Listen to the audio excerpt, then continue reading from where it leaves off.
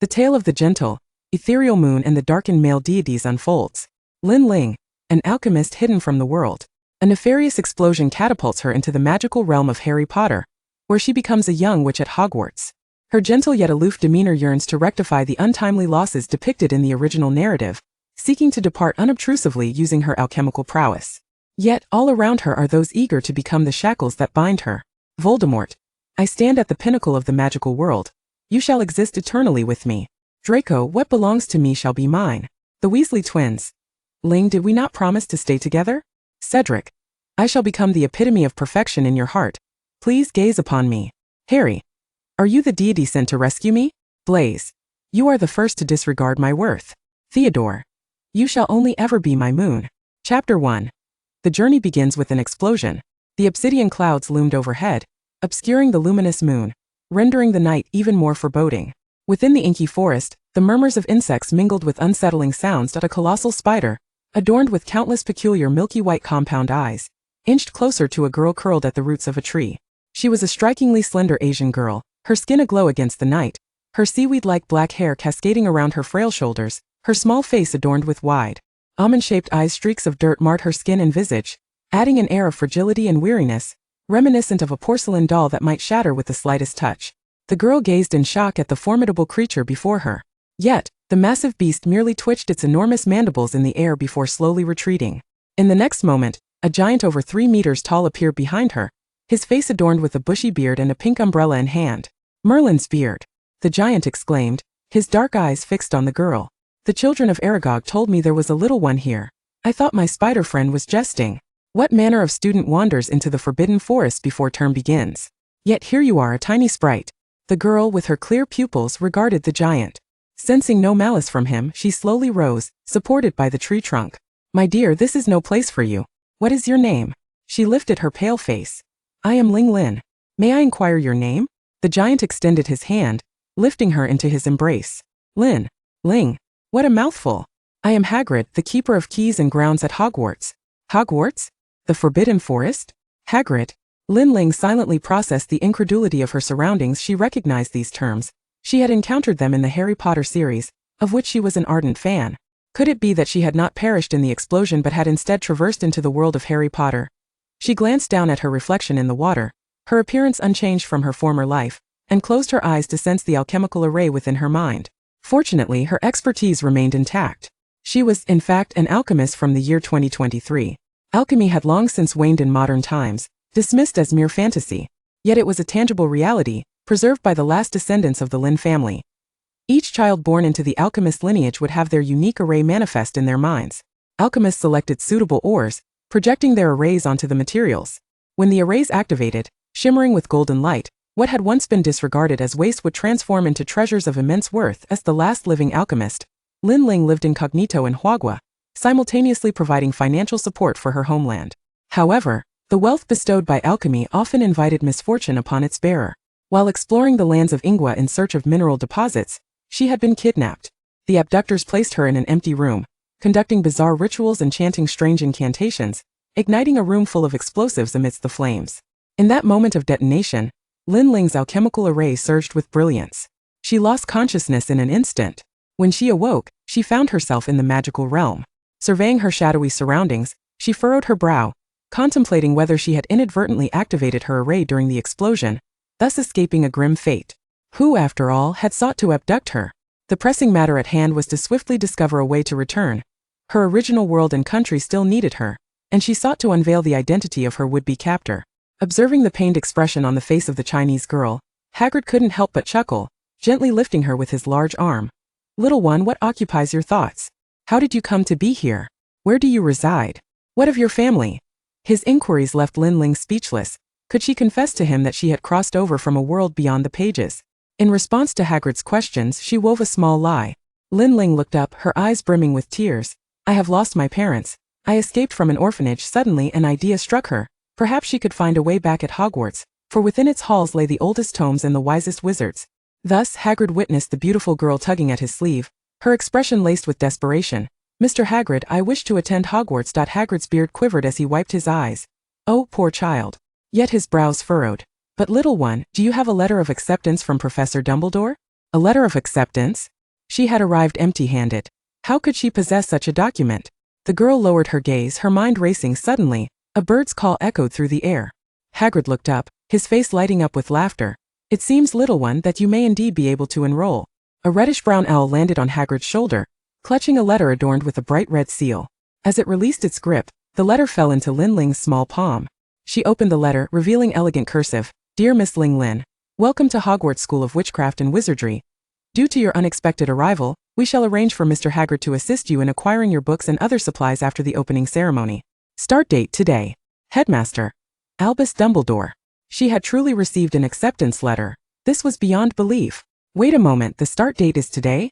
At Hogwarts Castle, before the entrance to the headmaster's office, a middle-aged woman, donned in a black robe and sporting square glasses with her dark hair styled into a bun, approached the gargoyle. She uttered a command that made her smirk. "Strawberry pudding." The wall behind the gargoyle split apart, and Professor McGonagall stepped through. As the stone staircase ascended slowly, McGonagall pushed open the gleaming oak door to the headmaster's office. The discussions among the portraits of previous headmasters ceased abruptly. Professor McGonagall tossed a parchment onto the desk. "Behold this so-called prophecy. Albus, there are limits to absurdity. How can we allow an unvetted child to enter Hogwarts?" Before her stood the most illustrious white wizard of this century, the esteemed headmaster of Hogwarts, Albus Dumbledore. His silver hair cascaded to his waist, draped elegantly behind a purple cloak, fingers interlaced, while his wise blue eyes gazed intently from above his crescent-shaped spectacles. At Professor McGonagall's indignant countenance, "Minerva, do you not place your faith in Sybil's prophecy?" McGonagall's eyes widened in disbelief.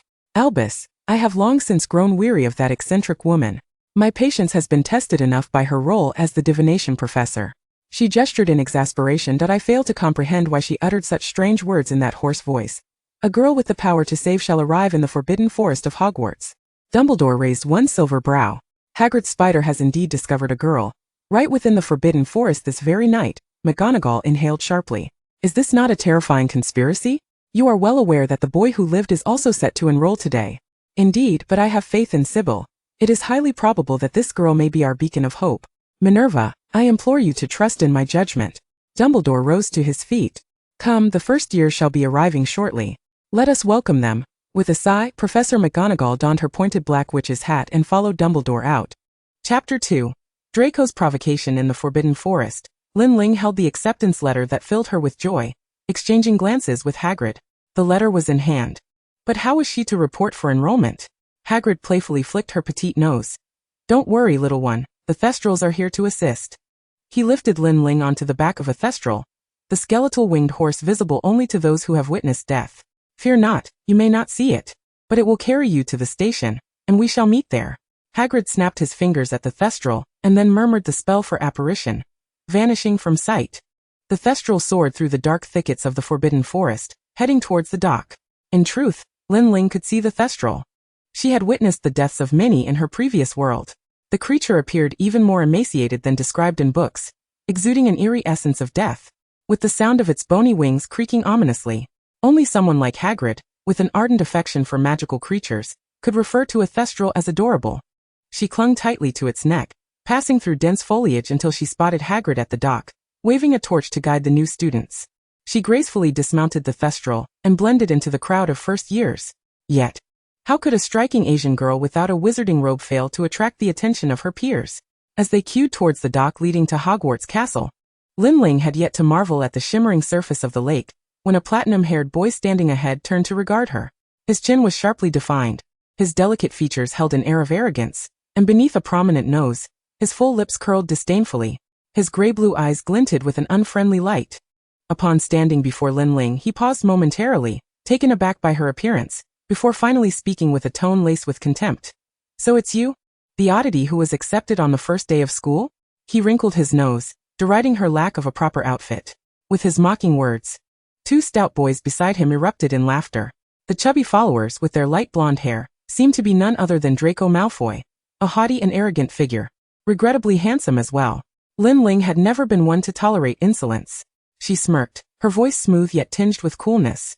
"Some individuals may possess a tolerable appearance, yet their minds are barren, filled solely with the ability to insult others. Such people do not even rank as oddities." Draco, staring at the girl before him, felt her icy demeanor seep into his bones. her dark eyes devoid of warmth, akin to the chilling light of a waning moon. He shook himself from his daze and stepped closer, fixating on her pale face. Are you mocking me? Do you know who I am? My father is a board member of Hogwarts and a high-ranking official in the Ministry of Magic. Offending me would be unwise.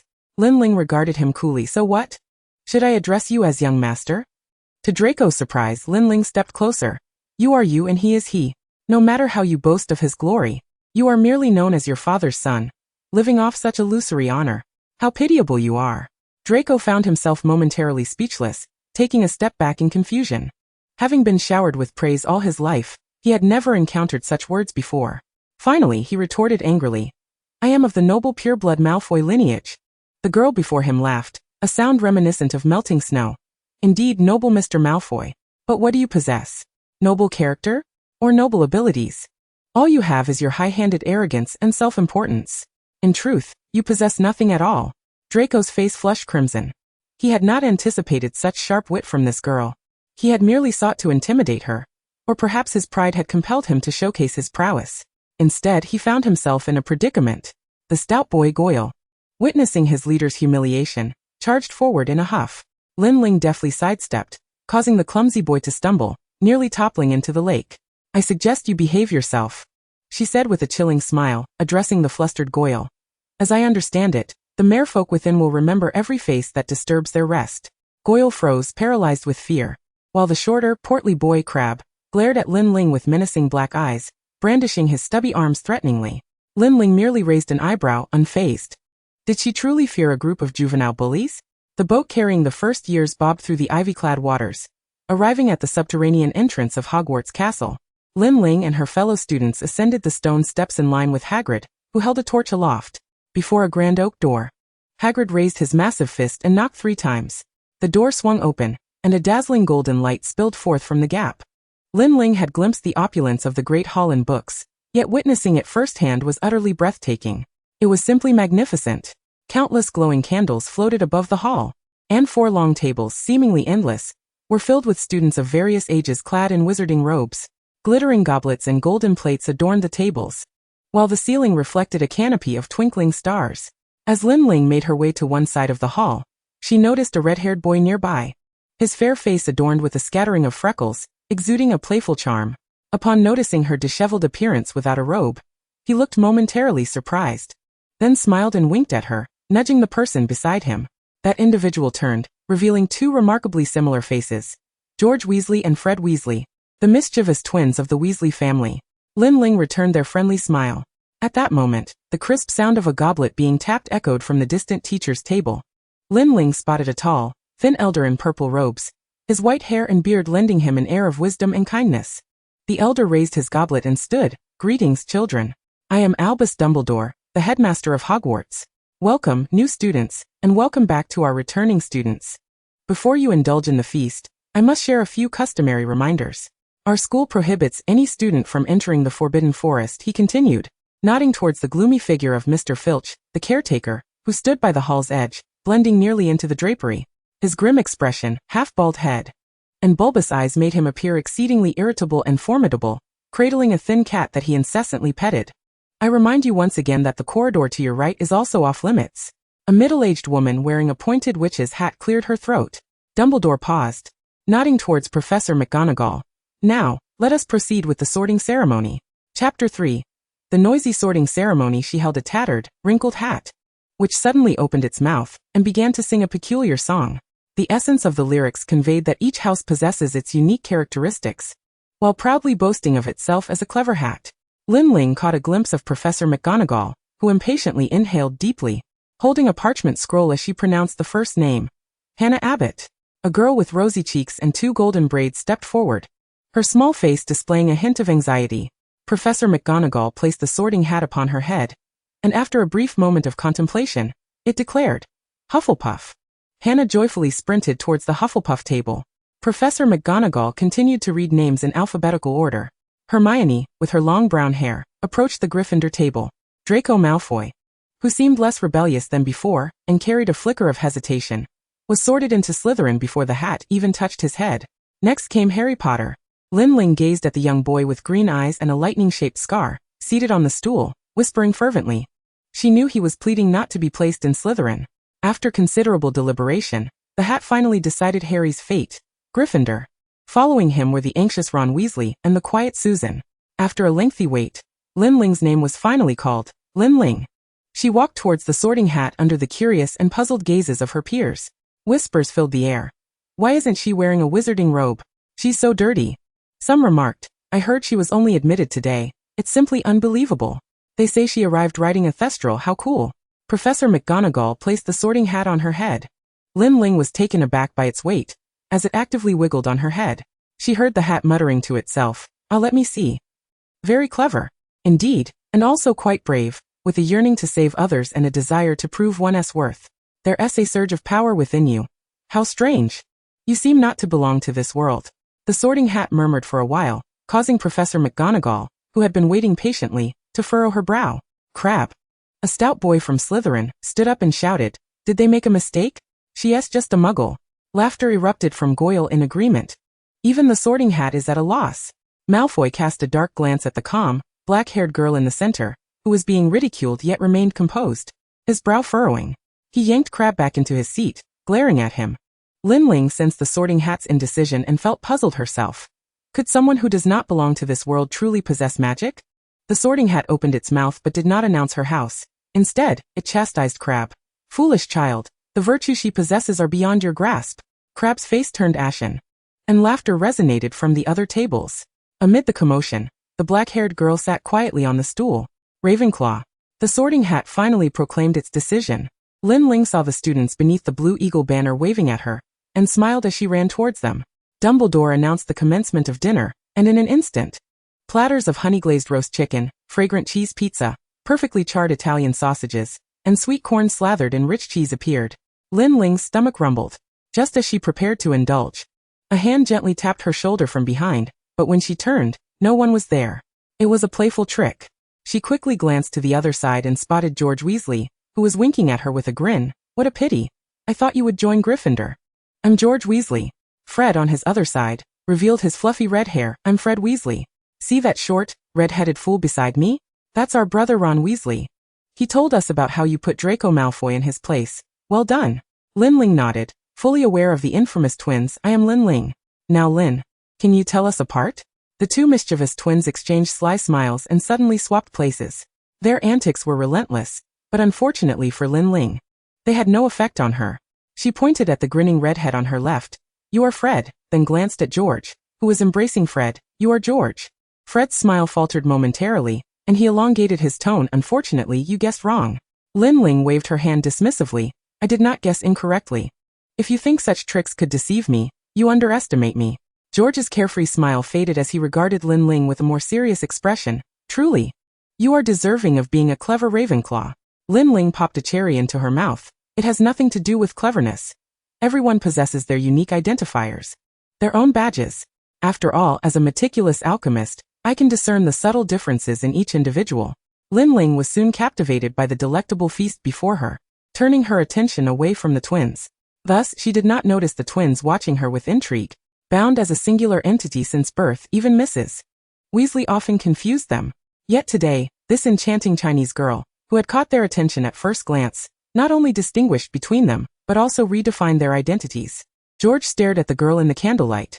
Her complexion glowed with a healthy radiance, and her long eyelashes fluttered like tiny fans. She appeared both mysterious and captivating, drawing him to observe her further until Ron snatched the ham from his plate, jolting him back to reality. After Lin Ling swallowed the last piece of roast chicken, Ravenclaw's prefect, Mona, approached her. Hello Lin, I am Mona Boffman, the prefect of Ravenclaw. Allow me to show you around the Ravenclaw common room. That sounds wonderful. I am utterly exhausted. Mona led her down the long corridors of Hogwarts, through the winding and lengthy staircase of Ravenclaw Tower, located on the castle's west side, until they reached the enchanted bronze knocker at the very top. Strangely, a line of students had already gathered, looking dejected as they whispered among themselves. Some pulling out sleeping bags, clearly intending to spend the night at the entrance. What are the students doing, Prefect? Lin Ling inquired curiously. Mona, displaying a hint of irritation, answered Lin Ling earnestly, yet with an air of inexplicable pride. This is a unique tradition of Ravenclaw. All students must answer the knocker's question to gain entry to the common room. Sometimes the questions can be quite challenging. leading to collective discussions, or even sleeping on the floor. Mona shrugged helplessly. What question could be so perplexing? Lin Ling stepped forward and knocked on the door. Chapter 4. The conditions for time travel are too many. The bronze knocker emitted a raspy sound, reminiscent of fingers tapping on the door. What creature walks on 4 legs in the morning, 2 legs at noon, and 3 legs in the evening? Lin Ling remarked. Such a cliched riddle even exists in the magical world. Mona furrowed her brow. What creature is that? It is neither a centaur nor a niffler. What could it possibly be? Lin Ling stood beside Mona, gazing at the quivering bronze door knocker. It is a person. In the morning, they represent infancy, crawling on all fours. At noon, they embody youth and middle age, walking on 2 feet. In the evening, they signify old age, using a cane to walk. The bronze knocker sighed. That makes sense. The door creaked open. The Ravenclaws lined up aside, gasped in admiration, and Mona looked at Lin Ling with appreciation. Lin, you are so clever. Lin Ling replied, I apologize for bringing an answer with me. The Ravenclaw common room exuded the wisdom characteristic of Rowena Ravenclaw. With a starry sky as its dome, it was adorned with desks filled with books, lined bookshelves, and chairs cushioned with soft pads. A white marble statue of Rowena stood in a niche, alongside the door leading to the dormitories. Lin Ling bid farewell to Mona and proceeded to her dormitory, where 2 girls were already resting. One was a girl with golden hair and a shy smile, whom Lin Ling recognized as Daisy, a fellow student she had encountered during sorting. The other was Nina, a senior with glasses and braided hair, exuding a gentle demeanor. Just as Lin Ling was about to lie down, the head girl Mona appeared at the door. Lin, Professor McGonagall is looking for you. Upon seeing the shimmering gold galleons in McGonagall's satin pocket, Lin Ling realized the purpose of her visit. She had no money. Headmaster Dumbledore seems to be aware of your difficulties, McGonagall said, consciously refraining from mentioning the lack of funds, fearing it might hurt the petite girl's pride. Here are 100 galleons. Tomorrow, I will have Hagrid accompany you to Diagon Alley to purchase your school supplies. McGonagall scrutinized Lin Ling carefully, but saw no extraordinary traits that might indicate her ability to save the world. By the way, Gringotts also offers student loans specifically for Hogwarts. Or I could help you find a guardian. I've heard Hagrid speak of your story. Lin Ling held the heavy pouch of coins, silently marveling at Dumbledore's concern for his students. Noticing Lin Ling's silence, McGonagall assumed the girl felt embarrassed and gently patted the top of her head. If you need assistance, come to my office. Lin Ling wished to inform Professor McGonagall that as an alchemist, she would never have to worry about financial matters. However, she decided it was best to keep such a seemingly underhanded skill to herself. Returning to the comfort of her dormitory, she found Daisy and Nina already dozing off.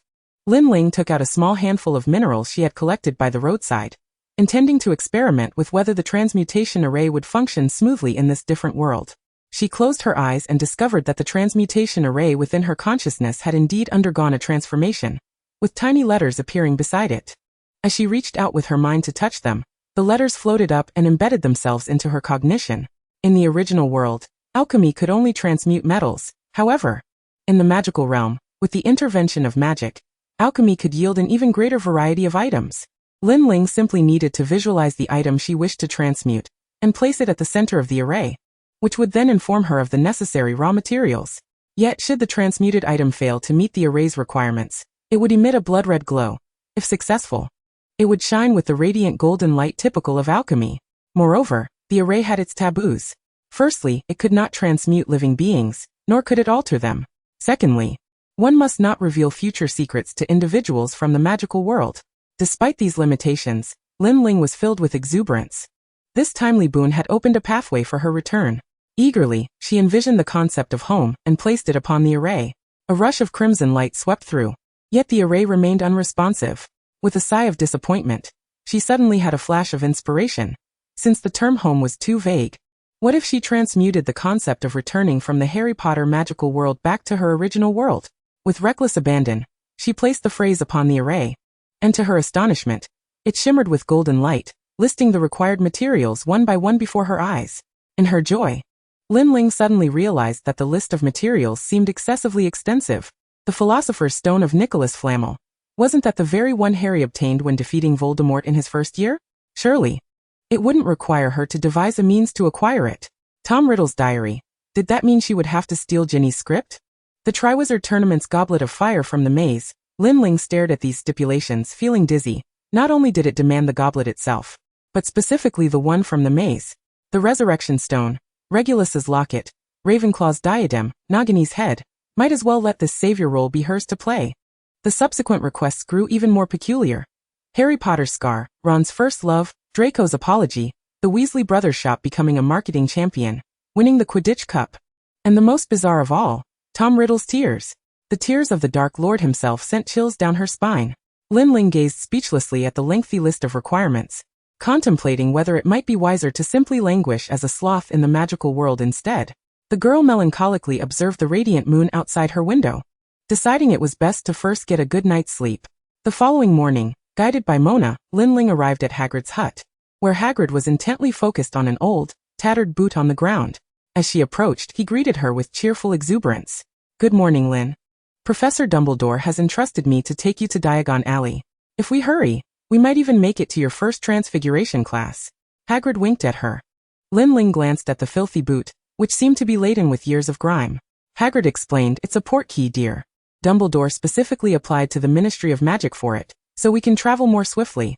Lin Ling stared at the absurd old boot, mimicking Hagrid's gesture of reaching out to touch it. In an instant, she felt as if her navel were hooked and pulled forward, the sensation of motion sickness washing over her. When she regained her senses, she found herself sprawled across Hagrid's lap, and upon opening her eyes, she was greeted by his scruffy face. Hagrid chuckled heartily as he helped Lin Ling up. Portkeys can indeed be a bit disorienting. Lin Ling surveyed her surroundings, dim and dirty, while listening to Hagrid ramble on. "This is the Leaky Cauldron." He led Lin Ling into a small courtyard behind the tavern, pulled out a large umbrella, and casually tapped several bricks above a trash can. Each brick deftly separated, forming an archway that revealed the vibrant and colorful world of magic beyond. "This is Diagon Alley. Isn't it splendid?" Hagrid cleared a path through the crowd, ensuring Lin Ling wouldn't trip over the bustling wizards. The windows were adorned with an array of wondrous items, moving portraits, creaking biting books, and magical creatures, making Lin Ling's eyes widen with wonder. Hagrid guided her to Madame Malkin's robes for all occasions, where the various wizarding robes dazzled Lin Ling. There were intricately patterned ones, some with waterproof and fireproof features, and others with spell immunity. Ultimately, after much deliberation, Lin Ling chose the most basic option. After purchasing a complete set of books according to the list, they arrived at the entrance of Ollivander's wand shop. Lin Ling took a deep breath of excitement, for she had often imagined stepping into this mysterious little shop to choose a wand suited to her. Now that the moment had truly arrived, she felt a flutter of nervousness. Hagrid awaited her outside as she pushed open the time-worn door and stepped inside. Chapter 5, The Ease of Wealth. The interior was dimly lit, cluttered with wooden boxes housing wands. Mr. Ollivander, with his mane of white hair, peered curiously from behind a towering stack of wand boxes. It was indeed a rarity to see a student purchasing a wand after the commencement of the term. He squinted at Lin Ling and smiled, forming a multitude of creases on his face. "Allow me to assist this lovely young lady in selecting her wand." Ollivander retrieved a small wooden box from beside him and produced a deep black wand. Black walnut, 11 inches, with a core of unicorn hair. He handed it to her. "Give it a wave, my child." Lin Ling observed his gesture and attempted to wield the wand.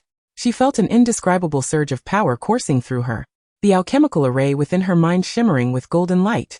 However, every time she tried to channel that energy, a sense of obstruction arose. The wand was unable to perfectly convey her strength. Ollivander shook his head, scrutinizing her intently before retrieving another wand from the towering stacks. Applewood, 10 3/4 inches, with a dragon heartstring core. The moment Lin Ling grasped it, she sensed a joyful energy emanating from the wand itself, as if it delighted in her as its master. The wand's tip even sparked with joyful sparks as she gently waved it, experiencing no resistance. It seemed to intuitively understand her intentions and capabilities. Ollivander clapped his hands. "Applewood is suited for those endowed with a unique charm, my dear. You shall undoubtedly be quite popular at school." He winked at Lin Ling gratefully. She departed the shop with her humming wand. Upon exiting, she spotted Hagrid haggling with a shopkeeper across the street. "Surely you can lower the price a bit, right?" "Ling, I'm over here." He accepted a large bundle of paper-wrapped items from a wizard with brown hair. Noticing Lin Ling's inquisitive gaze, he scratched his nose sheepishly. Just buying some herbs. You know how the creatures in the Forbidden Forest sometimes need tending."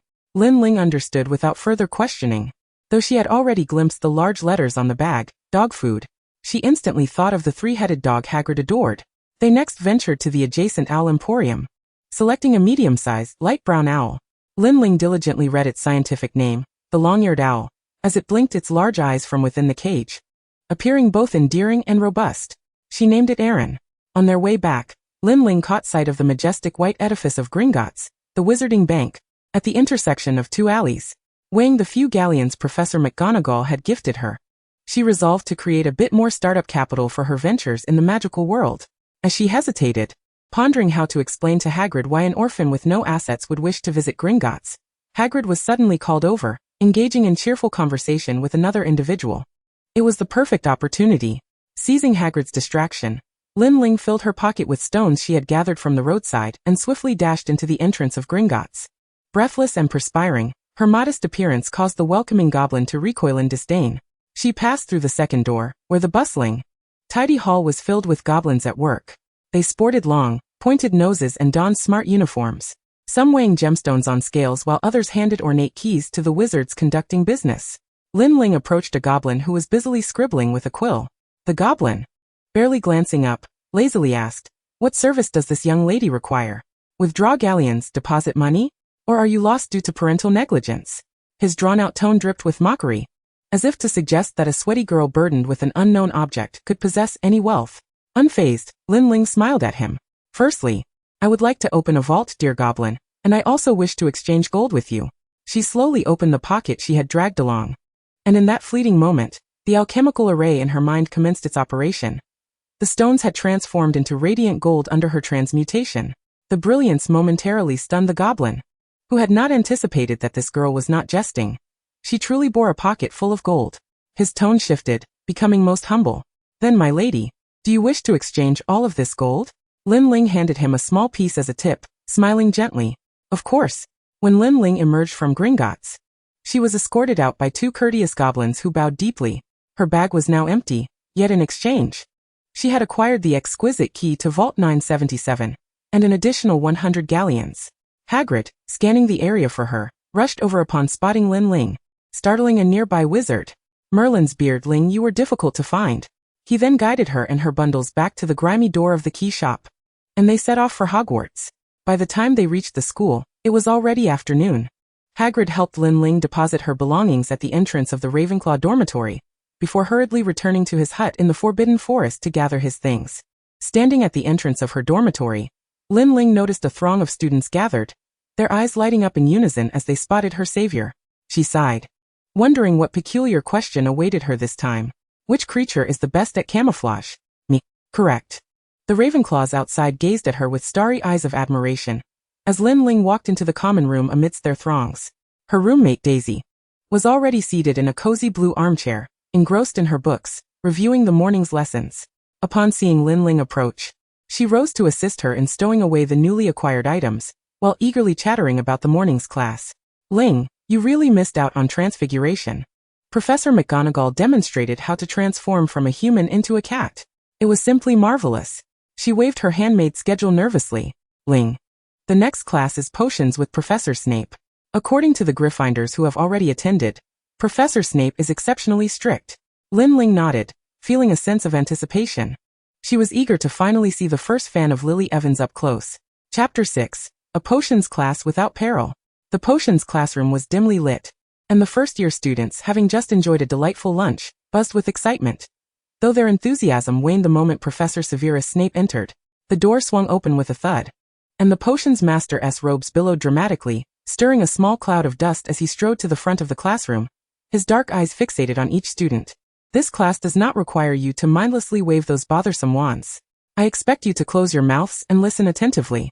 His piercing gaze scrutinized every compliant Hufflepuff and Ravenclaw in the room. Observing the man emanating an icy demeanor, Lin Ling sighed. In the original text, the driving purpose behind this man was solely vengeance, alongside an ineffable love tinged with regret. Ultimately, he met his end under the gaze of the green-eyed girl he adored, in solitude and torment. Daisy widened her cerulean eyes in bewilderment as she fixated on the elderly professor, whispering to Lin Ling, "He appears rather menacing." The hawk-nosed man abruptly turned around, his dark eyes narrowing dangerously as he glared at the rustling Daisy. "I presume this young lady possesses a profound understanding of potion-making, which emboldens her to engage in hushed conversations before class. Therefore, please stand up." Frightened, Daisy dared not raise her head and cast a pleading glance toward Lin Ling. Snape's hawkish nose twitched twice. "Now tell me, If I were to seek a piece of dung stone, where might I find it?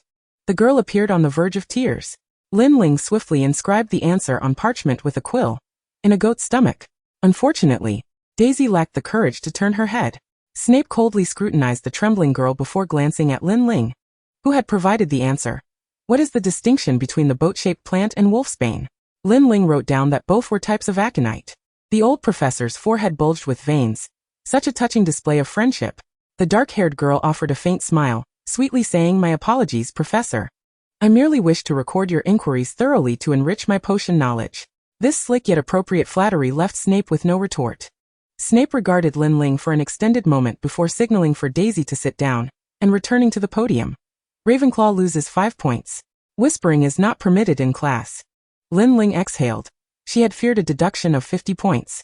Although Professor Snape was notoriously strict, the content he taught was accessible and concise. Before entering the magical realm, Lin Ling had believed potion making merely involved tossing all the ingredients into a cauldron indiscriminately. However, she soon discovered it required intricate ratios and a variety of preparation methods. There were 7 methods for brewing potions: decoction, infusion, maceration, ointment, poultice, tincture, and wash. Now take the green mimosa in front of you, yes, the one with densely packed leaves, and grind them into a fine powder. Place half an ounce of the powder into a glass vial. Similarly, take half an ounce of vanilla powder, grind it, and combine the two into a paste, pouring it into the cauldron while stirring continuously until it forms a purple clump. Daisy muttered beside her, "Half an ounce? Powder?" Merlin's beard. Yet she glanced at Lin Ling, her eyes widening. She observed Lin Ling skillfully using a silver pestle to evenly grind the mimosa leaves into perfect powder, even without weighing it, placing the powder into the cauldron to stir. Before she could worry whether Lin Ling's concoction would fail, the powder had successfully transformed into a beautiful light purple, shimmering with glints of light. Lin Ling perused her introductory potion textbook, stroking her chin in contemplation. She had not anticipated that potion-making bore similarities to alchemy. Both required meticulous selection of the weight and quality of the raw materials, precise to the last detail. For someone like Lin Ling, well-versed in alchemy, gauging the weight and choosing ingredients was second nature. She had even honed the skill of accurately determining the weight of materials without the need for a scale. Her hand was, in essence, the most precise scale. Noticing that Professor Snape had no further instructions, Lin Ling preferred not to stand out. After explaining to Daisy how to weigh and stir, she picked up her textbook and began reading earnestly. She scanned through dozens of pages rapidly when she suddenly heard an exclamation from behind her right. Turning her head, she saw a black-haired boy, panic-stricken, staring at the contents of his cauldron. Lin Ling recognized him as Justin Finch-Fletchley, a student from Hufflepuff. It was evident that he had either concocted the wrong potion or carelessly added some extraneous ingredient. The black, gooey mass in his cauldron was visibly expanding at an alarming rate, emitting popping sounds that hinted at an imminent explosion. By the time Snape noticed, the black substance had swelled into a mushroom-like shape, trembling as if it were about to burst. With no escape, Justin could only helplessly shut his eyes. Lin Ling quickly rifled through her knowledge of potions, and a sudden inspiration struck her. She yanked open the desk drawer and tossed a dark stone into Justin's cauldron. The surrounding students were astonished by Lin Ling's audacious act, while everyone else was avoiding the chaos. She had the audacity to add something to the cauldron. Did she not value her life? However, contrary to everyone's expectations, the towering black mushroom in the cauldron gradually deflated. By the time Professor Snape approached the cowering Justin, the explosive black mass had solidified into a shriveled lump. "Mr. Finch-Fletchley, I believe I require your explanation," Snape drawled slowly, his greasy hair hanging down. Through the curtain of hair, Lin Ling sensed his peripheral gaze shifting toward her. "I'm sorry, Professor Snape. I fear I may have confused the mimosa," Justin stammered, lifting another handful of green leaves. "Turn to page 6 of your textbook, Mr. Finch-Fletchley, and take a good look at the appearance of the mimosa." Snape turned to Lin Ling. "Now, Miss Lin, please elucidate the rationale behind your actions." Lin Ling flipped to page 21 of her textbook. "Mr. Finch-Fletchley must have accidentally confused poison hemlock with mimosa. The properties of hemlock and vanilla powder are antagonistic, likely leading to an explosive reaction.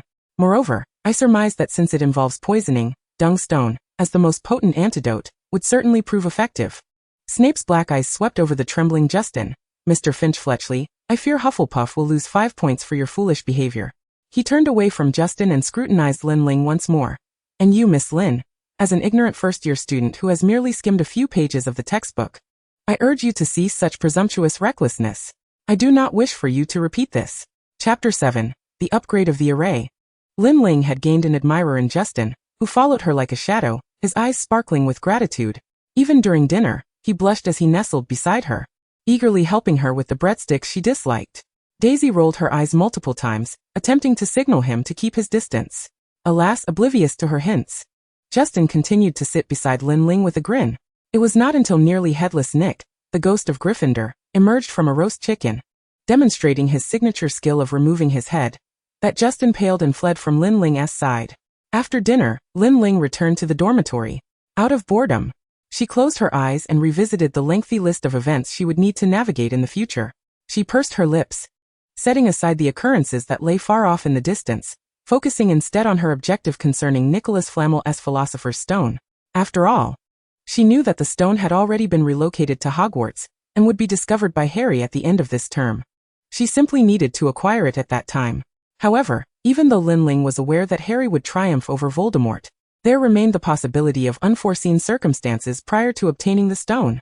Ultimately, in the narrative, the stone was meant to return to Dumbledore's possession. Lin Ling resolved to enhance her skills in preparation for any eventualities. The following morning held no classes, and she hastily finished her breakfast before racing to the library.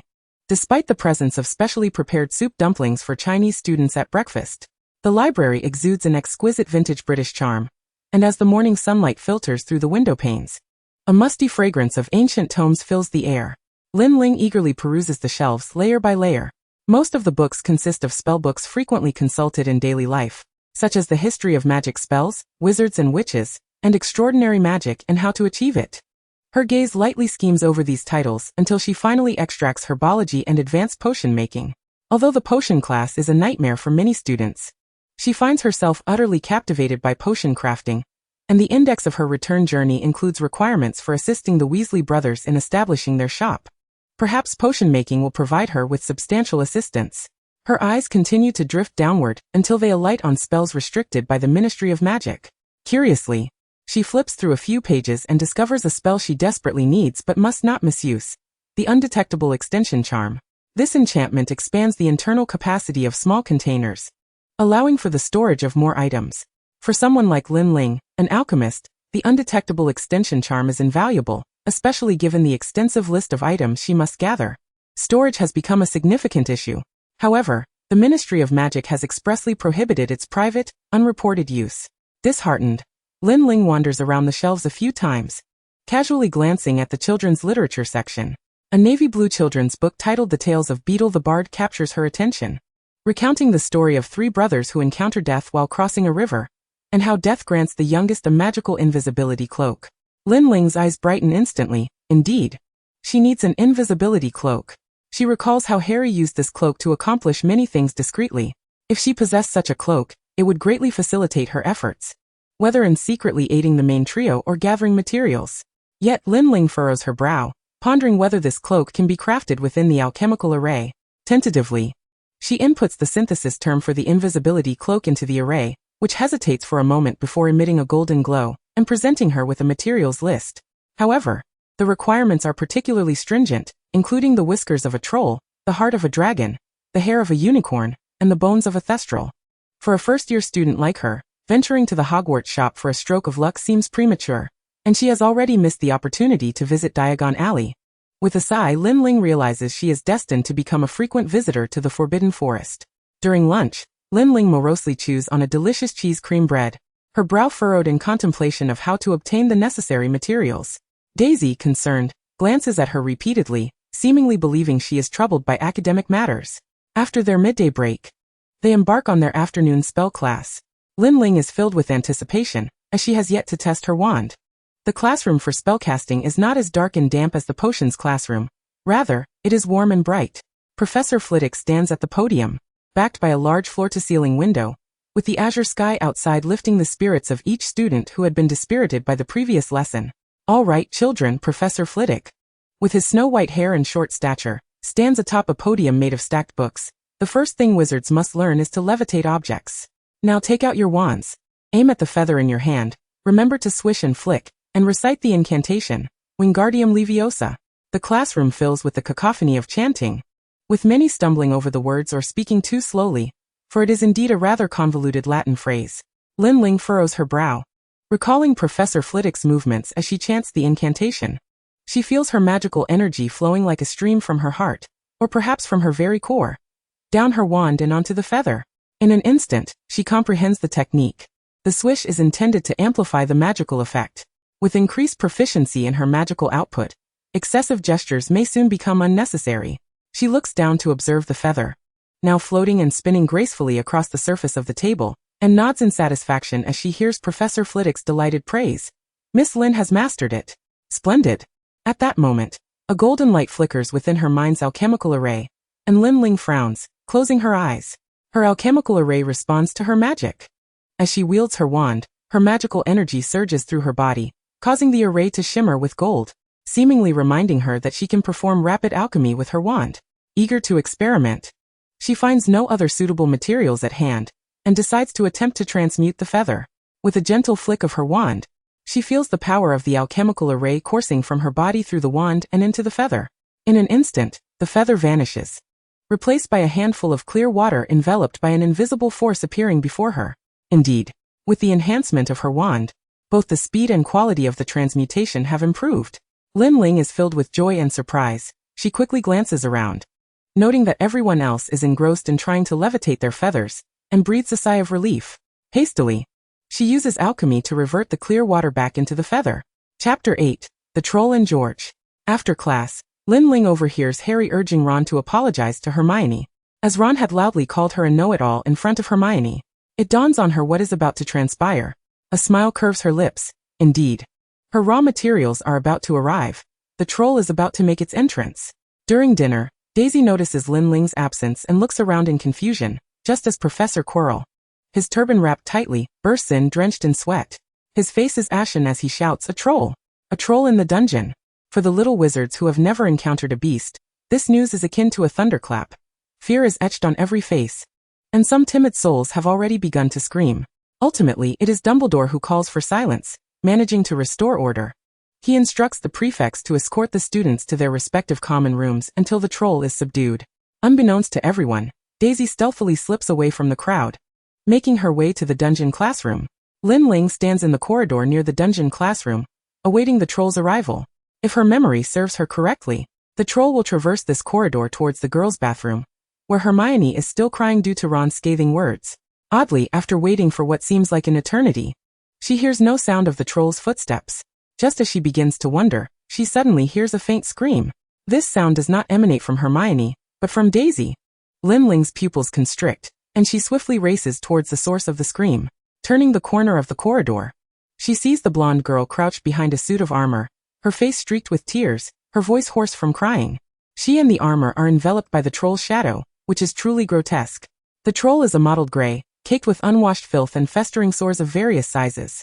Its bulging yellow eyes gaze in different directions, while its crude mouth, resembling a grotesque line, is stained with a dark red residue, as if it had just devoured some creature raw.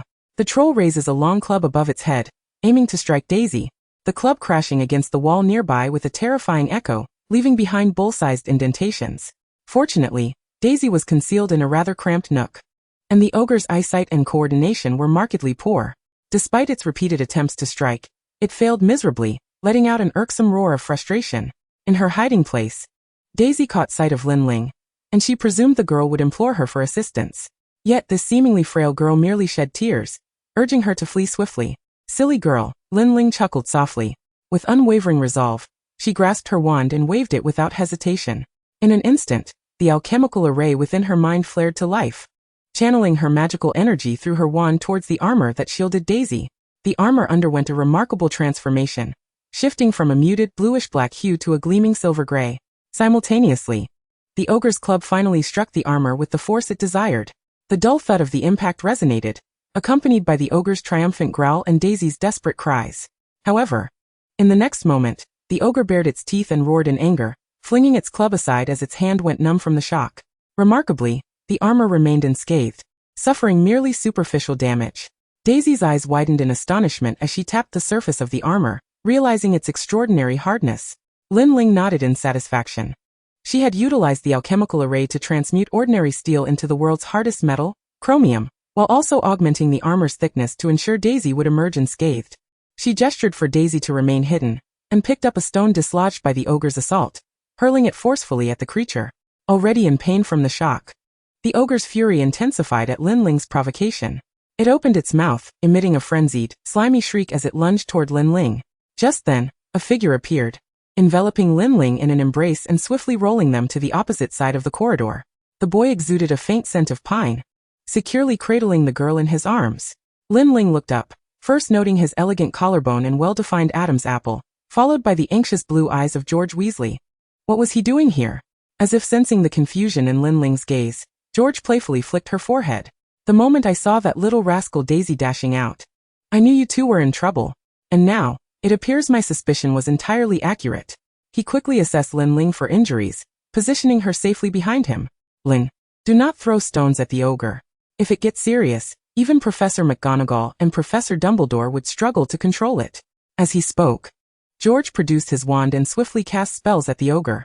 Stupefy, Petrificus Totalis. The crimson curses flashed, striking the ogre's hide, but only leaving minor scratches, which only incited a more furious roar from the creature. None of them stood a chance against the ogre. In a few strides, the ogre closed the distance to George and Lin Ling, who pushed Lin Ling aside, urging her to hide in a corner of the corridor where the ogre could not see her. Lin Ling watched in terror as the ogre's muscular arm with its dark, massive hand reached out toward George, and suddenly, inspiration struck her. George, do you trust me? George looked at the girl with dark hair and almond-shaped eyes, a confident smile breaking across his face. Of course. From a distance, Daisy, watching the two pursued relentlessly by the ogre, grew frantic, disregarding everything as she desperately attempted to crawl out from under the armor. But in the next moment, she froze in astonishment. She witnessed the red-haired boy nimbly retreating 3 steps as the ogre lunged forward. At that very instant, the ceiling above the ogre suddenly collapsed, massive stones plummeting down, all landing squarely on the ogre's hairless head. Even a creature as resilient as the ogre was dazed by the falling debris, swaying unsteadily before finally crashing to the ground after the last boulder struck. Daisy scrambled out from under the armor, her face a mixture of tears and laughter as she dashed toward Lin Ling and George. Are you both hurt? We're so lucky. If the ceiling hadn't collapsed, I would have cried again.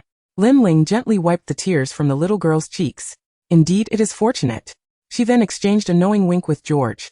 She had just utilized the alchemical array to soften the ceiling with sulfuric acid, causing the stones to collapse precisely as planned onto the ogre's unfortunate head. Chapter 9 Threat. The tremors from the fallen stones jolted Lin Ling back to reality. She quickly retrieved the scissors and glass vial she had prepared earlier, approaching the ogre to extract its repulsive, viscous green mucus into the vial, and then snipped a few strands of the ogre's hair. Daisy looked on in confusion. Lin, what are you doing? George, however, was already laughing. This is why you wanted to come to the basement classroom, isn't it? His elongated blue eyes regarded Lin Ling with intrigue. It seems the brightest star of Ravenclaw has a secret. Lin Ling looked up at him. Isn't it true that Filch has been quite troubled lately due to someone constantly flouting his rules? Her mischievous expression made George chuckle, and he gazed at Lin Ling with an unintentional smile. Well, it seems we both have secrets to keep. Just then, hurried and chaotic footsteps echoed, revealing the arrival of McGonagall, Quirrell, Snape, and a worry-stricken Fred. Professor McGonagall appeared visibly startled by the collapse, clutching her chest as she gasped for breath. Merlin, you three? You had better explain what has happened. Lin Ling hesitated, unsure of how to respond, but Daisy interjected. I'm sorry, Professor McGonagall. It's all my fault. I felt unwell after dinner and came to the restroom, only to encounter the ogre. Thankfully, Lin and Weasley came to my rescue. As she spoke, tears welled up once more. Professor McGonagall regarded Daisy's pitiful appearance, opening her mouth but at a loss for words, ultimately glancing at the trio. Miss Brown, for your lack of discipline, Ravenclaw loses 5 points. She then shifted her tone. However, considering Miss Lin and Mr. Weasley, for your audacious bravery in confronting a fully grown ogre and surviving, both Ravenclaw and Gryffindor shall gain 5 points. Daisy's tears instantly dried, and she beamed at Lin Ling. All right. You three hurry along. Professor McGonagall ushered the 3 young wizards out into the corridor. Seemingly nonchalantly, she glanced at the ceiling before calling Quirrell. Professor Quirrell, you have some knowledge of ogres. I would appreciate your assistance in cleaning up this mess. She and Snape then returned to the corridor, observing the now discolored armor, and the ceiling still dripping with an unidentified, potent liquid. McGonagall and Professor Snape exchanged a knowing glance before simultaneously reciting the restoration spell, Reparo. For they knew that such occurrences, beyond their understanding, should remain concealed from any outsider. Lin Ling and her companions had not yet dined, and Daisy's stomach was already growling. She shyly glanced at the twins. Fred produced a sandwich he had pilfered from the dining table, offering it to Lin Ling and Daisy. As for George, Fred chose to give him a playful noogie, exclaiming, "George, next time, don't leave me to face such thrilling escapades alone." Hearing George's laughter, Fred cast his gaze upon the dark-haired girl beside him. She appeared delicate and fragile, hardly resembling someone capable of vanquishing a troll. Yet, this extraordinary girl had become the most unique presence embedded between the twins, infusing their world with not just the vibrant red of exuberance, but also the tranquil and enigmatic hue of black. For the first time, he witnessed his twin brother displaying not only mirth but also expressions of anxiety and affection. The evening breeze wafted through, inducing a languid sensation. Daisy, having endured a night of terrifying experiences, was utterly exhausted and hastily finished her sandwich before retreating to the common room for some much-needed rest. This left Lin Ling yawning and strolling slowly down the corridors of Hogwarts. After a day that had indeed been quite busy, she too felt weary. Yet she intended to take a brief walk before returning to her dormitory. However, midway through her stroll, she caught sight of a figure lurking behind a column in the shadows of the corridor, seemingly waiting for her. The silhouette stepped into the moonlight, revealing Draco with his shimmering golden hair, his striking gray-blue eyes filled with a rebellious spirit, and his robes embroidered with exquisite silver thread. He hesitated for a moment, his gaze flickering before he spoke. "Where did you go during dinner?" Lin Ling furrowed her brow, retorting, "What business is it of yours, Malfoy?" Draco observed Lin Ling's demeanor, which radiated resistance and hostility, stirring an inexplicable restlessness within him. He recalled their first encounter at the dock, where her fragile yet resilient beauty reminded him of the fairy tales his mother had read to him in childhood, tales of children on the moon. He felt an irresistible urge to capture her attention, yet his attempts were met with indignation, leaving him frustrated. As a proud Malfoy, he felt compelled to show her his worth. This became his self-justified reason for continually focusing on her. Yet the more he observed her, the more he yearned to draw closer. As his mother Narcissa had said, the moon possesses a certain magic. He was reluctant to admit the panic that surged within him when he realized Lin Ling was absent from the dining hall. He found himself worrying about her encountering a troll. When he saw Daisy rush out, he felt an uncontrollable urge to follow suit, but his pride hesitated, leading the head of Slytherin to detain him, making him count the first years and causing him to miss the opportunity to slip away. He was unwilling to acknowledge his desire to check if she was hurt or to learn more about her. Draco bit his lip and finally divulged the peculiar sight he had witnessed that afternoon. "I saw you." Lin Ling raised an eyebrow, her round almond-shaped eyes coldly scrutinizing him. "Saw what?" "I saw you turn a feather into water. That is beyond mere spells." Draco crossed his arms, a hint of smugness lacing his tone. "So that's what it was." But how did Draco know? Hadn't he attended the same class as her? Lin Ling tilted her dark eyes. "Young master, why aren't you resting in your superior Slytherin common room, instead of coming to observe our lessons?" Draco's brow furrowed, a flush creeping up to his ears. "I didn't come to seek you out. I merely..." He struggled to articulate his thoughts, initially intending to find Snape. Yet his feet had led him to the door of the charms classroom on the 4th floor, where he had peered through the crack to watch her. Indeed, he was merely observing. He wanted to find Lin Ling's weaknesses, just as he did with that wretched Potter, to humiliate and exploit her.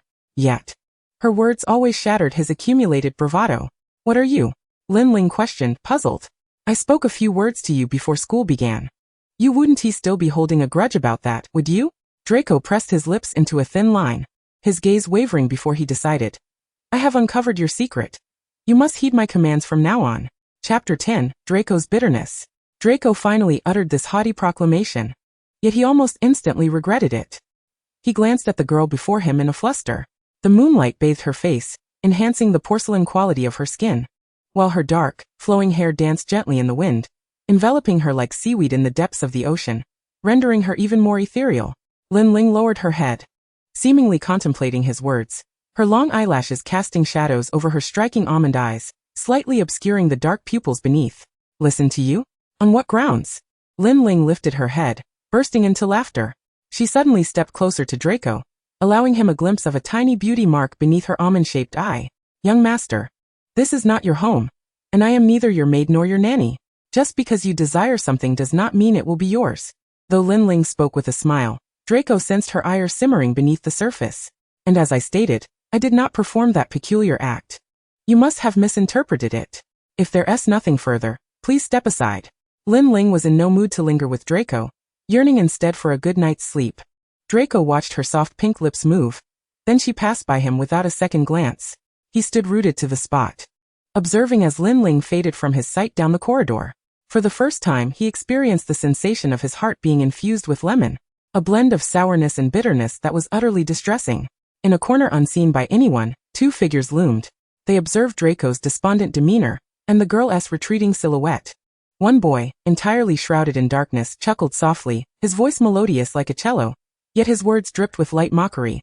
How amusing, Theodore, that Draco the arrogant one could ever appear so forlorn. Who could have imagined he had just turned down a beautiful Slytherin girl 2 days ago? His tone shifted to a low murmur. What kind of girl could ensnare Draco in such a manner? I am genuinely intrigued. The brown-eyed boy in the shadows squinted with interest, akin to a young leopard discovering a sweet prey.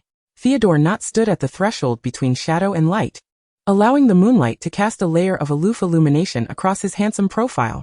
He cast a cold glance at the Slytherin boy beside him, who resembled a dandy, and walked away with an impassive expression.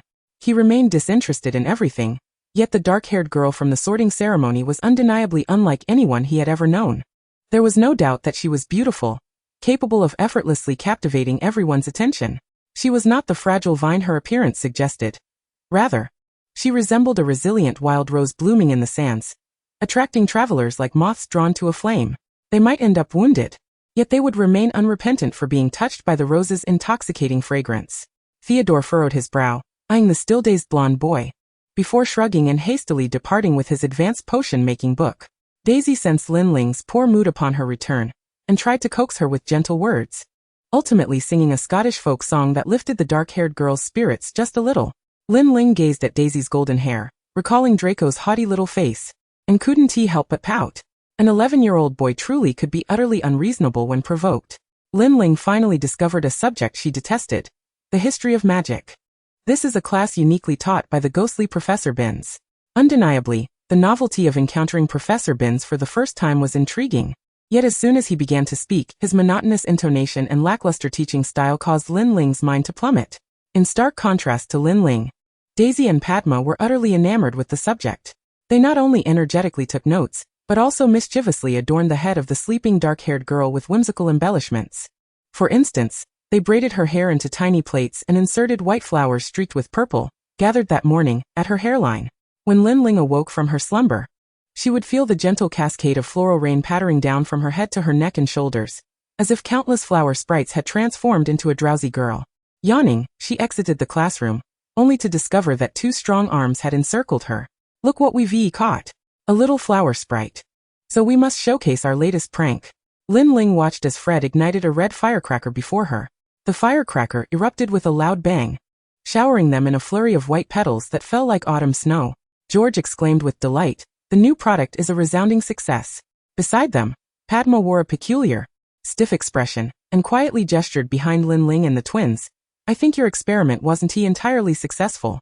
Behind them stood Professor Snape, with the firecracker that Fred had just held perched atop his head, and the disobedient firecracker continued to sputter white paint, leaving one side of the hawkish-nosed man's face smeared with black and the other with white. With a scowl on his darkened visage, he uttered words that crushed the spirits of the 3 instantly. For disturbing public order, I must deduct 20 points from Gryffindor. His cold, black eyes fixated mercilessly on Lin Ling and Ravenclaw. 10 points deducted. Starting tomorrow, the 3 of you will serve detention in my classroom. Chapter 11. Gaining Quidditch Tryout Eligibility. Lin Ling and the twins spent a grueling 4 hours in Snape's dimly lit dungeon, meticulously slicing an entire basin of hibiscus roots, rendering the 3 of them temporarily immune to anything floral. The lethargy brought on by detention dissipated for Lin Ling merely a day later during flying class. What young witch or wizard does not yearn for the thrill of flight? Madame Rolanda Hooch awaited them eagerly on the lawn, her gray-white hair framing her wise yet stern gaze as she scrutinized the first-year students. All right, everyone, place your brooms on the ground and call them to you with feeling. Summon your brooms to soar into your hands. Lin Ling gazed at her obedient broom, envisioning herself soaring beneath the azure sky, and called out to it. To her delight, the broom soared effortlessly into her hands, leaving Padma beside her in shock. as she had called out numerous times without summoning her own stubborn broom. At the sound of Madame Hooch's whistle, the little badgers and eagles mounted their brooms and wobbled up into the sky. After a brief flight, Lin Ling felt as though the broom had bestowed wings upon her, allowing her to glide freely through the air. She relished this sensation. The girl's dark hair danced gently in the wind as she squinted her eyes, effortlessly spinning around on her broom in a few loops. Justin perched on his broom, watching Lin Ling flit through the air like a sprite, filled with both envy and admiration. He called out to his roommate, Ernie Macmillan, "Ernie, Lin is truly amazing." The blonde Ernie squinted at Lin Ling, gracefully soaring like a bird, unwittingly enveloped in the unique tranquility and extraordinary beauty she exuded, compelling him to seek her attention. As the flying lesson neared its conclusion, all the young witches and wizards prepared to descend and return to the castle. Ernie approached the girl, a sense of trepidation gnawing at him. "Lin, I haven't had the chance to formally introduce myself. I am Ernie Macmillan, I want to." Lin Ling observed Ernie's increasingly exaggerated gestures, and suddenly had an inkling of impending misfortune. Indeed, before Ernie could utter a complete sentence, his broom surged uncontrollably forward, causing the small object he had clutched tightly to slip from his grasp. "Ah, my pendant." As Ernie's words faded, Lin Ling darted forward like an arrow, diving towards the pendant just before it struck the ground. With a deft flick of her broom, she caught the mischievous little object in her hand. Accidentally flipping it over, she glimpsed a small photograph on the front, depicting her own face winking back at her. "Ernie, Lin Ling." She watched as the light-haired boy clumsily descended from the sky, awkwardly covering his face, and hastily disappearing from the green grass. Lin Ling had no choice but to hand the pendant to a bewildered Justin. Madame Hooch chastised Lin Ling for her reckless behavior. But then her tone shifted. "Lin, your flying was truly exceptional. I will recommend you to Professor Flitwick for the Quidditch tryouts."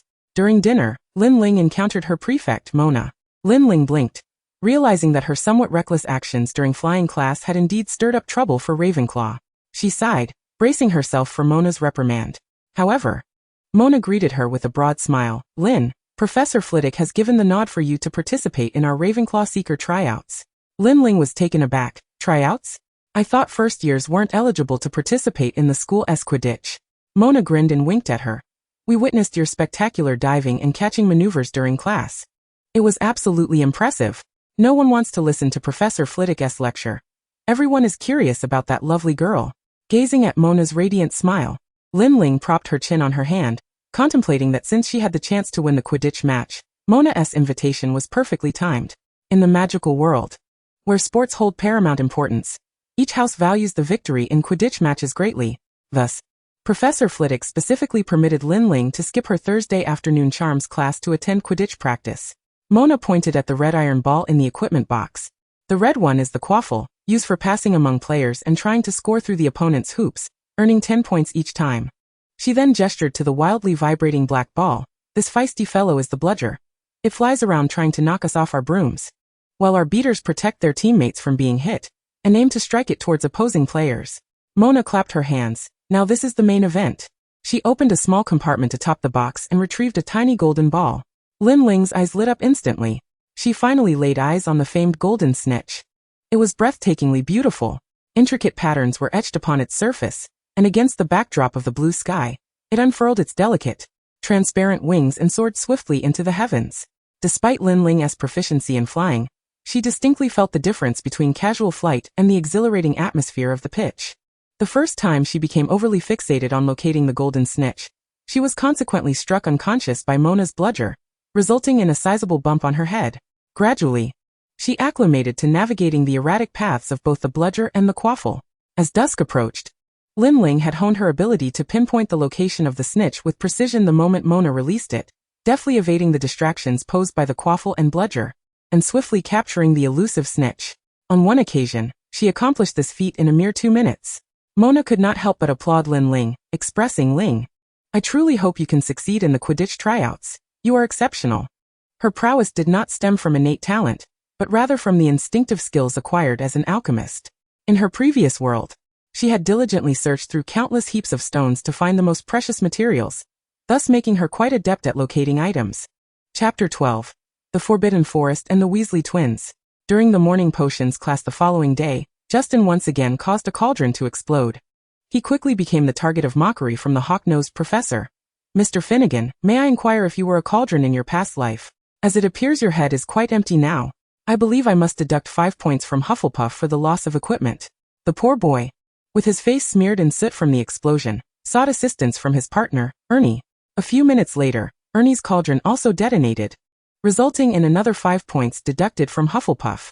Snape, observing the 2 lost cauldrons, had veins pulsating on his forehead.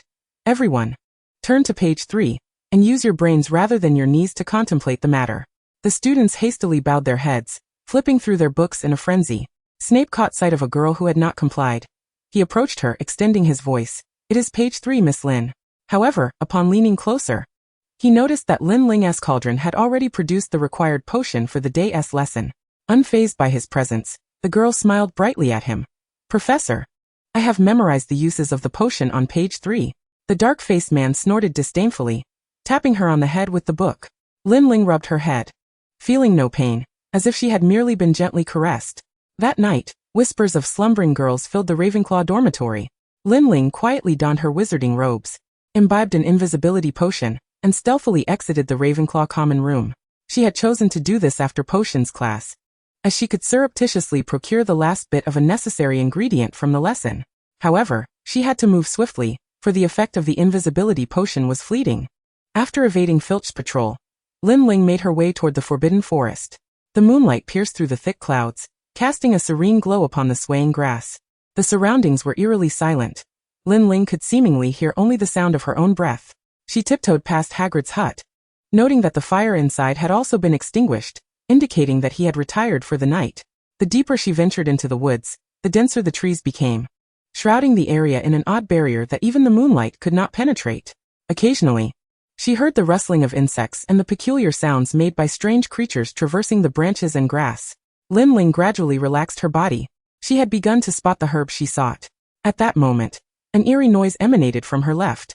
It was not the rustle of branches nor the whisper of the wind, but rather the sound of fabric brushing against the ground. Someone was there. Lin Ling held her breath, using the trees as cover, cautiously maneuvering around the sturdy trunks. Her dark eyes darted left and right, searching for the figure concealed within the woods. Approximately 5 meters away, beside a tree trunk, a shadowy, grotesque figure emerged, cloaked and seemingly aware of her presence. Lin Ling glanced down at herself, realizing the invisibility effect had worn off. No wonder she had been detected. She slowed her breathing and cautiously peered outward. To her astonishment, the figure appeared grotesque, possessing 2 heads and 8 limbs extending in all directions, its hood casting a shadow that fixated intently upon her. Though she wished to retreat, it was already too late. The shadow began to approach her, quickening its pace until, in an instant, it stood before Lin Ling. The shadow noticed the girl before it exhibited no trace of fear. Just as it was about to pounce on Lin Ling, a glimmer of magical light erupted from her sleeve, accompanied by the incantation, Stupefy. The shadow collapsed to the ground. Lin Ling coldly lifted the cloak draped over it, revealing 2 fiery red heads, George and Fred. They exemplified the notion of self-inflicted misfortune. Lin Ling lowered her gaze upon the 2 mischievous boys, extending her slender fingers to playfully tug at their cheeks until they flushed with color, before gently uttering the spell, Finite Incantatem. Instantly, the 2 boys sprang up from the ground, their expressions a mix of embarrassment and the desire to tease others, now caught in their own trap. Hey Ling! George exclaimed with a grin, inching closer and twirling a lock of her hair. There's always magical creature hair or wild herbs to be found in the Forbidden Forest, and they fetch a good price with the merchants.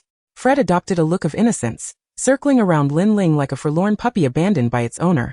Ling, how could you be so heartless, truly inflicting such punishment upon us? Lin Ling paid no heed to their exaggerated antics but instead, with a glint in her eye and a smile gracing her lips, proposed, since you are both here, why not assist me with a task? As the twins helped Lin Ling excavate a repulsive tuber resembling a black slug, they soon realized just how formidable this girl truly was. However, when Lin Ling gently cast a freshening charm upon them, the 2 handsome youths were easily placated, even becoming more enthusiastic than before. They gradually ventured deeper into the Forbidden Forest until, beside a tranquil lake, Lin Ling finally discovered one of her intended targets. Chapter 13. The Discovery of Voldemort. 2 unicorns were drinking from the lake's edge. Their silvery coats shimmered under the moonlight, and atop their heads gleamed their luminous, spiraled horns. They were so breathtakingly beautiful that they could steal the breath of anyone fortunate enough to behold them. Sensing an approach, the unicorns raised their heads alertly, their exquisite black eyes scanning the area with caution. Lin Ling inhaled gently, slowly emerging from the thicket, extending her arms in a gesture of peace as she approached them. Thankfully, the unicorns did not flee. Instead, they tossed their manes nervously, stamping their hooves in place. Lin Ling approached steadily, locking her gaze with the unicorn's eyes. Greetings. I mean no harm. I merely wish to ask a favor. I require some of your mane. Would you be willing to share some with me? If not, please feel free to decline. She beheld the unicorn gazing at her for an extended moment, even its tail ceasing to sway. Lin Ling maintained a friendly smile, daring not to move. It was only when one of the creatures snorted loudly, fixing its gaze upon her, and gradually walked into the water, raising its head as if to beckon her to follow, that Lin Ling exhaled a sigh of relief. Fred, standing nearby, looked at her in confusion. Ling, what does this mean? Lin Ling removed her wizard's robe, rolled her trousers up to her thighs, took off her shoes, and waded into the water. It wants me to help it bathe. In exchange, it will grant me some of its mane. However, I suggest you all stay back for now, as unicorns are not fond of males. With her long hair cascading down and her delicate limbs exposed, Lin Ling meticulously scrubbed the unicorn's coat. For a fleeting moment, she seemed to transcend the earthly realm, resembling an unintentional fallen fairy. The twins were momentarily entranced by the stunning scene before them, their senses drifting, before they stepped forward to assist her. Washing the unicorn was no simple task. Lin Ling carefully untangled its matted fur, wetting it, and gently combing through the texture along its back, finally drying it with her own clean robe. By the time she finished bathing the unicorn, she found herself thoroughly soaked.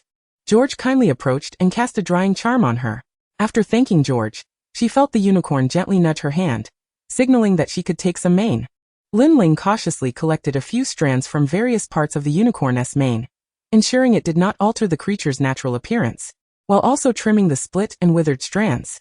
Seeing its coat gleam with renewed vitality, Lin Ling's eyes sparkled with satisfaction. Yet, in the next moment, a chilling wail echoed through the forbidden forest, startling everyone. The unicorn beside Lin Ling seemed to sense something amiss, shortly thereafter emitting a similar cry. Tears welled in its eyes as it tugged at Lin Ling's hand, urging her to mount its back. George swiftly lifted Lin Ling and placed her atop the unicorn, then leaped onto its rear. Fred, on the other side, mounted another unicorn. They galloped towards the source of the mournful cries. The scenery around them shifted dramatically, from serene verdancy to trees gradually wilting and succumbing to death. A deathly gray mist pervaded the air, where a terrifying figure was crouched upon the silver-white unicorn. To be precise, he could not be considered a man, but rather a foul specter, forgotten by death. He was voraciously siphoning the unicorn's pure white blood. While the poor creature had long since breathed its last, the shadowy figure lifted its head, the darkness beneath its hood fixated on them, crawling forward in a menacing manner. Lin Ling recognized this as Voldemort, manipulating Professor Quirrell. For the first time, she felt malice and threat pressing in on her like a viscous fog, a terrifying experience of death that widened her pupils. Her trembling hand reached for the wand in her pocket, while George tightly enveloped her in his embrace. Just then, a rapid clatter of hooves resounded, and a tall silhouette emerged before them, blocking Voldemort's advance. It was an adult centaur, towering over Lin Ling's expectations, with rippling muscular arms and a spear in hand, aimed at Voldemort. Its robust hooves impatiently scraped the ground, as if seeking a suitable point to pierce the enemy before it with countless strikes. Voldemort, or rather Quirrell, retreated, weighing the number of arrivals before choosing to slowly withdraw into the gray mist. The fog dissipated swiftly alongside the shadow. It was only then that Lin Ling remembered to breathe deeply, also hearing the rapid heartbeat thumping in George's chest. He too was startled. The centaur turned to face them, revealing an unexpectedly elegant and handsome visage. His platinum hair and sapphire-like eyes sparkled with wisdom, humility, and pride, even in the dim light. "The unicorn seems to trust you," he remarked, his voice deep and melodious, akin to a clear spring cascading through a mountain gorge. They dismounted the unicorn, which continued to wail mournfully around its deceased companion. "This is not a place for you." The centaur raised an arm, gesturing ahead. "Return along this path, and you shall find Hagrid." Fred, unable to contain his curiosity, inquired, "What was that just now?" The centaur cast a sympathetic glance towards the lifeless body on the ground, responding slowly, "That was a monster, who, in a desperate bid to prolong its fleeting existence, chose to forsake its soul, becoming a half-life, forever ensnared in the unicorn's curse." Lin Ling exchanged a knowing glance with the twins. It was painfully evident who Voldemort was. "Very well, you must leave now, while I need to bury this unfortunate life," the centaur said, bending to cradle the unicorn's body in his arms. At that moment, the sound of hooves echoed again through the thicket, as another centaur appeared in their line of sight. Chapter 14. The Wrathful Centaur. Firenze, hurry back, Alan is injured. A slightly leaner centaur rushed towards them. Evidently not as robust as Firenze, seemingly still in his youth. Upon spotting Lin Ling and the others, he advanced a couple of steps. It was clear he harbored a disdain for humans. Luther, they are merely younglings. They have done nothing. Firenze interposed his body to shield the three children. Luther angrily pawed the ground with his forehoofs. You always protect these foul wizards. They just harmed our companion. The expressions of Lin Ling and her companions shifted in alarm. And even Firenze's demeanor was no longer calm. Harmed Alan? He murmured. Lin Ling instinctively sensed the gravity of the situation. Firenze glanced quickly at Lin Ling and the others, then took a half-step back, using his towering form to shield them. It cannot be them. I just witnessed the assailant of the unicorn. Firenze turned his body, his blue eyes conveying a message to Lin Ling. He hoped they could escape swiftly. Lin Ling understood his intent. She, along with George and Fred, quietly began to retreat, planning to turn and flee. But it was too late. More hoofbeats resounded, and centaurs appeared before and behind them, some dark and muscular, others pale and slender. Yet regardless of their differing appearances, they uniformly bore expressions of hatred towards wizards. They bound Firenze and charged towards Lin Ling and her companions. Hey. Would you at least be willing to hear our explanation? We truly did nothing. Fred protested, hoisted onto a centaur's shoulder, yet still resisting. No one responded to his pleas. They bore Lin Ling and the twins deeper into the forbidden forest, treating them like sacks of grain. Lin Ling felt as though she might be sick from the jostling. Yet her mind raced, piecing together the situation. It seemed that Quirrell, in a fit of rage after fleeing, had injured the centaur. Though centaurs would never harm the young of any species, they nonetheless needed to extricate themselves from their grasp as quickly as possible. Unaware of how long they had been jostled, long enough for Lin Ling's stomach to grow numb, the three of them were finally unceremoniously tossed to the ground by the centaurs. All around them, the soft glow of luminescent insects illuminated the area as they had arrived at the centaurs' village. The leader of the centaurs emerged from the woods, his stature towering over that of Firenze, his rugged brown face betraying no semblance of kindness, particularly towards the wizard. Bane, they are not the ones, Firenze declared. His arms bound yet resolutely positioned in front of Lin Ling and her companions. Bane, gritting his teeth, hissed, Firenze, you aberration. I knew you would seek to shield the culprits. We have extended considerable kindness towards Hagrid, yet these blind creatures have dared to trespass and harm our kin. He directed his finger towards a nearby thicket, where a wounded young centaur lay, unconscious and convulsing. An elderly centaur with pale hair knelt beside the injured youth, weeping. Alan, my poor child, who once frolicked by my side, has suddenly vanished from my sight, only to reappear grievously wounded. The elder centaur turned and glared at them with fury. They just happened to be near the spot where my child was injured. It must be their doing. Lin Ling slowly rose, leaning against a tree, and met Bane's gaze directly. It was not us. As the leader who understands the forbidden forest, you should know it was the one who feeds on unicorn life, she asserted. Firenze furrowed his brow. Bane, I have seen him. It is that mysterious figure. Bane's eyes flickered as he stomped his hooves and approached Lin Ling, lowering his head aggressively to glare at her delicate features with his round, yellow-brown eyes. He sought to unearth the truth from her visage, yet she remained unperturbed in the face of his intimidation. Lin Ling averted her gaze to the pitiful young centaur, and when she lifted her eyes again, her cool gaze fixed on Bane. I can save him and have him reveal the true perpetrator behind his injury, if it is not us. The girl's dark orb swept over the centaur, and the twins on the ground. You must publicly apologize to us before the entire tribe and guarantee that you will not wrongly accuse innocent wizards again. Bane's lips twitched. Cunning wizard. Should you not save him now, he will perish. The unconscious centaur coughed up black blood, his complexion growing more ashen. After a moment's hesitation, Bane stepped back 2 paces. Lin Ling approached Alan's side, having observed his injuries closely. Externally, they did not appear to be the result of a curse. Upon closer inspection, she became increasingly convinced that Alan had been poisoned. Though Chilo was a teacher of dark arts defense, he possessed a deeper understanding of animal habits and uses. After having just consumed unicorn blood, he must be exceedingly weak, and would not resort to magic in combat, but would rather choose a less exhausting approach. Lin Ling cautiously shifted Alan's body to the side, and indeed noticed 2 deep bite marks on the side of his neck. Alan had been poisoned by a snake. Lin Ling swiftly rummaged through her cloak, turning it inside out, and a dark, round stone rolled out. Chapter 15. Bane's Apology. Lin Ling attempted to insert the dung stone into Alan's throat but failed. as his mouth had swollen completely shut. Frowning, she smashed the dung stone and requested a handful of clean water from the centaurs, carefully mixing it with the crushed stone to administer it down Alan's throat. Yet, after several minutes, there was no notable improvement. She lifted her gaze to Bane. "Sir, I require the use of my wand." This undoubtedly struck a nerve with the centaurs. And Bane raised his eyebrows. Lin Ling merely gazed at him, her eyes shimmering softly in the moonlight. "I only wish to enhance the potion's efficacy. I will not harm any of you." Bane's brow relaxed. Lin Ling produced her wand, and the alchemical array in her mind illuminated with golden light. In the blink of an eye, the crude, unevenly crushed dung stone vanished from her hand, replaced by a delicately crafted vial of black elixir with a booster. Lin Ling cradled the centaur's head in her lap, cautiously injecting the syringe-shaped elixir into Alan's swollen throat, slowly pushing the medicine down his esophagus. She ensured that Alan did not expel it before shifting her numb knees. The elixir took effect swiftly, and a healthy flush returned to Alan's face, prompting a sob from the elderly centaur beside him. Lin Ling waved her wand once more, administering another vial of the elixir. This time, it went much smoother. Alan's throat had already begun to swell down, and his forehead was no longer alarmingly hot.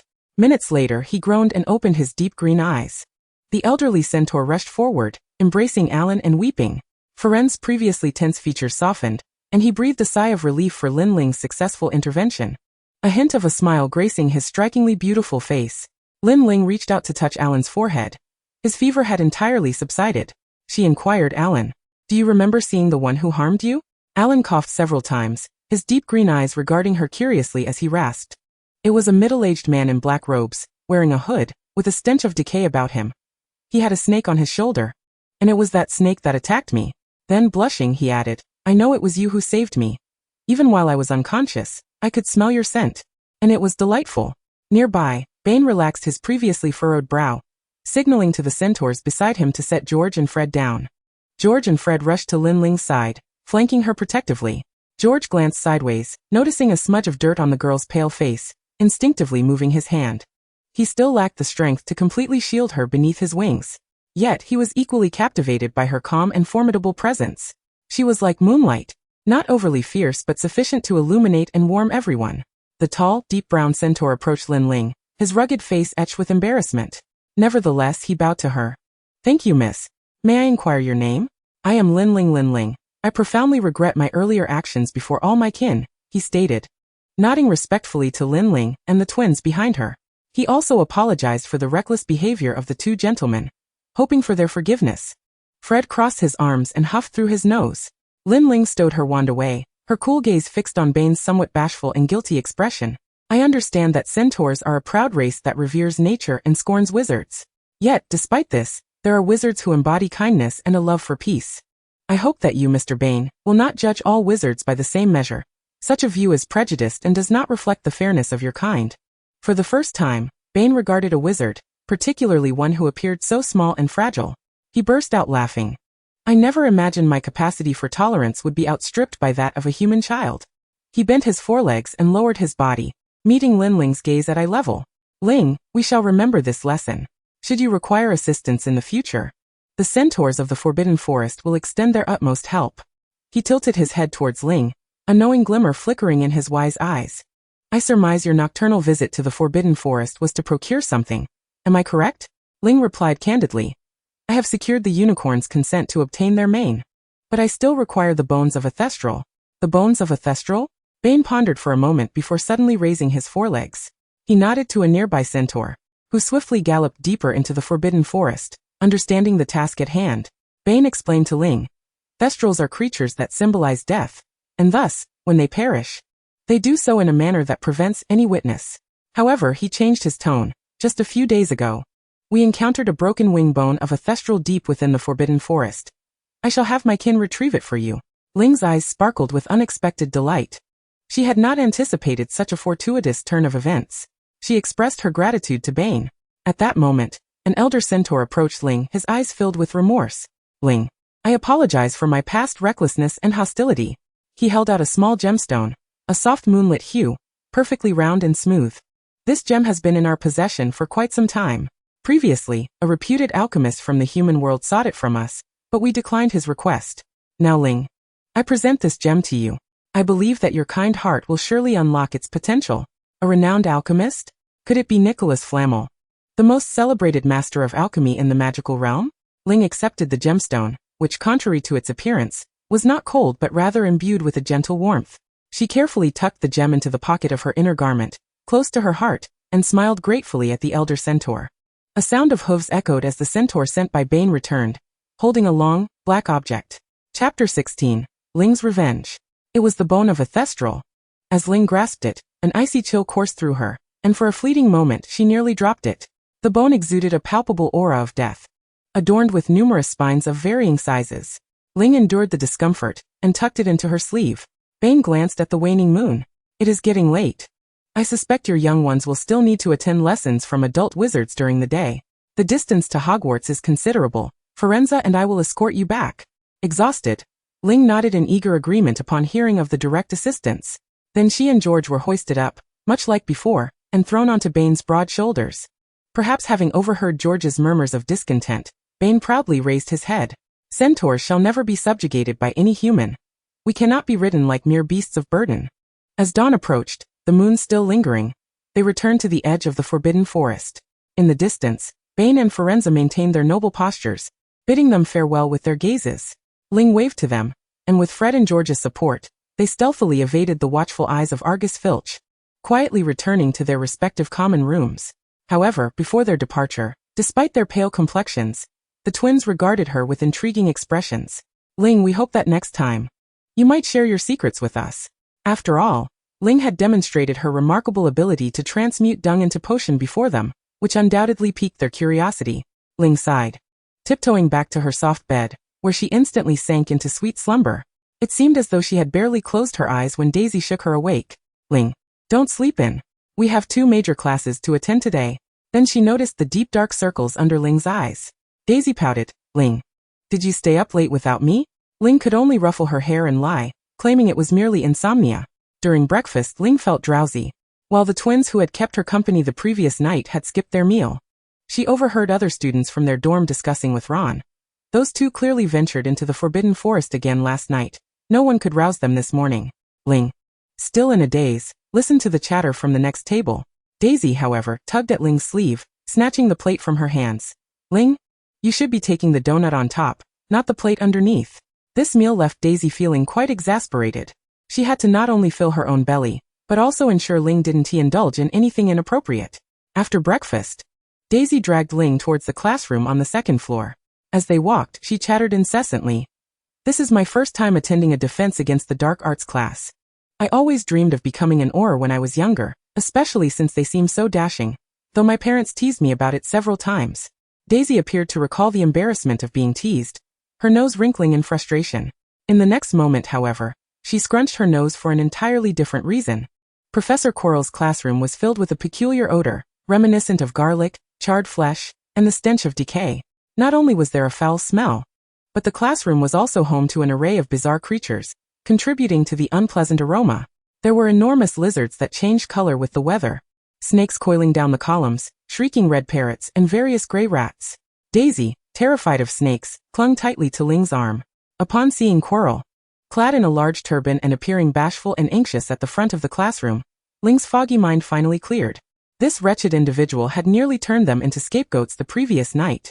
Ling gazed at Quirrell, her dark eyes shimmering as a smile crept across her face. Quirrell was stammering through an introduction of the chameleon lizard he had imported from East Africa. However, part of his attention was fixated on the back of his head, where his master awaited him. Voldemort. He sensed the gradual weakening there, the flesh rotting away, and the aura of decay made him sweat profusely. As Quirrell shifted his focus away from the back of his head, he noticed the students whispering among themselves, some filled with confusion, others with curiosity. Professor Quirrell, your pets have escaped. Hannah from Hufflepuff called out loudly. Only then did Quirrell realize that the cage containing the giant snake had somehow been left unlatched. Dozens of rats poured out of the cage. Seemingly drawn by a scent, they climbed all over Quirrell. The rats' claws clung tightly to Quirrell's robes, some burrowing into his sleeves, and even a few climbing into his turban. Their long teeth gnawed at Quirrell's skin, causing him to scream in pain. Quirrell drew his wand, attempting to dislodge the multitude of rats, but they evaded his spells with agility, nearly causing him to harm himself. At that moment, a wave of terror erupted from the students below, for the cage containing the large snake had also been opened. The enormous serpent, flicking its crimson tongue, slithered down the column and onto the podium. Some students had already fled the classroom in search of help, while the bolder ones drew their wands, aiming at the snake. Upon returning from the forbidden forest, Lin Ling took the time to peruse an encyclopedia on serpents. The short-tailed viper, a venomous creature, induces rapid breathing upon biting. Without prompt medical intervention, it can prove fatal. She merely returned the pain inflicted upon the centaur, Alan, back to Chilo unaltered. Lin Ling watched as the snake slithered forward along the podium, gradually raising its head towards Chilo, attracted by the scent of its favored prey, mice. The great serpent coiled itself around Chilo, baring its fangs as it struck, inadvertently sinking its teeth into Chilo's flesh. His agonized cries reverberated throughout the classroom, and into the corridor beyond. His limbs and face swiftly swelled, resembling inflated purple balloons. By the time Professors McGonagall and Snape hurried in, Chilo was already convulsing on the ground.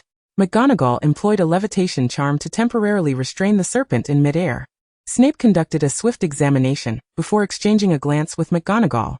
After receiving her silent affirmation, he grimaced slightly and produced an antidote, administering it to Chilo. Turning to the students who remained standing in the classroom, McGonagall inquired, "Now could everyone kindly elucidate what transpired here?" No one could provide a clear answer, as the examination of the cage's switch by McGonagall revealed it to be entirely functional. The only conclusion they could draw was that the careless Professor Chilo had forgotten to secure the cage door before class. However, the truth was far from that. Chapter 17. The gem that even Nicolamé could not obtain. Observing Chilo's predicament, Lin Ling squinted her eyes with the satisfaction of a cat that had committed a misdeed without being discovered. It was she who had softened the switch of the cage using a transmutation array. To avoid detection, she had waited until all the animals had exited the cage before restoring the switch to its original state. Furthermore, she had infused the fabric on Chilo with a scent that enticed the mice, drawing them instinctively toward him. The serpent's eventual bite on Chilo was also well within her design. Such perfectly orchestrated events, of course, would go unnoticed. With the defense against the dark arts class abruptly halted, Lin Ling finally had the opportunity to return to her dormitory and catch up on much-needed sleep. She plunged into the softness of her blankets, only to be pricked by something within her garment. It was then that she recalled the gem bestowed upon her by the centaur, which she had yet to examine thoroughly. Taking out the gem, she held it up to the sunlight. Under the radiant beams, the gem refracted a softer glow. A frown creased her brow as she pondered what could have compelled the illustrious Nicolamé to seek this gem from the centaur tribe. Lin Ling aimed her wand at the gem, projecting the transmutation array onto its surface. The array indeed emitted a golden light that penetrated the gem, causing it to illuminate brilliantly and fill the dormitory with its glow. Once the radiance subsided, it returned to its former appearance. Without a clearly defined transmutation goal, what had the array transformed the gem into based on its inherent qualities? Lin Ling, perplexed, touched the gem but felt no response. She then lifted the gem to examine it from various angles, attempting incantations. Transmute, come forth, yet the gem remained still. After several incantations learned from her texts ended in failure, Lin Ling rubbed the smooth gem, puffing up in frustration. "Oh little thing, could you not reveal the structure within? I truly wish to uncover your surface." Suddenly, a gentle glow emanated from the gem, and an astonishing scene unfolded before Lin Ling's eyes. At the moment of her touch, an oval projection materialized, depicting a circular room adorned with numerous doors, each labeled from Storage Room 1 to Storage Room 8. When Lin Ling tapped on Storage Room 1, the door astonishingly swung open. The interior revealed spacious compartments designed for large items, alongside small drawers for finer possessions. To her amazement, Lin Ling could pull the drawers open, discovering glass bottles meant for liquids neatly arranged within. On the opposite side of the storage was a sunlit patch of earth and a pond, gently prodding the soil depicted in the projection. The perspective shifted to bring the land closer to her. She could feel the soft soil beneath her fingers and inhale its fragrant aroma. It was truly magical. Lin Ling swiped left across the projection, guiding it around until it encircled her finger at the entrance of the storage. As she grasped the doorknob and extended her finger outside, the scene swiftly returned to the circular room. She comprehended at last. This was an expansive storage space. For an alchemist, having ample room to store materials is of utmost importance. No wonder Nicolamé yearned for this gem so fervently. Now, Lin Ling was free from the worries of storage. At that moment, Daisy leapt into the dormitory, tumbling onto Lin Ling's bed. "Ling, why aren't you asleep yet? You must be tired." Startled, Lin Ling noticed the storage projection still aglow, Yet Daisy seemed oblivious to its extraordinary nature. In disbelief, Lin Ling queried Daisy, "Can you see this?" gesturing towards the projection. Daisy merely patted Lin Ling's forehead. "Ling, are you feeling all right? What are you showing me?" "There's nothing here." It dawned upon her that the projection was visible only to her, indicating that the gem had deemed her its master. Lin Ling stroked her chin, contemplating for a moment before instructing the gem, "Close." The image vanished instantly. She deduced that the keyword for activating the gem was open, so naturally the counterpart would be close. After familiarizing herself with the gem's functions, she noticed that Daisy had already drifted off to sleep on Lin Ling's bed. Lin Ling reclined beside her, contentedly clutching the warm gem, and soon succumbed to slumber. On Tuesday, the Quidditch tryouts commenced. As Lin Ling hurried towards the pitch with her broom, Daisy continued to chatter beside her. "Ling, believe in yourself. You're the best. You can definitely secure the position of Seeker."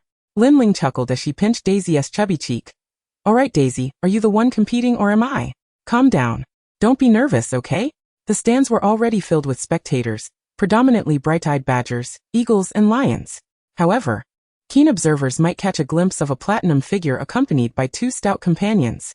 When Lin Ling joined the throng of competitors, she realized that aside from herself, who had been invited by Professor Flitwick, breaking the norm, all others were upperclassmen.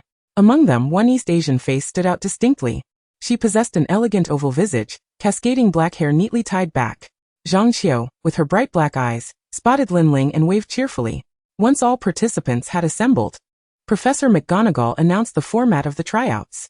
A Seeker was to be selected for Ravenclaw, and a Chaser for Slytherin.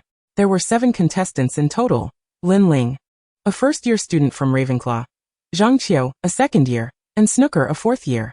The 4 candidates from Slytherin and Hufflepuff were all upperclassmen, tall and robust boys. The selection process commenced with Slytherin, as Lin Ling observed a tall, slender boy with a brown, watermelon-shaped hairstyle and prominent buck teeth standing solemnly. She recognized him as Marcus Flint, the captain of Slytherin. Accompanied by 2 active chasers from his team, he strode to the center of the pitch, announcing that the candidates would be tested through a practical competition. The one who could evade the highest number of hits from the current players without being knocked off their broom would secure a place on the team. Failure would result in merciless elimination. At the sound of the whistle, the 7 contestants soared into the sky on their brooms, witnessing a brutal spectacle unfold. Chapter 18. The Gladiatorial Quidditch Selection of Slytherin. With cruel smiles, Marcus and the 2 other players relentlessly swung their bats, directing the bludgers towards the panicked 4 candidates. One contestant, evidently lacking in flying prowess, wobbled in the air, seemingly paralyzed by anxiety and fear, forgetting even how to turn. This made him the prime target for Marcus and his cohorts. Terrified by the explosive bludger, he lost control of his broom, spinning helplessly in the air, and was soon caught between the 2 malicious candidates. Facing him was Marcus, grinning menacingly as he raised his bat, delivering a vicious blow to the unfortunate boy's face with the bludger. The entire crowd heard his anguished scream as his nose crumpled, blood gushing forth like a waterfall. The 2 candidates callously released him, watching as he plummeted from his broom into the sand below. Medical personnel rushed over, casting a pain relief spell, and carrying him away on a stretcher. Zhang Qiu's face was etched with panic. This was terrifying. Even their own companions were treated with such brutality. Snooker sighed beside her. Marcus is notorious for his savagery. Opponents who compete against him often leave with broken bones or rendered unconscious. It is rare for a match to conclude with all participants intact. He shrugged. It is precisely this ruthlessness that allows Slytherin to win more easily. I suspect Professor Snape is quite fond of him. Just as he spoke, another boy fell victim to the 2 chasers, who cornered him against a goalpost, causing him to tumble from his broom and faint on the ground. The white stretcher hurriedly arrived and departed, while one of the remaining candidates was struck in the back of the head by a bludger, groaning as he was carried off the pitch. The last remaining unscathed contender was embraced by Marcus and the other players, officially becoming a member of Slytherin. Aside from Marcus and his teammates, no one in attendance cheered. They were all left in shock by such a Spartan selection process. Merlin. I'm fortunate not to have been sorted into Slytherin, Snooker murmured. After the staff cleared the blood from the sand, Roger Davies, the captain of Ravenclaw, approached Lin Ling and her companions. With his shoulder-length black hair, and captivating dark eyes flitting between Lin Ling and Zhang Qiu, he flashed a perfect smile revealing 8 pristine teeth. Welcome to the selection, Lin. I know you, as you have been endorsed by Mona and Flitwick. He winked at Lin Ling. He then turned to Zhang Qiu, his eyes sparkling. Qiu, I'm aware of your exceptional abilities. I hope you succeed in becoming part of our team. Zhang Qiu felt herself flush under his gaze. Finally he turned to Snooker, offering nothing but a pat on his shoulder. This fellow who favors beauty over friendship, Lin Ling observed, as Snooker rolled his eyes dramatically. As Lin Ling and her friends made their way to the pitch, she heard Daisy's enthusiastic shouts from afar. Ling, go for it. You can do it. You're the best. Following the voice, she spotted students from Hufflepuff and Gryffindor rallying behind her. A significant number, primarily her fellow first years, along with a few upperclassmen from Ravenclaw and Gryffindor. Among them, Justin and the Weasley twins cheered particularly loudly. In that moment, Lin Ling felt a surge of camaraderie so invigorating that merely looking at them filled her heart with boundless motivation. She waved at the crowd, beaming brightly. Merlin. What's that girl's name? She's so beautiful. A boy in the back whispered curiously. I know her. Aside from Harry Potter, she's the most famous student. Lin Ling from Ravenclaw. It said she defeated a troll. Plus, her flying in the flying class was spectacular. And she's truly exceptional. The Ravenclaw hoops have never posed a challenge for her. Hey, do you know her? Can you introduce me to her? A brown-haired Hufflepuff student could barely contain himself, leaning in to ask Daisy. Daisy pouted, conflicted, just as she found herself blocked by two tall figures. It was the Weasley twins, their handsome faces bearing playful smiles that concealed an unsettling chill. Hey, mate, want to try some of the sweets we bought? The boy, perplexed, thanked them and unhesitatingly consumed the candy. 5 minutes later he dashed to the restroom, his face pale. Daisy shivered. They were far more formidable than they appeared. Lin Ling reached the center of the pitch, listening as Roger introduced the selection method. We will release bludgers and the golden snitch. So I need you to possess deft evasion and catching abilities. Now, let the selection begin. With a whistle, the golden snitch and bludgers soared into the sky.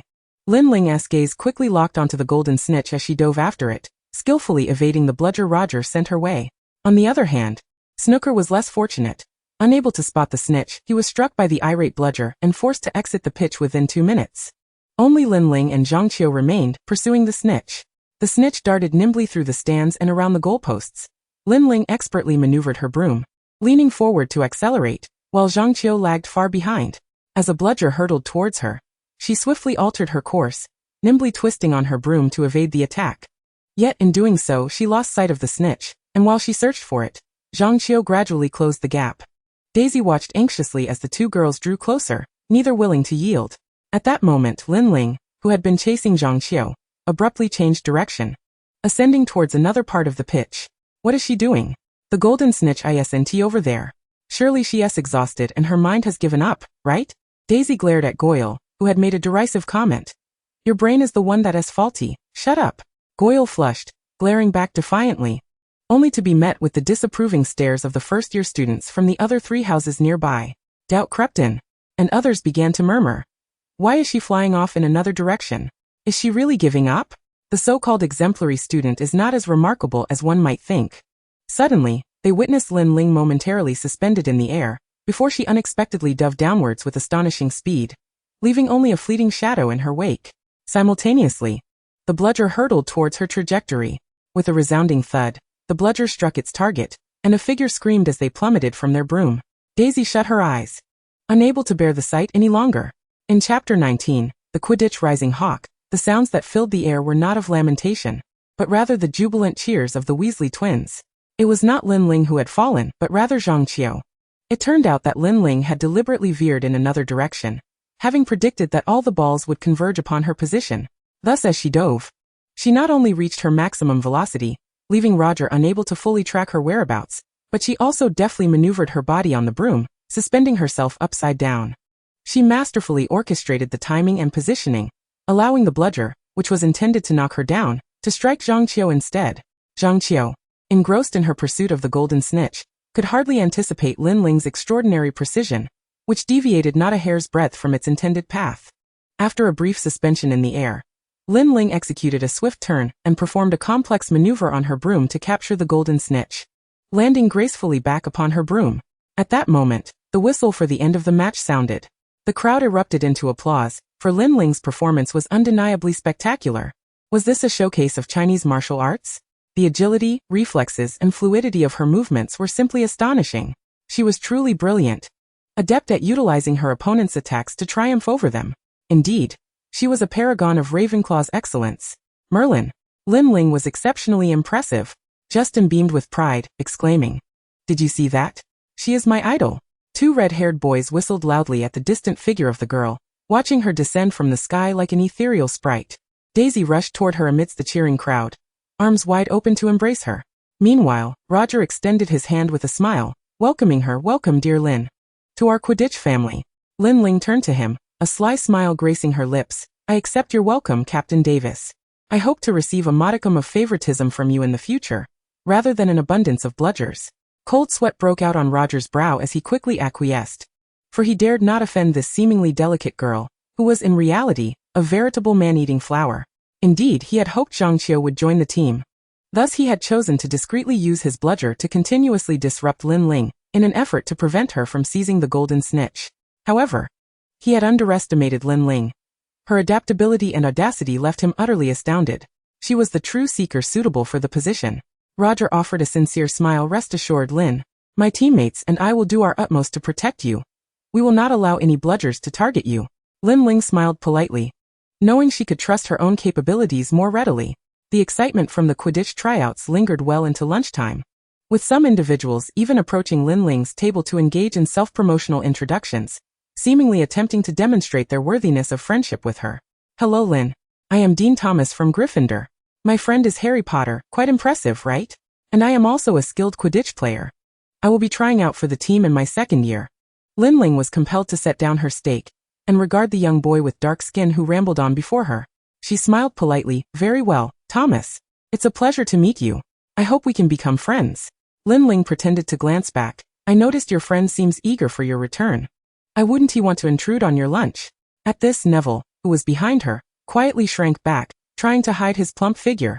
Dean's cheeks flushed. "All right then. Lin, it's settled. We are friends now." He bounced back to boast to Neville. Daisy, disgruntled, jabbed her fork into the chicken on her plate. "They are so annoying. Each one of them is like a pesky bug." Lin Ling gently smoothed Daisy's furrowed brow, comforting her. "This will pass soon enough."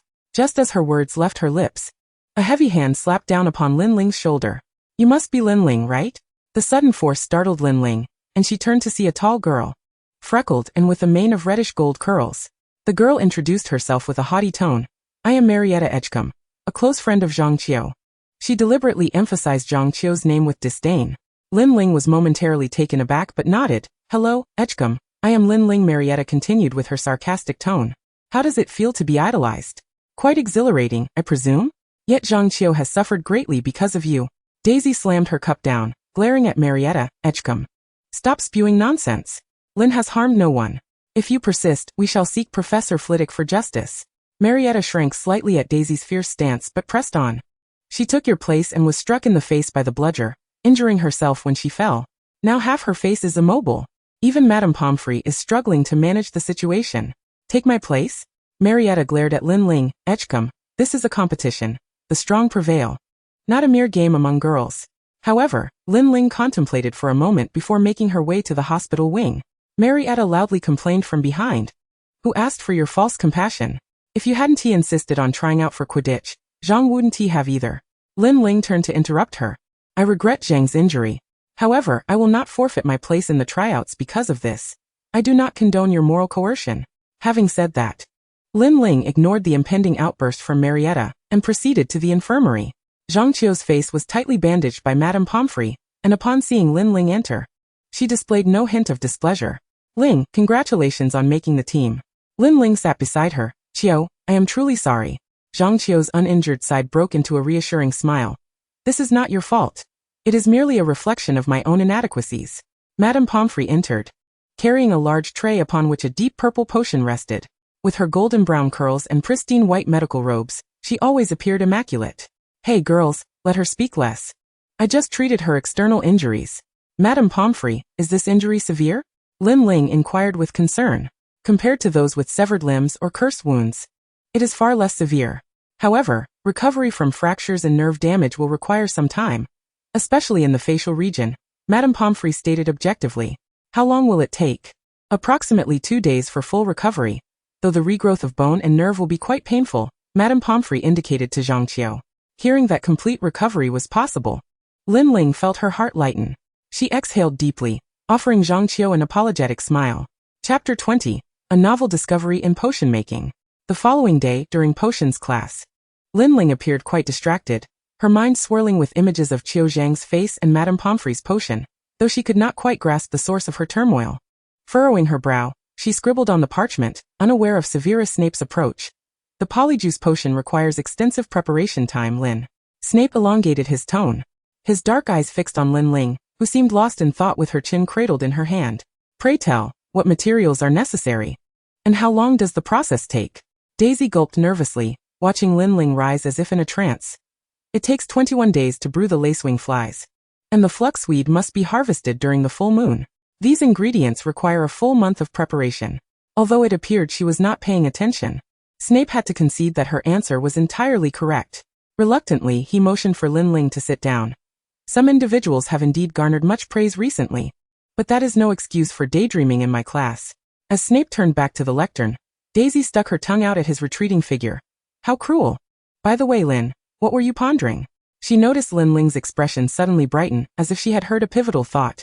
Yes, it's time. Finally, she understood what she was trying to clarify. The extensive time required for potion making, and the inevitable loss of efficacy during the brewing process. Just as Madame Pomfrey had mentioned, it took 2 days for Qiu Zhang to fully recover. However, if she could utilize the transmutation array, could she not enhance the potion's efficacy while simultaneously accelerating its production?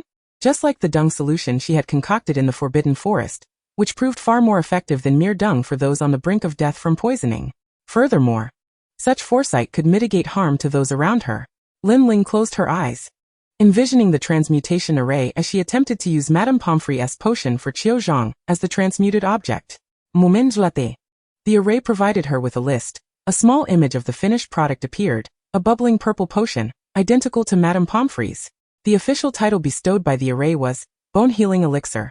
Aside from some common ingredients like daffodil root, alethea flower, and mugwort infusion, it also required some unfamiliar components: African tree snake skin and fire lizard eggshells. Lin Ling tilted her head in contemplation, and emphasized the term immediate efficacy in her transmutation request. The list was promptly updated, now including unicorn hair as an ingredient, with the effect time marked as instantaneous. Snakeskin fire lizard. Lin Ling tapped her finger on the table, realizing she would need to consult those two who often mingled among the merchants. Fire lizard eggshell? Fred's fiery red hair bobbed in front of Lin Ling. As far as I know, the Devis and Bands shops in Hogsmeade don't carry such items. However, George chimed in, his bangs swept to the right today, distinctly setting him apart from Fred, a mischievous grin lighting up his fair face. Pray tell, Miss Lin, what benefits might we receive? The prospect of benefits sparked Lin Ling's imagination, and she smiled at the twins. Yet this smile was not purely innocent. It bore the familiar hint of mischief that the twins knew all too well. How about some new ideas for your prank candies? For instance, ones that make a person's eyes shoot fire, or cause a liar's nose to grow longer. The twins exchanged glances, each placing a hand on Lin Ling's shoulder. Who would have thought, Lin, you have quite the knack for pranks. And your answer? Of course, they responded with a gentlemanly bow. Dear Miss, George and Fred are at your service. By the time Daisy located Lin Ling, there were only 20 minutes remaining until the afternoon herbology class. The two girls hurried into the greenhouse behind the castle, where everyone was already preparing to begin. Surprisingly, the class they were joining was not Hufflepuff, but Slytherin. Lin Ling noticed Draco staring at her with his slate blue eyes. However, she was still agitated and had no intention of acknowledging him. Watching the dark-haired girl turn away with her pink lips pursed, the platinum-haired boy's gaze dimmed further. Professor Sprout, in charge of the lesson, appeared exceedingly gentle. Donning a patched hat and clothing still speckled with soil from the fields, she retrieved a pre-prepared spade and leather gloves. Well, children, today we shall learn how to fertilize and aerate our beloved plants. The first years finally noticed the mound of black, viscous material behind them, emitting a foul odor. This is dragon dung, the preferred nutrient for our plants. Today's task is to thoroughly mix it with the soil. Groans of disgust echoed among the students.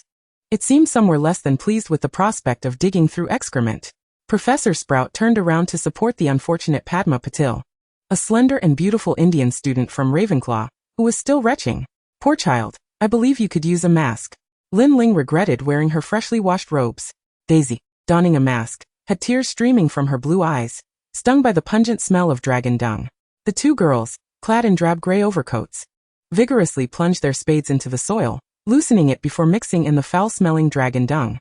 Lin Ling thought to herself that Professor Sprout seemed to have a misunderstanding regarding the joys of studying herbology. Daisy, having lost all desire for the task, threw her spade aside in frustration, quickly drawn to a cluster of striking purple fruits nearby. Lin, come look at this. She beckoned, pointing curiously at the purple fruits. Lin, do you know what these are? Lin Ling examined them closely, recalling what she had read in the beginner's herbology textbook. Chapter 21, Blaze's Provocation. Belladonna. It is poisonous and has hallucinogenic properties, Lin Ling recalled from her studies. Daisy withdrew her hand, which had been reaching to touch them.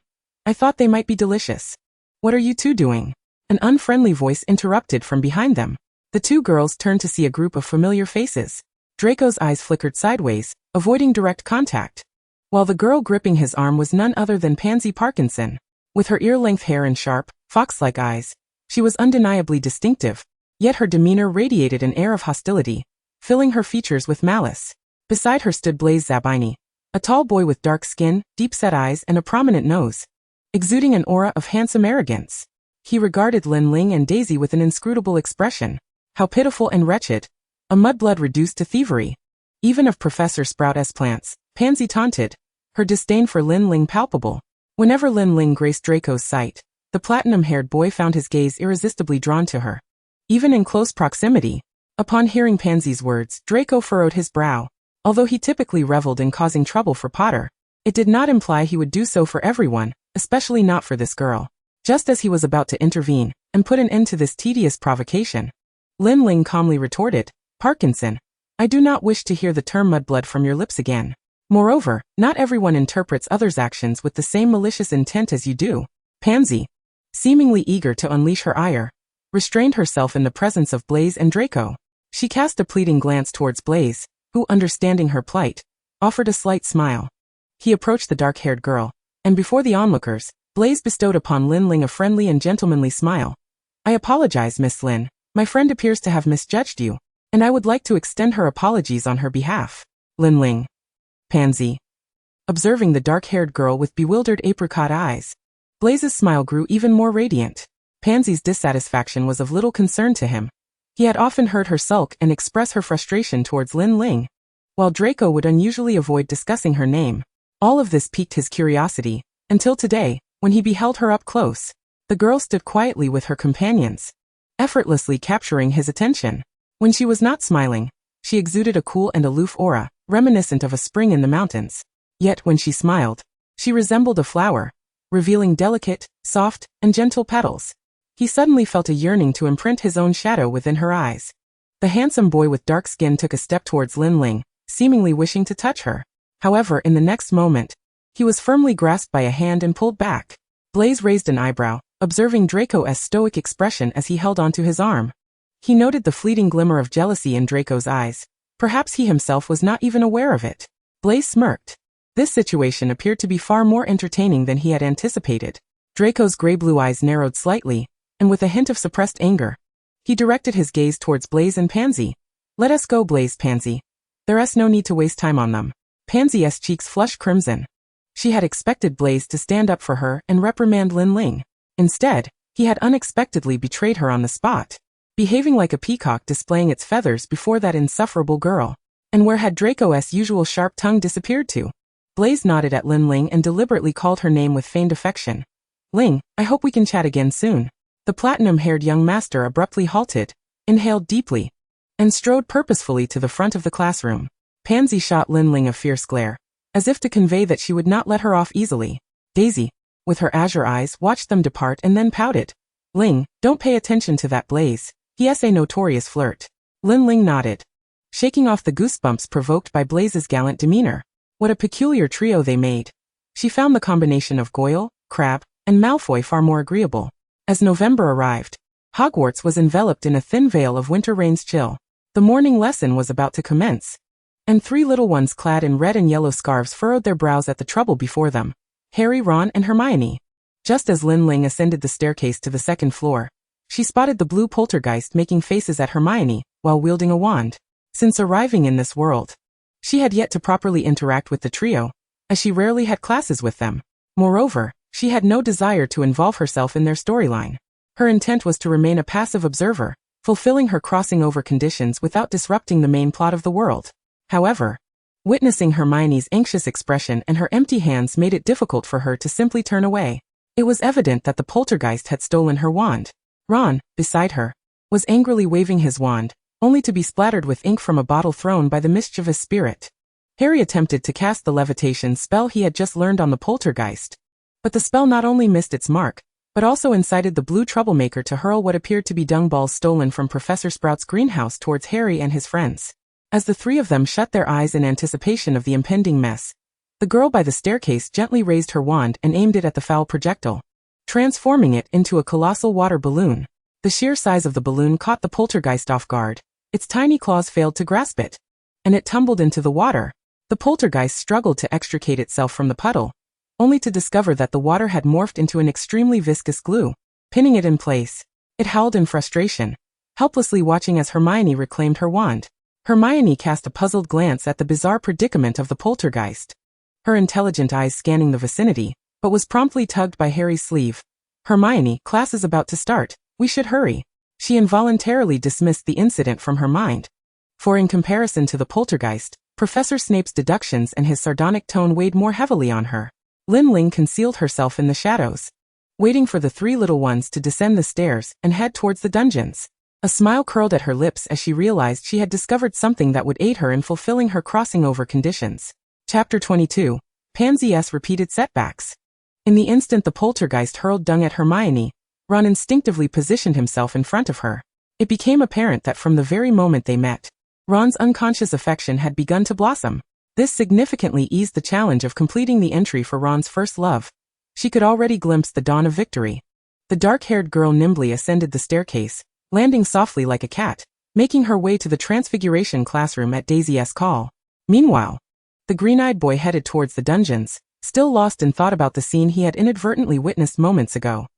He had caught a glimpse of the raven-haired girl on the staircase. He had memorized her name, Lin Ling, since the day of the sorting hat ceremony.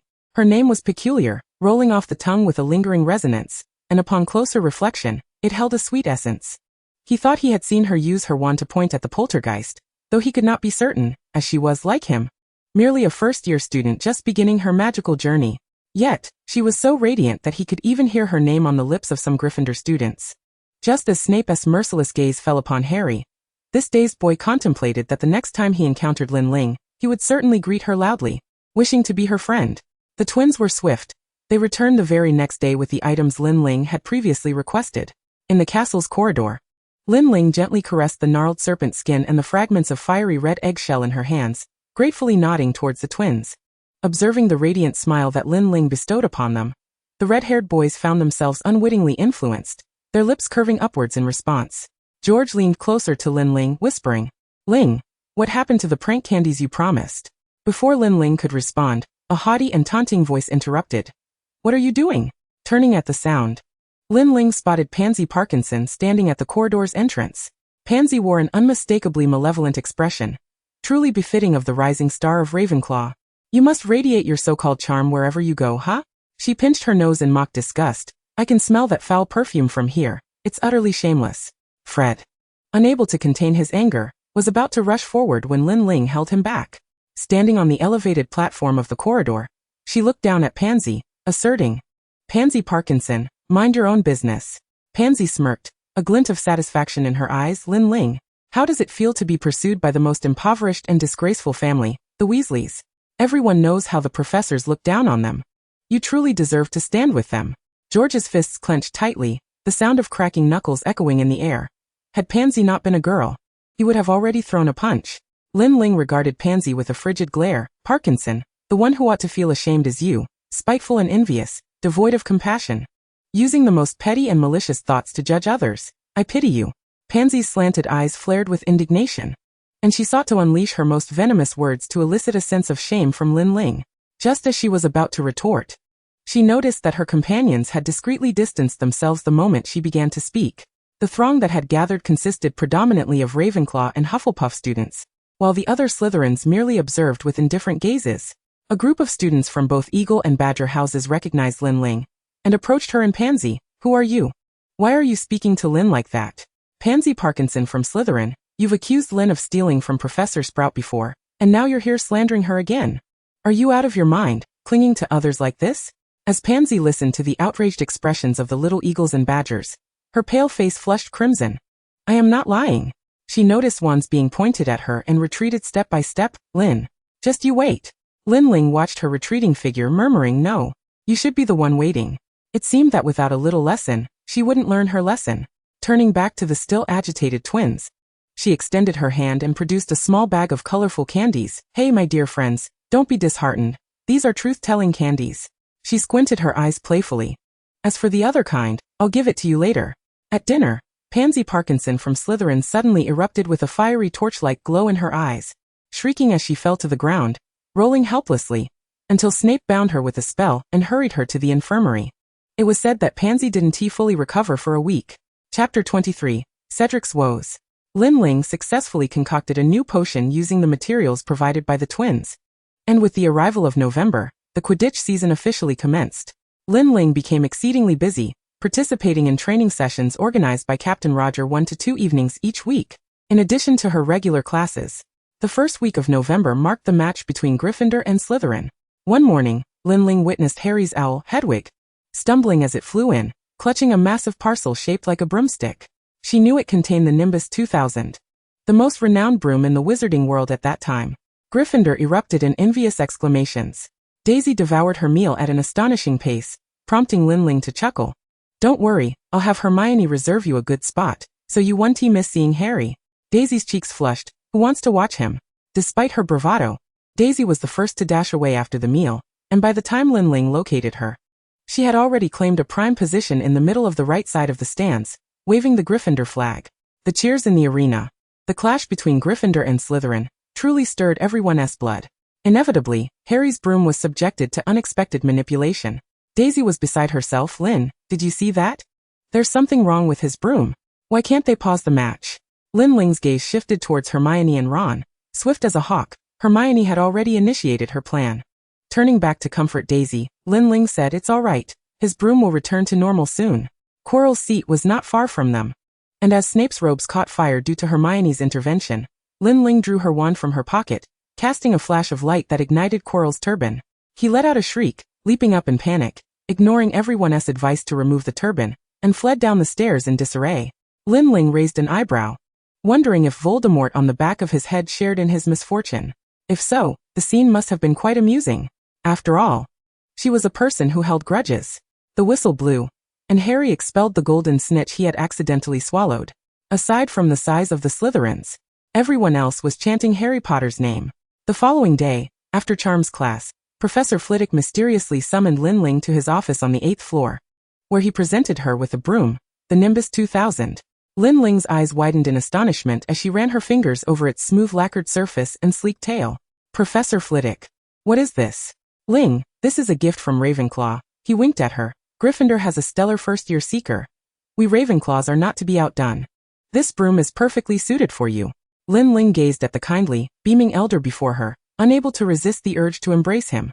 Even as an adult, she felt immensely fortunate to encounter a teacher who recognized her talents and showered her with praise, alongside classmates who believed in and supported her. With only 3 days remaining until the match between Ravenclaw and Hufflepuff, Lin Ling secured Professor Flitwick's permission to familiarize herself with her new broom each morning before breakfast in the empty area of the Quidditch pitch. She took to the skies on her broom, soaring upward and executing a rapid 720-degree spin before gracefully descending. Feeling a slight jolt from the broom's tail, she furrowed her brow, determined to investigate further. If you don't mind, I can take a look at it. A melodious male voice chimed in. Sweet as a brook in the mountains, Lin Ling looked up to see a strikingly handsome face. His black curls shimmered under the sun, and a rosy hue adorned his fair cheeks, while his deep gray eyes were fixed on Lin Ling. She recognized him, for nearly every girl had spoken of him as if under a spell. He smiled gently at Lin Ling. Good morning, I'm Cedric Diggory. Lin Ling blinked. Indeed. The aura of handsome boys was dazzling. Hello, I am Lin Ling. So Lin, may I take a look at your broom? Cedric placed the broom he was holding down and picked up Lin Ling's for a thorough inspection. Right here. Cedric pointed to a subtle branch at the end of the broom, and reshaped it to follow an aerodynamic curve. He clapped his hands together. All right. You can give it another try. Lin Ling attempted to soar into the sky, spinning a few circles on the broom, and indeed, the stiffness had vanished. She dismounted and sincerely thanked Cedric. "Thank you, Diggory." A gentle breeze wafted by, carrying the fresh fragrance from the edge of the grass, mingling with the girl's delicate arched brows and eyes, rendering the morning utterly enchanting. Cedric momentarily lost himself in the moment, gentlemanly insisting it was no trouble at all. At that moment, a girl's voice rang out from the side of the pitch, her tone affectionate, said, "Yet." Lin Ling distinctly perceived a flicker of shock in Cedric's eyes. However, she had no intention of involving herself in their relationship. She bid Cedric a brief farewell, wishing to swiftly retreat from the scene. But alas, she was a moment too late. A bashful Marietta Edgecombe emerged from the woods, clutching her heart-shaped lunch, in search of her beloved boy. However, as she looked up, she spotted the unwelcome Lin Ling. The shy girl instantly transformed into a Medusa, fuming, said, "Why is she here?" Lin Ling was equally astonished. "Shouldn't it be Autumn Zhang?" Cedric furrowed his elegant brows. "Edgecombe, I have already told you.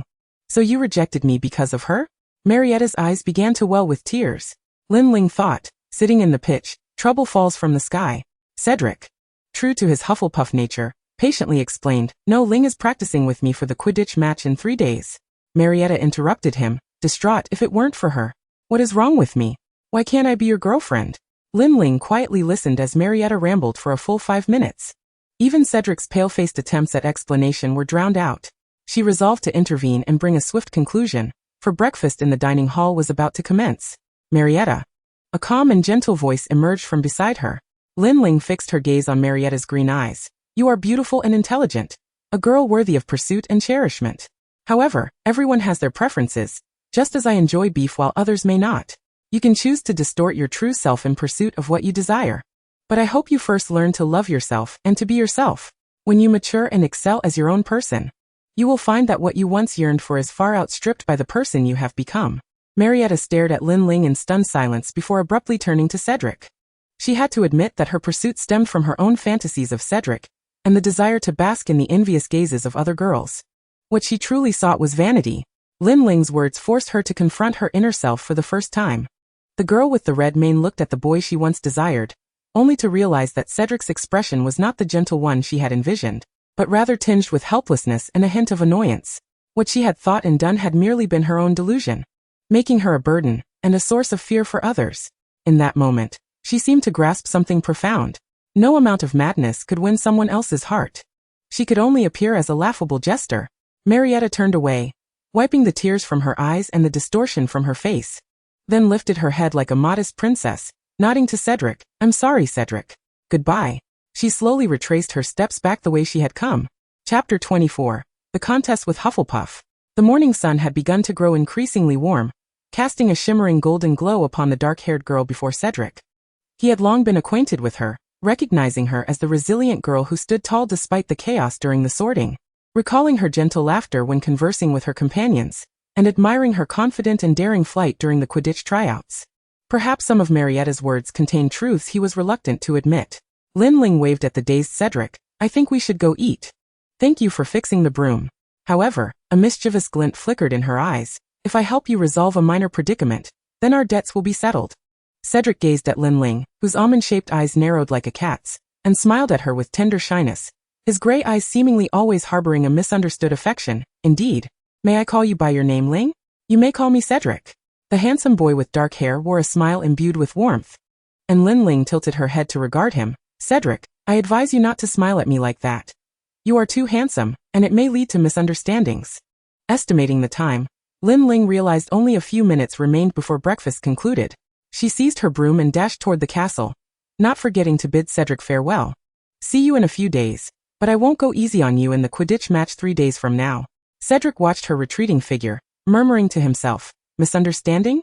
I would prefer it were so." On Tuesday, the match between Ravenclaw and Hufflepuff officially commenced. Captain Roger displayed a dazzling grin, his 8 gleaming teeth shining as he rallied his team in the waiting room. "Hey Martin, your hairstyle looks great today. It's a good omen." "Oh, Lin, you look truly beautiful today. This signifies our victory." Compared to Gryffindor's Captain Wood's motto of either win or die, Lin Ling found her captain's encouragement far cuter, although, in contrast to him, her teammates appeared rather tense. As the iron gates to the pitch slowly opened, the enthusiastic cheers of the students enveloped them. Roger took a deep breath. "All right, all players, mount your brooms, and with the glory of Ravenclaw, let us seize our victory." They leapt into the air, soaring toward the azure sky, overlooking the crowd waving blue and yellow flags. Today was the match between Ravenclaw and Hufflepuff, and I am your commentator, Lee Jordan. Coming into view was Ravenclaw's self-proclaimed charming captain Roger Davies, who had just been dumped by his girlfriend last week. My apologies, Professor Flitwick. Ahem, now among Ravenclaw, we have our shining first-year star, Lin Ling. She captivated everyone on the pitch with her spectacular performance during the last Quidditch tryouts. Of course, our Hufflepuff players are equally determined. Captain Cadwallader, who has declared his intention to defeat the other houses, and our heartthrob seeker, Cedric Diggory. Lin Ling noticed Cedric winking at her. The shrill screams of girls below were deafening. The 14 players formed a circle in the air, and as Madame Hooch opened the Quidditch box, the whistle blew, and the match officially began. Cade, with the ball in tow, executed a dazzling flash of speed, crashing through the oncoming Ravenclaw's rod, propelling himself towards Roger. Roger retaliated.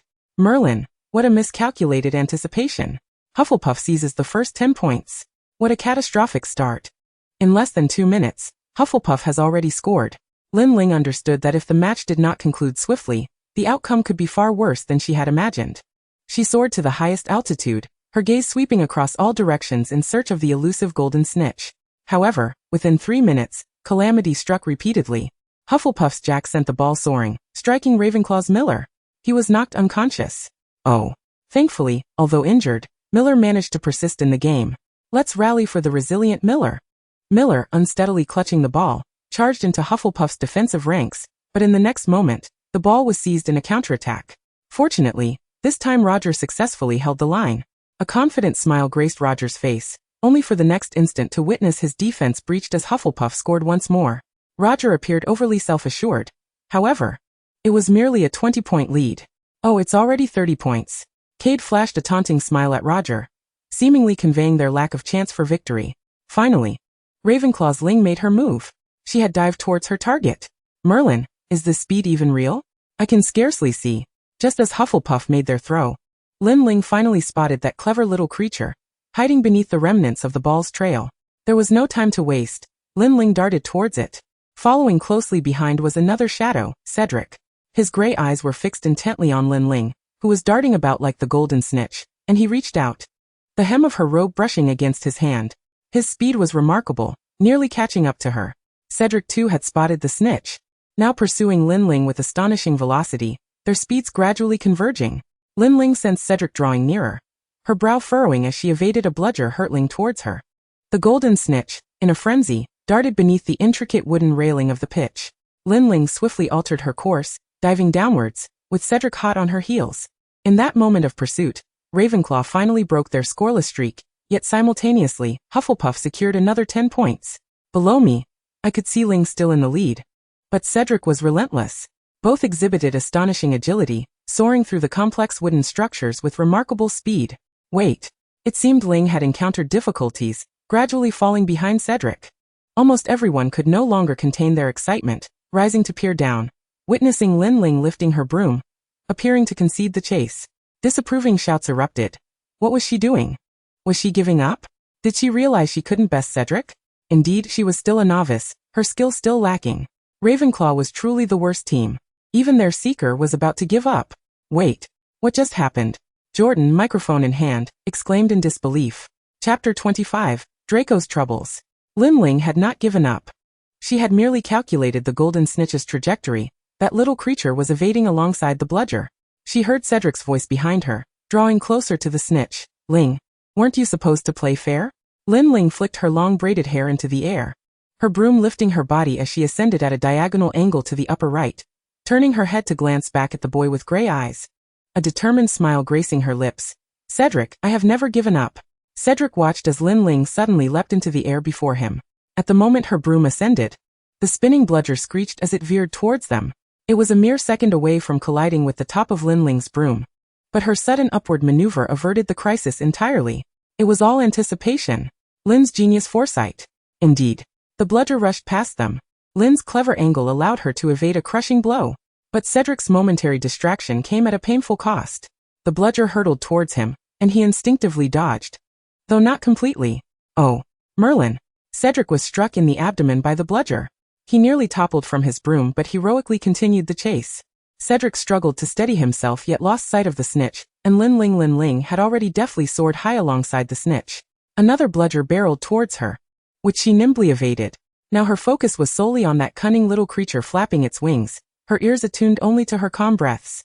She paid no heed to Jordan's announcement of Hufflepuff scoring again. What was she doing? The snitch was right before her. Why wasn't she making a move? The spectators were more anxious than the seekers themselves. Yet Lin Ling awaited the perfect opportunity, an inescapable chance for the snitch. An enraged bludger charged at her. Yes. Now was the moment. As the golden snitch was about to vanish, Lin Ling extended her arms, and at the instant the bludger struck, she clapped her hands together. Her body and broom were sent hurtling, twisting through the air, plummeting rapidly in the eyes of the crowd. Just as she was about to hit the ground, her broom halted, and Lin Ling gracefully settled upon it, clutching the golden snitch that concluded the match. Ravenclaw had captured the golden snitch. The game was over. Ravenclaw emerged victorious. The crowd beheld the girl, her face bruised yet her head held high, and they could not help but chant her name in unison. Lin Ling was not severely injured, just bruised on her left cheek. She gingerly touched it, wincing at the pain, realizing she had underestimated the severity of the bludger's impact. Madame Pomfrey applied orange ointment to her cheek. A refreshing coolness enveloped her, and she felt the swelling visibly diminishing. She quickly noted the ointment's formulation and preserved the ingredient list. Cedric, however, sustained more severe injuries, having fractured 2 ribs and requiring a full night of treatment. When Lin Ling apologetically expressed concern for him, he merely gazed at her with his charming eyes, softly saying, "Ling, as long as you're all right, I will recover swiftly." Hearing this, Madame Pomfrey exclaimed Merlin, and retreated. Meanwhile, Lin Ling remained composed, understanding why Marietta clung to Cedric so desperately. With words like that, which girl could resist? Young Master Malfoy felt quite out of sorts lately. Whenever that dark-haired girl appeared beside him, his demeanor became exceedingly peculiar. He feared to meet her dark gaze, which seemed to possess a certain magic that compelled his feet to approach her involuntarily. He also dreaded hearing her voice, in its calm and frosty tone. He found no trace of himself, which invariably led him to suppress harsh words he had not intended to utter. Thus he consistently avoided her. Thus, Blaise could not help but mock. Hey, the once imperious Draco, how is it that he has been rendered mute in the presence of this little girl? As for Pansy, she regarded him with a mixture of curiosity and disappointment, her gaze towards Lin Ling growing increasingly venomous. Draco was acutely aware that he ought to conduct himself differently. He should embody the pride of the Malfoy lineage, remaining indifferent to the girl, much like the other girls who gawked at him with foolish blushes and squeals. Yet, he found himself utterly incapable of such detachment. During the recent Quidditch match, witnessing Lin Ling soar gracefully through the air filled him with an inexplicable exhilaration. However, when other boys cast adoring glances her way, he found himself seething with jealousy. Even he could not fathom the source of his ire. Moreover, when she nearly plummeted from the sky, he emitted an exclamation of concern that he believed was unbecoming of a noble wizard. He yearned to rush forward and catch her before she could fall to the ground. Yet upon reflection he deemed it utterly embarrassing, in every conceivable aspect. With Christmas approaching, his mother, Narcissa Malfoy, had written to him, urging his swift return home. Nevertheless, as he dragged his suitcase and caught sight of the girl seated alone by the window, his gaze remained steadfastly glued to her. It was only when Pansy tugged at his robes, calling his name repeatedly, that he snapped back to reality and stepped outside. Yet his mind lingered on Lin Ling's serene and tranquil face as she gazed out the window. His disorientation persisted even after arriving home. His mother, Narcissa, expressed her concern, gently inquiring if he had been bullied. It was not until he glimpsed a beautiful diamond hairpiece in his mother's cosmetics box that he regained his composure. The exquisite gem, nestled in her dark tresses, would undoubtedly be a sight to behold. Chapter 26: Christmas Gifts.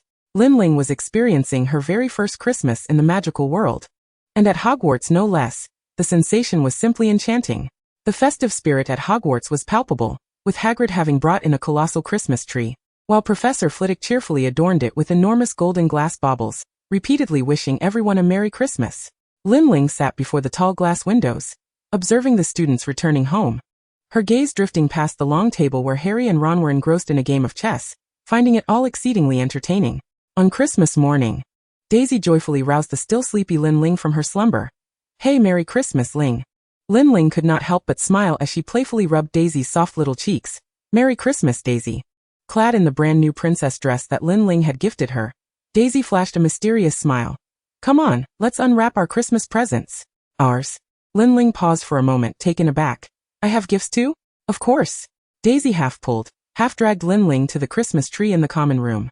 I just sorted out all the gifts meant for us. Look, there are so many. Lin Ling's eyes widened as she beheld the pile of presents scattered on the ground. Were they truly all for her? Daisy, unable to contain her excitement, plopped down on the floor and began unwrapping the gifts alongside Lin Ling. The first was a stunning princess dress that matched Daisy's aesthetic, fashioned from white satin adorned with intricate embroidery and ribbons. This is a gift from my mom to you. Ling. Daisy beamed, casting a sidelong glance at Lin Ling, clearly seeking praise. Lin Ling, who typically donned a more academic style, could only express her gratitude while affectionately tousling Daisy's adorable little head. The second gift came from the Weasley twins. As Daisy tore it open, she nearly recoiled in disgust. This must be one of their pranks. How dreadful. Inside the heart-shaped decorative box lay several shriveled strips resembling red jerky, still exuding a foul odor. Lin Ling turned over the card and read the message. Wishing dear Ling a Merry Christmas. Perhaps a dragon's heart will aid you. Yours faithfully, George and Fred. The mention of a dragon's heart made Lin Ling's heart skip a beat. This was the very ingredient she needed to craft her invisibility cloak. And the twins had actually remembered her offhand comment and managed to procure it. This truly was the most splendid Christmas gift. Daisy looked on, bemused, as Lin Ling's face lit up with joy, and soon enough, her own smile mirrored Lin Ling's radiant happiness. The third parcel was small yet exquisitely wrapped. A rectangular dark green box adorned with a delicate dark green ribbon. Lin Ling opened it to reveal a silver hair accessory embellished with a tiny diamond. The box was empty, lacking any card or signature. Who could this have come from? Surely, it could not bear a malicious curse? If it did, Professor Flitwick would likely have dealt with it before it reached us, Lin Ling reasoned, shaking her head. Daisy seized the accessory and quickly placed it atop Lin Ling's head. It's truly beautiful. It suits you perfectly, Ling. The remaining gifts were from their roommate, Nina, who had already returned home. They consisted of 2 stunning silver bracelets, adorned with intricate cutouts allowing them to embed their favorite gemstones. Daisy eagerly added a ruby gifted by her mother, while Lin Ling, struck by inspiration, set a space gem into hers, making it far more convenient to carry her precious stones. The final parcel was from Cedric. Lin Ling was at a loss for how to express her feelings upon receiving this large box filled with items. A broomtail repair scissor, a paint touch-up bottle, and a file. Daisy repeatedly examined the beautifully handwritten card. I hope these bring you good fortune in the new year. Cedric Diggory. She turned back to Lin Ling, astonished. This is Cedric Diggory, the idol of all the girls in the school. He actually sent you something. Lin Ling merely shrugged, now pondering what gift she should send back to him. With 2 weeks until Christmas, Lin Ling had ample time to concoct her desired invisibility cloak. While her version paled in comparison to the one Harry possessed, being susceptible to wear and having a limited lifespan, she had attempted to replicate Harry's cloak through the alchemical array, only to be met with the response. The visit of death is required. She clicked her tongue, dismissing such a perilous notion. Regardless, with the invisibility cloak in her possession, venturing into the Forbidden Forest became significantly easier. However, she could not hide this from Daisy, her constant companion. Every other night during the 2 weeks of Christmas, the doors of Hogwarts would slowly creak open, as if by invisible hands. Accompanied by Daisy's cheerful laughter, 2 sets of footprints would appear on the grass, heading towards the Forbidden Forest. As a result, the students remaining at school began to whisper new ghost stories about a girl's spirit. Daisy's enthusiasm for the Forbidden Forest far surpassed Lin Ling's, as the unicorns adored Daisy for her passion for grooming and bathing them, while Lin Ling happily reaped the rewards, collecting more unicorn hair. During this respite from academic obligations, Lin Ling gathered all the basic materials required for her potion making, including mistletoe berries, sea onion bulbs, daffodil petals, dried lacewing flies, and liquid grass harvested during a full moon. She transplanted some of the plants into her space, initially doubting her ability to sustain them, only to discover that the soil within her space seemed exceptionally conducive to the growth of all plants, boasting a survival rate far superior to that in the Forbidden Forest. As the materials in the realm continued to proliferate, there remained certain rare components that could not be replenished, elements essential for healing potions and the concoction of restorative brews. Lin Ling blinked her obsidian eyes, sensing the necessity of embarking on a personal journey to Hogsmeade. Chapter 27. Hogsmeade and Butterbeer. Are you heading to Hogsmeade? George and Fred displayed identical expressions of astonishment. Hey little one, you can't go to Hogsmeade right now. Fred's voice abruptly faded as Lin Ling vanished before him. He whistled in awe. Wow, cool. When did you acquire an invisibility cloak? However, George, with arms crossed and a skeptical gaze, scrutinized the girl who had just disappeared into thin air. Ling, an invisibility cloak may not evade the scrutiny of the professors or the wizards of Hogsmeade. He suggested that she traverse the secret passages they had uncovered at Hogwarts instead. Lin Ling had unwavering confidence in her alchemical prowess. No, it will evade detection. The twins raised their chins in unison, exchanging knowing glances. Since the young girl was so resolute, they could only indulge her. The village of Hogsmeade was still imbued with the spirit of Christmas. The rooftops, perpetually adorned with snow, were festooned with golden glass orbs and lights that shimmered in a kaleidoscope of colors due to enchantments. The shop windows displayed not only their usual wares, but also a selection of holiday specials. For instance, the Weasley's Wizard Wheezes sold Christmas prank gift sets, featuring explosive dung bombs and spring-loaded giant toy spiders, which greatly intrigued the twins. Meanwhile, Lin Ling's attention shifted to the section of potions and ingredients within the shop, where the inventory was disappointingly mundane, lacking even moderately effective potions. She shook her head in dismay. As dusk approached, they finally stumbled upon the elusive grocer in a narrow alley of Hogsmeade. He appeared quite nondescript, sporting a patched-up hat and a dusty, tattered wizarding robe. His shrewd brown eyes scrutinized George and Fred. "Let me guess, it's you two again. What do you wish to purchase this time? And if you're thinking of extending credit, I fear there won't be a next time." A voice emerged from the void. "You needn't worry about the funds." Lin Ling removed her cloak, materializing in front of the grocer, Matthew. He was taken aback. "Oh, this invisibility cloak can actually bypass the revealing charm at the village's entrance. Miss, how much for it?" "I could buy it at a high price." Lin Ling smiled slightly. "Matthew, should we meet again, I might consider selling it to you at a discount. Now, let me see what treasures you possess." Matthew gazed at Lin Ling's cloak with covetous eyes as he removed his shabby hat. He produced an array of peculiar items from it as if conjuring them from thin air. Vampire ashes, mud crab shells, the skin of an African tree snake, whole fire lizard eggs and broken shells, the feathers of a quibbler bird, and the bile of a mottled rat. "Of course, whatever you desire, I can procure for you, provided the price is right." Matthew smirked, extending his hand before him. The next moment, he was astonished again as Lin Ling placed a heavy bag of coins in his palm. He instinctively weighed it, the sound of clinking gold coins ringing delightfully in his ears.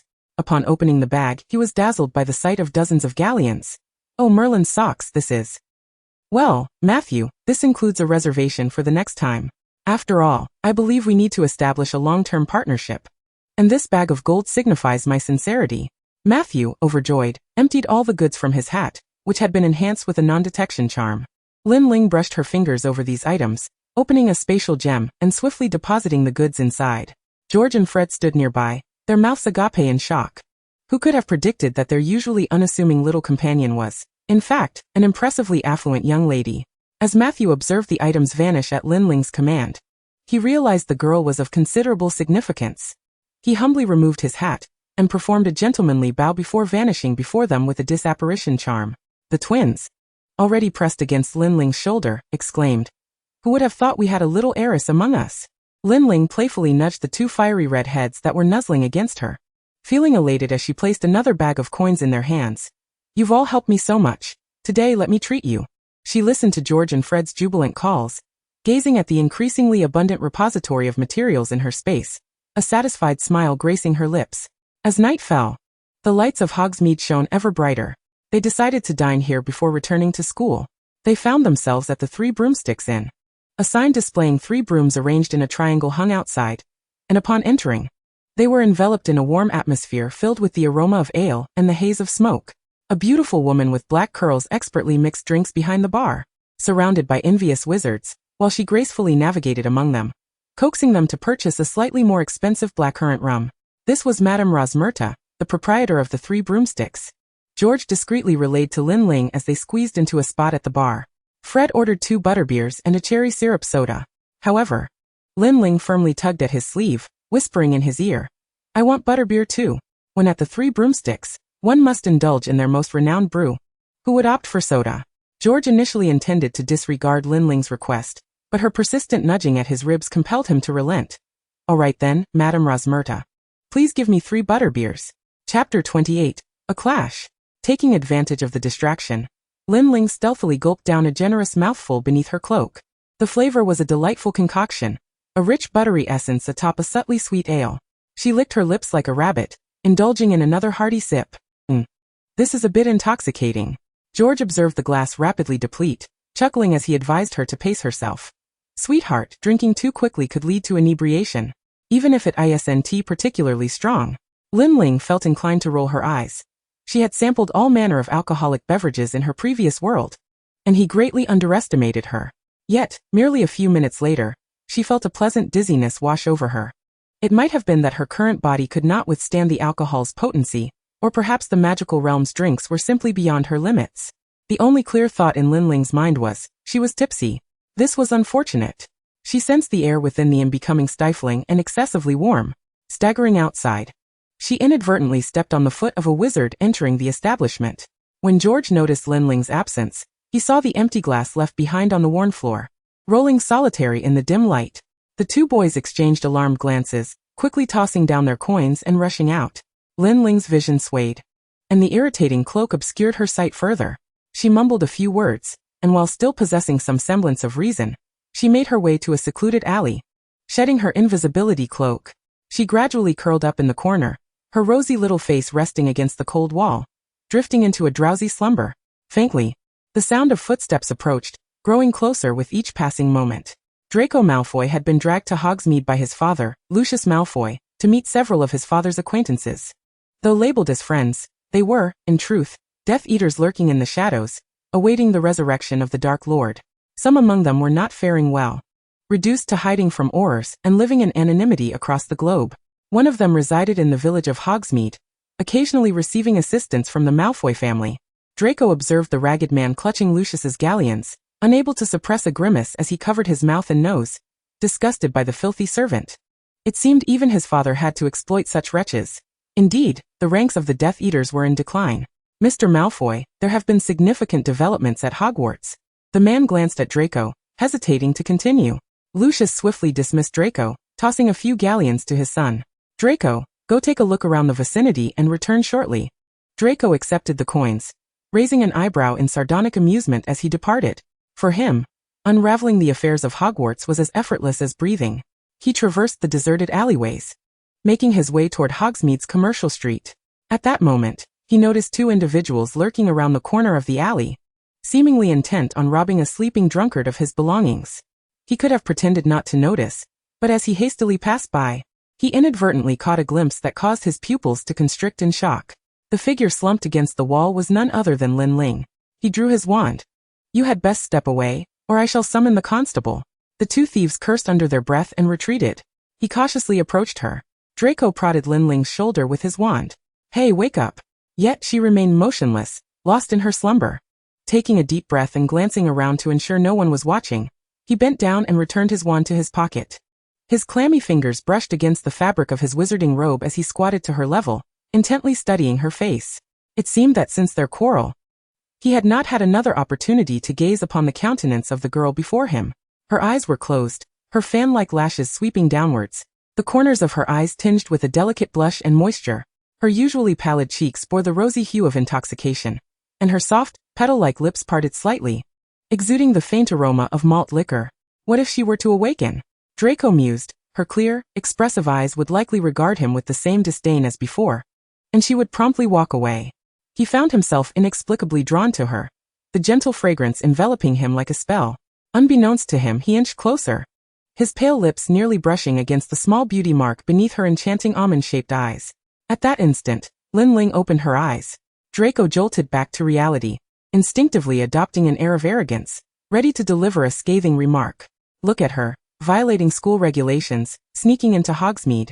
He intended to exploit this to ensure she would never again dismiss or overlook him. However, it was evident that the inebriated girl did not recognize him. Her misty gaze was filled with confusion as she reached for Draco's robe in an attempt to rise, only to fail miserably. She stumbled forward, collapsing into Draco's embrace. He swore he had not intended this. His body acted before his mind could intervene, securely catching her. The intoxicating scent enveloped him, and he struggled to contain himself. Swallowing hard, her dark, cascading hair brushed against his neck, cool yet teasingly ticklish, and her feline-like breaths ignited a warmth in his throat. The weight of her in his arms was not burdensome. In fact, he was reluctant to move. Suddenly, footsteps echoed, and two identical faces emerged into Draco's view. He squinted. It was George and Fred, those mischievous pranksters. They must have led Lin Ling astray, luring her here. Malfoy. The twins mirrored each other's incredulous expressions, and as George approached, intent on taking Lin Ling from him, Fred stealthily reached into his robe, grasping his wand. Who did you expect? Just the impoverished Weasley family, I see. What? Is your own family not embarrassing enough that you had to bring a first year to Hogsmeade for a laugh? As George closed the distance, Draco instinctively tightened his hold on Lin Ling. Malfoy, shut your filthy mouth. I wouldn't hesitate to knock you out right here, George warned, rolling up his sleeves but hesitating as he feared harming Lin Ling in the process. Draco's stormy, blue-gray eyes darkened as he regarded George and Fred. He knew he had no chance against them. Just then, Lucius's voice suddenly rang out. Draco, where are you? We should be leaving soon. In an instant. While Draco was momentarily distracted, George snatched Lin Ling from his grasp, cradling her securely against his chest. Chapter 29, Examinations. Draco could only glare at the twins, his eyes darting between them and the small hand of Lin Ling that remained visible. This is far from over. Once we return to school, you two will pay for this. He shot them a fierce look before casting a conflicted glance at Lin Ling, now completely obscured by George, and hurriedly made his way toward his father. When Lin Ling finally regained consciousness, it was already the afternoon of the following day. Daisy sat at the edge of the bed, gazing at her with a look of reproach. Lin Ling attempted to blink away the dryness from her eyes, and propped herself up with her elbow, still feeling dizzy. Daisy, how did I get back? Daisy pouted but nonetheless picked up a cup of water, offering it to her. George and Fred brought you back. Thankfully there weren't many people at school, or you would have surely been caught. Ling, you really ought to refrain from drinking. You have no idea how you clung to George. And we had to coax you for quite some time. Lin Ling pressed her palm to her throbbing forehead. Goodness, when did her tolerance for alcohol become so abysmal? As Lin Ling struggled to recover from the tumultuous events in Hogsmeade, a wave of students began returning to school, signaling the official start of the new semester. Lin Ling had already mastered nearly all the herbalism knowledge visible to her. George had been acting strangely, refusing any form of physical contact with her. If she accidentally brushed against him, he would dramatically leap away. Yet no one noticed the crimson hue creeping across his ears, hidden beneath his fiery hair. Lin Ling had nearly committed the contents of advanced potion making to memory. The fundamental process of potion grinding no longer posed any challenge to her. She was utterly captivated by the preparation of raw materials. Moreover, she had become the most zealous student in Snape's class, even surpassing Hermione in intensity. While Hermione would only respond to Snape's inquiries, Lin Ling was relentless in her questioning, leaving Snape somewhat flustered whenever he met her inquisitive gaze. As raw materials were the cornerstone of alchemy, Lin Ling approached her experiments with meticulous rigor, allowing no room for error. Her storeroom was filled to the brim, occupying 2 entire storage chambers. One was brimming with an array of plants and plant-based materials that had been ground, dried, and cooked, while the other housed a collection of potions, poisons, and an assortment of peculiar creatures such as lizards, dragons, and snakes. As she lamented over her one aversion, history of magic, she spotted Hermione, who had already mastered all the courses, even engaging Harry and Ron in extracurricular readings about Nicholas Flamel and the Philosopher's Stone. It seemed that the time to acquire the Philosopher's Stone was swiftly approaching. Upon noticing the trio, she realized that Draco Malfoy, the prominent figure from Slytherin, had not graced her presence in quite some time. How splendid, Miss Lin. As Lin Ling elegantly maneuvered a pineapple performing a tap dance across a desk, Professor Flitwick expressed his commendation. Without a doubt, she had achieved an outstanding in charms. Prior to this, in the subjects of astronomy and history of magic, which had once held her disinterest, she had successfully attained excellent scores by employing the rigorous study regimen she had mastered during her 5 years of preparation for the college entrance examination in Hogwarts. During the herbology exam, she encountered the long-absent Draco, Pansy, and the 2 portly boys Goyle and Crabbe, who seemed to have secretly gained weight out of her sight. Draco had grown taller since a few months prior, his jawline now more pronounced. He cast her a fleeting glance with his gray-blue eyes and scoffed lightly before approaching Professor Sprout to sign in. Pansy, on the other hand, clung to Draco's arm, casting her a disdainful look before silently muttering a derogatory remark about her being a filthy mudblood. Visible only from Lin Ling's perspective. Ugh, what a pretentious display. Daisy stuck out her tongue at their retreating figures. Lin Ling raised an eyebrow. Clearly the previous punishment had not been severe enough. The final exam in herbology required all students to identify every plant they had studied and plant them in accordance with specific nutrient mixtures. Lin Ling worked swiftly, completing all tasks while others hesitated in their identifications. Professor Sprout beamed as she recorded an outstanding for her. Meanwhile, A piercing scream echoed from Pansy's corner as she inadvertently unearthed an unsightly bubotuber. These grotesque specimens resembled not plants but rather large, dark, slimy slugs, emerging stiffly from the soil. They writhed slightly, covered in glistening, bulbous sacs filled with liquid. Pansy promptly fainted, her eyes rolling back. Serves her right, was Daisy's assessment. Lin Ling would never admit that she had transplanted a bubotuber from her gem space as a fitting retribution for Pansy's insolence. The subsequent classes in potions, transfiguration, and defense against the dark arts proceeded smoothly. Quirrell was far from focused on teaching, allowing nearly all students to achieve excellent grades under his tutelage. Professor McGonagall's exam required them to transform a rat into a snuff box. The more exquisite the box, the higher the score. Lin Ling crafted a blue and white porcelain snuff box, drawing inspiration from ancient Chinese ceramic techniques, earning her an outstanding from Professor McGonagall. In Professor Snape's final assessment, students were tasked with brewing a draught of forgetfulness. Lin Ling skillfully added 2 portions of valerian root to the cauldron, stirred clockwise 3 times, then ground 4 portions of mistletoe berries in a mortar, adding the powder to the cauldron and stirring counterclockwise 5 times. Once the mixture transformed into a lovely shade of blue resembling bellflower, Professor Snape scrutinized the deep azure liquid in the cauldron, casting a discerning glance at Lin Ling before remarking, "If our Miss Lin were as tidy and efficient in her potion-making as she is inquisitive, she might face fewer peculiar challenges." After marking her paper with an outstanding, he witnessed the serious black-haired girl lift her face, adorned with a familiar inquisitive expression. "Professor, I have a question. Why must the stirring follow a specific order? Number of times and direction?" Snape pursed his lips, for the umpteenth time finding her more challenging than dealing with Harry and his friends. Yet he elongated his tone, spending 2 hours elucidating the reasons. With Lin Ling's Spartan-style tutoring, Daisy managed to earn 2 ES in her least proficient subjects, potions and herbology, while securing outstanding grades in all others.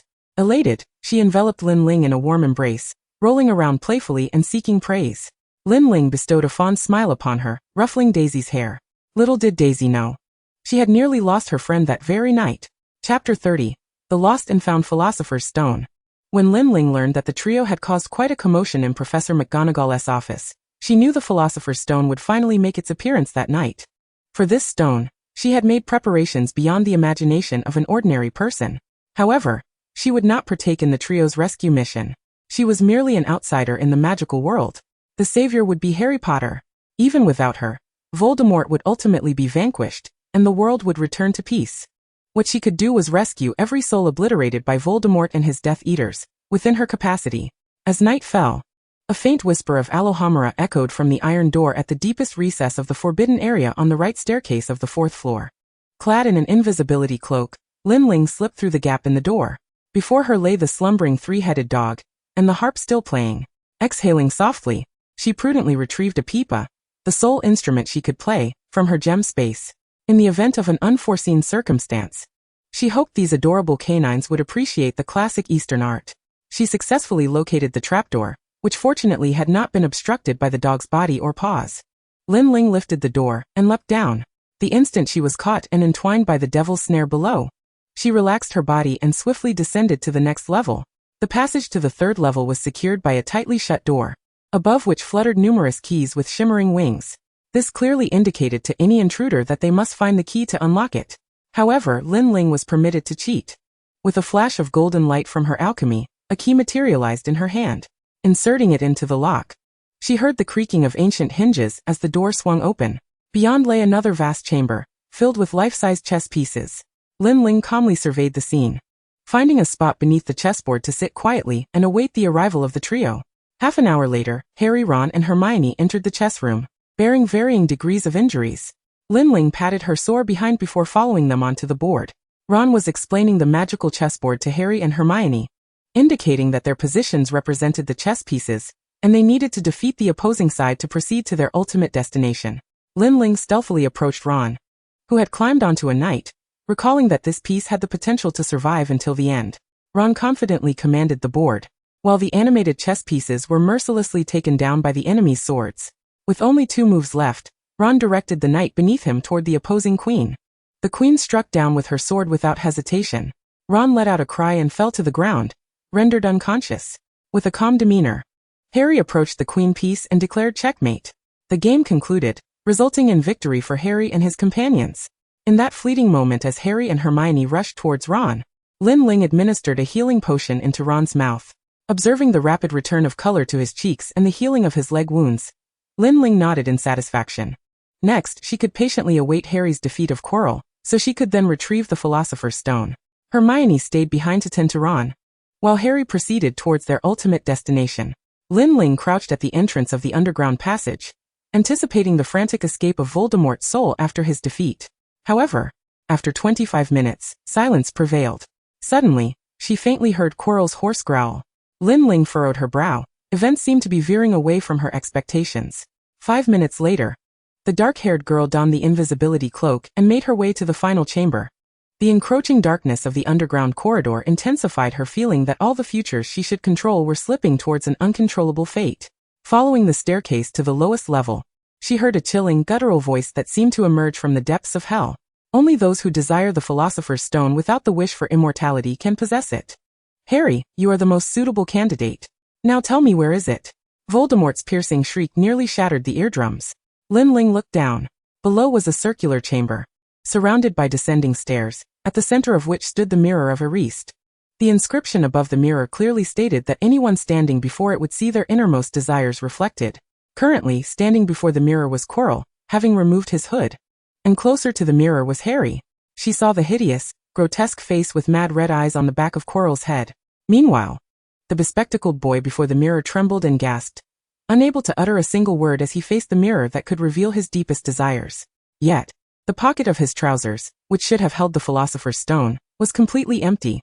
Harry Potter had not obtained the Philosopher's Stone. Now, I shall give you one last chance, Harry Potter. What do you see? The hissing voice, reminiscent of a serpent, signaled Voldemort's murderous intent surging forth. My parents, Harry replied. This was not the correct answer. Everyone knew that the Philosopher's Stone would automatically appear beside the one who truly needed it. And the intent must be righteous, not for the sake of eternal life. Lin Ling suddenly paused, as a realization struck her regarding the absence of the stone. I know where the Philosopher's Stone is. A cool female voice resonated in the vast chamber. The dark-haired girl removed her invisibility cloak, revealing herself before Harry and Quirrell. Harry's eyes widened in surprise. Lin Ling slowly approached the mirror, tilting her head to meet Voldemort's scarred visage, his terrifying red eyes fixed upon her. Since this young lady knows, please hand it over to me. If you release Harry, I shall give it to you. Lin Ling replied, casting a sidelong glance at the boy. But Quirrell seized Harry by the collar, while Voldemort whispered with the venom of a serpent. If you hand me the Philosopher's Stone, I will let you go. Lin Ling stepped in front of Quirrell, closed her eyes, and took a deep breath as she gazed into the mirror. The mirror began to reveal a vision only she could see. There appeared a youthful woman with her head bowed, her dark hair cascading over her shoulders, one hand cradling a stone as if studying it. The woman seemed to sense Lin Ling's gaze from beyond the mirror, and lifted her head, her dark eyes confirming Lin Ling's identity. It was herself. Her form prior to the journey. The woman smiled at her, extending a fair wrist adorned with Lin Ling's space gem necklace. With her other hand, she placed the stone on the table, opening a metallic box. She retrieved the object within, which shimmered with a red glow, translucent and edged like a finely cut gem. It was the Philosopher's Stone. Chapter 31. The Unforgivable Curse. As if sensing Lin Ling's focus, the woman placed a finger to her beautiful red lips in a shushing gesture. She opened her space gem within the mirror, and concealed the Philosopher's Stone inside. Then, she picked up the stone on the table and transformed it into an identical replica of the Philosopher's Stone. Holding it in her palm, completing her actions, she flashed a mischievous smile at Lin Ling and waved. As the image in the mirror gradually faded, Lin Ling understood why she would be the one to receive the Philosopher's Stone, rather than Harry. The stone would be granted to the one who most fervently sought it without any malicious intent. Previously, that intense desire belonged to Harry. But now that she had crossed over, the one who longed for it the most was no longer Harry, but herself, Lin Ling. She could now feel the counterfeit Philosopher's Stone pressing firmly in her palm. Look what our young lady has discovered, the Philosopher's Stone. How delightful. Voldemort's calm tone bore a hint of barely concealed delight. Lin Ling abruptly grasped Harry, freeing him from Quirrell's grip. She raised the Philosopher's Stone. Since I have obtained the stone, then Lord Voldemort should honor his promise and let us go. Of course. Then I must ask this young lady to place the stone on the ground, and you may depart. Lin Ling tightened every nerve, sensing the murderous delight in Voldemort's rising tone. She knew he would not let them go. However, she still had Harry. Harry was protected by his mother's sacrificial charm. If Quirrell charged at him, he could easily vanquish him. She whispered to Harry, "When Quirrell lunges at you, reach out and touch his face." Though Harry appeared shocked and confused, he nodded. Voldemort's voice rang out once more. "My patience is limited. Please place it on the ground now." Lin Ling bent down slowly, tossing the stone onto the empty space beside them. Then she instantly stood up, and together with Harry turned to flee. A cold voice echoed behind them, "Kill them."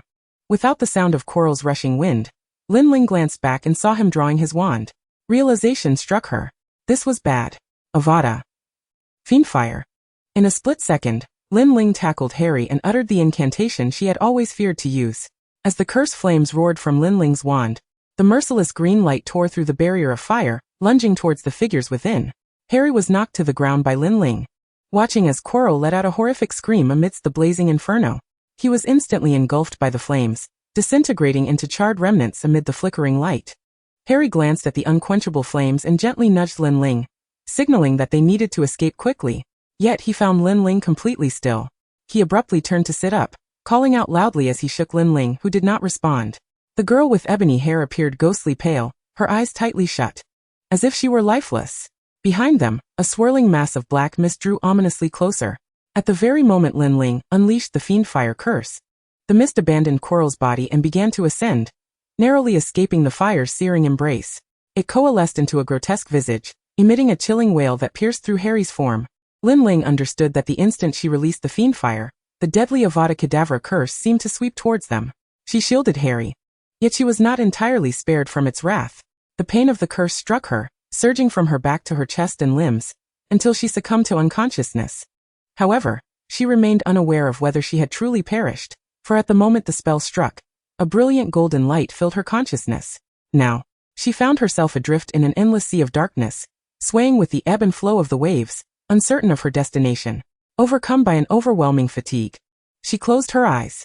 Lin Ling was roused by a series of relentless blows. Someone was mercilessly pummeling her body.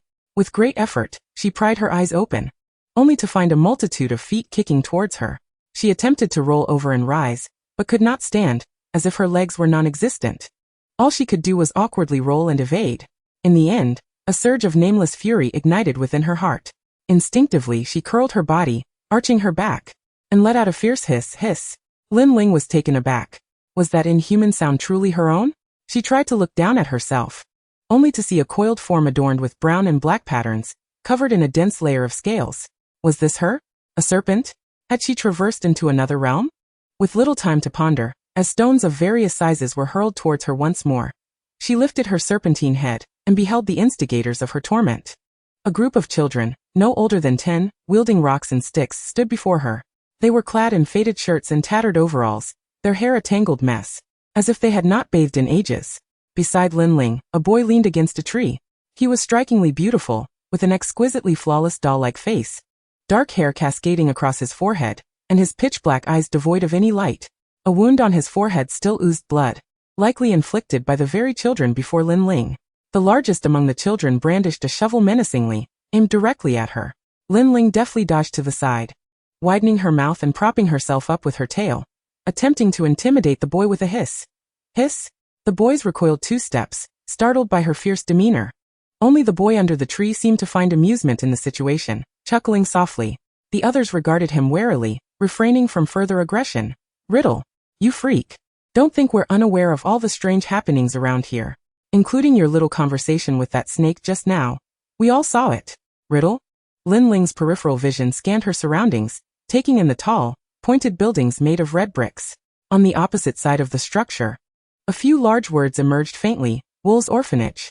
Lin Ling's serpentine head turned once again to the boy. Could he be Tom Riddle? The young Voldemort? Chapter 32 Nagini. Hey, what are you all doing over there? Hurry up and deliver the newspapers, clean the shoes. A coarse female voice bellowed from the orphanage window. The boys immediately scattered in all directions, some donning tattered newsboy caps as they rushed out of the orphanage. The boy under the tree, wincing from his injury, sluggishly rose to his feet and walked outside. He heard the hissing of the snake behind him, now imbued not with the wild chaos of a beast, but with a profound inquiry. Tom Riddle? Riddle paused. You've grown clever. You couldn't even distinguish human names before. This was because Lin Ling, in her serpentine form, was pondering how to explain, only to see Riddle exiting the door. "Where are you going?" Riddle ignored her. Lin Ling chose not to follow. She needed to first comprehend her current predicament. She dragged her body to a nearby puddle, examined her reflection, and confirmed that she had indeed transformed into a snake. A rather sizable one at that, measuring approximately 1.5 meters in length and as thick as an adult's fist. She closed her eyes, relieved to feel the unwavering presence of the alchemical array within her consciousness. Yet, the array appeared shrouded in a veil of mist. Lin Ling attempted to project virtual alchemical words onto the array, but found it obstructed by an unseen barrier, rendering her unable to utilize it. It seemed the array could only genuinely exist within her corporeal form, while here it was merely a phantom. Disappointed, she shook her serpentine head when suddenly, a small insignia illuminated on the array. It depicted a snake, filled with golden liquid that flowed along a slender golden thread towards another insignia devoid of liquid, which bore the likeness of a girl's face. Upon closer inspection, Lin Ling recognized the face as her own. The golden liquid flowed intermittently, yet it steadily trickled toward the colorless insignia. If Lin Ling's deductions were correct, the colorless insignia represented her physical form at Hogwarts, while the snake insignia indicated her temporary existence within the serpent. Should the colorless insignia become filled with the golden liquid, she would presumably be able to return. It appeared that as Coral unleashed the killing curse upon her, her soul or consciousness was transferred to this space by the alchemical array, most likely to preserve her life.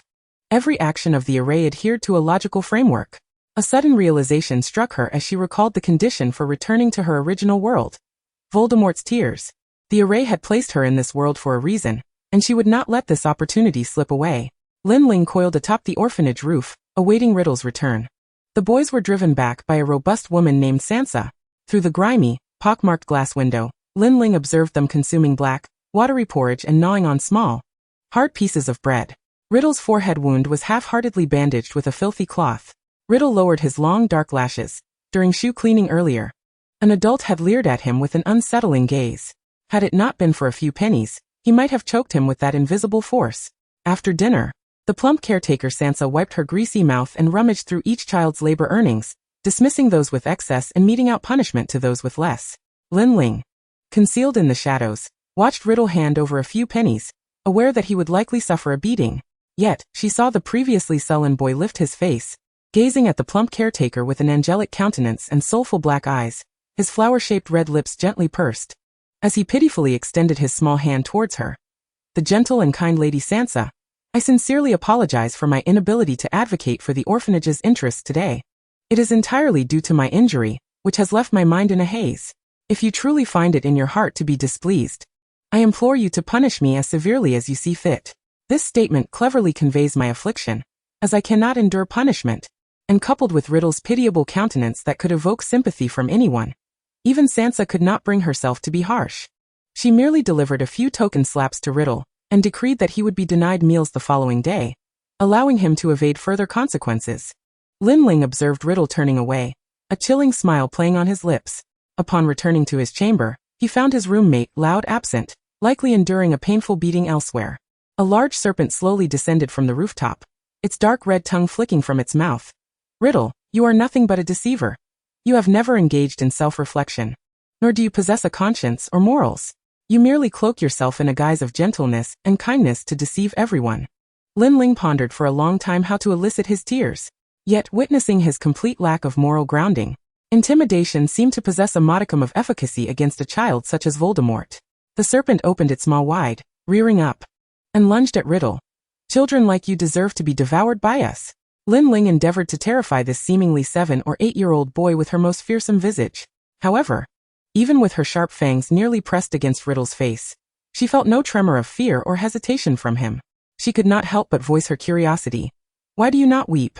Suddenly, the boy's shoulders began to tremble, and Lin Ling, believing her threats were taking effect, was met with Riddle's wicked, narrowed eyes and malevolent grin.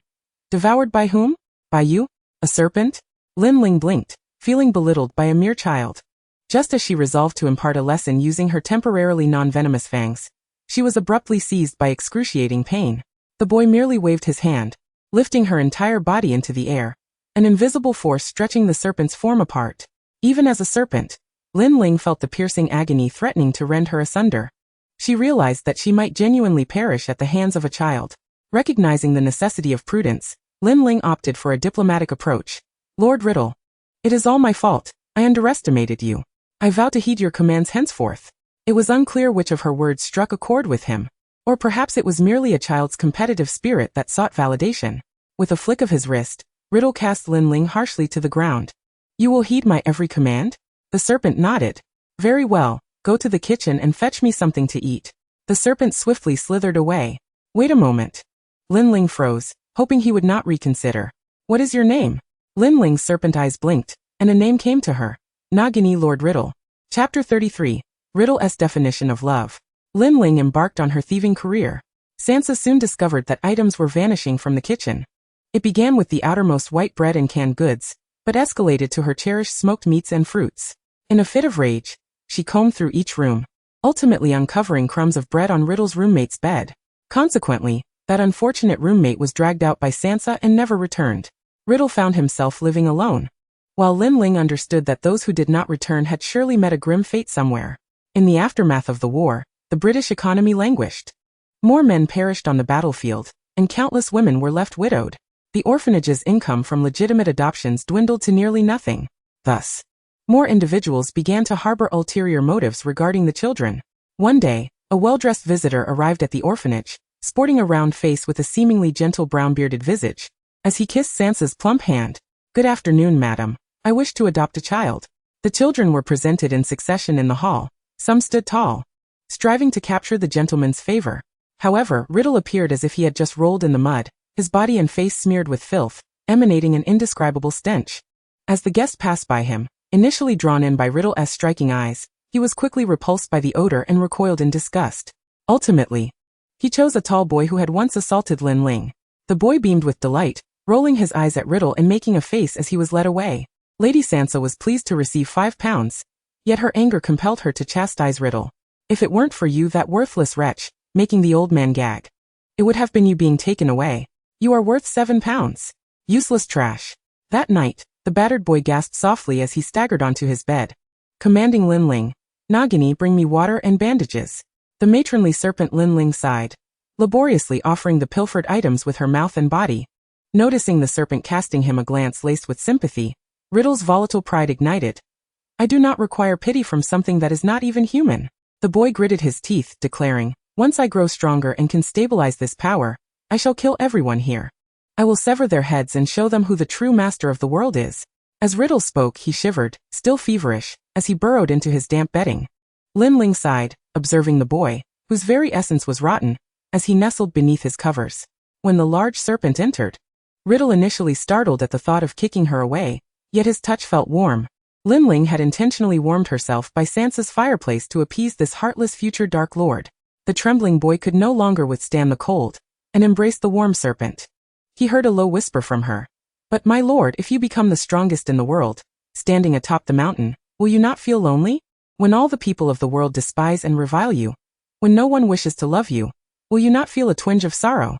Riddle closed his eyes. He had been alone since birth. Loneliness had seeped into his very being. How could he crave the pity of others? How could he desire something as ephemeral as love? He fell into a deep slumber, and in his dreams, he seemed to see the shadow of the so-called mother who had abandoned him at the orphanage's doorstep. He yearned to move, to question her why she had brought him into this world, but all that escaped him were cries akin to an infant's wails. Lin Ling observed the boy in his sleep, his brow furrowed as if he sought to scream, yet ultimately he merely moved his lips, shedding 2 streams of tears. Tears. The Dark Lord had shed tears. The serpent perked up, eagerly extending her tongue to lick the boy's tears clean.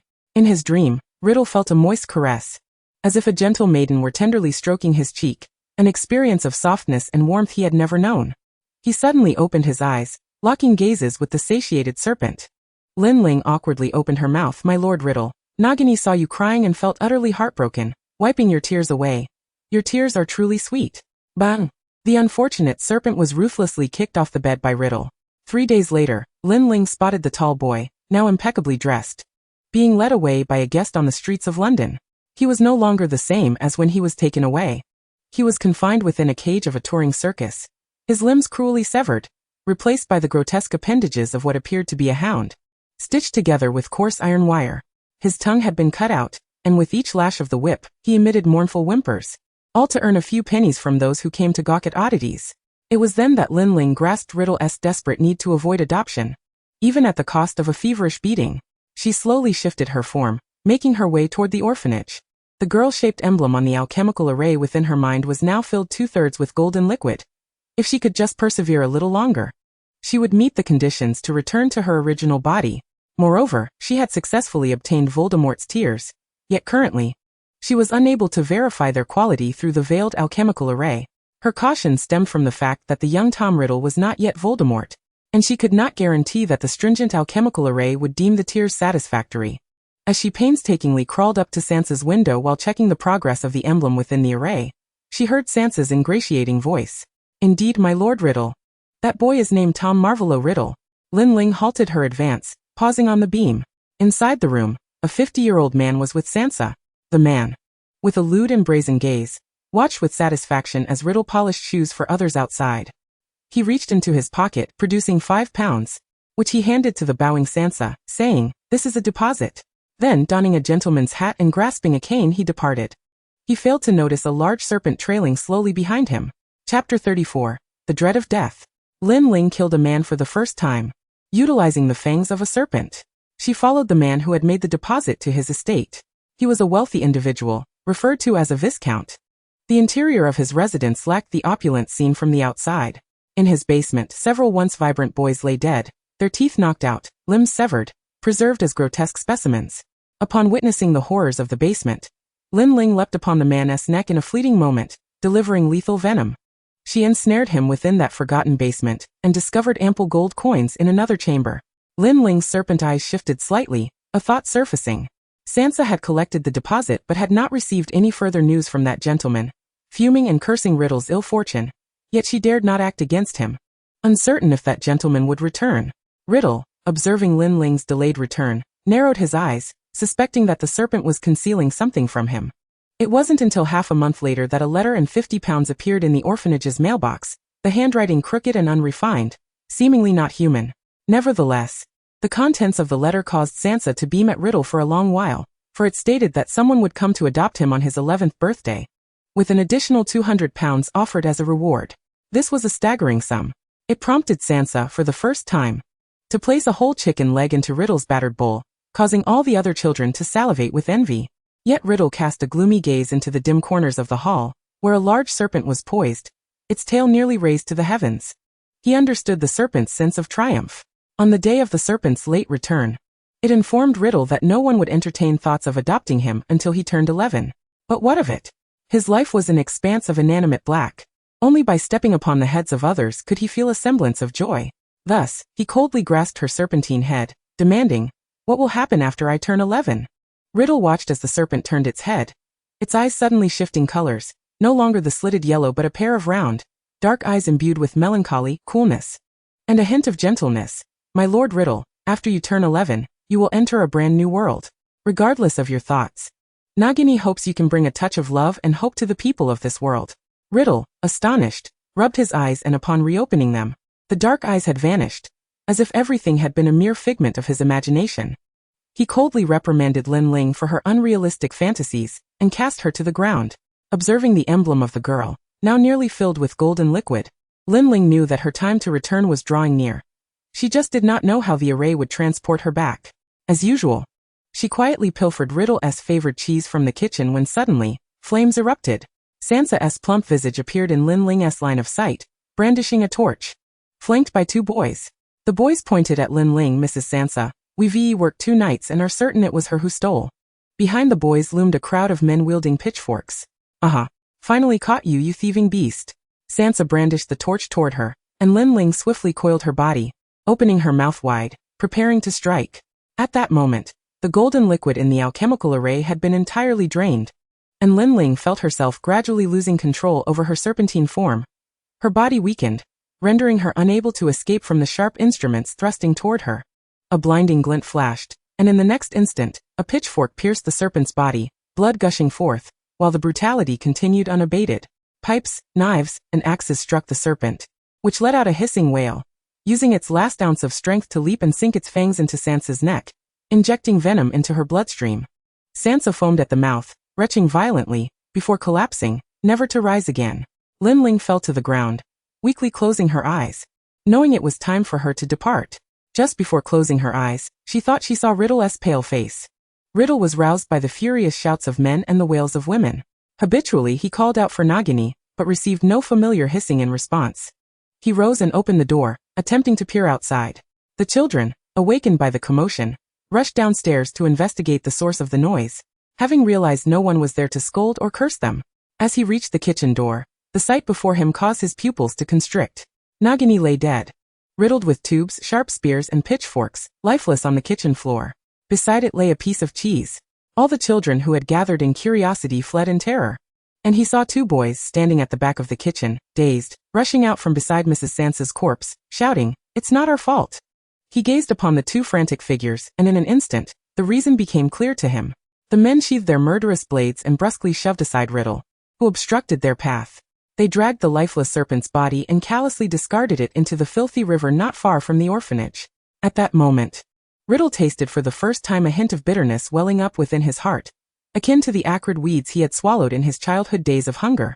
The boy took numbed steps, exiting the courtyard, quickening his pace until he was running. He followed the river that bore the serpent's corpse, running until the metallic tang of blood filled his mouth, until the river's murky waters finally washed the great snake ashore. Riddle approached the serpent's side. For the first time, he felt the chilling grip of death, the haunting reality of separation. The boy stood expressionless beside the serpent until it twitched slightly. Nagini? It had come back to life? A flicker of joy crossed the boy's pallid face, only to be engulfed by deeper despair the very next moment. The serpent's eyes lacked the intelligence and cunning unique to Nagini, instead reflecting the dullness of an ordinary snake. Nagini? The boy attempted to speak. The serpent slowly opened its mouth and uttered a strange, heavy voice. Who are you? Chapter 35. The Lin family of the wizarding world. The next moment, the serpent was torn to shreds in midair. The boy released his recently exerted grip and cruelly observed the fragments of the body scattered on the ground. This resurrected snake was not Nagini. 2 days later, Riddle lured two boys into a cave in the wilderness. They shrieked for a full 2 hours. By the time they were rescued, they were so delirious that they could utter no words. Lin Ling felt as if her entire body had been shattered with pain. So much so that she was forced to moan. A deep, gentle voice soothed her. Relax, relax, child. Slowly open your eyes, yes, take your time. Lin Ling lifted her heavy eyelids, and before her lay a semicircular window through which the gentle evening sun streamed, warming the room. She was lying on a pristine white bed. If you don't wake up soon, Madame Pomfrey will start to worry about her medical skills. An elderly voice, tinged with jest, resonated from her right side.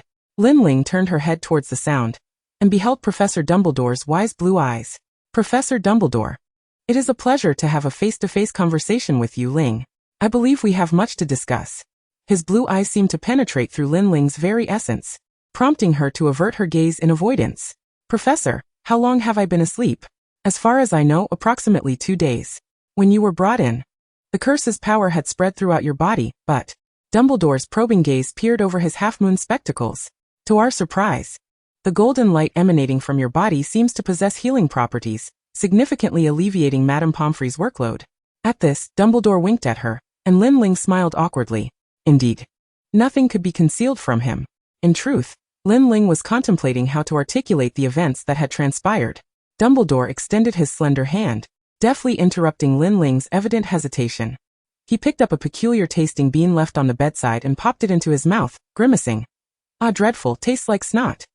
He placed the remaining candies in Lin Ling's hand and nonchalantly recounted something that left her eyes wide with astonishment. Ah, and regarding your sudden appearance in the Forbidden Forest. It seems many in the Ministry of Magic were quite taken aback, which compelled me to visit the ministry a few days ago. They exerted some effort to investigate your origins and trace them back to your family, of which I suspect you may be unaware while at the orphanage. My family? Lin Ling was taken aback. Did she truly have a family in the magical world? The Lin family, Dumbledore nodded at her. The most mysterious and legendary magical family in Hogwarts, dedicated to the pursuit of the fusion of alchemy and magic. Their whereabouts are known to few. However, the last known encounter with them revealed that they had perished. Dumbledore produced a piece of aged parchment from his robes and handed it to Lin Ling. It has been enchanted with an indestructible spell, hence its preservation to this day. Lin Ling unfurled the parchment, revealing a sparse list of names connected by thin lines, nearly every name steeped in the darkness of death. Save for the one at the bottom, vibrant in red, her name, Lin Ling. Is this a family tree? Lin Ling looked up at Dumbledore. I believe so. Do I have parents here? And have they already passed? Lin Ling traced her fingers over the black names within the genealogy. Lin Luoji Luo Wanqing. Those were indeed her parents' names. Could it be that her alchemical array fabricated her lineage in order to rationalize the magical world? Or were both her original world and the magical realm genuine? Lin Ling shook her head vigorously. The latter speculation was implausible. Dumbledore observed the dazed girl and chose to continue. As an infant, you were sent to an orphanage in Hogwarts until you were inexplicably transported to the Forbidden Forest. I believe this must be attributed to the Lin family's alchemical array. Lin Ling abruptly lifted her head. Dumbledore indeed knew of the array's existence. The elder regarded the visibly incredulous girl and gently reassured her. But do not worry, Ling. I believe you need not return to the orphanage. However, as a still studying witch, you will need to select a guardian. A guardian? Yes, but there is no rush. You may take your time to choose. Dumbledore opened a box of chocolate frogs and extracted a card. Oh, what have I drawn? Nicholas Flamel. He waved the card featuring the white-haired alchemist before Lin Ling. Nicholas is aware of you and has reiterated many times that he must meet you when the opportunity arises. The Lin family's alchemical prowess exceeds even his. At the mention of Nicholas Flamel, Lin Ling recalled the fake philosopher's stone she had handed to Voldemort in the mirror. Unsure if Dumbledore had caught on to the ruse, she hesitantly inquired, Professor, is that philosopher's stone still all right? Oh, I have conferred with my old friend Nicholas, and we have decided to destroy it. It appears it has not been discovered. Just as she was about to breathe a sigh of relief, she heard Dumbledore's next words. Regardless of its authenticity, everyone should only know one truth. The philosopher's stone no longer exists in this world. The girl's breath hitched in her throat, rendering her unable to cough, her face flushing crimson. Dumbledore conjured a cup of water and handed it to Lin Ling, speaking in a tone that a third party could never overhear. So Ling, handle it properly, will you? Under the piercing gaze of his blue eyes, Lin Ling nodded. Dumbledore straightened, placing a key in Lin Ling's hand. This is a key that Nicholas asked me to deliver to you, Ling. Luoji instructed him to pass it on to the individual in need in the future. Luoji? My father's key? Lin Ling gazed intently at the exquisitely patterned artifact in her hand. If her memory served her right, it was the key to Gringotts. Now, let us return to the matter at hand. Although I am aware you may yearn for a moment of respite, it seems that such a desire will be difficult to fulfill immediately. Dumbledore winked at Lin Ling, guiding her to turn her head. Chapter 36. The House Cup. Outside the infirmary, several distorted faces pressed against the windowpane, their shapes rendered grotesque by the glass. Daisy, George, Fred, Harry, and the members of Ravenclaw and Hufflepuff were all present. Lin Ling chuckled softly at the sight of the concerned and curious eyes flickering behind the glass. Dumbledore feigned exasperation as he shook his cloak. Regarding the Forbidden Forest, though it is a subject that should remain shrouded in secrecy, it is evident that everyone is already aware. He opened the door to the infirmary and stepped outside slowly. Your adoring fans seem unable to contain their excitement. The setting sun timidly squeezed through the door crack, and the young wizard slipped inside, converging around Lin Ling. She sighed and pinched her nose. This marked the third day since her awakening. The first thing she did upon recovering was to place the tears of Voldemort, which she had collected during her time as Nagini, onto the transmutation circle. The circle flashed a crimson light, indicating that it did not meet the requirements. What then constituted compliance? Lin Ling placed the appropriate tears of Voldemort onto the transmutation circle. The answer she received left her perplexed. Tears that Voldemort himself deemed to be tears. This required Voldemort to acknowledge the fact that he had wept, an exceedingly arduous task. For several days, Lin Ling's brow remained furrowed until Daisy, with her numerous antics and gifts of candy, managed to lighten her mood. On the evening of the House Cup Awards, the Great Hall of Hogwarts was ablaze with light. The emerald green banners of Slytherin had long since been hung from the ceiling, and every student at the Slytherin table wore an indescribable air of pride. The golden-haired girl at the Ravenclaw table was equally delighted. Her blue eyes narrowed into slits of happiness. For Lin Ling had finally agreed to visit her home during the summer. Daisy was positively ecstatic. The raucous hall was drawn to the sound of Professor McGonagall tapping her goblet, and everyone turned in unison towards the staff table. Dumbledore, clad in a robe embroidered with golden threads, stood up to pay tribute to the first years before announcing the points for each house. It was well known that Gryffindor had landed at the bottom with 312 points. In third place was Hufflepuff with 352 points. In second place, Ravenclaw with 426 points. And in first place, Slytherin with 472 points. The Slytherin table erupted into fervent cheers. Draco Malfoy's golden hair glistened particularly brightly today. His chin held high amidst the envious or jealous gazes from other houses. Even Crabbe and Goyle's eyes shone with newfound intelligence. Daisy muttered beside Lin Ling. Enough of the theatrics, a bunch of pretenders in front of the professors. Lin Ling chuckled as she ruffled her hair. She knew a shocking turn of events awaited all the students. Indeed, once the cheers from the Slytherin students began to dwindle, Dumbledore cleared his throat. We still have additional points to award. He nodded towards Hermione, Ron and Harry. Miss Granger, for her brilliance in aiding others, is awarded 50 points. Mr. Weasley, for his remarkable chess match, is awarded 50 points. And our Mr. Harry Potter, who bravely faced the Dark Lord in dire circumstances, is awarded 60 points. Dumbledore then turned his gaze towards Neville. And our Mr. Longbottom, for standing firm in support of his friends, is awarded 10 points. As soon as he finished speaking, the Gryffindor table erupted in astonished exclamations. We have surpassed Slytherin. We have 482 points. Upon hearing the news of Gryffindor's additional points, the Slytherins looked as though they had been struck by a heavy blow, their faces falling as they slumped over the table. Lin Ling awaited Dumbledore to declare Gryffindor the victor. Yet he did not.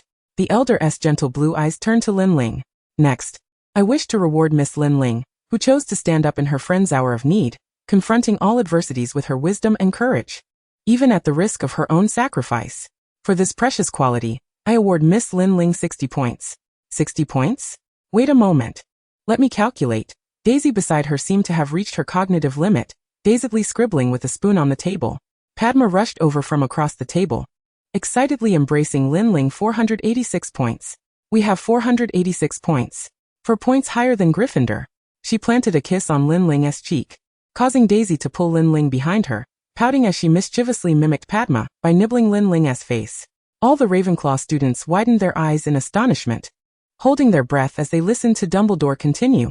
If I am not mistaken, it seems the decorations of this hall require a change. He clapped his hands decisively. The emerald green banners were taken down, replaced by stately and elegant blue banners, adorned with bronze threads and featuring a proud eagle at their center. Merlin, we have actually won the House Cup. Will lost his usual calm demeanor, exuberantly tossing his wizarding hat into the air. Even the typically reserved Cho Chang laughed aloud, mimicking Will as she tossed her hat aside. All the Ravenclaw students erupted in jubilation. Who could have anticipated such a dramatic moment? Hats soared above the Ravenclaw table, and the usually composed and wise students displayed an exuberance never seen before. Lin Ling cast a grateful smile towards Dumbledore.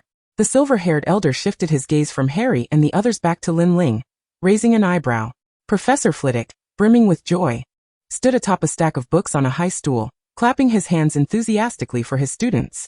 Professor Snape's dark eyes bore into Lin Ling. One eyebrow raised as he regarded her inscrutably. Pansy Parkinson nearly crushed her fork in her grip, for in her heart, she would rather see the reckless and ill-mannered Gryffindors claim the House Cup than allow that girl to bring glory to Ravenclaw. She diverted her gaze back to Draco beside her.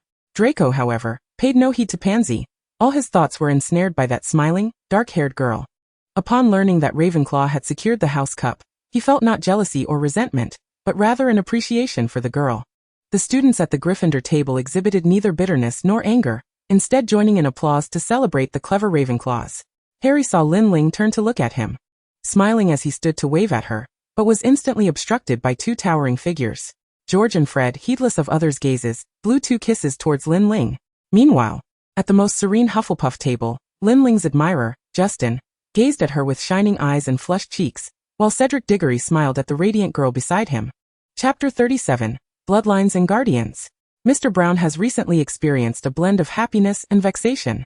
His joy stems from the return of his precious daughter, Daisy Brown, from her summer holiday, accompanied by a delightful girl named Lin Ling, who possesses an exquisite charm reminiscent of an Eastern doll. This girl, however, exhibits an unexpected level of decorum and thoughtfulness. She even rises early to assist Mrs. Brown in preparing breakfast, sharing in some light household chores. Moreover, she is adept at preparing Eastern delicacies, including the marvelous sugar-wrapped meat and bread meat, dishes so delectable that they tempt one to devour them down to the last finger. Over the course of 2 weeks, the Brown family has noticeably gained weight from indulging in her culinary creations. Not only that, but this girl has also aided Mr. Brown in resolving various professional dilemmas. As a member of the Muggle Affairs Mediation Committee at the Ministry of Magic, whenever he finds himself entangled in the troubles caused by Muggles, her suggestions effortlessly extricate him from his predicaments. He has truly come to adore this little angel. Yet, His darling Daisy has grown somewhat distant.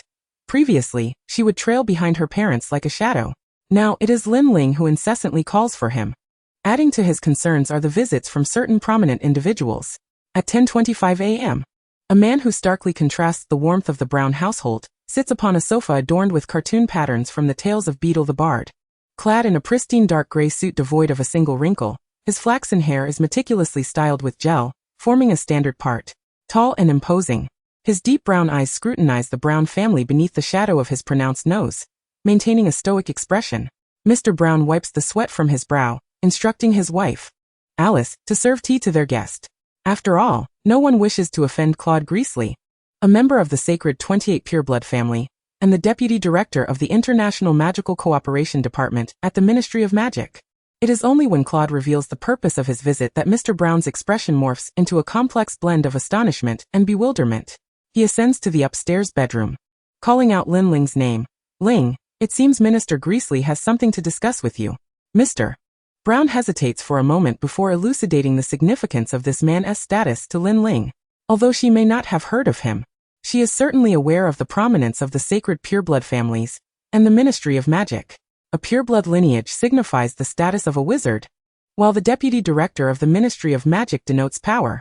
Why would such a distinguished man seek her out? Upon seeing the porcelain doll-like girl seated across from him, Claude notes that she exhibits neither the panic nor fear typical of a child. Instead, she observes him with equal scrutiny. He places a stack of documents before her. Ling. I am Claude Greasley, Deputy Director of the Ministry of Magic's Department of International Magical Cooperation, and I wish to apply to be your guardian. The corners of Lin Ling's eyes flicker.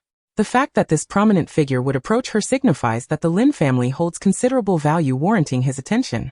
The ancient guardianship of the Lin family would not only elevate his status among pureblood wizards, but also grant him access to the Lin family's mysterious alchemical abilities, possibly even a share in the inheritance of their wealth. She appears to be a prime target for the powerful and influential. Claude gazes at Lin Ling with confidence. In comparison to others, he possesses a level of power, status, and wealth that makes him the most suitable candidate for her.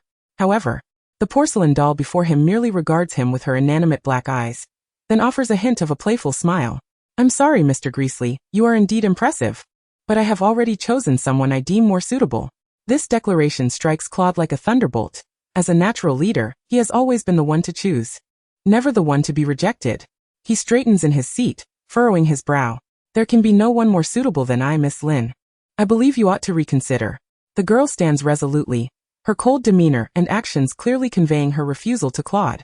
Is this the power stemming from her mysterious alchemical lineage? Claude rises, extending his hand toward Lin Ling. Miss Lin, I trust you will return to seek me out. For the Greasley family's capabilities are unmatched by ordinary families. Lin Ling lightly brushes her fingers against his before stepping back. My chosen guardian surpasses anyone else, Mr. Greasley. I firmly trust my judgment. Claude glares at the girl, yet maintains his authoritative posture, and with a hint of pity in Mr. Brown's farewell, he utters a vanishing spell and disappears. However, the visitors do not cease with Claude Greasley alone. The following day, at precisely 10:30 a.m., there is a knock at the Brown family's door. The visitor, exuding a defiant pride, is clad in an ill-fitting suit. His mud-stained shoes ruthlessly trample upon the Brown family's pristine carpet, causing Lin Ling, who was summoned by Mr. Brown, to frown. The visitor is Oliver Flint, the father of Marcus, the captain of the Slytherin Quidditch team, and a notable figure at the Ministry of Magic. This buck-toothed man does not even take a sip of the tea offered by Mrs. Brown. Instead, he looks disdainfully at Lin Ling, tossing her a guardianship agreement as if it were a mere trinket. Lin Ling, I believe no orphan would pass up the opportunity to join the esteemed Flint family. I have no interest, Mr. Flint. Your demeanor suggests your family is not as fine as you claim. The girl does not even spare him a glance, politely suggesting that the welcome mat of the Brown household roll him up and toss him out. This provokes Oliver Flint to rage outside, shaking his fist and nearly resorting to magic to set fire to Mr. Brown's home. Lin Ling's unyielding dismissal of him deters several families eyeing the Lin family's wealth. Mr. Brown breathes a sigh of relief. Yet the peace is short-lived. With merely a week remaining until the summer holiday concludes, uninvited guests arrive once more. This time, they are two familiar faces, Lucius Malfoy and his son Draco Malfoy. Lucius, his golden hair impeccably slicked back, stands beside Draco, who is clad in a well-tailored English suit. Over the summer, he has grown significantly taller, his facial features becoming more defined, and his gray-blue eyes gazed down with an air of superiority, accentuating his nobility and beauty. Upon discovering that Lin Ling is a pure-blood wizard, Draco cannot suppress his glee. When his father expresses interest in becoming her guardian, he struggles to contain a triumphant smile. Finally, he could approach Lin Ling with legitimacy. Perhaps one day, he would be the one closest to her. Draco, aren't you going to greet Mr. Brown? Lucius interrupts his daydreaming, waving his wand toward him. Good morning, Mr. Brown, Mrs. Brown. Good day, Mr. Malfoy. I presume you have come to see Mr. Brown? Indeed. We seek Miss Lin. Lucius's gray-blue eyes harbor a barely perceptible disdain as they survey the Brown family's modest abode. As the girl in the white dress descends the staircase, Draco's gaze becomes fixated solely on her, oblivious even to his father's prompt for a greeting. Draco, have you forgotten even the simplest of greetings? What about etiquette? Lucius's cane struck his back, prompting Draco to display a reluctant expression, sulking as he mumbled good morning. Lin Ling could not help but chuckle at the sight of the young master grimacing from the blow. Good morning, Gentleman Malfoy. This was the first time Draco noticed Lin Ling regarding him without disdain or animosity, and he couldn't help but smile in return.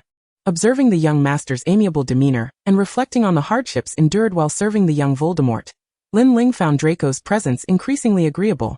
Lucius articulated his intentions. I believe the Malfoy family would be the ideal guardians for the sole heir of the Lin family, especially considering Miss Lin's future ambitions within the Ministry of Magic in Hogwarts, where she would find her path unobstructed. Draco sat up proudly. Lin Ling smiled in response to the striking resemblance of pride between the two Malfoys.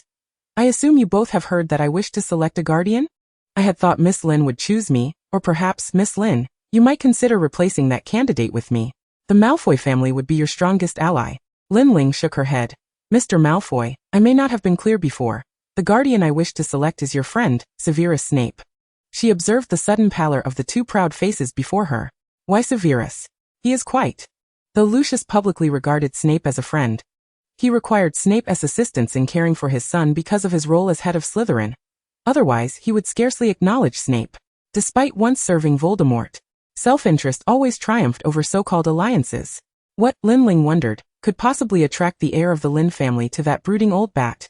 Noticing Lucius's shock, Lin Ling smiled, took a sip of the tea brewed by Mrs. Brown, savoring its exquisite flavor.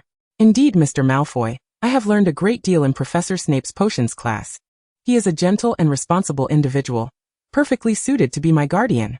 She paused, moreover, unlike all the visitors, he does not flaunt his status or boast of his abilities.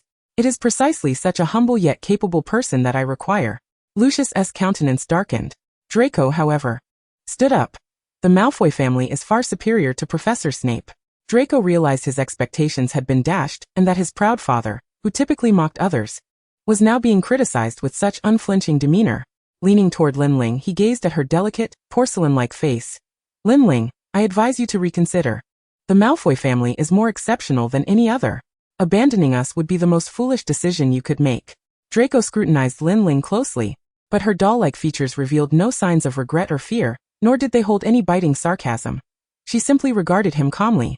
Thank you for your invaluable advice, young master, but allow me to reiterate, I refuse. The golden-haired Malfoys appeared to lose their luster in an instant. Lucius had lost a valuable ally. While Draco found it difficult to articulate his feelings, that radiant girl seemed to drift further away from him. His self-assured efforts appeared to push Lin Ling farther from his grasp. The two Malfoys rose from the sofa, ignoring Mr. Brown's invitation to stay for lunch, and vanished before the Brown residence. Mr. Brown, now aware of Lin Ling's decision, was taken aback. You wish to choose Professor Snape as your guardian? Mrs. Brown embraced Lin Ling's shoulders. Ling, this is your decision.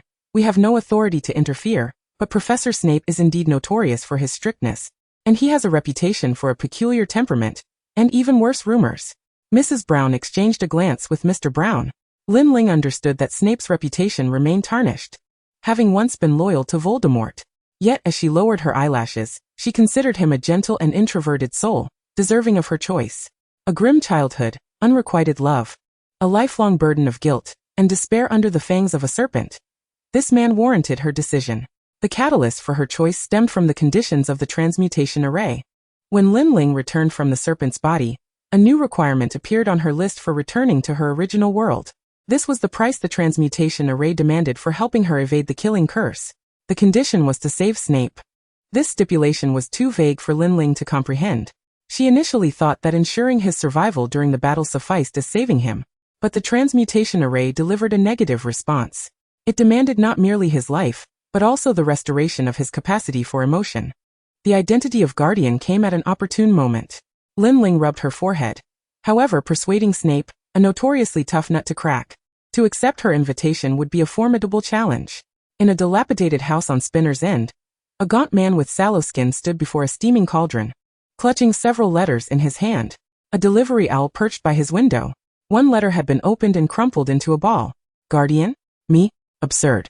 Snape cast all the letters into the flames. Chapter 39, An Anticipated Provocation.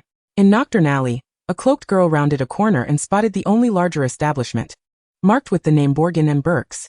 Lin Ling lifted her gaze to the grimy sign. This was the shop where Tom Riddle had once worked, selling dark artifacts. The store exuded an air of antiquity and decay, filled with looking glasses, desiccated fingers, masks of varying expressions, and a collection of rusted metal objects. At the back stood a filthy counter. The man behind the counter slicked back his greasy hair, revealing an equally oily smile. Welcome, Miss Lin. Mr. Borgin, I require belladonna, ants' nest eggs, lamina fungus, and these items from the list. Lin Ling placed a piece of parchment on the counter. Borgin rubbed his hands, peering at her. Of course, but you know what I desire. Lin Ling handed him her cloak. Borgin's hand explored the fabric. Marvelous, exquisite craftsmanship, rivaling that of relics, but... He hesitated. That sly old fox. Lin Ling narrowed her eyes. She knew Borgin was about to haggle. Suddenly, a loud crash resonated through the shop, as if someone had been hurled from the walls or the fireplace. From the glass reflection that Borgin couldn't see, Lin Ling spotted a boy with green eyes and a lightning-shaped scar frantically seeking refuge. Noticing Borgin's intent to investigate, Lin Ling quickly called out to him. Diverting his attention, Mr. Borgin, for this cloak and these items, she produced a bag of galleons, placing it into Borgin's eager hands. As Mr. Borgin expressed his satisfaction and welcomed Lin Ling to return. She caught a glimpse of Harry successfully hiding and felt relieved as she placed her purchased materials into her space stone. Just as she pulled the hood back over her head, Lucius entered with Draco in tow. Lin Ling gracefully walked past them, and Draco sharply turned, his gaze fixating on the cloaked figure gliding by. The scent of Lin Ling wafted from the flapping cloak, a reminder that she had already encountered Lucius. Time was of the essence. Soon the object she sought, the Riddle's diary, would make its appearance. She needed to reach her next destination swiftly. Ahead lay Diagon Alley, and as Lin Ling was stowing her removed cloak into the space gem, a figure obstructed her path. Miss Lin? Squinting against the light, Lin Ling peered forward. It was Oliver Flint, the man she had previously rejected as her guardian. The arrogant man regarded her with an unfriendly demeanor. In the dimly lit alley, Lin Ling sensed danger. She lowered her head, attempting to slip past him while casually offering a greeting. Good day, Mr. Flint. Flint blocked her way. Miss Lin, I don't recall granting you permission to leave. Raising an eyebrow, Lin Ling replied, Is there something you wish to discuss, Mr. Flint? Flint flicked his wizarding robes and slowly advanced towards her. Thanks to you, I've lost considerable face at the Ministry of Magic. His malicious glare pinned Lin Ling against the wall as he snarled. Everyone assumed I would become your guardian, and you, an insufferable brat, have humiliated me. Do you think I would simply let this go? Lin Ling, you are nothing but an unwanted, uncared-for little girl. His spittle nearly splattered her face. Oblivious to the change in the girl's expression, Lin Ling detested being labeled an orphan. Her hand tightened around her wand concealed within her cloak. She had no qualms about casting a curse at this buck-toothed man. Just as she was about to draw her wand, a mocking, elongated voice emerged beside her and Flint. Look who we have here. Ah, the esteemed Mr. Flint, we've all heard about your recent troubles. Indeed, a most unfortunate affair. The voice dripped with sarcasm. However, I never expected a man of such self-proclaimed nobility to haggle with a child and resort to personal intimidation. If anyone else were to learn of this, the gossipmongers would be all too eager to spread the word. He added with a flourish, I believe everyone would find you, Mr. Flint, rather amusing. Flint took a step back, glaring at the man who had mocked him, venomously uttering his name, Severus Snape. Chapter 40, Gringotts. Snape offered a dismissive nod. Indeed. It is I, Mr. Flint. Flint's nostrils flared as if he were about to breathe fire. Snape. Do not think that receiving an olive branch from the Lin family grants you the right to act so arrogantly. You are merely a teacher whose life has reached its nadir. Mr. Flint, you may level your accusations at me, but should you continue to disparage my guardian, I will send a recording of your threats to the Daily Prophet. Lin Ling brandished a small recording ball, which was currently looping Flint's enraged outburst. Flint glared at her and the dark-haired man, storming off in a huff. As Lin Ling watched Flint's retreating figure, she heard Snape call her name in an icy tone. "Miss Lin, I do not recall agreeing to be your guardian." The girl flashed him a wily smile reminiscent of a cunning fox. "But Professor Snape, you just tacitly acknowledged it in your exchange with Mr. Flint. I believe everyone now knows you are indeed my guardian. Without a signed agreement, all claims are mere fabrications. And I do not feel obliged to care for you. I have no interest in the so-called Lin family. Thus, Miss Lin, I suggest you seek assistance elsewhere." Snape deliberately overlooked the sorrowful expression that flickered across the girl's face after his rejection. Although her disheartened demeanor would evoke sympathy from anyone who beheld her, the cold-hearted Professor Snape retracted his hand, which had almost reached out to comfort her. With a swish of his robes, he strode toward the exit of Nocturne Alley. Lin Ling stood frozen, her brow furrowed. The road ahead seemed daunting. "Lin, come here quickly." Lost in thought, the girl heard someone calling her name. She looked up to see Hagrid's bearded face. "Hagrid? What brings you here?" Lin Ling ignored the wizards who had gathered around following Snape's departure. She hurried up the steps to stand before the towering giant. "I happened to see Professor Snape," Hagrid remarked, glancing towards Diagon Alley. "He mentioned there was a lost little giant that needed bringing home, so I thought I'd come check." Lin Ling chuckled softly. Professor Snape truly had a sharp tongue, yet was quite considerate. "By the way," Hagrid nudged Lin Ling's shoulder, "when I passed by Flourish and Blots, your good friend and her parents seemed to be looking for you." This reminder struck Lin Ling. The Riddle's diary. She had almost forgotten about such an important matter due to that detestable Flint. She bid farewell to Hagrid and dashed off. Daisy pouted, wrapping her arm around Lin Ling's. "Where have you been, Lin? Professor Lockhart's signing event has already concluded." "Concluded?" Lin Ling hastily entered Flourish and Blots. The shop was nearly empty, with only a few students savoring the remnants of the signing event. She quickly stepped back outside and inquired of Daisy. "Have you seen Harry and the Weasley family?" Daisy blinked. "Yes. They seem to have gotten into an argument with that annoying Malfoy family, and left Diagon Alley a while ago." Lin Ling pressed her forehead with her hand, letting out a sigh. The diary was still in Ginny Weasley's possession. She would need to devise another plan to retrieve it. Lin Ling had once contemplated simply waiting for Harry to defeat the basilisk, after which she could create a fake diary using alchemical transmutation to swap with the real one in Harry's hands. However, the demands of the transmutation process were a heavy burden for someone like Lin Ling, who preferred to skate by. Now that Ginny had taken the diary, she had to seek another opportunity. For now, she had other matters to attend to. Gringotts. The goblin at the entrance noticed the lovely girl walking in, maintaining her composed demeanor. He vividly remembered her cheerful greeting from the previous year, when she had entered Gringotts.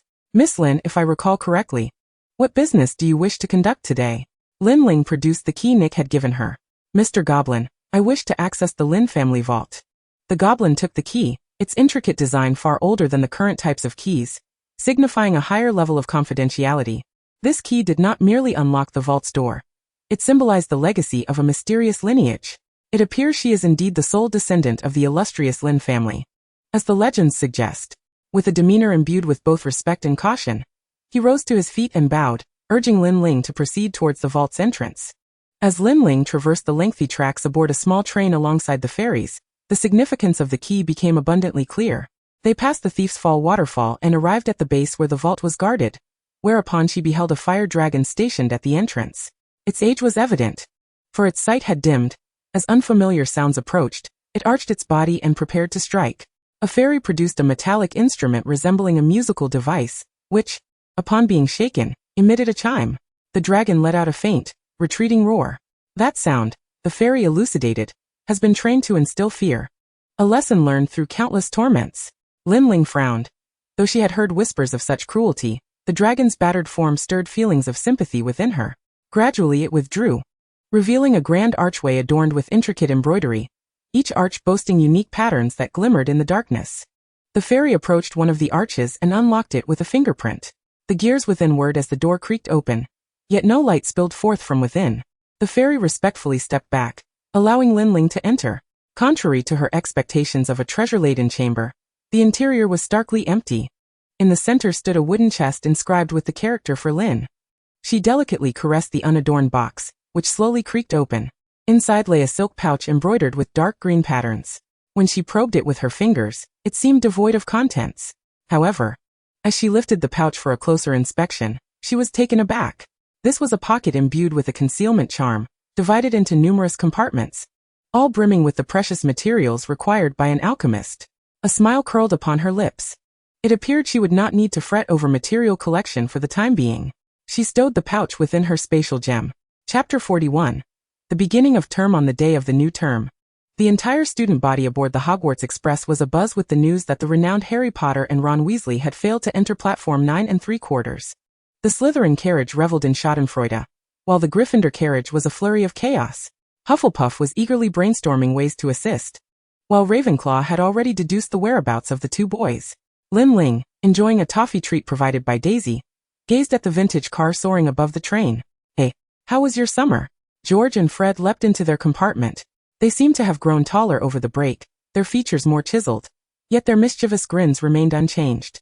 They regarded her fair complexion, noting how it accentuated her beauty. Lin Ling tilted her head and extended her small hand into George's much larger palm. "George, this is a gift for you and Fred." George instinctively rubbed his fingers against the delicate, slightly cool skin of her hand. When Lin Ling slowly withdrew her hand, he felt a pang of reluctance. She had left a small black sphere in his palm. "What is this?" "A stink bomb. But I've added a special twist. You can set the duration and intensity of the odor." She winked at him. Daisy observed George's ears turning a noticeable shade of red and snickered, pulling Lin Ling closer. A tousled head of brown hair squeezed into the compartment. Hermione Granger, slightly anxious, greeted Lin Ling and Daisy before dragging the twins away, for their unfortunate brother was still soaring above. For a fleeting moment, the compartment fell silent until a knock at the door disrupted the calm. A girl adorned with a carrot-shaped earring rapped gently on the compartment door. "May I sit here?" Lin Ling recognized this distinctive accessory immediately. With silver eyes and dark golden hair, she introduced herself. "Hello, I am Luna Lovegood." This ethereal girl extended her hand toward Lin Ling, who took it in hers. "I am Ling Lin and this is Daisy Brown." "Lin, I adore that surname. It sounds so mysterious, as if it belongs to another world." Lin Ling's smile faltered. This perceptive girl always seemed to sense what others could not. Daisy wrinkled her nose, ready to retort against Luna's peculiar remarks, but was silenced by a fruit drop Lin Ling had pushed into her mouth. Her eyes narrowed, momentarily distracted, as she licked the tip of her slender finger. Sweet. The morning dining hall was thrown into disarray by the thunderous voice of Ron's mother, Molly Weasley. Startled, Padma, seated beside Lin Ling, inadvertently appended a bowl of creamy soup onto Will's head. After a brief respite, they arrived at Professor Sprout's greenhouse, which was as warm and humid as ever. In front of them were pots filled with green-leaved plants, trembling slightly within their containers. Professor Sprout distributed earmuffs to each student. "Today, we are repotting the mandrake. These are still seedlings. If you accidentally hear their cries, it could lead to nausea or even fainting. However, if they are mature, the consequences could be fatal. Therefore, you must wear earmuffs when pulling them from the soil." In the previous lesson, a Gryffindor student had already fainted from the mandrake's cries, and she hoped no one would make the same mistake today. Gazing at the quivering leaves before her, Lin Ling recalled the enormous mandrake nestled within her spatial gem. That plant was extraordinarily sensitive. The moment she entered its vicinity, it would commence its lamentations, necessitating a silencing charm each time. "Hey Ling," a voice called from beside her. She turned to see a bashful Ernie.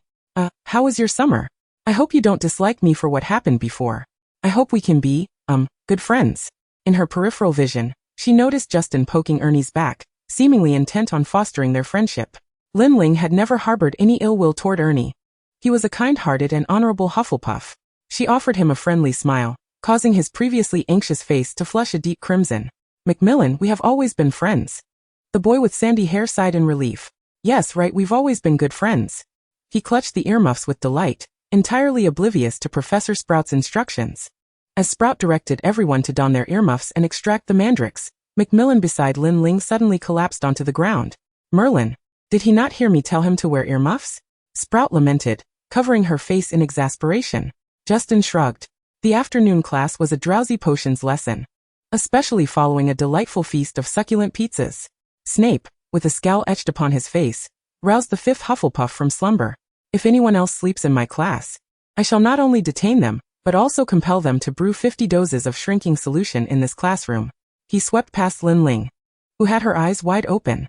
"Now, can anyone tell me how many counterclockwise stirs are required for the glamour potion?" He seemed oblivious to Lin Ling, who was the only one with her hand raised high. "Miss Peter, Would you kindly provide an answer? Padma, filled with resentment, stood up and caught sight of Lin Ling's gesture. 10 laps, Professor Snape. Indeed 10 laps. However, Miss Peter, I implore you to engage your own intellect, rather than relying on the subtle cues of others. Snape's expression remained stern as he directed the book towards Lin Ling. The movement sharp yet gentle. Lin Ling narrowed her eyes, noticing that Snape was casting her sidelong glances. Miss Ling, I would advise against showcasing unnecessary cleverness during class. Ravenclaw loses 5 points. Chapter 42. The dispute between Gryffindor and Slytherin. This was Lin Ling's first encounter with Lockhart, the newly appointed defense against the dark arts professor. Although she was acutely aware that this dapper, golden-haired man was merely a facade of charm concealing a lack of substance, over 90% of the girls in the classroom were utterly captivated by him. Hannah and Susan were starry-eyed, cradling their faces in their hands as they gazed at Lockhart, who, with a smarmy wink, returned their adoration. This spectacle made Lin Ling's stomach churn. What disgusted her further was the quiz Lockhart had distributed, pertaining to his own autobiography. Though it consisted entirely of multiple-choice questions, she had filled in C for every answer. Choosing C for questions she could not answer was a skill she had mastered from a young age. Lockhart, evidently displeased with her paper, inquired, "My dear, haven't you ever perused my series Gilderoy Lockhart? I assure you, you'll find it enchanting." Lin Ling replied, her expression unchanging. "I apologize, Professor, but I prefer literature from the Muggle world, particularly titles like The People I Most Disdain." Laughter erupted from the Hufflepuff and Ravenclaw boys behind her. Lockhart, momentarily flustered, pressed his lips together before flashing a toothy grin. "Very well, children, let us delve into today's topic, how to properly handle magical beasts." Behind him, Justin was whispering conspiratorially to Ernie, "I heard that the house elf from Gryffindor's class terrified Lockhart to the core. Perhaps we'll encounter a goblin today." They had clearly underestimated Lockhart's capacity for folly. He continued to ramble, "I assure you, today's beast will instill fear in each of you, and I, Lockhart, shall impart the most effective methods of handling it." He produced a small cage draped in purple cloth, within which something appeared to be stirring. Almost all the girls gasped in horror, while the boys rolled their eyes. Sensing the atmosphere was ripe, Lockhart dramatically lifted the cloth. Inside were 2 small, black creatures resembling hedgehogs, complete with plump pink noses. "Daisy, is that a sniffler?" "Indeed. Miss Brown, it is. This creature is a notorious thief of wealth, striking terror into the hearts of many affluent individuals, and I shall put an end to its nefarious existence." "Professor Lockhart, are you jesting? That is merely a sniffler." Ernie scoffed from the back. "Mr. Macmillan, you underestimate its capabilities. Now allow me to demonstrate its power." Lockhart swiftly opened the cage door. The little creatures did not charge towards the students. Rather, they scampered up and down Lockhart's body, rapidly stripping him of all his glittering jewelry and galleons. "Hey, that's my Merlin's Order of Merlin, 3rd class medal. Return it at once." "Merlin, my ring, that's an award from the Ministry of Magic, you wretched creatures." The students watched as Lockhart lunged forward, tumbling onto the podium in a most undignified manner, while the sniffers darted towards the door, disappearing from sight.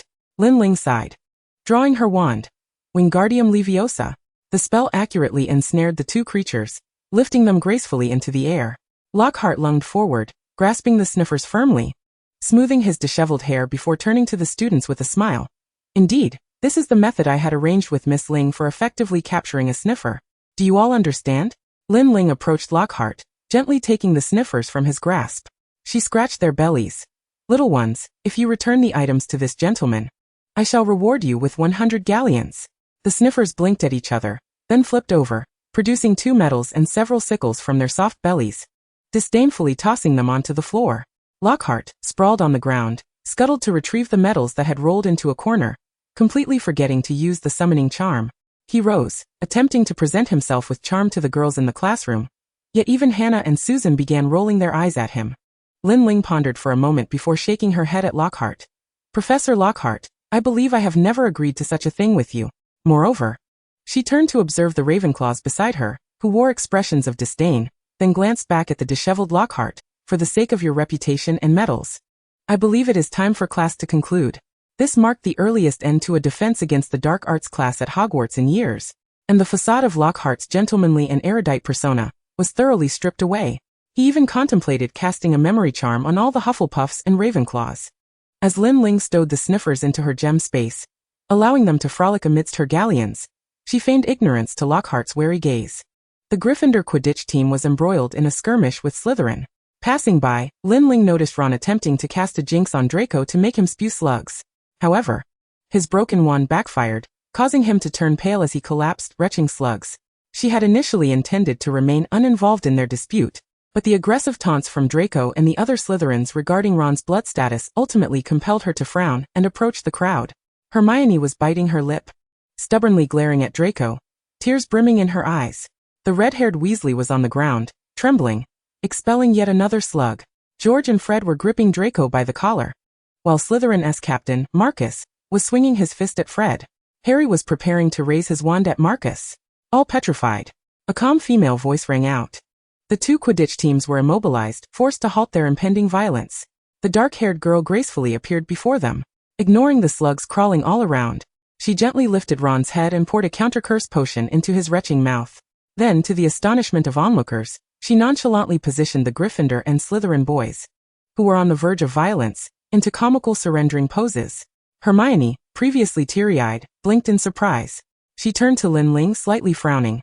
Hermione, do not hastily draw conclusions about players who have not participated in the match. Feeling somewhat ashamed, Hermione tucked her head into her scarf. Realizing Lin Ling had overheard her accusations against Draco of having gained entry to the team through underhanded means, Lin Ling turned to the motionless boys and softly uttered a spell. Petrificus totalis. Some boys nearly toppled backward due to the inertia of their movements. Marcus glared at Lin Ling with a malicious intensity. His father had just suffered a setback at the hands of this girl, and now she reappeared to humiliate them once more. Drawing his wand, he uttered each word through gritted teeth. Let me see who this is? Is this not the illustrious Lin Sion, a notorious and worthless orphan? Lin Ling narrowed her eyes, loathing that term. Marcus Flint. I wouldn't mind watching you strike a ridiculous pose in this corridor for an entire day.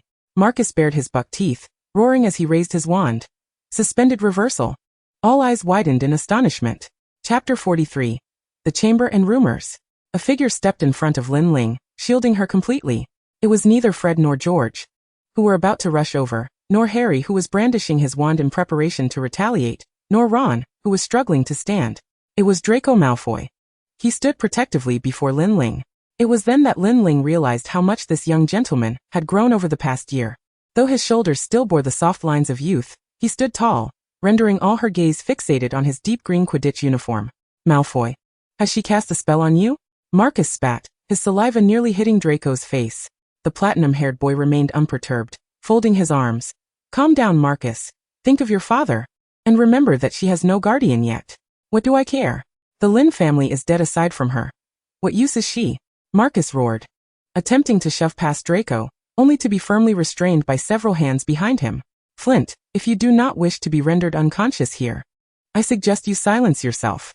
Marcus found himself confronted by multiple wands, wielded by indignant Gryffindors and the Hufflepuffs and Ravenclaws who had rushed to the scene. He begrudgingly retreated a few steps, spat at Lin Ling, and departed with the Slytherins, the owner of the immovable shoulders before Lin Ling finally stirred. Draco simply picked up the Firebolt 2001 he had carelessly tossed aside in the commotion, and left without a backward glance. Ron had regained his footing and looked at George and Fred with a peculiar expression. Did Malfoy eat your prank candies? This is completely out of character for him. The twins merely cast a dark glance in the direction of the departing Slytherins before turning their attention back to the unperturbed Lin Ling. Perhaps that Malfoy harbored thoughts akin to theirs. Hogwarts was aglow at 9 o'clock in the evening. A red-haired girl wandered aimlessly down the castle's third-floor corridor, her eyes vacant. A colossal shadow followed her, trailing a long stream of water until it reached a marble wall. There lay a long-haired cat, licking its paw. Sans signe danger. It meowed and leapt towards the corridor's exit, but inadvertently caught sight of a pair of yellow eyes reflected in the puddles on the stone floor. The leaping cat was instantly petrified. The girl approached the cat, expressionless, and levitated it with her wand, hanging it on the wall. She then stood before the marble surface, dipped her finger in blood, and inscribed, "The chamber has been opened, beware of the heir's enemy." Following that, she vanished like a specter at the end of the corridor. Minutes later, the panicked faces of Harry and his friends appeared before the wall, accompanied by the distant, anguished roar of caretaker Filch. Someone must pay for this. After the Transfiguration class the following day, Professor McGonagall informed the students about the tale of the chamber. Salazar Slytherin, one of the school's founding figures, had left behind the chamber to purge half-blood wizards, within which lay a monster of insurmountable ferocity. Only Slytherin's heir could unlock the chamber. Now it had indeed been opened. Speculation ran rampant about the identity of Slytherin's heir. Draco, Pansy, Marcus, and a boy named Theodore were not faring well these days. As members of the pureblood 28 families, they faced severe scrutiny. Marcus even ended up in a brawl with Wood during Charms class, resulting in both being confined by Professor Flitwick. After overhearing the Gryffindor cubs discussing the fight, Lin Ling lay on her Firebolt 2000, close to the ground, gliding around the edge of the pitch in endless circles. A shadow, bringing the crispness of autumn, paused beside her, thoughtfully shielding her from the afternoon sun. Lin Ling looked up along the pristine fabric of her wizarding robe to see Cedric Diggory's smiling eyes. Ling, are you playing? Or merely daydreaming? Neither, just lost in thought. Lin Ling gathered her black hair into a bun and greeted the warm-hearted boy like the sun. Good afternoon, Cedric. Cedric beamed at her. Settling down in the sand beside Lin Ling, sunlight danced through his black hair, playfully leaving tender traces in his gray eyes. I was thinking, if I can't see you anywhere else, perhaps you'll be right here. It is indeed a wonderful place to relax. Cedric gazed at the girl, whose hair was casually swept up, her feathery lashes half closed, exuding a languorous aura akin to that of a cat. He felt an impulse to ruffle the soft crown of a cat. The boy's fingers twitched slightly, but he restrained himself, gripping the hem of his robe. Lin Ling dismounted from her broom, sitting beside Cedric. Cedric, I truly appreciate the gift you gave me earlier. She had yet to repay him for the Christmas present he had bestowed upon her. Lin Ling opened her enchanted space and retrieved a blue box containing the healing potion she had crafted, enhanced with a drop of phoenix tears. Unless one were to face immediate death, this potion could resurrect from injuries of any severity. Cedric took the box from Lin Ling's hands, extracting the exquisite glass vial. The pale pink liquid within reminded him of the hue of the girl's lips. This vivid thought caused him to shudder momentarily, before he shyly revealed a bashful smile to Lin Ling. Ling, this Christmas, don't forget to give me a present. Lin Ling suddenly found herself unable to decipher the obscure emotions swirling within the boy's gray pupils. As October drew to a close, the students of Hogwarts were particularly exuberant, especially the prank-loving George and Fred. On Halloween the 31st, the great hall and corridors were filled with jack-o'-lanterns, dutifully playing the role of scaring students. They lay in wait, ready to set ablaze the robes of unsuspecting students, or to emit sudden shrieks and morph into ghostly shapes. Lin Ling chuckled at the sight of two lion heads that suddenly appeared before her at the entrance of the hall. One of the lion heads asked Lin Ling, Ling, can you guess who I am? Chapter 44, Halloween. Lin Ling extended her hand, stroking the lively mane of the lion head, tossing a sweet into its mouth. She then listened with satisfaction to the sound of a candy exploding inside. Fred, is the bomb candy delicious? The girl's eyes crinkled with laughter. The lion's head was abruptly removed, revealing Fred's charred face. Ling, I haven't yet said trick or treat to you. Lin Ling cast a cleaning spell upon him, then plucked a new candy from her pocket. You may speak now. Meanwhile, George removed his lion's head mask, revealing his striking red hair. He leaned towards Lin Ling, his blue eyes fixed intently upon her. Trick or treat. George reached into her palm and, before Lin Ling could react, snatched the candy from her fingertips, leaving behind only the warmth of her touch. The candy melted in George's mouth, releasing a sweet cherry fragrance. It was a commonplace treat, yet imbued with a unique tenderness that belonged solely to Lin Ling. Hey Ling, over here. Daisy, draped in a cloak adorned with angel wings, waved to her from the Ravenclaw long table. Upon seeing Lin Ling approach, Daisy's expression morphed into one of surprise and delight. Oh, Ling, what on earth is this? It's adorable. Padma joined Lin Ling's side, unable to suppress her excitement as she embraced Lin Ling and planted a kiss on her soft cheek. Merlin, it's absolutely darling. This must be a costume from Hogwarts. Before them stood a girl cloaked in a white cape, with a white pointed hat, sporting a ring of dark blue around her eyes and her lips painted crimson. Yet she appeared completely unfrightening, even exuding a certain softness. Lin Ling was at a loss for how to convey that this was the Grim Reaper from Hogwarts, who was rather polite and known as Bai Wuchang. Ugh! How utterly hideous! Came a mocking voice from the side, and Lin Ling needed no turn of her head to know it was Pansy Parkinson. She stood beside Draco Malfoy, both dressed as vampires. Draco cast a seemingly indifferent glance her way, hands in pockets, a visage of disdain, yet unbeknownst to Lin Ling, his pockets were already damp with sweat. Lin Ling scrutinized Draco's costume, his pale skin and protruding decorative fangs unmistakably revealing his pureblood lineage. It was undeniably cool, and befitting his haughty demeanor. However, his arrogance lasted but a few moments before he and Pansy were ambushed by George and Fred with a barrage of rotten eggs, leaving no trace of his former poise. Pansy, standing behind him, was struck in the face and shrieked as she fled the hall. Meanwhile, Draco crouched, covering his face, unable to stand for quite some time. His eyes splattered with filth, unable to open. With a sigh, Lin Ling approached the filthy Draco despite Daisy's protests. In his haze, Draco felt a hand with a familiar fragrance gently wiping his face. Then, that hand pressed a hard object into his mouth. A soft voice whispered in his ear. Like the murmur of moonlight. No need to say trick or treat to me. This is a counter-curse candy, and the potion applied to your face will cleanse the dirt. This is a token of gratitude for your assistance last time. The voice dissipated without lingering, akin to the moon obscured by clouds, leaving Draco with an indescribable sense of loss. Lin Ling wiped her hands with the homemade counter-curse potion, and generously shared it with George and Fred. A gentle voice greeted them from the side. Happy Halloween, Ling Daisy. Lin Ling turned to see Cedric, clad in a standard wizard's robe. However, beneath it, he wore a tight black bodysuit instead of the usual white shirt and Hufflepuff scarf.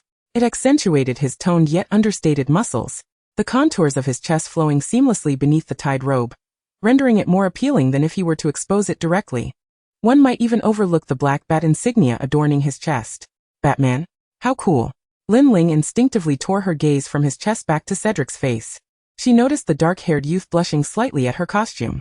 The girl before Cedric had shed her usual serious academic demeanor, enveloped in a soft white robe that draped her petite form, her eyes adorned with intentional dark makeup, and wearing an amusing expression that transformed her normally cool countenance into one he found irresistibly adorable.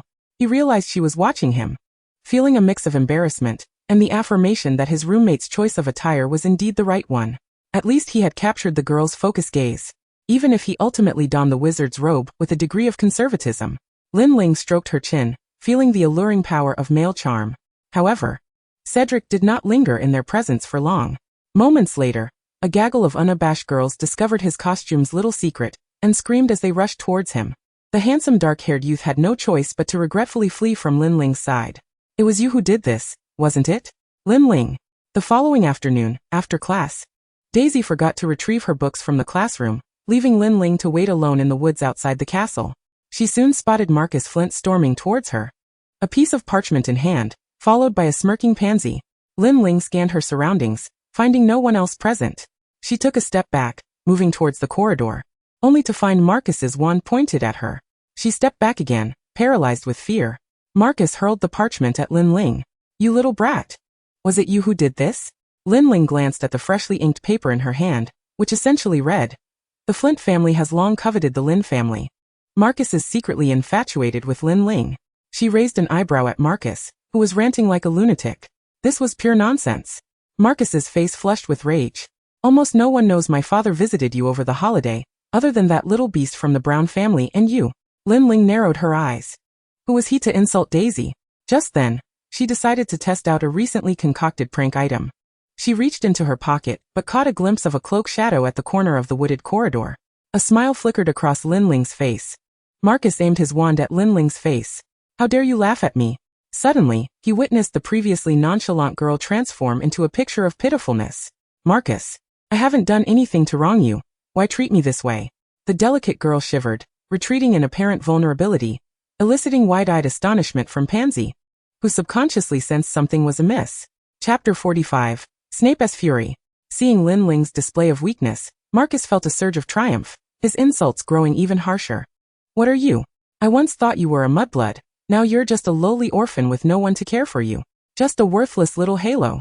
He slid his wand down Lin Ling's pale face, pressing it against her shoulder. Since no one has taught you, let me, Marcus, show you what true noble blood is. Fractured. Lin Ling let out a soft hum, covering her exposed shoulder. She had not anticipated Marcus would actually strike her. Fortunately, his spell was weak, leaving her shoulder with nothing more than a minor abrasion. Pansy let out a mocking laugh filled with schadenfreude. Marcus raised his wand once more, uttering 4 points. Suddenly, a voice chanted from behind them, Expelliarmus. The spell's potency was immense, sending Marcus and his wand hurtling through the air. He landed awkwardly on the ground, and caught sight of a pair of worn black leather shoes approaching his face. Following the shoes upward, he beheld Severus Snape's impassive visage. The somber man with a hawk-like nose yanked Marcus upright, his dark eyes shifting towards the slightly alarmed Pansy. Mr. Flint, he scolded, and Miss Parkinson. I believe you ought not to be in this inappropriate place at this unfortunate time, tormenting someone. Snape cast a disdainful glance at Lin Ling, who appeared weak and fragile. He removed his cloak and tossed it towards Lin Ling, enveloping her entirely. Lin Ling glanced at her shoulders, which had recently been exposed, and smirked slightly. Marcus scrambled to his feet and whispered his grievance to Snape. "She has slandered me with letters." Snape picked up the paper and glanced at it nonchalantly. "It appears rather amusing. However, Miss Ling was just attending my potions class. Perhaps Mr. Flint has misidentified your target for revenge. Naturally, I have no objection to your retaliation in private, rather than before the heads of both houses." Snape pursed his lips. Lin Ling turned her gaze to the left and saw Professor Flitwick seemingly approaching. Marcus shot her a threatening glance and turned to leave, but he heard the previously aggrieved black-haired girl lean in and whisper, "I am not the only one aware of the events of the summer. For instance, your companion, Miss Parkinson." Marcus glared at Lin Ling, preparing to corroborate with Pansy, only to see the girl with the slanted eyes evasively avoiding his gaze. A chill ran down his spine, igniting a fire within him anew. He seized Pansy and dragged her out of the courtyard. Meanwhile, Lin Ling hurried to catch up with the briskly walking Snape. "Professor Snape, thank you for your assistance." Snape continued to walk straight ahead. "Miss Ling, there is no need for you to feign fragility. If you believe this will garner my sympathy, you are sorely mistaken." "Professor Snape," the girl's voice trembled slightly behind him. "I would like to once again beseech you to be my guardian." Severus Snape closed his eyes. He recalled his dark childhood, the bullying he endured at school, and the fragile, wounded face of Lily Evans after he had cruelly insulted her. These memories surged forth, curiously intertwining with the girl before him. Snape turned to face her directly for the first time. "Why me?" Lin Ling blinked and offered a playful smile. "Perhaps because I am exceedingly fond of potions." Severus remained silent. Daisy fumed with puffed cheeks, her anger manifesting throughout the entire class over Marcus's attack on Lin Ling, leading Professor Flitwick to wonder if she harbored grievances towards his lessons. After class, Daisy insisted on walking ahead of Lin Ling like a protective guardian. Despite the earlier distressing events, Daisy's ever-radiant demeanor was a balm to Lin Ling's spirit. As they ascended to the third-floor corridor, they encountered an elderly man with a head of white hair awaiting them. Dumbledore, clad in a purple cloak, directed his blue eyes towards Lin Ling. "May I trouble you for a moment?" This was Lin Ling's first visit to the headmaster's office. The walls were adorned with portraits of former headmasters, some slumbering while others scrutinized her with curiosity. On a nearby wardrobe sat the shabby Sorting Hat, which upon seeing Lin Ling, seemed quite exhilarated and eagerly initiated a conversation. "Ah, is that not the same filthy little girl from last year? Now you have become a commendable Ravenclaw." Lin Ling smiled at the hat's wide grin. "Indeed, Mr. Sorting Hat. Thank you for your judgment." A chirp sounded as Fawkes the Phoenix perched gracefully on its stand, gazing gently at the girl. It stood with the elegance of a swan, though its brilliant red feathers were shedding in patches, revealing mottled skin beneath, and even its golden tail feathers had lost their luster. Lin Ling understood that its day of rebirth was drawing near. The rustling finally interrupted her observations. Dumbledore unfurled a sheet of yellow parchment and laid it before Lin Ling. "Recently, Severus informed me during dinner that he is willing to be your guardian. However, he is quite occupied, so he asked me to deliver the guardianship agreement to you. If you agree, simply sign your name below." Lin Ling examined the densely packed text of the agreement, focusing on Snape's neat handwritten signature. The name was elegant and clear, a stark contrast to his usual scruffy appearance. Lin Ling inscribed her name alongside his. The parchment glimmered, seemingly indicating the completion of the agreement. Dumbledore rolled the parchment back up and placed it in a box, his gaze probing as he continued. "Miss Ling, I presume your choice of Severus is for reasons of your own, but..." Lin Ling detected a premonitory concern in his eyes. "Whatever you choose to do, please take care of yourself." Draco Malfoy stood despondently on the staircase, watching the approaching black-haired girl. He had learned from his father about Lin Ling signing the agreement with Snape. His remaining flicker of hope was utterly extinguished. Lin Ling, clutching her books, turned the corner in the corridor, and was startled by the sudden appearance of the young master. He seemed lackluster, with hair gel inadequately applied, leaving a small tuft sticking out on his forehead, giving him an air of melancholy beauty. Lin Ling observed the once golden boy, now standing at the staircase with dulled gray-blue eyes, staring blankly ahead. After a moment of reflection, she decided it best not to disturb him, and continued her descent. Yet, the boy's slightly hoarse voice halted her in her tracks. "Do you truly loathe me so?" Chapter 46, Parseltongue. Loathe him. She pondered for a moment. According to the original plot, this boy was indeed rather unlikable. However, upon her arrival, she discovered that aside from adhering to the Malfoy family ideals and possessing a sharp tongue, he was in fact somewhat endearing.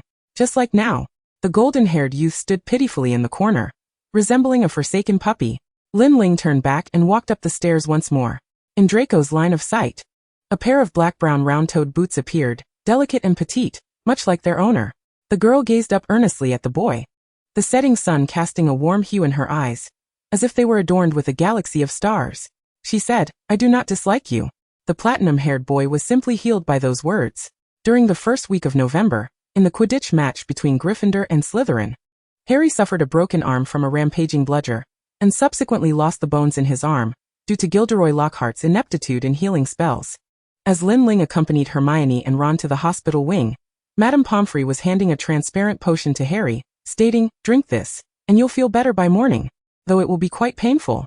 Harry took a sip, but the next moment he vomited it onto Ron's face, leaving Ron looking both aggrieved and pouting. Lin Ling cast a cleansing charm on Ron's woeful face, then handed Harry a glass vial containing a delicate, pale pink liquid. "If the pain becomes unbearable tonight, you may use this for relief." Harry grasped the exquisite vial, glancing at the girl beside him, whose crystalline beauty shimmered like glass in the sunlight. His green eyes flickered with gratitude as he uttered a thank you. Suddenly, an unmistakable, loud cough erupted from the adjacent bed, accompanied by exaggerated groans. There lay a platinum-haired boy clad in deep green robes. However, upon Lin Ling's gaze sweeping over him, his cough ceased abruptly, and he awkwardly turned his head away from them. Draco buried his head under the covers, berating himself for his previous foolishness. A rustling sound accompanied by the swish of robes reached his ears, and a small vial was placed beside his concealed head. Lin Ling's voice emerged at his bedside. "If your leg is also in pain, you may drink this." She recalled the moment he had collided with the railing, falling and injuring his coccyx while competing with Harry for the ball. It had looked truly painful. Lin Ling had no qualms about sharing her surplus potion with him. Noticing Draco's lack of response while hidden beneath the covers, she bid Madame Pomfrey farewell, and exited the hospital wing.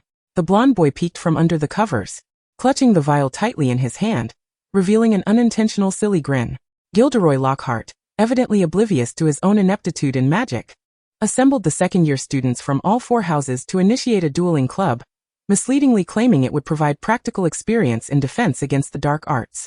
Lin Ling suspected the truth was that he simply wanted to skip a class and have more time to pen his frivolous literature. During the lesson, Lockhart invited Snape, who regarded Lockhart with a mixture of indifference and disdain. After perfunctorily performing the customary dueling etiquette, Snape eagerly incapacitated Lockhart with a disarming spell before the latter could finish his unnecessary theatrics. Lockhart clumsily regained his footing and, like a child pointing fingers, beckoned Harry and Draco to demonstrate a duel for the students. The dark-haired and blonde boys stood face to face, the tension between them palpable, as if the air itself were charged with energy. Draco's golden brows arched in a taunting manner, and he swiftly glanced toward the audience. The black-haired girl in the crowd seemed lost in thought, ignoring everyone on stage, which inexplicably irked him. He wished her gaze would reflect his presence.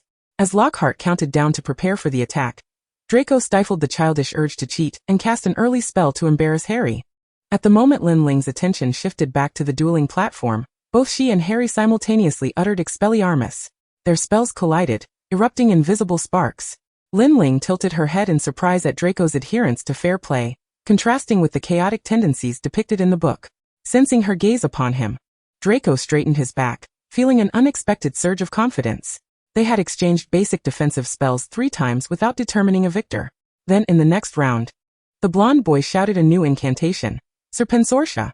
A snake emerged from his wand, but contrary to his intentions, it slithered toward the students below. With its head raised and tongue flicking, it advanced toward Lin Ling. Daisy instinctively wrapped her arms around Lin Ling, pulling her back. Lin Ling gently patted Daisy, who trembled with fear, knowing the snake bore no malice.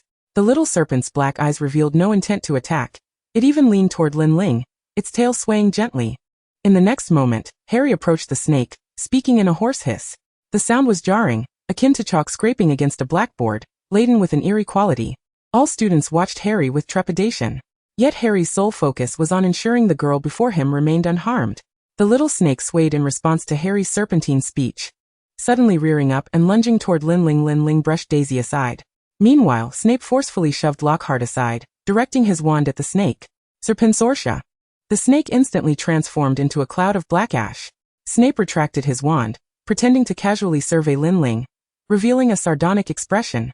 I believe Professor Lockhart may teach you some useful spells in the next class, though I do not hold high hopes for that.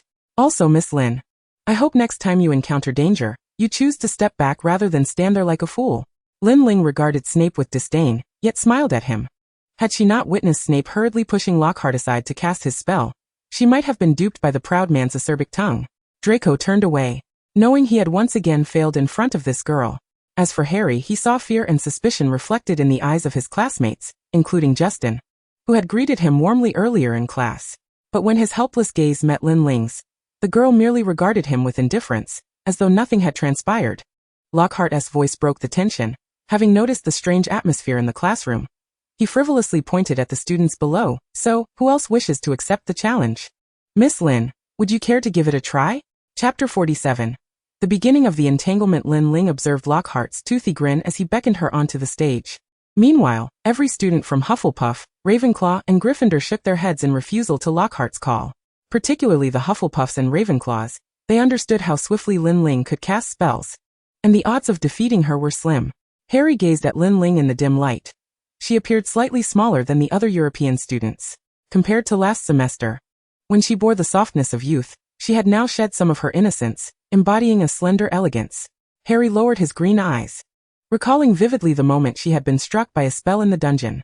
He gripped his wand tightly, as if chastising himself for his own powerlessness. His thoughts were interrupted by a deep, haughty voice.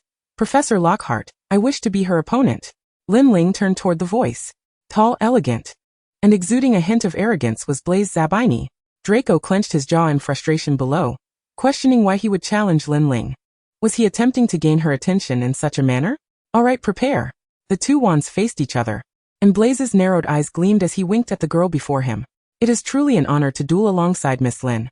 As the two wands fell simultaneously, Bress's wand gently brushed against Lin Ling's long, dark hair, as if tenderly caressing her.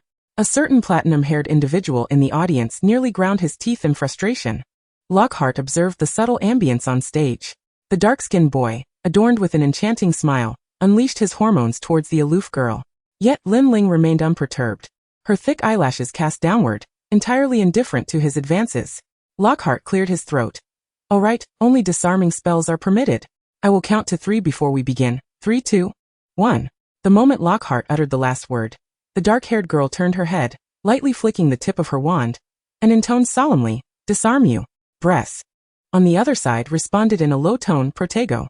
Lin Ling's disarming spell rebounded onto the floor of the stage, creating a shallow dent. When she attempted the disarming spell again, it was once more thwarted by Bress's protective enchantment. The dark-haired boy approached Lin Ling step by step, resembling not a duelist, but rather a suitor pursuing his beloved. Lin Ling had no desire to linger on the dueling stage. Finally, she lifted her gaze and met Bress's eyes, bestowing upon him a radiant smile. Like a bud that had long drooped its head, she blossomed into a magnificent flower under the warm sunlight, leaving onlookers momentarily spellbound. Bress stared at Lin Ling, transfixed, forgetting to cast his protective spell in advance. Disarm you. The incantation finally struck Bress, causing his wand to spin through the air and land in Lin Ling's grasp. Bress's thin lips curled into a smile. Although he lost the duel, he gained such a sweet smile in return, making his defeat worthwhile. Lin Ling regarded the boy before her, who bore no trace of defeat, but rather grinned like a cunning fox. Frowning slightly, she swiftly descended from the stage, ignoring the fervent gazes of several boys and a few girls around her. Draco gripped his wand tightly, struggling to suppress the venom surging within him. He not only wished to knock Bress unconscious, but also sought to cast a forgetfulness charm on everyone present.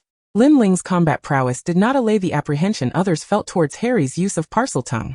Following Colin's petrification in their first year and the rumors of Harry potentially being the heir of Slytherin, a palpable atmosphere of worry and fear enveloped Hogwarts. After concluding Quidditch practice, Lin Ling carried her broomstick to the corner of the second floor of the castle, colliding with a brooding Harry. The books he held tumbled to the ground in a flurry.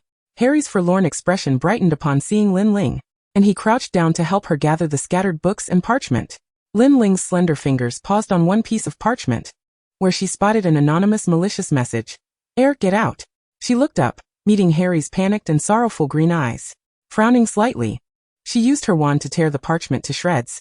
Harry, you are not the so-called heir. Do not let rumors trouble you. Harry managed a faint smile. Thank you, Ling, for believing in me. The girl lifted her gaze, her expression earnest in a way Harry had never seen before. This is no jest, Harry. Perhaps in the future, we shall all require your assistance. She smiled gently at him, her eyes shimmering with the light of the moon, as if dispelling the shadows from his heart. We are all by your side, Harry. Harry gazed at Lin Ling with unwavering attention, as if trying to etch her smile into his memory. They finished tidying the books, exchanged goodnights, and parted ways. Lin Ling headed towards the common room.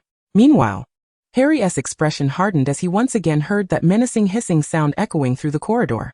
He sprinted toward the source of the sound at the end of the hall, while the dark-haired girl lingered momentarily in the shadows before walking away from the direction of the Ravenclaw common room. In the fourth-floor girls' bathroom, a red-haired girl hurled her notebook with force, striking the forehead of the ghost-moaning Myrtle, who had floated by to witness the commotion. The book landed in a puddle on the floor. Myrtle's eyes immediately brimmed with tears, and after a long wail, she dove into the nearest toilet, leaving Ginny alone pale-faced. Gasping at the seemingly innocent notebook in the puddle, she fought the urge to retrieve it, biting her lip before fleeing the bathroom. A soft sigh echoed from within. Lin Ling, having shed her invisibility cloak, approached the notebook and picked it up. It appeared both plain and innocent, like an ordinary notebook. Yet, within it flowed the fragments of Tom Riddle's soul, imbued with powers of seduction and control. Lin Ling had previously sought guidance from the alchemical array on how to resist the interference of the diary Horcrux, and the answer provided was not merely a mental barrier. There was also a means to create a memory-binding medium using unicorn blood, a dragon heartstring, and hair from a vela woven into a hair tie. Though the effectiveness of the defense was not guaranteed to be absolute, Lin Ling touched the already crafted crimson hair tie, which delicately bound a small tuft of her hair. Pressing her lips together, she believed she could withstand its influence, just like Dumbledore. After all, she was not merely a 12-year-old child on the surface. Moreover, in her original world, she had resisted unimaginable temptations, yet she still overestimated her own abilities. Chapter 48. A Body Under Control. The Quidditch match between Hufflepuff and Ravenclaw commenced in the final week of November. Lin Ling soared through the air, while Cedric, facing her, smiled. Ling, I will catch the golden snitch before you do. The dark-haired boy's features illuminated in the sunlight, resembling a beautiful painting. Lin Ling narrowed her eyes at his declaration, responding with two defiant words, no way. Observing the girl's slight ruffled demeanor, Cedric covered his mouth to stifle a grin, but suddenly paused. He noticed a flicker of red light in the depths of her dark eyes, tinting her lips with a mesmerizing hue. As he watched her look at him in confusion, Cedric's face flushed, and he shook his head, chalking it up to the sun's effect. The quaffle was thrown into the air, and the whistle blew. Lin Ling sidestepped to evade the bludger, her gaze continuously scanning for the elusive golden snitch.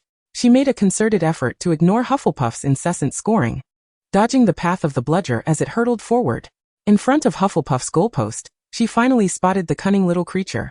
She dove after the golden snitch, Cedric trailing behind her, having also spotted it. Lin Ling stretched out her left hand towards the golden speck, but it always eluded her grasp. Suddenly, a sweet, soothing voice whispered in her ear. You want to seize it, don't you? The voice slithered against her ear like a serpent's tongue, administering a potent seduction that coursed through her auditory canal, swiftly numbing her mind. Lin Ling felt the world around her blur, her grip on the broom faltering as she nearly toppled off. In that fleeting moment, Cedric surpassed her. Lin Ling struggled to reclaim dominion over her own body, but she soon discovered that, for an instant, she was utterly immobilized. The voice continued to whisper, as if caressing her ears. Let me help you obtain it, shall I? The girl remained silent, refusing to acknowledge his presence. Yet, the blush on Lin Ling's ears delighted him, and his voice rang out in a soft, melodious laugh, deep and enchanting, akin to the sound of a cello, imbued with an irresistible air of superiority. Lin Ling felt her body suddenly lean forward against the broom, hurtling ahead with unprecedented speed. Within mere seconds, she darted past Cedric, reaching the golden snitch in an instant. Amidst gasps of astonishment, spectators beheld Lin Ling's fleeting silhouette extend her hand, successfully grasping the now docile golden snitch. The whistle blew, and Ravenclaw triumphed. Lin Ling regained control over her body and descended to the ground, silently handing the golden snitch to Madame Hooch. Before anyone could rush towards her, she departed the pitch without a backward glance. The pale-faced girl ambled through the halls of Hogwarts, her vision blurred as she evaded the concerned gazes of passing students. She staggered, leaning against the wall, trying to fend off the voices that burrowed deep into her mind. Though surrounded by friends, an overwhelming sense of loneliness enveloped her, making her feel isolated in this world. Be quiet. Let me see your memories. Perhaps I can assist you in becoming the most powerful person in existence. Silence. Do you not desire a true family? I know who you are. You have lost your family, your parents. How pitiful. Be quiet. Lin Ling pressed her hands against her throbbing head and, trembling, swallowed a sleeping potion in her dormitory. The cacophony in her mind finally ceased, and she plunged into a dark slumber. When Lin Ling awoke once more, the moon hung high in the night sky. With the whispers gone, her pallid face regained a hint of color. A small hand reached toward her forehead. Daisy, her concern palpable, scrutinized Lin Ling's face. Ling, you have no idea how worried we were when you left the pitch without a word. I even confronted Cedric, questioning if he had bullied you during the game, but his expression was strange, as if he had seen something peculiar. Ling, what is wrong? The golden-haired girl's azure eyes brimmed with worry. Just as Lin Ling intended to reassure her, the voice returned. She cares for you. Why not exploit her? Do not touch her. Lin Ling attempted to speak, but found herself unable to move. Daisy looked at the girl before her, who turned to her with inexplicably flushed lips and slightly curved dark eyes, reminiscent of enchanting fairies from fairy tales. Daisy, do you like me? Lin Ling asked. To her astonishment, Daisy's face flushed crimson, warmth spreading from her cheeks to her limbs. I certainly like Ling. Lin Ling tilted her head closer to Daisy. Then help me. Let us eliminate those mudbloods. With a sharp slap, Lin Ling struck herself. The strange atmosphere that had filled the air dissipated instantly. She frowned, retrieved a small green vial, and drank its contents. In the next moment, the dark-haired girl succumbed to slumber once again. Daisy blinked in confusion at Lin Ling's bizarre actions. Yet she stood and covered the girl with a blanket. Her gaze lingered on Lin Ling's now pale lips before she seemingly awakened, and exited the dormitory to study in the common room. In the early morning, the dark-haired girl sat in the orrery, her demeanor fraught with agitation as she appeared to speak to herself. Lin Ling stroked her owl, Aaron, and turned to face the boy before her. He had matured significantly since his days at the orphanage. His hair and eyes remained as dark as ever, yet his features were more defined, his handsome visage framed by eyes that glinted with an ominous red light. Had he not been the young Voldemort, a dangerous madman, he would likely be among the most captivating figures in the wizarding world. Lin Ling, weary and despondent, rested her head and crossed her arms.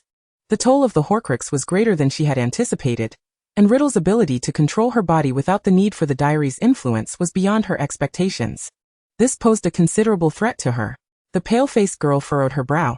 How can you control me? Even appearing outside the diary? Riddle licked his crimson lips. My dear, your soul is pure and beautiful. The purer it is, the more dangerous it becomes, drawing any soul to you, yearning to touch, dominate, or merge.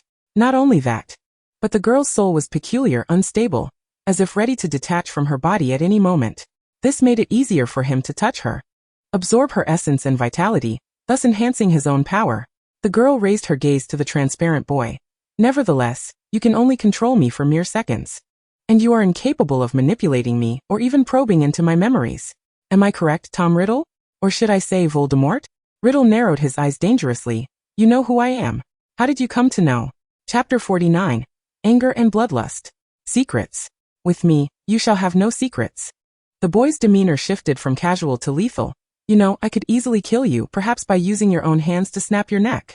Lin Ling returned Aaron to his perch, meeting Riddle's gaze, ignoring Aaron's displeased hoots. When I die, it will also signify the end of your soul fragments. You may certainly try. The December chill swept through the orrery, swirling in Lin Ling's dark hair. She regarded Riddle, who eyed her with a chilling gaze, assessing her carefully before finally shrugging, revealing a feigned smile. You possess the capacity to kill me, yet you refrain from doing so. If I'm not mistaken, you require me. So, shall we each benefit from this arrangement? Lin Ling tucked her wind-tousled hair behind her ear. Each to our own needs? You provide me with your vitality, allowing my soul to endure, and in return, I shall refrain from using you to torment others, like your dear friend. Lin Ling leaned against the wall, contemplating Riddle's proposal. Were it not for the transmutation circle's requirement that she obtain the soul-bearing diary before destruction, she would not have risked venturing this far. Her hubris led her to believe she could adequately safeguard the diary, providing Harry with ample hints while indirectly utilizing him to access the Chamber of Secrets and annihilate the Horcrux. Yet now, she found herself almost led by the nose by Riddle. She lacked the means to eliminate him and possessed no ability to unlock the Chamber of Secrets through the serpent tongue. All she had was a facade of intimidation. Making a pact with Voldemort was akin to trusting a troll. It was evident that Riddle had no intention of granting Lin Ling further time to ponder. The girl's vitality and magical prowess surpassed that of any other student, and she harbored countless secrets he yearned to uncover. He would not let this opportunity slip away. The boy's frigid hand gently lifted the delicate hand of the girl. Then it is settled, Ling. In the next moment, Riddle lowered his head and placed a light kiss upon the girl's warm wrist. Lin Ling furrowed her brows slightly, feeling as though she had adopted a serpent with venomous fangs. She gazed into Riddle's glowing red eyes, striving to disregard the terror of being on the brink of death. Daisy sensed that something was amiss with Lin Ling lately. She was making an effort to distance herself from others, as if fearing she might inadvertently cause them harm. During Christmas, Daisy truly wished to stay and accompany Lin Ling, for the dark-haired girl had lost considerable weight over the past fortnight, and even the glimmer in her pupils had vanished. However, Mr. Brown had sent several letters via owl, informing her of her grandfather's grave condition, forcing her to board the return train. Burdened with concern for Lin Ling seated on a bench by the window, Lin Ling propped her face on her hand, observing the jubilant children returning home with their luggage, deliberately ignoring the transparent figure beside her. Riddle seemed reluctant to remain confined within the pages of the diary. Having acquired Lin Ling's vigor and magical essence, he frequently manifested outside the diary, albeit invisible to anyone but the holder. Moreover, his spectral state had stabilized significantly, allowing him to interact with surrounding objects. At present, he was toying with the girl's raven-black hair, braiding a lock from her left side into a small plait. He relished every moment of watching her struggle within his grasp, not missing a single frown that crossed her face. Just as he smirked and extended his finger to smooth the furrowed brow of the girl, a red head intruded through his form, claiming the seat he occupied. Fred cheerfully settled beside Lin Ling, but shivered at the sudden chill emanating from the space. Another red head, George, covered Lin Ling's eyes and stuffed a candy into her pale lips. Look at our little princess, still frowning and sighing even with Christmas approaching. Your luck for the new year will be all but sighed away. George piled more snacks in front of Lin Ling and plopped down on her other side. Lin Ling blinked, momentarily touched by the exuberant atmosphere of the twins. George, Fred, didn't you go home? George tilted his head towards Ron, who stood alongside Hermione, seemingly embroiled in a dispute with Harry. Have you seen that red-headed fool? Mum made us stay to accompany the younger ones. George then turned back, playfully poking Lin Ling's sunken cheek. And you, the worrywart. Daisy has cried many times over you. She has no idea what has happened to you. And you, the closed-off one, surely won't tell us. Fred tore another piece of jerky and stuffed it into Lin Ling's mouth. So we can only feed you more food. Lin Ling couldn't help but smile, moving her small jaw to slowly chew on the honey-glazed jerky, which reminded Fred and George of the fluffy little hamsters they once had.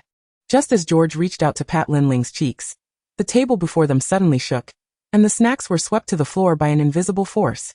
Fred was inexplicably flung from his chair, while George felt a terrifying rush of wind beside his ear.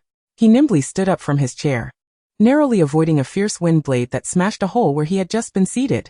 Lin Ling's cheeks, which had regained some color, instantly drained of all hue. She beheld Tom Riddle, on the verge of eruption, looming before the twins. He resembled a venomous serpent prodded in its weakest spot, or a malevolent dragon deprived of its treasure. His pitch-black eyes fixed intently on the twins, the crimson within them rapidly spreading, causing the magically lit candles in the hall to flicker in sync with his raging emotions. Merlin, what has transpired? Professor Flitwick, who was decorating, rushed over. Lin Ling stood from her chair, casting a restoration charm on the damaged chair and table.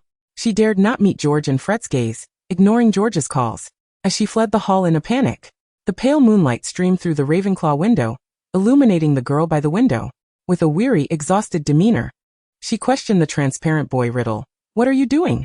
Do you want the professors to notice? Ling, your life and body belong solely to me. Any contact with others violates our pact. Riddle's rules exceeded Lin Ling's comprehension, and she shook her head in bewilderment. You are distorting our agreement. Riddle, I will not permit you to harm anyone but me. Otherwise. The boy's eyes brimmed with derision. He leaned forward, gazing intently at the girl's delicate collarbone. Chapter 50, I will not love you. He pressed his lips against her neck. Lin Ling attempted to disregard the icy sensation at her throat, but her consciousness began to blur. In that moment of utmost vulnerability, she felt the fortified walls of her memories being pried open. Riddle's red eyes seized the opportunity. No. Lin Ling struggled to break free from the boy's confinement. Yet, that particular memory, which should have remained hidden from Riddle, was unearthed. It was the memory of her as a serpent, accompanying the young Riddle. Riddle lifted his head from Lin Ling's neck, wearing a peculiar, exhilarated and frenzied smile. Nagini? My Nagini, so you were here all along. Lin Ling could never have anticipated such a day. In the stillness of the Christmas dormitory, watching the snowflakes dance outside, sipping warm milk. Beside her sat the imperious future Dark Lord. Riddle regarded the girl, whose eyes were cast down, appearing docile and serene. Ling, do you remember what you once said? The girl raised her dark eyes, silent. You said you would obey me. Riddle stood from the armchair, gently caressing the girl's soft cheek. She appeared so fragile, as if she could shatter with the slightest pressure. Yet Riddle knew of the strength and resilience within her. I find myself quite nostalgic for the time when you were a serpent. Lin Ling turned her head, shaking off Riddle's touch. The things we once said were not true. You told me that becoming strong also meant becoming lonely, but if someone chose to love me, the world would be different. You once died for me, Ling. Did you ever love me? Lin Ling's eyes widened as she gazed at the boy illuminated by the firelight, enveloped in an orange glow. He seemed to have been imbued with warmth from the hearth. Yet she would not be deceived by his facade. His rotten heart, his frenzied pursuit of power, and his ruthlessness in achieving his aims were evident. He was Voldemort, the embodiment of the deepest anguish in the magical realm. To hear such a person profess love before her was nothing short of ludicrous to Lin Ling. The boy gazed into the girl's cold, unyielding eyes, his expression darkening gradually. The girl declared, "How could I ever love you, Riddle?" Upon returning from the holiday, Daisy was pleasantly surprised to find Lin Ling seemingly revitalized. Lin Ling gently patted the small girl, who was half a head shorter and still playfully clinging to her waist, and sighed quietly. In truth, she had not improved. Ever since she uttered the words Riddle did not wish to hear, his obsession with touching her had only intensified. Recently, he had abandoned the notion of opening the Chamber of Secrets to summon the basilisk, instead diverting all his attention to her. He was probing into the secret of Lin Ling's soul transfer, a pursuit that had long captivated Voldemort in his quest for immortality. However, much to his dismay, ever since he pried open Lin Ling's mind that one time he had not succeeded again. On February 14th, Valentine's Day, even the night in the Great Hall sang tender love songs. The air was thick with a saccharine aroma. The hall was adorned with an abundance of vibrant pink flowers, and colorful confetti cascaded from above. The desserts served after the meal were an assortment of chocolates in various shapes and forms. Lin Ling had never cared much for such festivities. She was just about to leave for the common room when a group of diminutive figures adorned with golden wings blocked her path. She recalled the extravagant Valentine's Day activity proposed by the flamboyant Professor Lockhart. Their dark eyes all gazed upward in unison, dramatically presenting a pink letter to Lin Ling. Your letter, Lin Ling. Lin Ling received a dozen or so pink, yellow, and red envelopes in succession. A cluster of little ones sat around her, playing the harp. Oh, your eyes shine like black pearls, captivating and enchanting. Your skin is as pure and radiant as moonlight. I adore you because you are the only rose in my eyes. Grateful for the dwarf's heartfelt performance, Lin Ling prepared to pull Daisy away and make a swift exit when a senior boy intercepted her. With dark hair and brown eyes, he seemed to be a student from Hufflepuff. He appeared nervous as he handed Lin Ling a box. Ling, this gift is for you. I hope you like it. Before she could respond, the boy had already dashed away.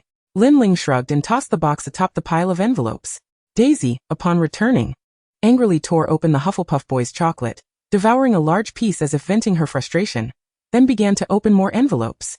Just as Lin Ling was about to caution her about damaging her teeth, she saw the little girl stand up in a daze. Heading for the door, I'm going to find Dorn. I like him. Lin Ling furrowed her brow and cast a binding spell on the little girl. Who is Dorn? The most handsome one in Hufflepuff. He is my life, my light. So it was the Hufflepuff boy who had given her chocolate. Without waiting for Daisy to finish, Lin Ling forced a sleeping potion and an antidote down her throat. The little girl immediately collapsed to the ground, fast asleep. A chilling aura emanated from behind Lin Ling. Tom Riddle held the chocolate laced with the love potion in his hand, crushing it into powder. Filthy thing. His gaze swept over the boxes of chocolate before settling on Lin Ling's face. He had endured for far too long. Since the end of Christmas, countless eyes had been fixated on her, admiring, envious, reverent, and loving. This time, that dark-haired Hufflepuff had crossed his threshold, and it was time for him to restore order at Hogwarts. He approached Lin Ling, watching her furrow her brow and recoil as he ruthlessly grasped her slender wrists, mercilessly siphoning her strength. Lin Ling lifted her gaze, feeling vitality ebbing from her body, surpassing her limits. She strained to break free from the boy's grip. Yet Riddle's hold was as tenacious as a serpent and as unyielding as iron chains. She could not shake him off. Lin Ling let out a low sob, her vision gradually blurring, until she succumbed to darkness. After a moment, Lin Ling's black eyes suddenly opened, a flash of red flickering within. She gently licked her thin lips with her tongue. My old friend must be longing for me. Chapter 51. And Green Subtle Revenge. In the dead of night, a brown-haired girl cautiously navigated the fourth-floor corridor with a mirror in hand. Hermione clutched a torn note from the restricted section, fully alert as she made her way back. Behind her came the sound of footsteps, accompanied by a strange, moist sound, akin to a sticky substance gliding along the floor. Hermione quickly ducked behind a pillar, peering back with her mirror. There was no terrifying creature as she had imagined, only a black-haired girl slowly approaching. With porcelain-like skin and exquisitely delicate features, Hermione recognized her as Lin Ling. She jumped out from behind the pillar and hurried toward Lin Ling to greet her. However, the black-haired girl tilted her head, a strange smile curling at her lips. The moment she looked at Hermione, it seemed a flash of red light flickered in her eyes. Goosebumps instantly prickled Hermione's arms as she sensed something was amiss with Lin Ling and stepped back. Lin Ling appeared trapped in a dark dream, feeling a colossal being following her, waiting for her to provide it with sustenance. She languidly attempted to shake off Riddle's grip, but to no avail. Until Hermione's tentative spell jolted her awake. Freeze!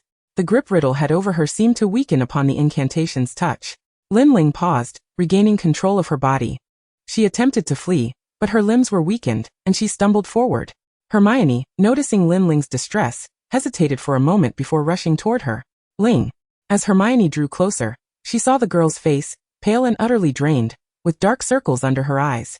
Lin Ling appeared devoid of strength, kneeling on the ground, gasping for breath. Lin Ling raised her head, urging Hermione to run. Riddle had already used her hand to release the basilisk, which was ravenously searching for prey. But it was too late. Lin Ling had already noticed a massive shadow looming over them. The serpent's venomous maw was reaching for Hermione, who stood with her back turned. Lin Ling pushed Hermione away. In the next moment, the girl's black eyes met the serpent's yellow gaze.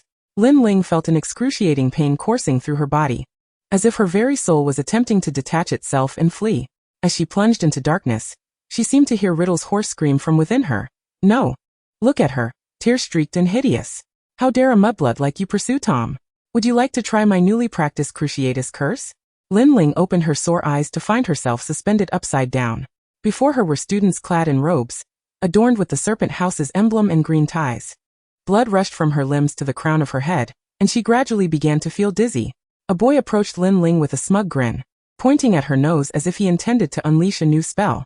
Yet in the next instant, this seemingly fragile girl, hanging upside down, unexpectedly struck, snatching the boy's wand and uttering the incantation, all frozen. Everyone was taken aback, immobilized in place, their eyes wide as they watched the girl deftly extricate herself from her inverted position, sauntering towards them with the nonchalance of a cat, scrutinizing their faces one by one. There were 5 wizards in total, clad in the garb of Slytherin students from Hogwarts, 2 girls and 3 boys.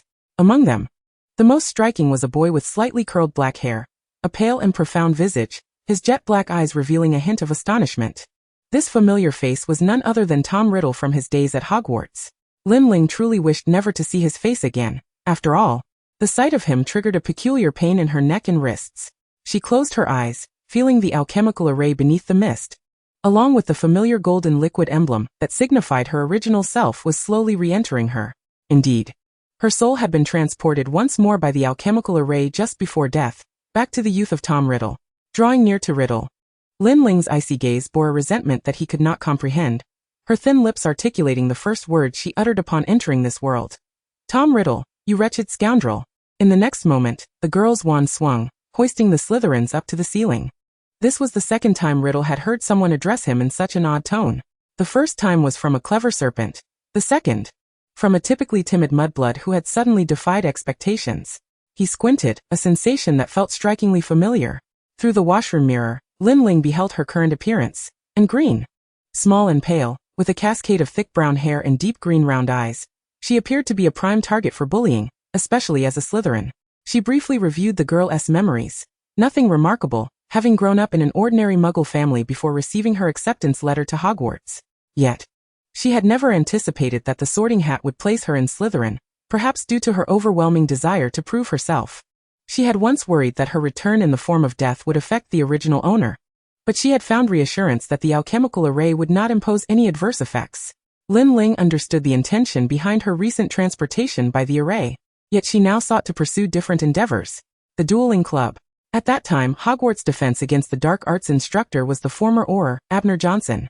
With his shoulder-length black hair and thick beard, he was undoubtedly considered a handsome wizard in the eyes of others in the 1940s. He raised an eyebrow with a smile, inviting Riddle to serve as a demonstration fighter. Naturally, no one dared to serve as a comparison group to this Hogwarts star and universally acknowledged model student. A slender figure slowly emerged from the crowd, standing before Riddle. His smile faltered as he sensed that this girl was acting strangely. It was as if she was no longer herself, but rather had transformed into someone he felt inexplicably familiar with. The audience murmured with glee at Anne's audacity, placing bets on how long it would take for her to be knocked unconscious. After Abner's countdown concluded, a flash of white light erupted as Anne and Riddle's spells collided. Following a series of dull thuds from the spell exchanges, the crowd gaped in astonishment. Anne's spell had actually outpaced Riddle's in an instant, before he could utter Expelliarmus. A beautifully executed silent spell struck him down, his wand now in Anne's possession. The most talented student at Hogwarts had been defeated by a typically timid and quiet student, leaving everyone utterly stunned. Lin Ling caressed Anne's wand, noting that the older girl's body indeed had a superior control over spells, allowing her to successfully cast the silent incantation she had long desired. Moreover, she was eager to slap Riddle's face, her thoughts racing to the torment she had endured while he possessed her. She longed to deliver several blows to that handsomely striking visage.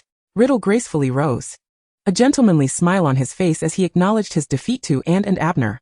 This elegant humility was met with applause and cheers from the audience.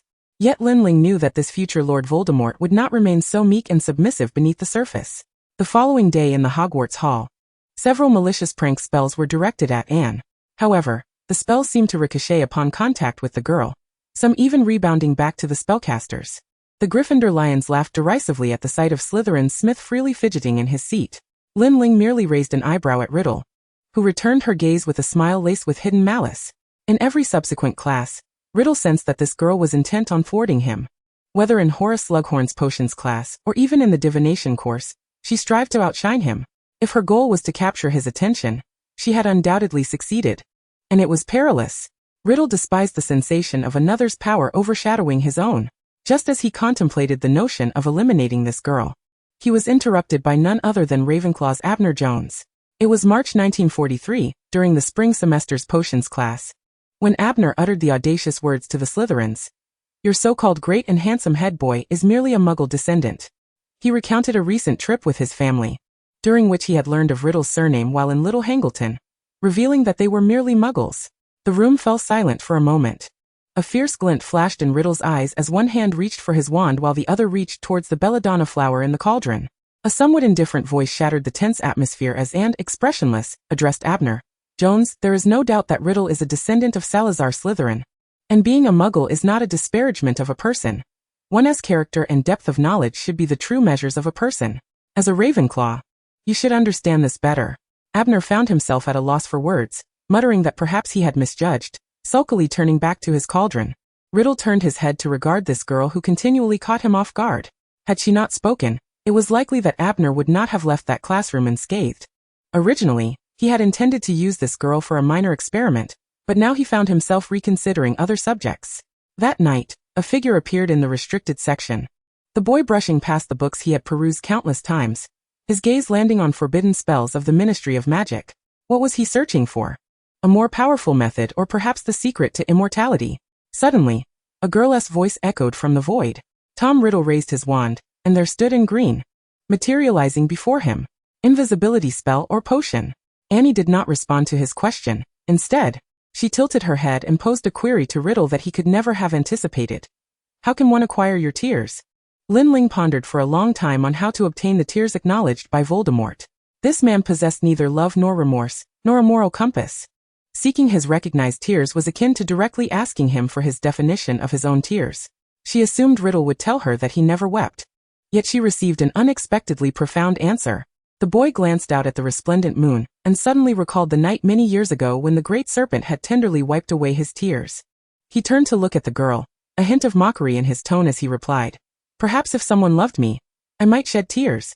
Lin Ling contemplated the veracity of his words before raising her gaze. Riddle observed the girl before him, who remained silent, and could not help but let out a scoff. Countless girls adored him. However, once they glimpsed his true form and nature, none would dare to love such a selfish and twisted individual. and he in turn scorned anyone's affection. If I love you, you must give me your tears. He noticed the brown-haired girl say this to him, the moonlight streaming through the window illuminating her dark, yet crystalline eyes. Oddly, had Anne's pupils always been this color? He suddenly recalled the serpent's eyes turning black at that time. Who exactly was the girl before him? A flurry of hurried footsteps echoed, suggesting that the caretaker was approaching. Annie and Riddle exchanged glances and quietly vanished using the invisibility spell. In April, Lin Ling's soul transformation mark was almost complete, yet her mission in this world remained at a standstill. Miss Green. After transfiguration class, Professor Dumbledore called out to Annie in a gentle tone. Since the beginning of the term, he had noticed the distinct differences in Annie Green. Not only her mastery of spells but also her substantial change in demeanor. She appeared more composed and formidable, no longer the timid girl she once was. Lin Ling regarded the young Dumbledore, whose beard was less gray, and his blue eyes bore a sharpness capable of penetrating one's soul. Dumbledore presented her with 2 notebooks. These are gifts for you and Mr. Riddle, in recognition of your impressive performance in transfiguration class over the past month.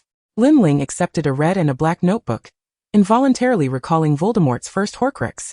Thank you, Professor Dumbledore. No need for formality, Miss Green.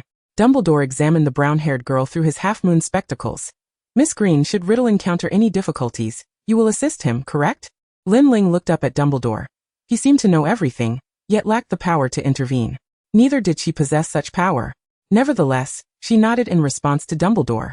Lin Ling awaited Riddle's return to the classroom and handed him the red notebook. During astronomy class, she couldn't help but doodle anxiously in the notebook given by Dumbledore. Eventually, she realized she had scribbled a plethora of thoughts concerning Riddle and love.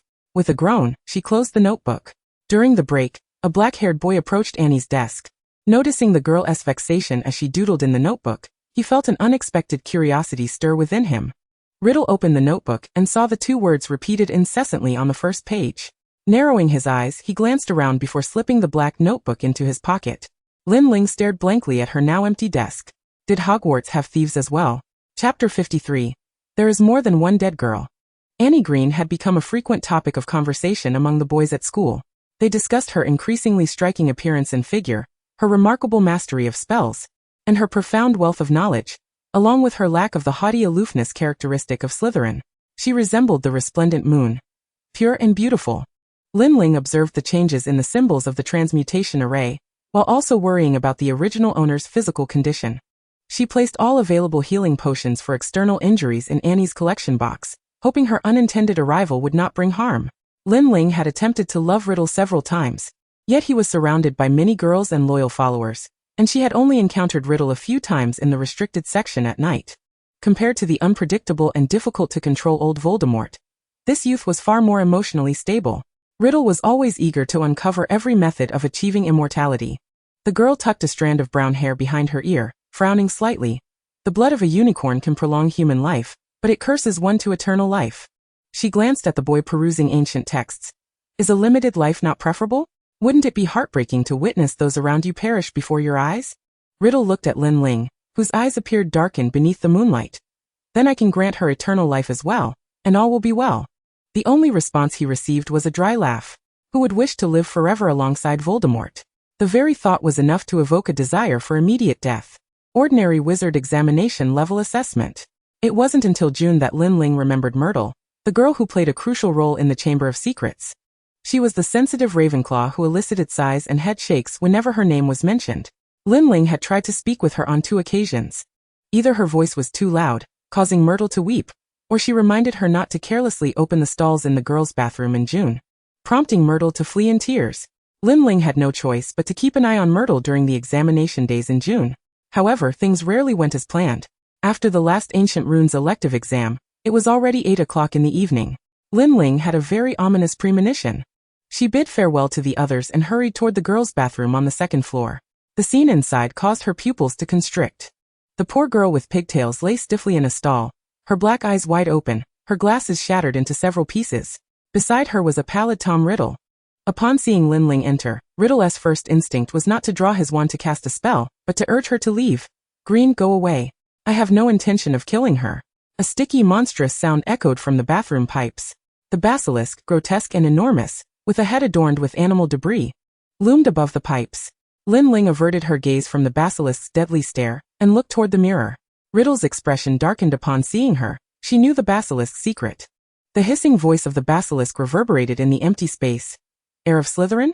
Since you have opened the Chamber of Secrets, it is time to cleanse Hogwarts with blood. No, you should obey my command and become my servant. You foolish boy, I am a fragment of Salazar's soul. To command me, you are centuries too early. If you wish to stop me, then you shall perish. Riddle staggered back, raising his wand just as the basilisk's fangs lunged toward him. The sickening sound of fangs piercing flesh echoed, and blood spurted forth. Riddle lifted his gaze, encountering the sight of a petite girl standing defiantly before him, her chest impaled by the monstrous serpent. Lin Ling had initially intended to exit the lavatory, but as the alchemical array shimmered with golden light, she caught a glimpse in the mirror of the serpent lunging towards Riddle. Without a moment's hesitation, she hurled herself toward him. The instant the serpent pierced her chest, an excruciating pain enveloped her. Blood gushed forth from her mouth as Lin Ling coughed violently, her eyes locking onto Riddle's, filled with a tumult of emotions. Riddle, you are a scion of Slytherin. Command the serpent with the authority of Parseltongue. Do not allow it to harm the innocent. She understood that he possessed the power to control this creature. As she observed the light in the girl's eyes gradually fade, Riddle slowly bowed his head, transforming her into a lifeless marionette. The girl who had vowed to love him was destined to vanish like the serpent, leaving him condemned to solitude in this world. What could others offer him? Merely it was not yet the moment to unleash the serpent. The girl was cast aside like a discarded doll by the serpent. Riddle gazed at her, slicing his palm with his wand, blood dripping before the serpent. I, as the heir of Slytherin, command you to return to the chamber until I summon you. In an instant, the enormous, scaled, and malevolent form retreated slowly, following the direction of the pipes. Riddle set down his wand and rushed to the side of the brown-haired girl. She had ceased to breathe. The bones of her chest were laid bare, gnawed upon by the serpent's fangs. Her once vibrant face was now marred with blood, and Green was dead. When he truly comprehended this fact, he felt his very soul tremble violently, a fragment of it peeling away with his despair, landing within the pages of his pocket notebook. Riddle trembled as he opened the notebook, flipping to the first page, his fingers brushing against the words penned by him about love. This fleeting touch seemed to sap him of all his strength, his head drooping in exhaustion. After a moment, a soft groan escaped from beside him. Riddle raised his head, his chaotic black eyes meeting the hazy gaze of Anne. And Green? She has returned? How could this be? The first thing the brown-haired girl beheld was her beloved prince leaning beside her, and in her dazed state, she still wore a look of infatuation. Tom. Riddle's expression darkened entirely. This scene felt hauntingly familiar, from the childhood Nagini to the present Anne. That person always appeared unexpectedly beside him, only to depart in such a morbid fashion. What could she possibly seek from him? He who possessed nothing at all. Suddenly, he recalled the serpent's caress and the inquiries from nights past, a trace of a mad smile blossoming upon the boy's handsome face. She would return. Or perhaps he could seek her out. Immortality, power, and her. He desired them all. Tom. The brown-haired girl quivered in fear at the sight of his twisted and frenzied expression, until Riddle's dark gaze fixed upon her with an intensity that could pierce. The dark-haired youth exerted all his effort to conjure a benign smile, suppressing the chilling intent to kill. He could not eliminate this vessel just yet. Perhaps she would return soon. And Green remained unaware that but a moment ago, she had come perilously close to death. Chapter 54. Daffodils and Bluebells. Lin Ling abruptly opened her eyes, expelling the tainted air from her lungs. The searing pain from the serpent's piercing still lingered within her sensory nerves. After a bout of harsh gasping, she realized she was in the familiar confines of the infirmary. At her side stood Madame Pomfrey, holding a vial with a look of astonishment. Merlin, you have finally awakened. Lin Ling squinted, taking in the sight of pink cherry blossoms blooming in a vase by her bedside, her eyes widening in sudden realization. The flowers had blossomed. How long had she been asleep? Madame Pomfrey, Lin Ling began, her throat parched. How long have I been asleep? Madame Pomfrey, with a kind heart, cast a spell to summon fresh water and replied, a full 40 days. When you were brought in, there were no external injuries, merely a state of deep slumber, which left me utterly perplexed about how to treat you. However, after seeing you, Professor Dumbledore advised me to wait, assuring me you would awaken. I thought he was jesting. But thankfully, you have returned to us. As she spoke, Madame Pomfrey seemed on the verge of tears. Lin Ling offered her a reassuring smile, understanding how terrifying it must be for a healer to be at a loss when faced with a patient. Shifting her gaze, Lin Ling noticed a petrified figure on the bed beside her. It was Hermione. She had not escaped the fate of petrification. Frowning, Lin Ling recalled how, before being controlled by Voldemort, she had stealthily transplanted mature mandrakes from her space gem for Professor Sprout's use. Why had the petrification not been lifted? Madame Pomfrey followed her gaze, wiping her tears as she informed her. The mandrakes that Pomona had grown were thriving, but for some unknown reason, they withered overnight, leaving these poor children to endure a little longer. It seems Riddle did not wish for the petrified children to reveal the secrets of the basilisk. And she could not allow Hermione to discover that she had survived after seeing the basilisk's eyes. Her encounter with Hermione in the corridor must remain a secret. Once Madame Pomfrey departed, the dark-haired girl slowly slid off the bed, retrieving her wand and pointing it at the petrified Hermione. Obliviate. Lin Ling discovered that the diary belonging to Riddle, which she had tucked away in her pocket, was missing. Would it be Harry or Ginny who had taken it? Or perhaps someone else entirely? Upon inquiring with Madame Pomfrey, she received a warm, maternal smile. Sweetheart, you have many admirers. Do you see all those candies? They are gifts from the Weasley boys, and these cherry blossoms were picked for you by Mr. Potter. And these daffodils. Madame Pomfrey paused, shifting to discuss others. It appeared that someone wished to keep their visit a secret, but the flowers led her to ponder who that might be. Mr. Diggory and Professor Snape have also visited. Professor Snape has been trying a new potion on you every few days, but no results have manifested. The children from Ravenclaw and Hufflepuff have come frequently, especially Miss Brown, who cries every time she visits. Madame Pomfrey, did the Weasley girl come by? Miss Weasley? Madame Pomfrey considered for a moment, as if recalling something. Yes. Just a few days ago, she visited twice, the first time with her brothers, the second time, she snuck in during visiting hours. But I caught her before she could say anything. However, she looked rather dazed and fled before I could speak. Madame Pomfrey wore a look of childlike melancholy. It seemed Ginny had fallen back under Riddle's control and stolen the diary. No wonder she felt liberated from Riddle's grasp. The rejuvenated girl gazed out at the golden sun, realizing the academic year was drawing to a close, as was that accursed soul. The following day, when Lin Ling appeared in the castle's great hall, most gathered around the long table, neglecting even their favored osmanthus rice dumplings, and flocked to her side. The platinum-haired boy adorned with the Serpent House badge commanded his two bodyguards, Goyle and Crabbe, to create a barrier with their shoulders, forming a space amidst the throng. He lowered his gaze to the girl's countenance. Once he had delicately brushed his fingers against her thick, drooping lashes while she lay in her sickbed. She remained beautiful, yet devoid of vitality. He contemplated gently shaking her, to ascertain whether she was merely a figment of his imagination. A beautiful porcelain doll. Now seeing her again, she appeared so real and vibrant. He yearned to once more caress her eyelids, which fluttered like butterfly wings. However, the platinum boy merely lifted his hand, tossing a vial of nutritional potion into the pocket of her wizarding robe with a flourish. An action that to onlookers seemed like an impudent act of toppling her meal tray. Draco raised his chin haughtily. You truly are a fragile little creature. Daisy, standing nearby, clenched her teeth and rolled up her sleeves. Malfoy. Lin Ling pulled Daisy's sleeves back down and stood a tad closer to the young master.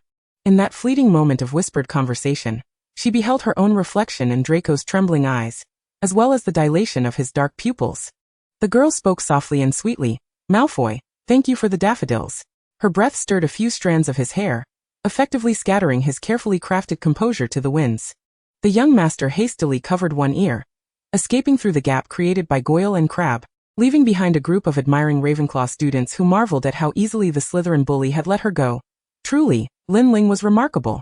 On their way to potions class, Daisy chattered incessantly to Lin Ling. You have no idea how bothersome Justin and Ernie are. They practically ask Professor Snape every few days when the new potion will be ready, and they always come to your bedside to check when you'll awaken. As Daisy turned her head, she found that the black-haired girl who had just been beside her had vanished. As Lin Ling rounded the corner of the corridor, she was suddenly ensnared by two pairs of outstretched hands, gently drawing her before their owner. In the narrow corridor, Fred stood behind her, while George stood before her. The usual jovial expressions of the twins had vanished, replaced by an intense focus fixed upon the girl before them. She appeared much improved from her ghostly state during Christmas, her pale face now adorned with a subtle blush, and her dark, clear eyes sparkled anew. Fred could not help but let his gaze drift from her smooth white cheeks to her soft, pale pink lips. His throat tightened, and he finally managed to divert his eyes from her enchanting presence. When the girl impatiently shifted, the twins finally regained their composure. Lin Ling slightly lowered her gaze. I never got the chance to apologize for what happened last Christmas. George cleared his throat and shifted his body slightly away from Lin Ling. He underestimated his own self-control. When the soft girl leaped into his space, he felt dizzy. But fortunately, Lin Ling's voice brought him back to reality. He masked his sudden thirst with a playful grin. "We accept your apology, but there's a small punishment." He removed the Gryffindor scarf and winked at the puzzled Lin Ling. With deft hands, George tied the scarf into a knot, and to Lin Ling's astonishment, made it vanish, revealing a dewdrop-laden bluebell flower resting in his long-fingered hands. He tucked the bluebell into her raven hair. The blue tinged with purple contrasting beautifully against her fair skin and dark locks, causing his fingers to linger, as if enchanted by the sensation of her hair. "Is this the punishment?" Lin Ling blinked in surprise. "Indeed," George replied, tilting his head as he admired his handiwork before producing another item. This was the very reason he and Fred had sought Lin Ling. Chapter 55, Unearthing Her Heart. It was a small embroidered pouch adorned with bluebell flowers. "This is a gift from Ginny. After you fainted, she was quite distraught, constantly apologizing to you." Fred adjusted his posture, subtly allowing the girl before him to rest more comfortably against him.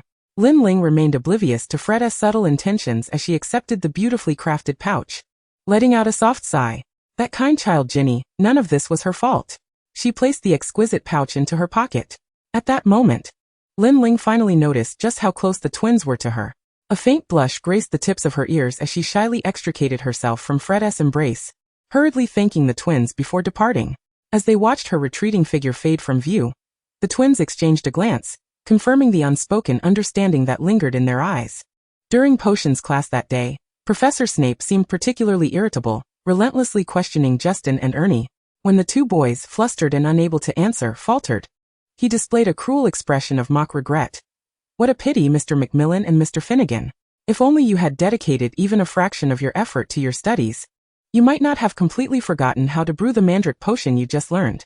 His words dripped with disdain as he cast a sidelong glance at Lin Ling, as if to complain about her. This nearly made Lin Ling laugh. She then concentrated intently, successfully concocting a potion so flawless that even Snape could find no fault with it. After class, Lin Ling learned a crucial piece of information. Harry had acquired the diary.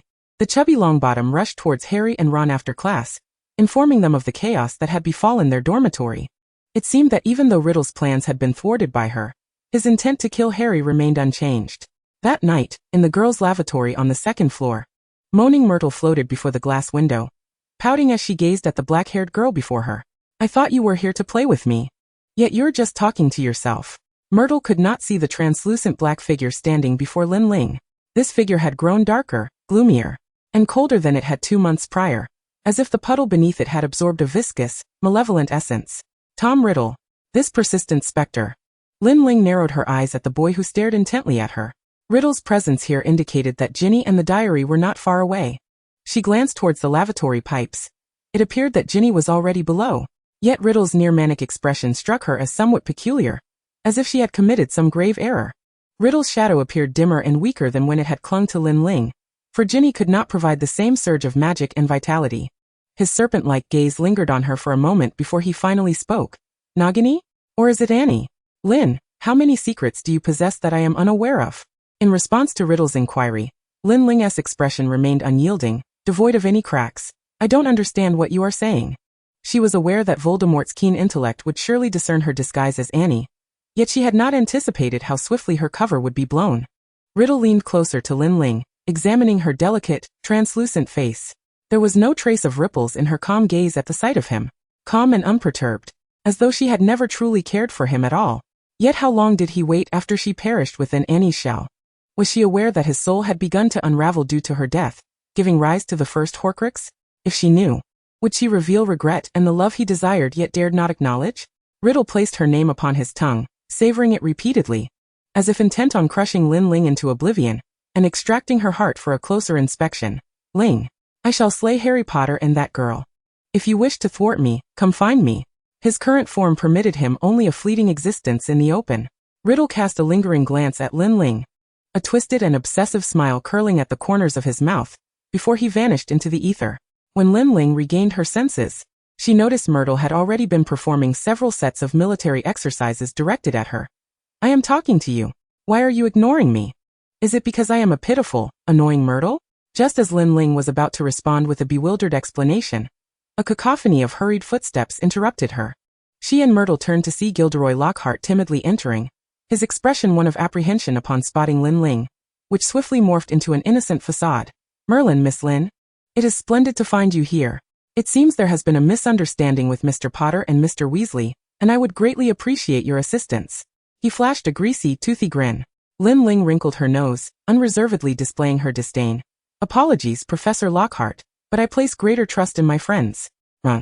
With a wary demeanor, raised his arm, brandishing his wand threateningly at Lockhart's face, effectively shattering his smile. Meanwhile, Harry turned his attention to this girl, who always caught him off guard. "Ling, what brings you here?" It was as if she had foreseen danger, and had come specifically to rescue him. He watched the moonlight dance upon her dark hair as she smiled gently at him. "Well, Myrtle and I are good friends. I occasionally come to keep her company." Lin Ling raised an eyebrow at Harry. "What are you all up to?" Harry seemed to awaken from a stupor, directing his gaze towards Myrtle, who was toying with Lin Ling's hair, his green eyes brimming with curiosity. "I wish to inquire how you met your end." Myrtle drifted towards Harry. "I perished in the cubicle, where I beheld a pair of yellow eyes." Everyone followed the direction of Myrtle's finger, observing a circle of sinks surrounding the washroom, with a pipe roughly 10 meters wide at its center. Harry stepped forward, touching the basin marked with a serpent emblem, a peculiar hissing sound emanating from his throat. The pipe opened, revealing a vast abyss of darkness. Ron, with a swift kick, sent a retreating Lockhart tumbling down. And upon hearing the sound of Lockhart's safe landing, he and Harry prepared to jump after him. Harry glanced at Lin Ling, his eyes flickering. "Ling, wait for us up here, if anything happens." The girl interrupted him with a smile. "Harry, I will be right by your side, aiding you." Harry knew the girl before him would not break her promise, just as she had laid down her life to protect him the previous year. Yet, how could he bear to let her face harm again, to fall before him? Their emerald and obsidian gazes clashed, and after 2 seconds, the green eyes faltered. Just then, Ron's terrified voice echoed from below. "Harry!" Chapter 56. The Truth. Harry and Lin Ling swiftly slid down the pipe, reaching its end where Lockhart had seized Ron's wand, pointing it at each of them in succession. Thus, the farce concludes. I shall craft a splendid duel scene with my Obliviate spell, adding a vivid stroke to my new book. Forgetfulness. All shall be forgotten. As Harry instinctively raised his wand, Lin Ling instead allowed her hand to fall naturally, drawing closer to him. In the next moment, Ron's bent wand reversed the spell, sending Lockhart flying back, unconscious upon the ground. The roar of stone echoed, separating Lin Ling, Harry and Ron from Lockhart. "Harry, are you and Ling unharmed?" Lin Ling cast a cleansing charm upon herself and Harry, then smiled reassuringly at Harry, who looked upon her with concern. Before them stood a circular iron door, adorned with an outstretched hand, each finger grotesquely bent in various directions, resembling serpents. Harry's hissing parcel tongue broke the silence, and as his fingers moved with the sound, the door swung open, revealing the world of Slytherin within. Stone serpents, bearing their sharp fangs, lined both sides, and at the far end of the seemingly endless chamber stood a stone visage of Salazar Slytherin. Beneath the massive sculpture lay a pitiful figure, lifeless on the ground. Harry and Lin Ling raced to Ginny's side. Her breath was nearly imperceptible, her skin chillingly cold. Lin Ling poured the strongest healing potion into Ginny's mouth, cradling her hand in her own, attempting to warm her with her touch. While their attention was consumed by Ginny, a shadow loomed before Lin Ling. He reached out a somewhat transparent hand, seemingly attempting to help her to her feet. Lin Ling, ungrateful, merely turned her head, casting a cold glare at the handsome, dark-haired boy. "Tom Riddle?" Harry's shocked voice emerged beside Lin Ling. Riddle picked up the wand that Harry had discarded, his gaze fixated on Lin Ling's face, as though he were sketching her likeness with his eyes. "Riddle, we need to save Ginny. She is dying," Harry exclaimed. Lin Ling's voice, as icy as shards of ice, resonated beside him. She raised her wand, warily eyeing Riddle. Harry seemed to grasp the truth in an instant. "It was you. You unleashed the monster." "No, it is this foolish girl lying on the ground and you, Ling." Riddle's lips parted, slowly articulating Lin Ling's name with a fondness that suggested intimacy. Harry's incredulous gaze shifted to Lin Ling, where he saw her pallid complexion and furrowed brow. Was this the reason she had remained in a stupor for nearly 2 months? "You controlled them. You framed Hagrid." "Why?" "Because I intend to kill you, a worthless being who has garnered unwarranted admiration, yet managed to slay the greatest wizard of all time, Voldemort." "Kill me? Why would you wish to kill me for Voldemort?" Riddle's gaze left Lin Ling, locking onto Harry's green eyes, his handsome face radiating arrogance. "Because Voldemort is my past, present, and future." He inscribed the name Tom Marvolo Riddle in the air. With a flick of his wand, the letters transformed, revealing Voldemort's name before Harry's eyes. Harry beheld the scene before him, the anguish and fury causing his body to tremble. Voldemort, you shall never be the greatest wizard. Dumbledore is the greatest wizard. As long as someone remains loyal to him. As his words echoed throughout the chamber, a melodious bird's song pierced the air, and Dumbledore's phoenix fox finally arrived. Dropping the sorting hat, Lin Ling exhaled a sigh of relief. Riddle cast a disdainful glance at the hat, then narrowed his eyes, observing the girl he had been so fixated on appearing to breathe easier. Tilting his head in curiosity, Ling, you possess all knowledge, do you not? You are aware of my true identity, and even foresee what shall transpire next? In that very moment, Riddle raised his wand. A silent disarming charm collided with a dimly glowing killing curse before Harry, producing a muffled explosion and sparks. The killing curse was deflected, leaving a shallow pit on a nearby statue. Harry stepped back, while Ling gasped for breath, cold sweat trickling down her back. Voldemort had drained most of Ginny's strength, and was capable of casting several spells. Yet, judging by the intensity of his spells, his power remained exceedingly feeble. Had he faced them in his complete form, she and Harry would have perished countless times already. Riddle disdainfully glanced at Harry's wand, extending his hand to utter Parseltongue towards the statue behind him. The serpent that had once slain Ling slowly slithered from Salazar's mouth, appearing before her and Harry. The green-eyed boy grasped Ling's hand, urging her towards the shadows cast by the serpents. He then stood beneath the shadow of the serpent, running in the opposite direction. With the creature closely pursuing him, Ling tightened her grip on her wand, striving to catch up to Harry, when a spell whizzed past her, striking the statue. The handsome boy with black hair approached Ling with a light step, not as if he meant to kill her, but rather as if he intended to bestow upon her the sweetest kiss. Ling, do you know how much I long for you? The sweet words spilling from Riddle's lips sent a shiver down Ling's spine. She glimpsed the unfathomable madness in his eyes, and felt a bone-chilling threat of death. Even if you slay me, you shall not triumph. You will perish at Harry's hands. The girl's cowardly demeanor elicited laughter from Riddle. Slay you? I had indeed contemplated such a notion. To liberate you from this vessel. His translucent hand caressed the pale face of the girl. Thus, you would return to Annie's body, and I would be there waiting for you. He squinted, savoring the warmth of her living skin and body temperature. Countless times, on the night of Annie's demise, he dreamt of her once vibrant self frowning and telling him, I will love you. Yet, the very next moment he would awaken from the dream of losing her. This agony tormented him far more than the act of splitting his own soul. He was undeniably the most omnipotent wizard in the world, capable of retaining everything he desired, both the past her and the present her. Now he was on the verge of possessing her. Even his heart, which had long ceased to beat, resonated with delightful tremors. He curled his lips into a smile, his eyes ablaze with madness, inching closer to the girl. Ling watched as the dark-haired boy leaned toward her, towering over her, capable of enveloping her entirely in his embrace. She distinctly felt the solidifying form of Riddle. Aware that Ginny was growing increasingly weak, even her healing potions nearing their limit, she heard Riddle, his voice dripping with pleasure. And now, I shall no longer be a mere memory. I will regain my corporeal form, reclaim this world and you. He lifted the delicate chin of the girl, meticulously tracing her exquisite features with his gaze. A sudden chorus of birdsong erupted as the phoenix pecked out the serpent's eyes, while Harry led the basilisk away from the chamber. Fragmented, Riddle heard the girl he had ensnared before him speak. Chapter 57. This shall not be a false affection. The statues surrounding them shattered. At that moment, as dust enveloped their vision, Ling surged forth from Riddle's grasp, dashing to Ginny's side. She poured vial after vial of healing potion into Ginny's mouth, fervently rubbing her cold arms. Just a few more minutes. Useless, Ling, Riddle's voice echoed from behind her. The dark-haired boy yanked the slender girl from the cold, slick ground, observing her sodden robes hem crease her handsome brow. After casting a drying charm, he ensnared the girl's arms with one hand, firmly holding her in his embrace. He focused on the girl's forehead, marred by a wound from her own shattering spell, and with an unacknowledged tenderness, gently licked the tiny, blood-tinged injury. The girl in his arms seemed to surrender her resistance, like a cat with its limbs bound. Obedient, helpless, fragile. Riddle squinted in satisfaction, everything within his control. A hurried sound of footsteps approached. It was Harry, cleverly diverting the basilisk with stones, returning to the chamber. Upon seeing Ling imprisoned in Riddle's embrace, the green-eyed boy was beset by countless frenzied thoughts.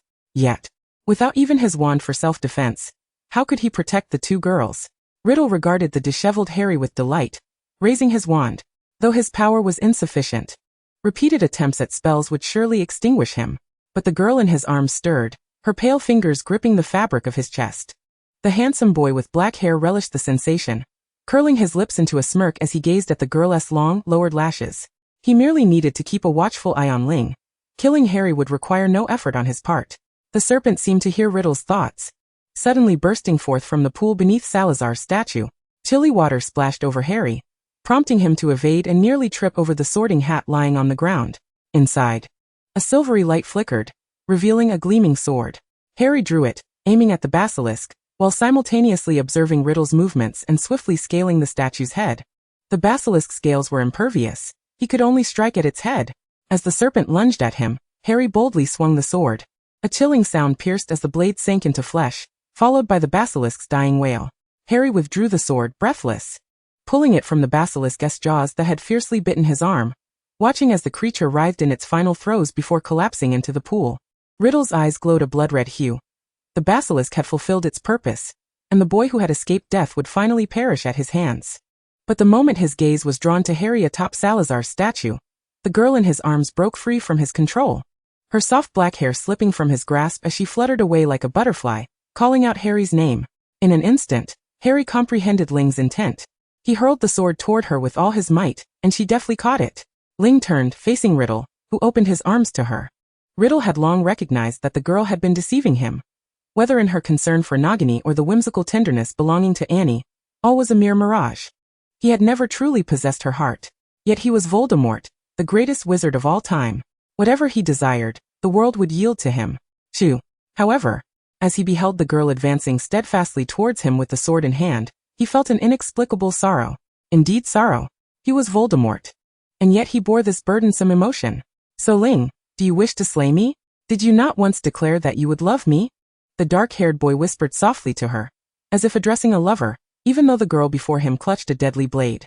Lin Ling raised her wand to her chest, refraining from responding to Riddle's inquiry, instead countering with a question of her own. Riddle, do you love me? She lifted her chin, gazing at the boy whose face was masked with a smile. You do not love anyone. Your heart is consumed solely by the pursuit of power, the yearning for status, and the insatiable desire to plunder what remains unclaimed. What you desire is not me, but the thrill of conquest. Your entire world revolves around yourself. Thus, you are unworthy of love from others, nor worthy of loving anyone. Riddle observed the soft, delicate lips of the girl as they uttered these piercing words, striking him like 1,000 heart-wrenching curses. He found himself unable to refute her assertions, yet subconsciously sensed that this girl was unlike power or status. Lin Ling's expression, resolute and cold, caused cracks to appear in the otherwise perfect visage of the dark-haired youth, his face suddenly contorted with malice. Riddle struggled to contain his fury and the peculiar restlessness within, and he could not suppress the urge to reach out toward Ginny, who lay on the ground. With the mere absorption of Ginny's last vestiges of life, he could be reborn. At that moment, worthiness would not be dictated by her. He would demonstrate to her that he was deserving. In time, he would also comprehend the meaning of her notion of love. As Riddle extended his hand toward Ginny, Lin Ling suddenly lunged towards him, an action that caught Riddle off guard for a fleeting moment. In the next heartbeat, a gleaming silver sword pierced through the diary that lay beside Ginny. Both Riddle and the diary emitted a cry of anguish. Blood gushed forth from the diary even as the light from Riddle's chest penetrated him. The dark-haired boy's face twisted in agony, and he attempted to grasp the slender wrist of the girl before him, only for her to thrust the sword into the diary once more. Another shard of light pierced through Riddle's body, which was now intermingled with thick darkness, causing him to shatter, fragments dissipating like smoke. Riddle clutched his pierced left eye, his strength waning, his soul on the verge of obliteration. In his final moments, he reached out to Lin Ling. He was uncertain of the emotions coursing through him at that instant. Though he harbored hatred for her, he yearned, in the last breath of his fading soul, to touch her soft hair once more. Chapter 58. The secret discovered before Lin Ling, Riddle disintegrated into brilliant specks of light. At the moment of his disappearance, Ginny opened her eyes. She recognized the figure beside her, the one who had protected her, Lin Ling. The red-haired girl clung tightly to Lin Ling, burying her head in the crook of Lin Ling's shoulder, weeping softly. Meanwhile, Harry with his injured arm slowly approached them. The basilisk's venom was coursing through his body, and he found himself unable to control his descent to his knees before the two girls. In a daze he heard Lin Ling's gentle voice. Harry, hold on a little longer. A bird's song echoed as Fox the Phoenix alighted beside him. It had been reborn from its ashes, its brilliant red feathers gleaming with vibrant life. It extended its black eyes toward Harry's arm, shedding tears upon the grotesque wound left by the basilisk, causing it to heal instantaneously. Harry's vision sharpened once more, and he saw the worried expressions on the faces before him. Ginny, once pale, had regained her color. As she gazed at Harry's gruesome arm returning to its former state, her tear-filled eyes finally curved into a smile. Lin Ling's alabaster cheeks still bore the dust of battle, her dark eyes fixed on the visibly healing wound, until Harry regained his vitality. Only then did she lean back, revealing a smile of relief. As if a burden had been lifted, she moved her elbow slightly, revealing faint red marks on her slender wrist, remnants left by Tom Riddle. Harry stared unblinkingly at the marks, suddenly reminded of the moment when Lin Ling had been grasped by the tall, slender boy, ensnared in his embrace, as if he had tightly clutched the moonlight he had long pursued. He recalled Riddle's expression of satisfaction mingled with thirst as he bound Lin Ling to him. Harry looked at Lin Ling, the dim light casting shadows upon her pale face. The dust dancing in the air audaciously kissed her soft lips and hair, flowing like seaweed.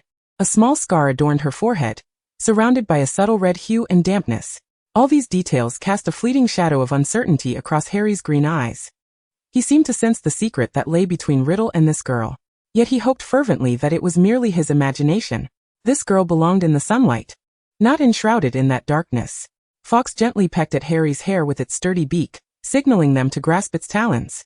The phoenix, with great strength, effortlessly lifted the three of them and carried them out of the chamber, along with Ron and the dazed Lockhart, to the door of Professor Dumbledore's office. Dumbledore appeared somewhat exasperated, pinching the bridge of his nose until small red marks appeared. The two boys watched the elderly wizard anxiously, while Lin Ling wore an expression of calm indifference. She understood that this mischievous old man was always prone to frightening the children. Dumbledore's blue eyes scanned the three youngsters before him, and when Harry and Ron were distracted, he winked at Lin Ling, finally clearing his throat to speak. You have collectively violated dozens of school rules, sufficient grounds for expulsion. Therefore, the most reasonable course of action is. He narrowed his blue eyes and smiled, leaving the terrified Ron bewildered. To award you three with a special commendation for your contributions to the school. Ron broke into a silly grin, while Harry exhaled a sigh of relief. In contrast, Lin Ling, as if anticipating this, exchanged a knowing wink with Dumbledore. Lin Ling sat in the Hogwarts Great Hall, gently tapping her fingertips against the wooden table.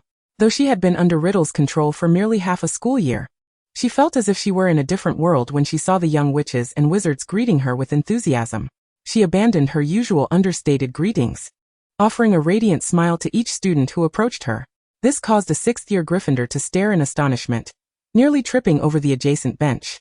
The Gryffindor's reaction displeased the platinum-haired boy seated at the long table, who pursed his lips, glaring at everyone captivated by the girl's smile. Daisy reached out a delicate hand, gently feeding Lin Ling with the cut fruit, drawing her attention back to her side. Her dazzling golden hair cascaded around Lin Ling's neck as she playfully pouted at her. Harry, from across the long table, waved at Lin Ling with sparkling eyes. Just as Lin Ling was about to greet Harry, Daisy tightened her embrace around Lin Ling's neck, playfully sticking her tongue out at Harry from a corner where Lin Ling could not see. The recently unpetrified Justin approached Lin Ling shyly. He had recovered remarkably well, even growing slightly taller than before his petrification, his freckled face adorned with a bashful smile. Ling, I heard it was you, Harry, and Ron who defeated the basilisk together. I want to thank you for saving us. Lin Ling blinked and generously bestowed her sweet smile upon him. No, Justin, it was Madame Pomfrey who helped you. I was merely a trivial assistant. Justin's face flushed. But you were still amazing, so, may I shake your hand? Two distinctly knuckled hands, one on either side, grasped Lin Ling's delicate shoulder blades and her soft arms. George and Fred peeked down at Lin Ling from above. Of course, it is permissible. Lin Ling looked at Justin, who suddenly bore an expression of mild trepidation. Above her, the usually playful twins displayed a somewhat serious, even intimidating demeanor. A light patter of footsteps captured the attention of the students seated at the long table in the center. It was Hermione, rushing towards Harry and Ron with a beaming smile. She warmly embraced Harry but merely pursed her lips at Ron, ultimately settling for a formal handshake. The Gryffindor wizards regarded the awkward Ron with an amused curiosity. Only Lin Ling maintained a subtle smile, which piqued Daisy's interest. However, despite her inquiries, Daisy received only a single enigmatic response from the dark-haired girl. Cautiousness is the genesis of love. Lin Ling's alchemical array shimmered with golden light, and inadvertently, she had orchestrated Ron's first love. Lin Ling turned her gaze towards the teacher's table. Next, she observed a man with a hawkish nose, who appeared somewhat impatient as he listened to Professor Sprout's discourse on seedling cultivation. He suddenly shivered and glanced around. Chapter 59. An Invitation from Grimmauld Place. Number 19. Spinner's End. Severus Snape glared down at the girl standing outside with a suitcase, his face contorted with disdain. Lin Ling remained unfazed, even circumventing Snape to stride directly into the house. The interior was surprisingly simple yet unexpectedly tidy, comprising 2 small rooms, a kitchen, a bathroom, and a living room. One of the rooms had been repurposed by Snape as a potion brewing laboratory, suffused with the peculiar scent of exotic herbs. Snape's robes billowed as he swiftly approached Lin Ling, who was curiously surveying her surroundings like an inquisitive creature, and seized her collar, unceremoniously depositing her onto the only chair in the living room. Lin Ling turned her head to watch the dark-haired man as he tidied the room with his wand. She had anticipated being shut out, yet he had unexpectedly welcomed her. It seemed her woeful performance in front of him at school had indeed borne fruit. If only he wouldn't glare at her so fiercely with those dark eyes while he tidied up. Severus Snape found himself unexpectedly sharing his abode with a new roommate, a small giantess who claimed kinship with him. Upon seeing the girl who had appeared at his doorstep, his immediate instinct was to shut the door and keep all trouble at bay. However, the pitiful expression on her face and her frail, slender form made it difficult for his limited conscience to slam the door shut. She reminded him of Lily, intelligent, beautiful, with a slyness reminiscent of a fox, though they bore no resemblance to one another. Moreover, he was already her guardian. As she gazed up at him with wide, innocent eyes, he finally relented with a resigned grimace. Nevertheless, the obstinate man felt compelled to reiterate firmly, "Miss Lin, my allowing you entry is solely due to my role as your nominal guardian. Therefore, I shall provide you with basic assistance." However, he elongated his tone. "The potions and items here are strictly off-limits without my explicit permission. If you disturb my belongings, I will throw you out." The following day, the girl contravened his rule by preparing a sumptuous meal for him, one he would never have encountered during his solitary existence at Spinner's End. Steaming beef and vegetables wrapped in dough, each portion adorned with delicate pleats, accompanied by fragrant rice porridge filled with shredded chicken and corn. Lin Ling watched silently as the dark-haired man consumed every morsel, a subtle smile tugging at her lips. Truly, he was a man of stubbornness. In the days that followed, Snape's abode gradually filled with an array of small items. A potion classification box, a petite sofa suitable for a girl to lounge upon, a diminutive vanity, a potted plant bursting with vibrant blooms, and a special shampoo for oily hair placed in the bathroom. After finishing potion preparation in a corner of the living room, Snape cast a quiet glance at the girl curled up on the sofa, engrossed in her reading, and realized he had grown entirely accustomed to her presence. Lin Ling lifted her face from her book to glance at the potion simmering in Snape's cauldron. If she was not mistaken, it was wolfsbane, designed to help werewolves maintain their sanity during the full moon, sparing ordinary people from harm. She tilted her head and quietly crept over to Snape's side. Over the past month, her hair had grown longer, with strands capable of enveloping her petite form entirely. Snape watched as the girl approached him like a small animal, her dark eyes darting around before she tossed a powdery substance into his cauldron. Frowning, he grasped Lin Ling's tiny hand. "Miss Lin," before he could finish his admonishment. The potion in the cauldron transformed from slightly murky to a purer silver hue. If he was not mistaken, both the purity and quality of the wolfsbane potion had improved. He shot a glance at the girl, whose face was clearly displaying a desire for praise, and plucked her back to the sofa. A week later, an owl's arrival rapped at Snape's window. He tucked his freshly groomed hair behind his ear, and noticed the letter bore the Weasley name. They had returned from their trip to Egypt, and were inviting Lin Ling to Grimmauld Place for a visit. "Your birthday?" Snape raised an eyebrow. Lin Ling had just remembered her birthday, which fell in mid-August, though she seldom paid it much mind. Yet these delightful companions remembered it better than she did.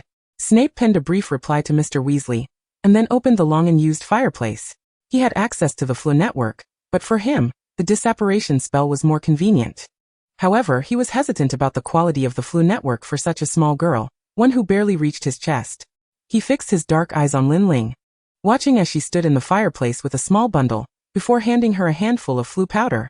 "Please articulate Grimmauld Place clearly, Miss Lin. I would prefer not to have to search for you in some peculiar location." Snape's tone was sharp, yet Lin Ling detected a hint of concern beneath it. She offered him a gentle smile, and pronounced the destination in flawless English. In a flash of green flames, the girl vanished. Snape gazed at the empty sofa, for the first time feeling that solitude was not as pleasurable as he had imagined.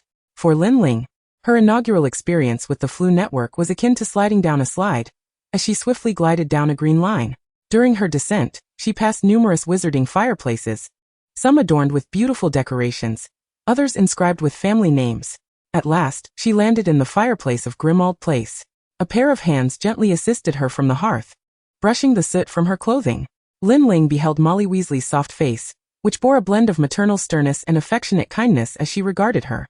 Indeed, Lin Ling appeared somewhat disheveled, her palm-sized face marked with soot, and even her package was grimy. Suddenly, a pair of strong arms swept her off her feet, spinning her around several times. "George, put her down at once." Molly stood with her hands on her hips, her voice ringing out in a loud cry. In her anger, she appeared even more imposing than the twins. The boy holding her embraced the girl even tighter, and she could hear the steady thump of his heartbeat. "Mum, you've got it wrong. I'm Fred Merlin, who can tell you two apart. Just put that poor girl down quickly." George felt the girl's small hand gently patting his shoulder, and she sighed in his ear, "George, please let me down." Her breath brushed against his ear, causing him to shiver involuntarily.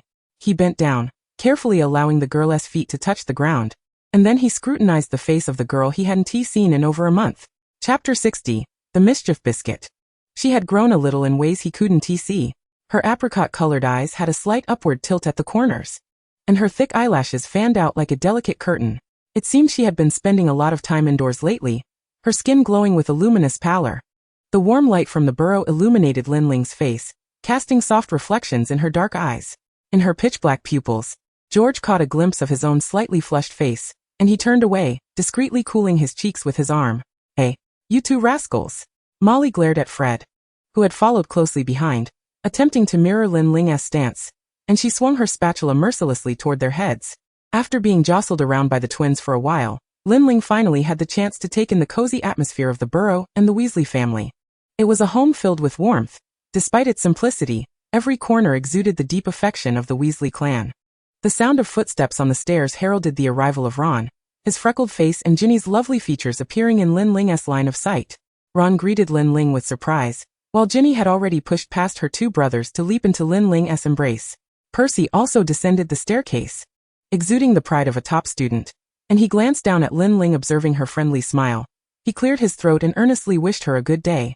Molly prepared a large platter of pizza, the rich aroma of melted cheese mingling with the scent of savory ham, prompting everyone's stomachs to rumble. After enjoying a steaming bowl of corn chowder and pizza, Lin Ling closed her eyes in satisfaction. She remained oblivious to the knowing glances exchanged among the Weasley family. Suddenly, the lights in the burrow went out, and a melody erupted beside Lin Ling. Ginny was the first to start singing, shyly pulling Lin Ling's hand as she sang "Happy Birthday." Molly and Arthur joined in, followed by George, Fred, and Ron, with Percy adding his voice at the end, albeit slightly off-key. Amid Ginny's laughter, Molly waved her wand, and a beautiful cream cake materialized in the center of the table. "Happy birthday, dear." Molly approached and lovingly kissed Lin Ling on the cheek. Fred ruffled Lin Ling's soft hair, watching as her dark eyes appeared to glisten. Yet she still smiled gratefully at Molly. When it came time to blow out the candles, everyone noticed Lin Ling hesitating for a moment, but she seemed to resolve to make the most heartfelt wish. The flickering candlelight illuminated the girl's smooth cheeks, seemingly responding to her intertwined hopes. Lin Ling and Ginny sat on the floor unwrapping gifts from everyone. Daisy had gifted her a delicate hairpin, silver in color, adorned with a little rabbit grinding potion. Ginny presented her with a pale purple hair clip. Hermione had given her a thick tome titled The Development of Modern Sorcery, and Ron and Harry had jointly gifted her a book on classified flying brooms. There were also two gifts delivered by the owl, Aaron, today. One was a black patterned box containing a glass vial filled with a deep purple liquid, labeled with elegant potion instructions. The box bore no signature, but the meticulous craftsmanship of the potion brought to Lin Ling's mind the face of a hawk-nosed man. The other was an old box, also unsigned, that opened with a gentle touch, revealing a weathered necklace. It looked ancient, bearing scratches as if it had been severely battered. Arthur, just to be safe, repeatedly used a revealing charm on the necklace to confirm it was harmless before allowing Lin Ling to keep it. The array showed no reaction to the necklace either. After a moment of consideration, Lin Ling tucked it away in her enchanted gemstone. George and Fred exchanged enigmatic expressions before presenting her with a red box after she finished unwrapping her gifts. Ginny peered eagerly into the box, only to pout in disappointment. "Cookies. These are no ordinary cookies," Fred winked at Lin Ling. "You two aren't planning to curse me, are you?" Lin Ling's dark eyes searched the mischievous smiles of the two red-haired boys for any hint of deceit. After receiving their repeated assurances, she raised an eyebrow and picked up a cat-shaped cookie, slowly taking a bite. She hoped the twins' prank wouldn't be too outrageous. To her surprise, the cookie tasted delightful, bursting with the rich aroma of milk and melting in her mouth. Bang! With a crisp sound, the dark-haired girl suddenly vanished from her spot. Ginny sprang to her feet in a panic, while the two red-haired boys exchanged identical, expectant grins. As the transformation mist dissipated, all that remained in Lin Ling's place was a small white cat. Its face was round like a bun, its large eyes twinkling with a glistening black hue, radiating clarity and intelligence. Its entire body was snow-white, save for the speckled black on its tail and back. The cat's adorable appearance was enough to enchant anyone. The cat glanced down at its fluffy paws, then squinted at the excited twins with a look of resignation. Lin Ling had not anticipated that her birthday gift would involve being transformed into a cat. "You two rascals! Change her back." Ginny was nearly exasperated by her brothers. The two red-haired boys exchanged glances and, with feigned reassurance, reached out toward the cat, saying, "Don't worry, the cookie's effect won't last long." Lin Ling swiped at George but still couldn't break free from Fred's hold. The red-haired boy grasped Lin Ling's front paws, holding her snugly in his embrace. His long, slender fingers gently kneaded the cat's delicate frame, gliding over her soft fur down to the base of her tail. Lin Ling seemed unable to resist the cat's instinctual comfort, as she slightly squinted her eyes and ceased her vigorous struggles. Ginny instinctively leaned closer to Lin Ling, gently scratching her small, fluffy chin. Fred gazed down at the cat, which had half closed its eyes, its pink nose twitching while its velvety fur felt warm against his chest. The sight of this charming creature made him reluctant to let it leave his arms. George, feeling a twinge of jealousy, was about to take Lin Ling from Fred when... Bang! Chapter 61. The Vanished Necklace. The time limit of the mischief cookie had expired. The cat transformed back into the girl. Lin Ling appeared to still be reeling from her feline state, her mind still somewhat foggy. The young girl, soft and delicate, nestled against Fred's chest, brushing her silky hair against his chin. Fred straightened his posture, warmth radiating from his head to his limbs, as if igniting a fire within him. It was not until Lin Ling's dark, murky pupils regained clarity that he was fully aware.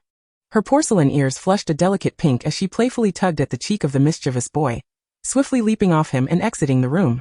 Ginny, lost in the charm of Lin Ling's adorableness, remained dazed for a while, until she snapped back to reality and scolded her two brothers for being foolish. Fred, however, was too preoccupied to heed his sister's tirade. Letting out a soft sigh, he stiffly stretched his legs and pressed his overheated head against the floor.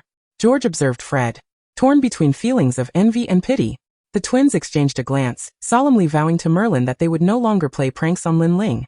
For the next 2 days, George and Fred dared not show their faces to Lin Ling. When the third day arrived, and they mustered the courage to meet her gaze, they found the girl utterly unwilling to converse with them. The two red-haired boys, with faces resembling that of a large dog bereft of its master's affection, circled around Lin Ling.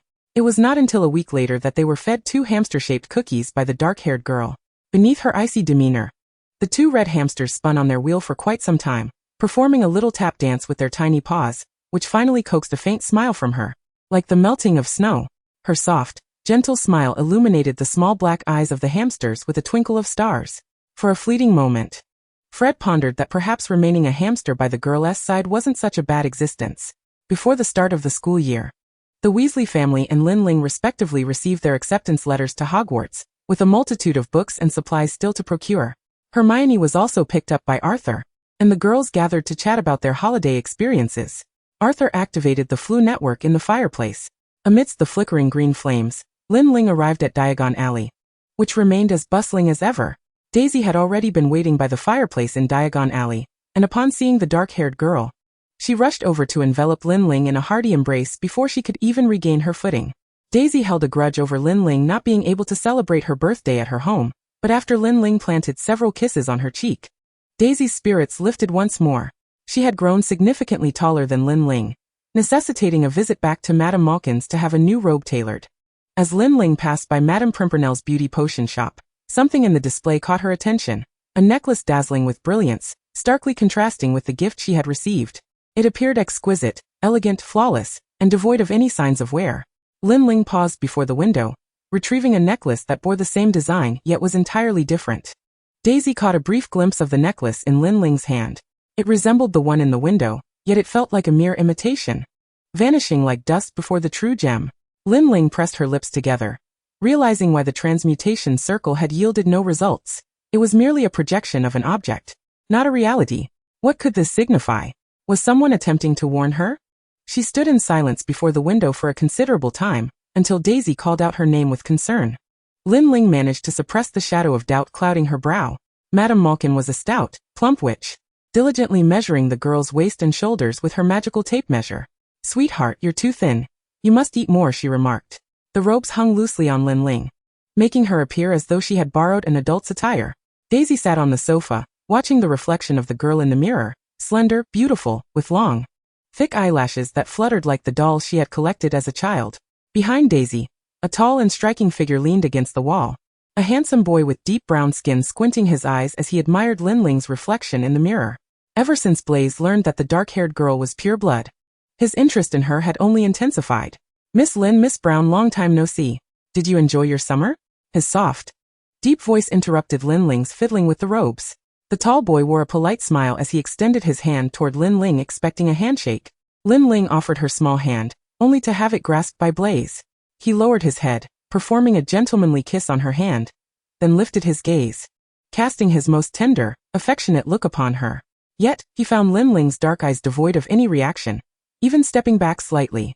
For the first time, Blaise experienced the sensation of being dismissed. "Blaise, what are you doing standing there?" A platinum-haired head entered the shop. Upon seeing the two girls, he suddenly fell silent. Draco's gray-blue eyes retained their haughtiness and arrogance, but the moment he caught sight of Lin Ling, the gray softened and the blue sparkled brighter. He cleared his throat, awkwardly turning his head, ruffling his bangs, and momentarily averting his gaze from Lin Ling. He began, then shot a reluctant glance at Daisy, begrudgingly acknowledging her. "Brown." Daisy shot him a disapproving look. She held no fondness for Draco. His brow twitched. Who dared to dismiss him, Malfoy? Yet, remarkably, he chose not to respond but instead nodded toward Blaise. "Let us go, Blaise." He certainly did not wish for this notorious heartthrob to engage in anything peculiar with Lin Ling. The girl at the fitting room stirred, walking past Daisy's astonished gaze and Blaise's amused expression toward Draco. Lin Ling smiled at the platinum-haired boy and pointed to her own forehead, indicating Draco to let his bangs fall. "That hairstyle suits you well." She nodded at Draco, then collected the fitted wizarding robe into her space stone, pulling the astonished Daisy along as they departed. Draco stood frozen in place, the image of Lin Ling's smile replaying in his mind, before he turned back to the mirror, meticulously arranging his bangs. It wasn't until he caught Blaise's face, unable to suppress his mischievous grin, that he stormed out of Madame Malkin's in a huff. Daisy pouted at the girl beside her. "Ling, why did you talk to him and smile? He's such an annoying Slytherin. Moreover, he has spoken ill of you before." Lin Ling tilted her head, pinching Daisy's cheeks and stretching her lips into an upward smile. "Perhaps I hope he feels guilty towards me. After all, Draco's apology has yet to be offered. It's not a bad thing to be a bit kinder to him." At the magical menagerie, they encountered Hermione with the rather unattractive cat, Crookshanks. With its flat face and frizzy ginger fur, it regarded them with its wise yellow eyes. An idea suddenly flickered in Lin Ling's mind. Chapter 62, The Dementor. Upon seeing Ron's rat Scabbers for the first time, Crookshanks immediately lunged to give it a swipe. As the three of them entered the leaky cauldron, it wriggled in Hermione's arms, leaping to the ground in pursuit of the scurrying Scabbers. Lin Ling cast a cold gaze upon the hideous mouse scurrying about in a frenzy. She harbored a wish for the creature to meet its demise. Yet she knew the moment was not ripe. After the spotted creature darted back into Ron's embrace, the auburn-haired boy issued a loud warning to Hermione. "Keep your distance from my Scabbers, or I shall transform your ugly cat into a teapot." No sooner had his words left his lips than a green-eyed boy descended the stairs, observing the quarrel with a radiant smile illuminating his face.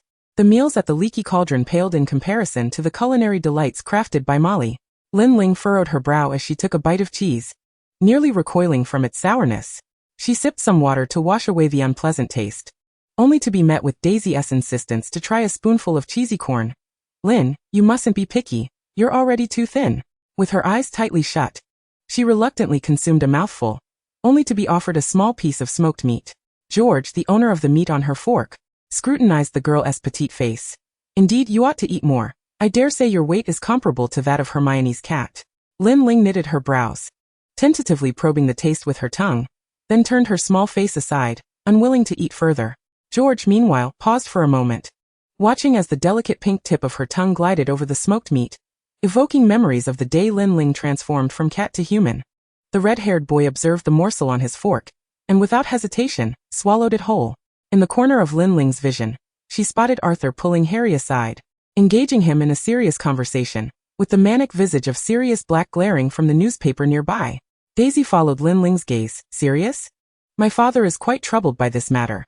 It has significantly added to the workloads at the Ministry of Magic, and I hear Minister Fudge is at his wit's end. She glanced back at the newspaper, then attempted to feed Lin Ling a spoonful of cream of mushroom soup. He does look rather fearsome, doesn't he? Lin Ling shifted her focus to Harry, whose expression bore a look of concern. Perhaps to some, Sirius was indeed terrifying, but to those lacking familial warmth, he represented the most comforting presence. Lin Ling and Daisy bid farewell to Harry and the others, making their way toward the Ravenclaw compartment. Padma had reserved a space for them, regaling them with tales of her holiday at a villa in India. As a member of the highest caste, the Brahmins, Padma's luxurious lifestyle captivated Daisy's attention. The sky gradually darkened, and a cool rain began to fall. Leaning against the door of the carriage, Lin Ling felt beads of sweat slowly forming on her palm. What was meant to arrive would inevitably do so. The temperature inside the compartment plummeted suddenly, a thin layer of frost forming on the window. The breaths of the three girls crystallized in the air. Padma halted her vacation anecdotes, shivering as she hugged herself. Merlin. What is happening? Lin Ling nudged Daisy further into the compartment, rising to her feet. At that moment, a massive shadow loomed at the entrance of the carriage. It appeared as if a creature had crawled up from the very depths of hell, draped in a despair-inducing, motionless black cloak. Its elongated, bony hand traced the glass of the carriage, leaving a thick frost in its wake. It seemed that the creature, initially intending to depart, halted its advance upon noticing Lin Ling standing at the door, leaning towards her. In her mind, Lin Ling frantically conjured joyful thoughts, watching as the Dementor approached like a shark drawn by the scent of blood, feeling no inclination to retreat. Daisy's eyes widened in horror as the Dementor lowered its hood towards Lin Ling, yet she found herself paralyzed. Lin Ling understood the sensation of having one's soul drawn away.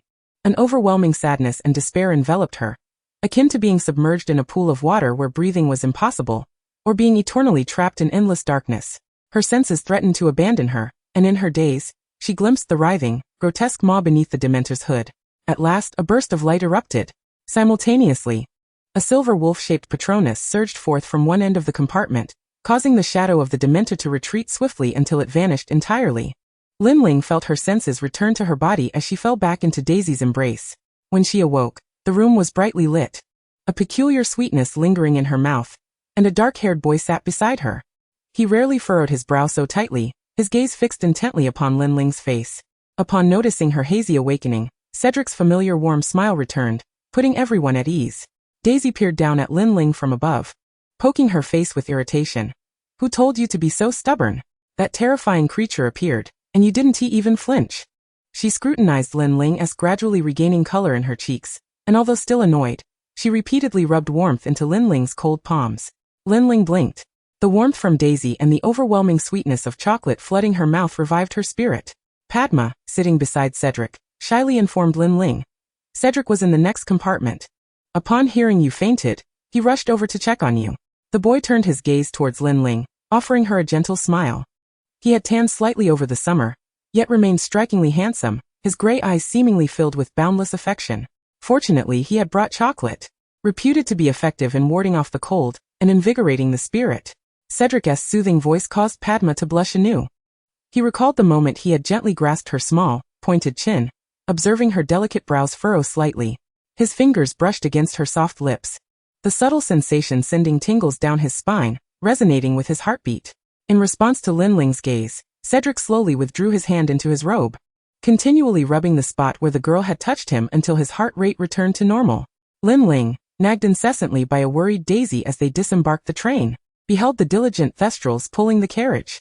Daisy finally ceased her chatter, her expression one of wonder and confusion as she circled the carriage, until she bumped her forehead against a Thestral she could not see, prompting her to pout and climb into the carriage.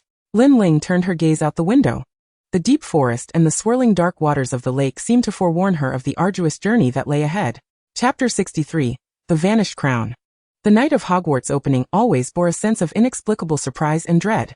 As Professor Flitwick conducted the frog choir in their rendition of the Cauldron Boils, heralding the arrival of malevolent beings, Professor Dumbledore stood to introduce the new defense against the dark arts professor, Remus John Lupin. He was a gentle, calm, and affable man. Though in his early 30s, life and suffering had already sprinkled his brown hair with gray, and the wrinkles at the corners of his eyes were particularly pronounced. He stood up with a serene demeanor, bowing kindly to the assembly. Following this, Dumbledore announced that the position of Care of Magical Creatures professor would be filled by Hagrid. The Gryffindor table erupted in enthusiastic cheers. Meanwhile, the Badger House, Eagle House, and a few Lion House students whispered among themselves, casting worried glances at Lin Ling. It is said that you fainted in the car? You must eat more. Fortunately, I have brought a plethora of candies to share with you. Thus, before the meal commenced, an array of sweets, chocolates, and snacks was laid out before Lin Ling. This left her both amused and exasperated, prompting her to smile gratefully at the delightful faces surrounding her. As night fell, a figure suddenly appeared on the 8th floor of Hogwarts. Lin Ling removed her invisibility cloak, gazing at the peculiar portrait depicting a moth-eaten giant wielding a stick, striking at the ballet instructor, Barnabas. Upon noticing the unexpected presence of strangers, the giant momentarily froze, its stick suspended in midair, staring blankly at the girl before it, who had turned to face the white wall opposite. Lin Ling closed her eyes, her mind echoing a singular thought. I require a chamber for concealment. She sought to acquire the diadem, a Horcrux that Voldemort had deceitfully obtained from Helena Ravenclaw. Though she had previously entertained the notion of seizing the diadem, she had hesitated due to the formidable influence of Tom Riddle's soul fragment within the Horcrux, which could manipulate minds. Therefore, upon obtaining the diadem, she needed to swiftly eradicate Riddle's piece of soul. Eliminating the soul within the Horcrux could be achieved through the use of fiendfire, yet the vessel proved difficult to preserve. The basilisk's fangs could not penetrate the diadem's hard exterior, and as a Ravenclaw, acquiring Gryffindor's sword was no simple feat. Fortunately, with the aid of the transmutation array, she ultimately devised a method to extract the soul fragments while preserving the vessel. From her gemstone space, she retrieved a small bagua plate, a treasure she had painstakingly forged. To create it, Lin Ling had endured the harrowing experience of collecting the kiss of a Dementu, which nearly cost her life and further diminished her image among her peers. With a sigh, she recited her mantra for the 10th time. At last, the intricately carved stone door materialized before her. Taking a deep breath, she pushed open the door and stepped inside. Within lay items belonging to students from centuries past, haphazardly piled together. Lin Ling raised her wand cautiously, searching for the location of Ravenclaw's diadem. She navigated through rows of stacked books and peculiar potions, finally spotting the cabinet that had featured in her recollections. In the original narrative, Harry had discovered the diadem within a cabinet. Lin Ling opened the cabinet, reaching inside, only to find it utterly empty. The girl's eyes widened in disbelief. Could it be that another cabinet held the treasure? She advanced through the room, but encountered no similar cabinets. Returning to the empty one, she attempted to cast the revealing charm, yet no incantation she uttered yielded any sign of the diadem. As she paced, her finger pressed against her lower lip. A faint glow flickered within her mind's eye, emanating from the transmutation array. She opened a list of raw materials shimmering with light in her mind. In the synthesis words for her return to the original world, Ravenclaw's diadem appeared to have been inexplicably erased, replaced by a line of eerie blankness. This line of emptiness abruptly emerged between her diary and pendant box, seemingly hinting at the presence of raw material words. Whether the transmutation array obstructed her visual access, or if even the array itself was unaware of its contents, remained a mystery. This unprecedented occurrence caused cold sweat to trickle down her forehead. She once more attempted to place the blank entry upon the transmutation array. A flash of golden light ensued, and the array responded with the word, unknown. This was a term from the future, only to be unveiled upon reaching a specific temporal juncture. Lin Ling sighed, tousling her hair in frustration. She was uncertain if the original plot had undergone strange alterations due to her presence, or if the changes were attributable to someone else. The future circumstances were becoming increasingly difficult for her to navigate. As for the blank entry in the transmutation array, her only recourse now was to wait. Daisy was decidedly unhappy. Her elective courses included ancient runes and care of magical creatures, while Lin Ling had chosen a different elective, divination. Even Merlin might doze off in that peculiar Professor Trelawney's class. Lin Ling shrugged off the situation, hoping to hear Trelawney's true prophecies. In Hagrid's class on magical creatures, most of the boys from Hufflepuff and Ravenclaw were present. As attending care of magical creatures required a measure of bravery, one could easily be injured by the temperamental creatures they studied. Lin Ling and Daisy made their way toward Hagrid's hut, near the Forbidden Forest. A curly-haired boy lay on the ground, grappling with a book titled The Monster Book of Monsters. The irritable book had scattered pages everywhere, attempting to tug at Justin's hair. Beside him, his companion Ernie stood helplessly with his wand, clutching a book bound with 20 knots of rope yet still buzzing with agitation. Lin Ling approached, positioning herself protectively in front of Justin. She deftly seized the monster book as it lunged toward him, running her hand along its spine. The book finally submitted, resting in Lin Ling's grasp. Justin's face flushed with embarrassment as he rose from the ground, feeling sheepishly grateful to be defended by a girl. He gazed at the petite figure standing at his shoulder, murmuring thanks. Ernie, with his light blonde hair, ambled over to dust off Justin's clothes before turning to greet Lin Ling. This girl always wore a serene expression, as if she anticipated every occurrence. Yet he knew beneath her aloof exterior lay a gentle and formidable heart. Recently, she had finally begun to share her smiles more freely. Thus, when Lin Ling smiled at Ernie and inquired about his summer, he paused momentarily before responding with a stutter. Hagrid awaited their arrival in a clearing within the Forbidden Forest, accompanied by the majestic winged horse Buckbeak. Chapter 64. Call me Draco. Buckbeak seemed aware of his stunning and unique appearance, lifting his neck with an air of pride. This blend of youthful arrogance and pride reminded Lin Ling of Draco. No wonder Buckbeak had given him a swipe. With boundless enthusiasm, Hagrid introduced this proud creature to the curious yet frightened young witches and wizards. He can be quite haughty, so be polite when greeting him. Now, who would like to give it a try? The group remained stationary, save for one girl who stepped forward. Hagrid raised his eyebrows in surprise. All right then, Ling. Please step forward and bow to him. Lin Ling gazed into Buckbeak's dark eyes, which reflected both caution and innocence. The girl bent deeply at the waist, then lifted her head to meet Buckbeak's simple yellow gaze. The winged horse sniffed the air around her, sensing warmth, humility, and a hint of tenderness. This complex yet gentle emotion prompted Buckbeak to lower his head, approaching Lin Ling slowly. Hagrid's eyes widened in astonishment. It was the first time he had witnessed this proud creature willingly approach a human without needing his coaxing. Buckbeak extended his head toward Lin Ling's shoulder. Upon its substantial head, soft grayish-white feathers are gracefully draped, while its formidable beak possesses the capability to pierce through any solid object. Yet at this moment, it gently diverts its beak away from the girl, exposing its most delicate throat to Lin Ling's gaze. Amidst the little wizard's audible intake of breath behind her, Lin Ling extends her small hand to stroke Buckbeak's warm chin, eliciting a couple of contented hums from the creature. A sigh escapes her lips as she contemplates the impending torment and suffering that this innocent and endearing being is about to endure. The girl's hand shifts to its head, repeatedly caressing its neck. Fear not, I shall not allow you to be harmed again. Buckbeak perceives the words directed at it by the girl before its eyes. Though it does not fully comprehend, it tilts its head and rubs its cheek against Lin Ling's soft hair.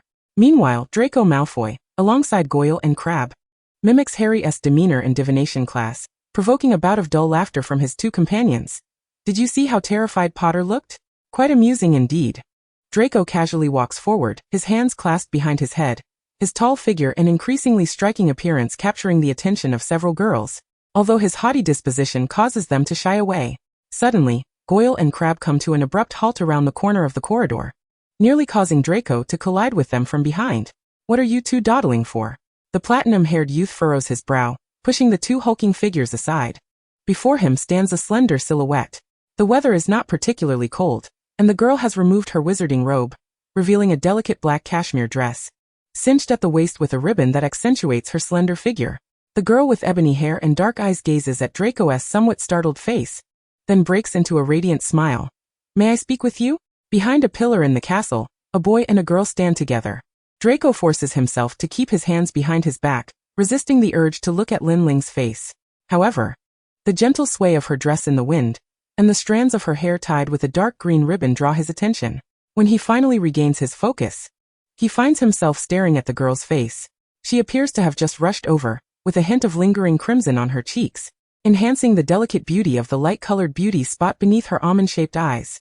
Her petite lips, resembling petals, part in close. Did you hear me speaking? Lin Ling notices Draco's inattentiveness, as he merely gazes at her face. Realizing this, the boy snaps back to attention, a flicker of surprise crossing his features. What? It is only then that he hears Lin Ling's words. I would like to request that you do not provoke that hippogriff during Hagrid's Care of Magical Creatures class. Despite Lin Ling's choice of this elective, the scheduling at Hogwarts pairs Gryffindor and Slytherin for Hagrid's inaugural elective. She lacks the opportunity to intervene in Draco's actions. A request? A playful smile graces the boy's lips. He finally finds himself in a position of power before this girl. How could he possibly let this opportunity slip away? A glint of cunning flashes through his gray-blue eyes as he leans against the pillar, lowering his gaze to Lin Ling's petite face. Since it's a request, may I propose conditions? The girl lifts her face, her hair billowing in the wind, entangling in Draco's arm and back, creating the illusion that they are entwined from afar. Draco observes as Lin Ling raises an eyebrow at him, unperturbed by his provocation and the potential severity of his conditions. Of course, young Master Malfoy. His gray-blue eyes suddenly deepen, filled with a hint of aggrieved anger. Then first, call me Draco. Goyle and Crabbe watch as Draco emerges from the corner, an unmistakable joy and peculiar daze evident on his face. The blonde boy is lost in memories of the earlier encounter. Upon hearing his request, the girl visibly hesitates for a moment. Finally, she bites her delicate lower lip with her snow-white teeth, until the color of her lips nearly bleeds from the pressure. Softly murmuring his name from her throat. With 9 parts reluctance and 1 part playfulness, this is enough to soften his resolve. In the next Care of Magical Creatures class, Harry enjoys a tour across the castle's sky atop Buckbeak. He rightfully receives praise from the Gryffindor and a few Slytherin classmates. This incites considerable displeasure in Goyle and Crabbe. Yet their leader Draco remains unfazed, casually leaning against a stone in the clearing, munching on a green apple he had unearthed from who knows where. A peculiar smile lingers at the corners of his mouth. Pansy observes the platinum-haired youth, her heart simmering with jealousy. She has already heard from Goyle about Lin Ling's visit to him. This boy no longer provokes her due to Harry's brilliance as he once did. He also refrains from any semblance of closeness that he exhibited in their first year. Even the slightest transgression on her part prompts Draco to frown and withdraw. It must all be because of that wretched Ravenclaw girl. Given the chance, she will ensure Lin Ling pays a heavy price. Chapter 65. His 1,000 Paper Cranes. Lin Ling overestimated her ability to withstand Professor Trelawney's charms. She begins to regret her choice of this course. The divination classroom resembles a blend of an attic and an old tea house, crammed with over 20 small round tables, adorned with embroidered armchairs and plush cushions. The room appears hazy, as all the deep red curtains are tightly drawn. Most disorienting is the large copper teapot beneath the mantelpiece, exuding a pungent aroma of inferior quality. As Professor Trelawney, adorned with her thick glasses and rattling beads around her neck, bizarrely dances before Lin Ling, urging her to drink the tea leaves in her cup and interpret them according to their shapes, Lin Ling can only maintain a blank expression, muttering words like misfortune and ill omen. This is likely what Trelawney relishes hearing. Partnered with her is Padma, who frantically flips through peering through the mist to see the future. The blue and brown tea leaves are mixed together, forming a shape resembling a pizza, which indicates that, we will have pizza for dinner. As she speaks, her face reddens. A few soft chuckles arise from the back, Pansy and Crabbe. This class is attended by both Ravenclaw and Slytherin. Lin Ling steels herself, rubbing her eyelids, as she observes Trelawney sneer at Padma. Child, I can only say you lack the gift of divination. Then she loudly reinterprets Lin Ling's cup. Merlin, do you see that black spot in the center? My dear, an ominous aura surrounds you. Professor Trelawney's voice suddenly sharpens and becomes peculiar, as if a hand were gripping her throat, constraining her words. Darkness is approaching you, attempting to envelop you, while you remain shrouded in fog and haze, soon to be caught in calamity. Darkness and ominousness. Fog and haze. This seems to correlate with certain circumstances within her formation. Lin Ling abruptly raises her head to look at Trelawney, through the lenses clouded with dust and grease. Trelawney's eyes remained obscured, yet Lin Ling could still perceive the professor's unfocused gaze. Could it be that Trelawney had indeed uttered a prophecy moments ago? Was she in peril? Lin Ling furrowed her brow in contemplation. The sight of Trelawney's neurotic demeanor had also thoroughly frightened Padma. The Indian girl tremulously called out the professor's name, which roused Trelawney from her spasm of foreboding. Wandering away from Lin Ling and Padma, Trelawney muttered, "Strange, did I just speak?" Lin Ling lowered her gaze to the peculiar dark specks in her teacup, which seemed to threaten her, hinting at a future entangled in inescapable strife. She rubbed her eyes and massaged her cheeks, striving to extricate herself from the clutches of despair and fear. The platinum-haired boy in the last row observed the redness at the corners of her eyes with a tinge of sympathy, his brow knitting in concern. He took a piece of paper and began to scribble. Lin Ling had just cleared the round table, when a moving origami crane alighted upon her desk. It unfolded on its own, revealing the artist's handwriting within. It was Trelawney's crude yet vivid sketch, thick glasses and disheveled hair. An arrow pointed to her likeness, inscribed with the word idiot, seemingly offering a clumsy form of comfort to assuage her fears. Lin Ling blinked, recognizing the one who would fold origami cranes and send them in such a manner. Glancing over her shoulder, She caught a glimpse of the platinum-haired boy hastily bowing his head, as if he had never folded a crane in his life, though the crimson tips of his ears betrayed him. Professor Lupin's office was adorned in a manner that delighted Lin Ling. Despite the inevitable dimness of a castle's lower chambers, the myriad of books and cabinets, along with an assortment of peculiar magical artifacts, imbued the classroom with a rich professional ambience. They had already overheard the young lions discussing the lesson on boggets. Thus, when everyone discovered the absence of chairs and tables in the classroom, no one felt surprised. With his perpetually weary expression, Lupin greeted the young witches and wizards with a smile. I trust everyone is aware of the lesson's content, so I shall refrain from reiterating. Let us proceed. With a flick of his wand, an antiquated wardrobe materialized before them. The boggett will manifest your deepest fears, but the key to overcoming them lies in laughter, in rendering your fears absurd. Now everyone, say it with me. Ridiculous. Lupin's dark eyes scanned the young wizards before calling out Daisy's name. Miss Brown, please step forward to demonstrate. Daisy, somewhat hesitant, nevertheless stood before the wardrobe. Encouraged by Lin Ling, Lupin raised his wand and winked at Daisy. Miss Brown, think of something amusing. The wardrobe doors swung open, revealing a familiar figure, Lin Ling.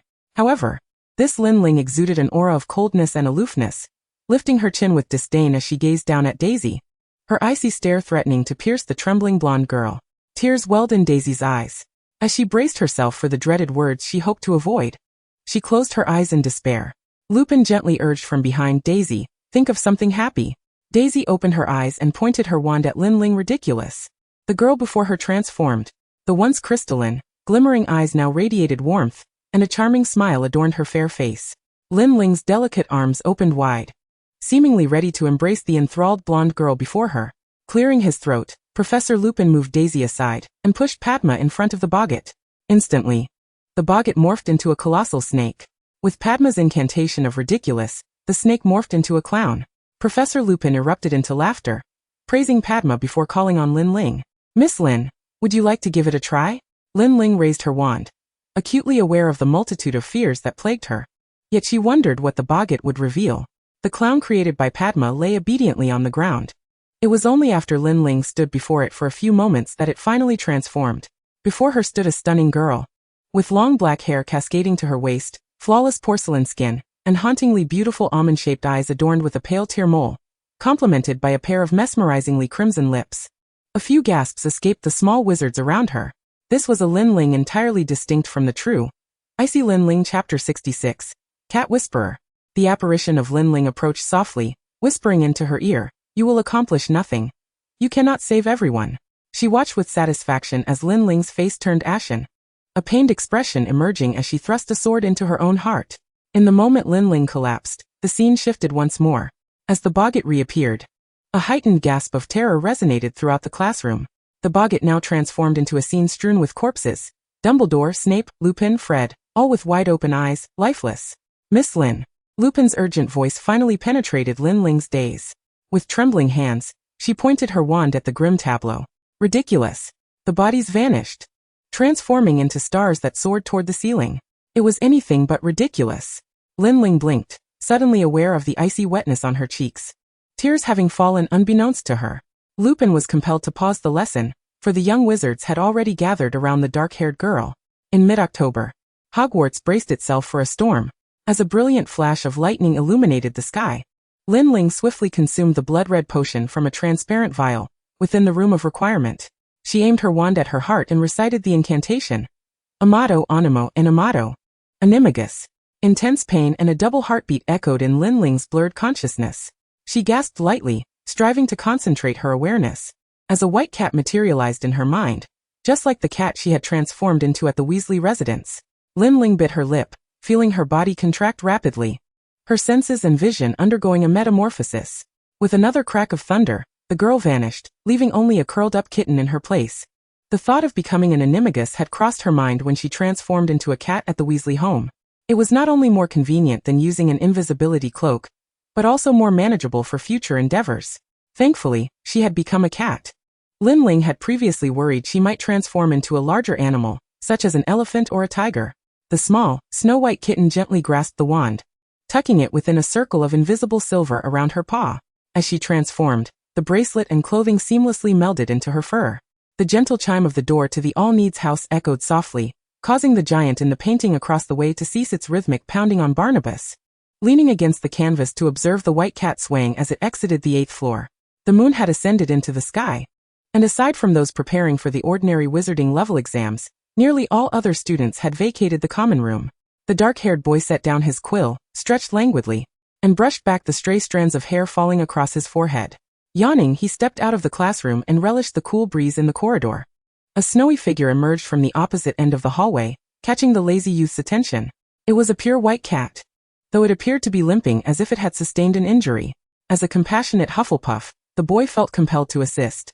Observing the feline's struggle to descend the stairs, he couldn't help but chuckle softly at the adorable sight. Lin Ling was wholly focused on controlling the cat's movements, when the unexpected laughter startled her. She instinctively sprang up, her fur bristling in alarm, and turned to confront the source of the mirth. Cedric Diggory came into view, looking somewhat weary, with bloodshot eyes and stubble adorning his chin from a night spent studying. Yet, this did nothing to diminish his charm and warm demeanor. Even in the presence of a startled cat, he smiled kindly, asking, "Are you all right, little one?"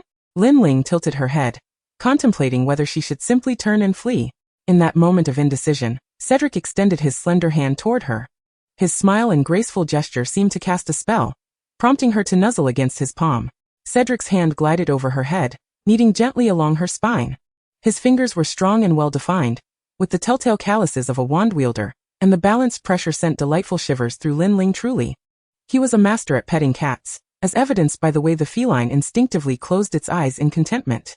In a fleeting moment, Cedric scooped her up into his arms.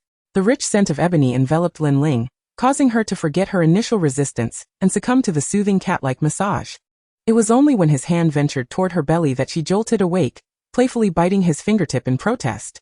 This elicited a few more chuckles from Cedric. Once he confirmed that the little cat was uninjured, he felt a wave of relief. He turned the cat over to examine its face, which was round and innocent, with a delicate pink nose and mouth. Its white fur was interspersed with hints of black, yielding an irresistibly soft texture. Despite the cat's overall softness, Cedric found himself reminded of another. Her gaze was equally clear and refreshing, akin to a spring kissed by frost. Cedric pondered momentarily, rummaging through his wizarding robes but finding no cat food. Ultimately, he managed to produce a handful of hay, a complimentary gift from the pet shop, which he set before the cat's tiny pink paws. Lin Ling inhaled the delightful aroma, reminiscent of rich sweet wine mingled with creamy milk, which lingered tantalizingly in her nostrils. The scent was intoxicating. The little cat instinctively began to paw and nibble at the hay in Cedric's embrace. For Lin Ling, the sensation was overwhelmingly stimulating, causing her heart to race and her thoughts to swirl chaotically. Cedric sensed something was amiss as the cat in his arms began to act erratically, its pupils dilating and twitching. In a moment of panic, he witnessed the transformation take place. The round cat face morphed into the slender oval visage of a young girl, its 4 tiny paws transforming into long, delicate limbs. Lin Ling's hazy face met Cedric's gaze directly as he steadied her slender legs with his elbow.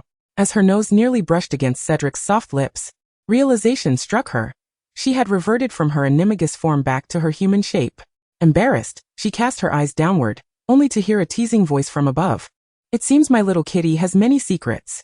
He still supported her waist, while her legs dangled precariously over Cedric's other arm. Slowly, she extricated herself from his embrace, her dark eyes darting left and right in uncertainty. In that moment of hesitation, Cedric's long finger gently pressed against her lips. "It's all right," he assured her with a warm smile. "Let's consider this our little secret, shall we?"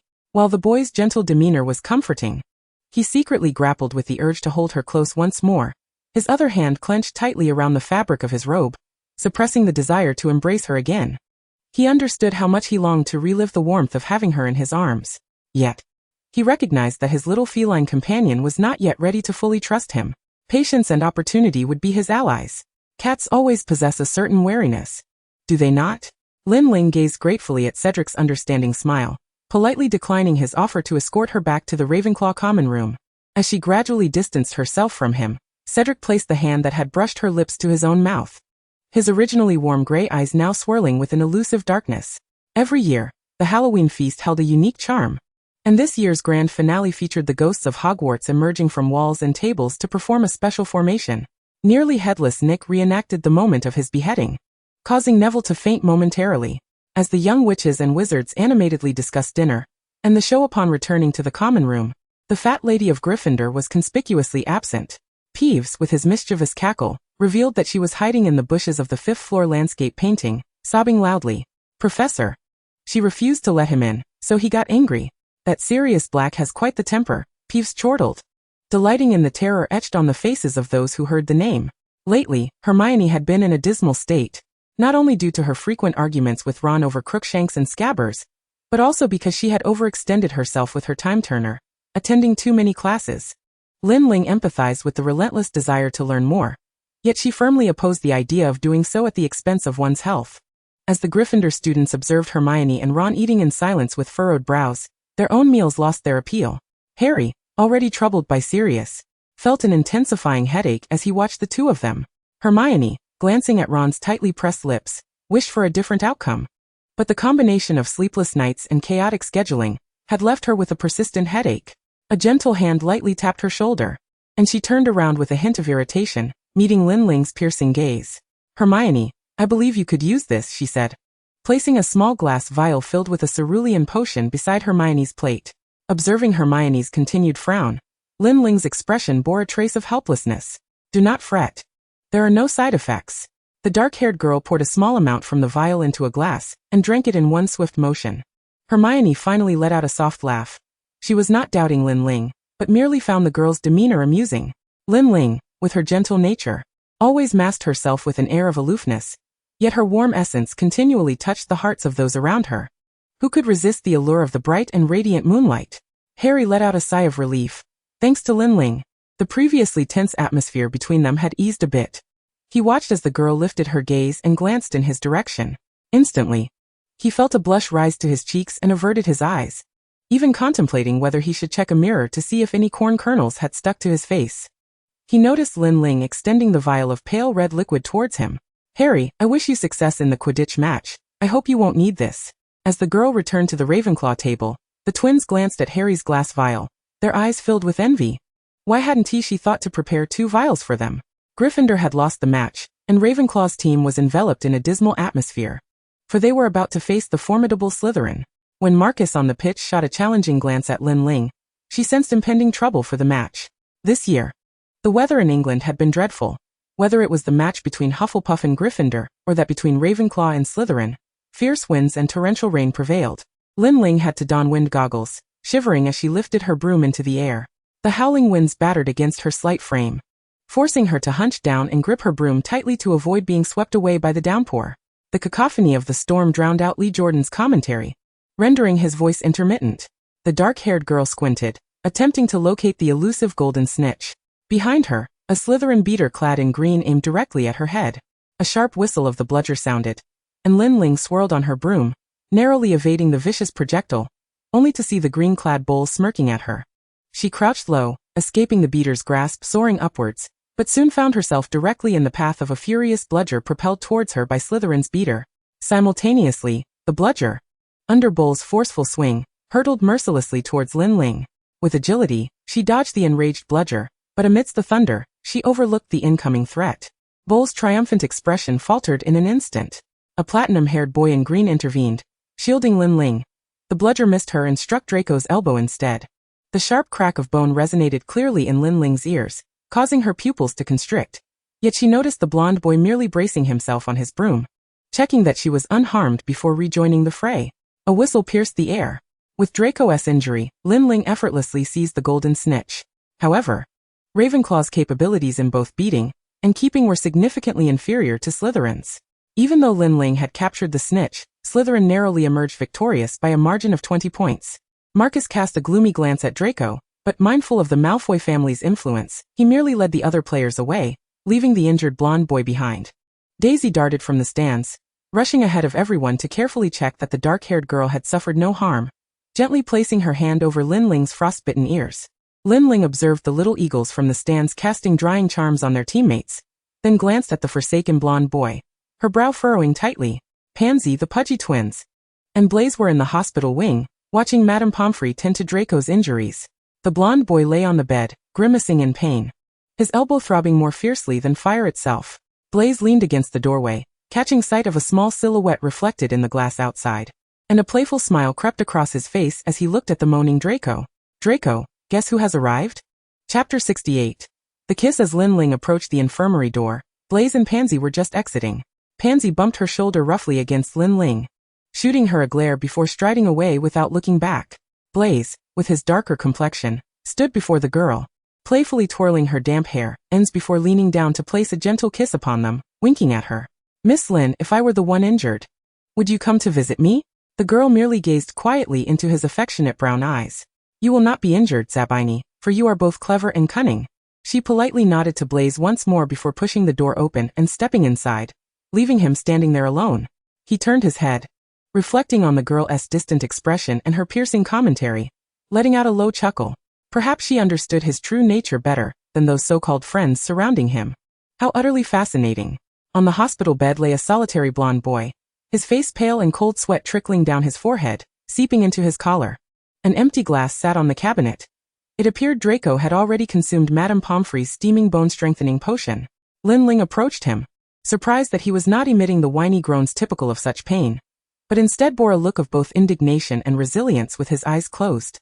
She noticed his eyelashes were also golden, long enough to cast shadows on his lower eyelids. Had the sun been shining, they would have sparkled beautifully, even amidst the dreary rain. Seemingly aware that her gaze lingered on his face, Draco struggled to endure the intensity of her scrutiny. His pale eyelids fluttered, revealing his slate blue eyes, and he stubbornly turned his head away, refusing to glance at the girl at the foot of his bed, akin to a petulant weasel seeking its master's attention. Stubborn, proud, and somewhat endearing, the girl's soft and melodious voice resonated in the room. Draco, thank you. While Slytherin's tactics may not be lauded, I should have been more cautious. The outcome of the match is all that matters, not the means. Your injury is a consequence of my own shortcomings. Lin Ling slowly approached and sat in the chair at the head of the bed. The boy's jaw tightened. He subtly shifted his head to the side, murmuring, It's nothing. If it weren't for me, Bull would have smashed your head. Lin Ling nodded. Indeed. It was my oversight that caused you to be hurt. Thus, I owe you yet another favor. What would you like me to do? She recalled how, in their first year, this young golden-haired boy had arrogantly commanded her to obey him, wondering if he would make her perform some peculiar task, such as deliberately causing trouble for Harry, or embarrassing herself in front of the professors. The potion. Lin Ling regained her senses and heard the young master lamenting in a pitiful tone. Last year, you gifted me that potion and I drank it. Upon uttering these words, his pallid face visibly flushed, and he buried it into the pillow, seemingly repulsed by his own spontaneous confession. Lin Ling spread her palm, revealing not a potion, but a golden candy. Draco was utterly contemptuous of his own expectations. He ought to have manipulated her as he did with others, even provoking Potter through her. Yet, she always appeared in the softest recesses of his heart, which was quite perplexing. He could not bear to see her engage in such antics. She was better suited to remain nestled in his hand or pocket like his wand. Pain and confusion plagued his platinum head until he felt a coolness at the corner of his lips. A candy was gently pushed into his mouth by the girl's fingertips. It was sweet, and infused with an unknown elixir. The searing pain dissipated, replaced by a soothing coolness. He found the girl's smile and words astonishingly tender. Don't always wear a frown. Indulge in something sweet, Draco. Autumn leaves fell, rustling in unison. During breakfast, Hermione approached the Ravenclaw table, inviting Lin Ling to join her for a weekend outing to Hogsmeade. Ling, thank you for the potion. I thought as a token of gratitude, I would take you to Hogsmeade to choose a gift of your liking. Lin Ling noticed the dark circles under Hermione's eyes and glanced at Daisy, who was resting her head on her arm while eating. I'm sorry, Hermione, but I fear I still need tutoring. Tutoring? Yes, to assist Daisy. Daisy's performance in potions had drawn much disdain from Snape. If this continued, she would surely be marked with AT in her final exams. In the common study room, Daisy rolled back and forth on the desk, insisting that if she answered a question correctly, Lin Ling must kiss her before she could continue studying. This made the girl across from her, holding a thick booklet of questions, narrow her eyes dangerously. Finally, just as Daisy seemed on the verge of surrendering, the dark-haired girl surprisingly acquiesced to her request. Ernie, sitting nearby, swallowed hard, wishing he could switch places with Daisy. Suddenly, a loud bang echoed, as if a strange explosion had occurred on the first floor. Lin Ling heard the familiar roar of Filch. Her fingers twitched. Dear Mr. Filch had reminded her of something exceedingly important. She gestured for Daisy to continue studying and made her way down the stairs. In a cramped corner behind Filch's office on the first floor, she discovered the instigators. Two tall redheads were peering out through the castle's glass. Filch's hair had turned into a mess resembling a dung ball, as he raged in the bushes outside the castle, until a small, silent hand poked them in the ribs from behind. Wow! Fred jumped in surprise, seeing the girl before them with her arms crossed, scrutinizing them. Ling, how did you find us? The most dangerous place is often the safest, isn't it? Lin Ling's gaze fixed on George's pocket, where a corner of yellow parchment was visible. The Marauder's map must be in their possession. She reached for George's pocket, only to be caught by his large hand. Darling, don't be so forward. Lin Ling poked George's palm insistently with her index finger. One can find this stairwell corner from the foyer of Mr. Filch's office. Ordinary students would never discover such a route. George trapped Lin Ling's mischievous finger in his palm, extending his arm to pull the disobedient girl closer. So, my little fox? The girl before him truly resembled a cunning little fox, raising her face and smiling enigmatically. Dear Mr. Weasley, you wouldn't want Gryffindor to lose more points, would you? Darling, you truly wound me. George easily evaded Lin Ling's attempt to snatch the Marauder's map from his pocket, holding it high above his head due to his height advantage. Well then, if you kiss me, I'll give it to you. Fred squeezed in front of George. I want one too. Chapter 69. Ravenclaw prohibits bullying. George was certain she wouldn't do it. This girl always seemed to erect an invisible wall between all of them, including her collection of materials, her apparent understanding of the unfolding events, and her serene demeanor that rarely succumbed to emotional provocation. It was as if she could withdraw at any moment. He yearned to leave a mark in Lin Ling's heart, even if just a trace. He watched as her beautiful dark eyes fixed on the parchment he held aloft. He wished to become the cherished presence she so desired. A chill slowly spread across his cheek. He received a fleeting, polite kiss. The red-haired boy, momentarily stunned, unconsciously touched his cheek with his other hand, placing it on his lips, as if that could preserve the warmth of the girl's kiss. In the fleeting moment when George's thoughts drifted away, Lin Ling seized the parchment from his grasp with a deft movement. Are you satisfied now, Mr. Weasley? The girl raised an eyebrow, brandishing the yellow parchment. Her dark hair cascaded down as she turned, leaving George and Fred with a playful silhouette. Fred shot an exasperated glance at the still-stunned George, calling out to the retreating girl. Hey Ling, what about my kiss? This isn't fair. Merlin, when will that insufferable wretch be apprehended? I feel like the Dementors are here, and I can no longer find joy. This is going to affect my final scores. At breakfast, the usually cheerful Will from Ravenclaw wore an unusually distressed expression. Oh, be quiet, Will. Professor Dumbledore and the faculty are doing their utmost to protect us. Padma shot him a glare, while continuing to enjoy her strawberry tart. I think they haven't caught Sirius yet. Perhaps he's already blended in among us. Ernie turned around, whispering ominously to the timid Will, further alarming him. Will's face turned pale. Ernie cast a glance at the indifferent Lin Ling and murmured, Ling, you needn't be afraid. If Sirius comes, I will protect you. He said this with innocent shyness, looking at the girl with a touch of expectation, only to find Lin Ling had already vacated her seat. Only Daisy remained, wearing a disgusted expression as she looked at him. Macmillan, protecting Lin Ling is not your responsibility. She has enough on her plate. Daisy strode over to the other end of the Ravenclaw table. Lin Ling had been drawn by a discordant note from the Ravenclaw side. She was reluctant to involve herself in anyone's quarrels. However, upon seeing Luna maliciously doused with milk by a nearby girl, she could no longer remain seated in tranquility. Do not flaunt your repulsive carrot accessories in my presence, nor glare at me with your frog-like eyes, Lovegood. You're a weirdo, and sharing a house with you is utterly nauseating. The girl did not conceal her disdain, while her fellow Ravenclaws emitted soft derisive laughter, and the older students feigned indifference. A cup of coffee was hurled from mid-air, dousing the girl. The scalding temperature elicited a sharp scream from her as she turned around, glaring furiously at the instigator behind her. Lin Ling crossed her arms and approached Luna, casting a cleaning and drying charm on her damp hair and robe, then turned coldly to regard the bully, Lena Klein. Is the coffee to your liking? Luna observed Lin Ling's delicate wrist, seemingly fragile enough to snap with a mere pinch. It stood in stark contrast to its owner, who was undeniably resilient and formidable. Lena gritted her teeth and cast a drying charm on herself, her hand reaching for her hot cup. However, upon noticing Daisy approaching with a threatening glare, she discreetly withdrew her hand from beside the cup. What business is it of yours, Lin? Put away your moral high ground. What has Luna done wrong? Lena glanced around, seeking help, but most averted their gazes to their plates, while her roommate pretended to sip water. Her existence, appearance, and manner of speaking all seemed flawed. Lin Ling took a deep breath. Luna's uniqueness elicited a sense of rejection from the meticulous Ravenclaw. Klein, you should be aware that Ravenclaw embraces all intelligent and capable students. Your actions do not reflect the ideals of a true Ravenclaw. Professors Flitwick and head girl Mona would not condone such behavior. Meanwhile, Lin Ling brushed her fingers through Luna's golden brown hair. Luna is indeed beautiful, and I will not allow you to speak of her that way. Daisy's expression was one of shock. Was it possible that Lin had an affection for girls like Luna? The roommate beside Lena wore a look of inexplicable disappointment, furtively examining her reflection in a mirror, then casting glances at Luna. What did Lin admire about her? Her hair? The color of her eyes? Should she perhaps change her eye color as well? Luna lowered her gaze, gently placing her hand over Lin Ling's. It's all right, Lin. Perhaps I shouldn't have hung mistletoe in the dormitory. Her voice was ethereal, tinged with just the right amount of plaintiveness and vulnerability. Lena was consumed by frustration and disbelief.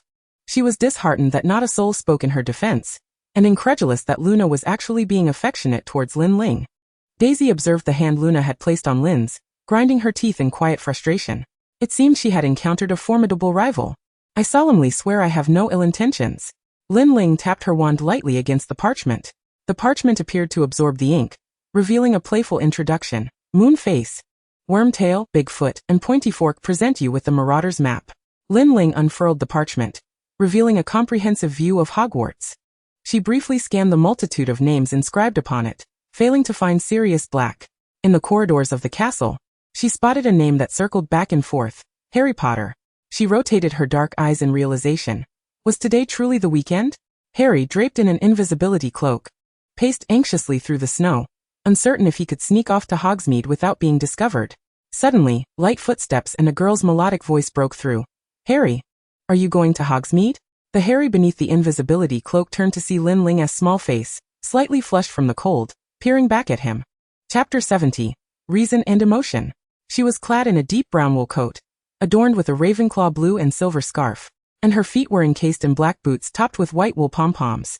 This ensemble enveloped her completely, giving her the appearance of a round little bundle. Her palm-sized face, framed by the blue scarf, appeared nearly translucent against its backdrop. Harry, I know you're here. In the next moment, she was drawn into the shadows beside the wall by an unseen force. Harry removed his invisibility cloak, his green eyes scrutinizing her. How did you know it was me? I knew when you discovered the Philosopher's Stone. Harry regarded the girl before him, fully aware that she harbored many secrets. This included her sudden appearance before the mirror of Ariste in their first year, shielding him from a lethal curse. Her bizarre slumber in the second year, along with Tom Riddle's peculiar demeanor towards her, and now, the invisibility cloak. It seemed she was privy to all that transpired. Although Dumbledore had told him that Lin Ling's appearance in their first year was guided by a phoenix, his intuition suggested otherwise. Noticing Harry's silence, Lin Ling tilted her head, her twin buns bobbing with the movement. Daisy had recently taken to intricate hairstyles, today fashioning Lin Ling in a traditional Chinese doll style, tying it with a dark blue ribbon. Paired with her delicate chin and slightly flushed cheeks, she appeared irresistibly cute, as if one might be compelled to pinch her cheeks. The boy's green gaze darkened, as if shrouded in an impenetrable mist. Ling, are you sent by Merlin to save me? The girl shimmered with an ethereal glow against the snowy backdrop. He could conceive of no other reason. If she were indeed here to rescue him, he would repay her kindness with all that he could offer.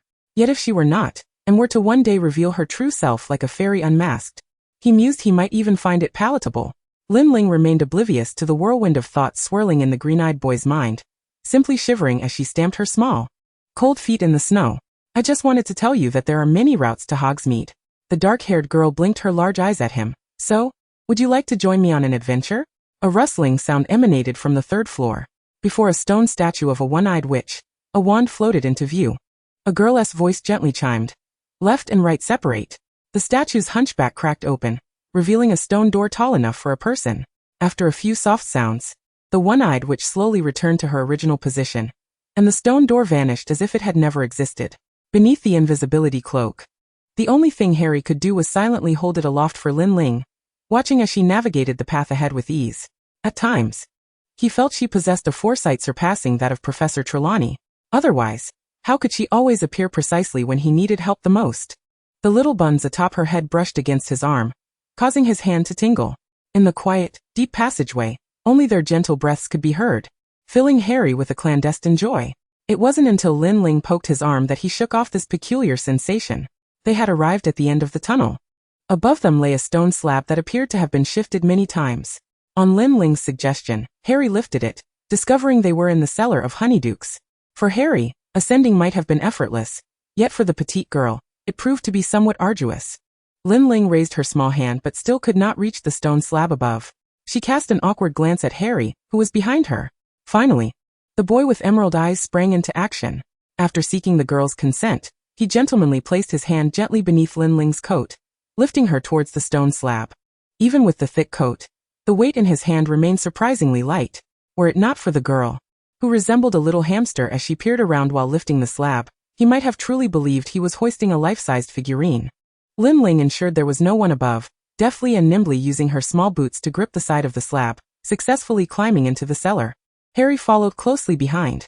The two ascended the stairs, blending into the crowd. Daisy was listlessly accompanying Padma and her sister Parvati on their shopping spree. She hadn't been close to Lin Ling for 4 hours, feeling utterly drained of energy. They had originally planned to enjoy the day together, a prospect she had eagerly anticipated. To her dismay, the girl had callously patted her head, saying, "Daisy, you needn't wait for me, go ahead." The blonde girl immediately wilted. As she idly gazed at the shop window of Device and Bands, she suddenly caught a glimpse of a familiar black bun darting by. A surge of joy filled Daisy's heart as she dashed toward the two small figures. Lin Ling was standing just outside the invisibility cloak, catching her breath, while secretly slipping some candy to Harry. A blonde girl suddenly lunged at her, exclaiming, "Ling!" Lin Ling, seeing the excited Daisy rushing toward her, softly addressed the air beside her, "Harry, I'll come find you shortly." Harry, reluctantly silent, bid a temporary farewell to Lin Ling outside the Three Broomsticks. He spotted Madame Rosmerta, Professor McGonagall, and Minister Cornelius Fudge. After a moment's hesitation, he decided to follow them.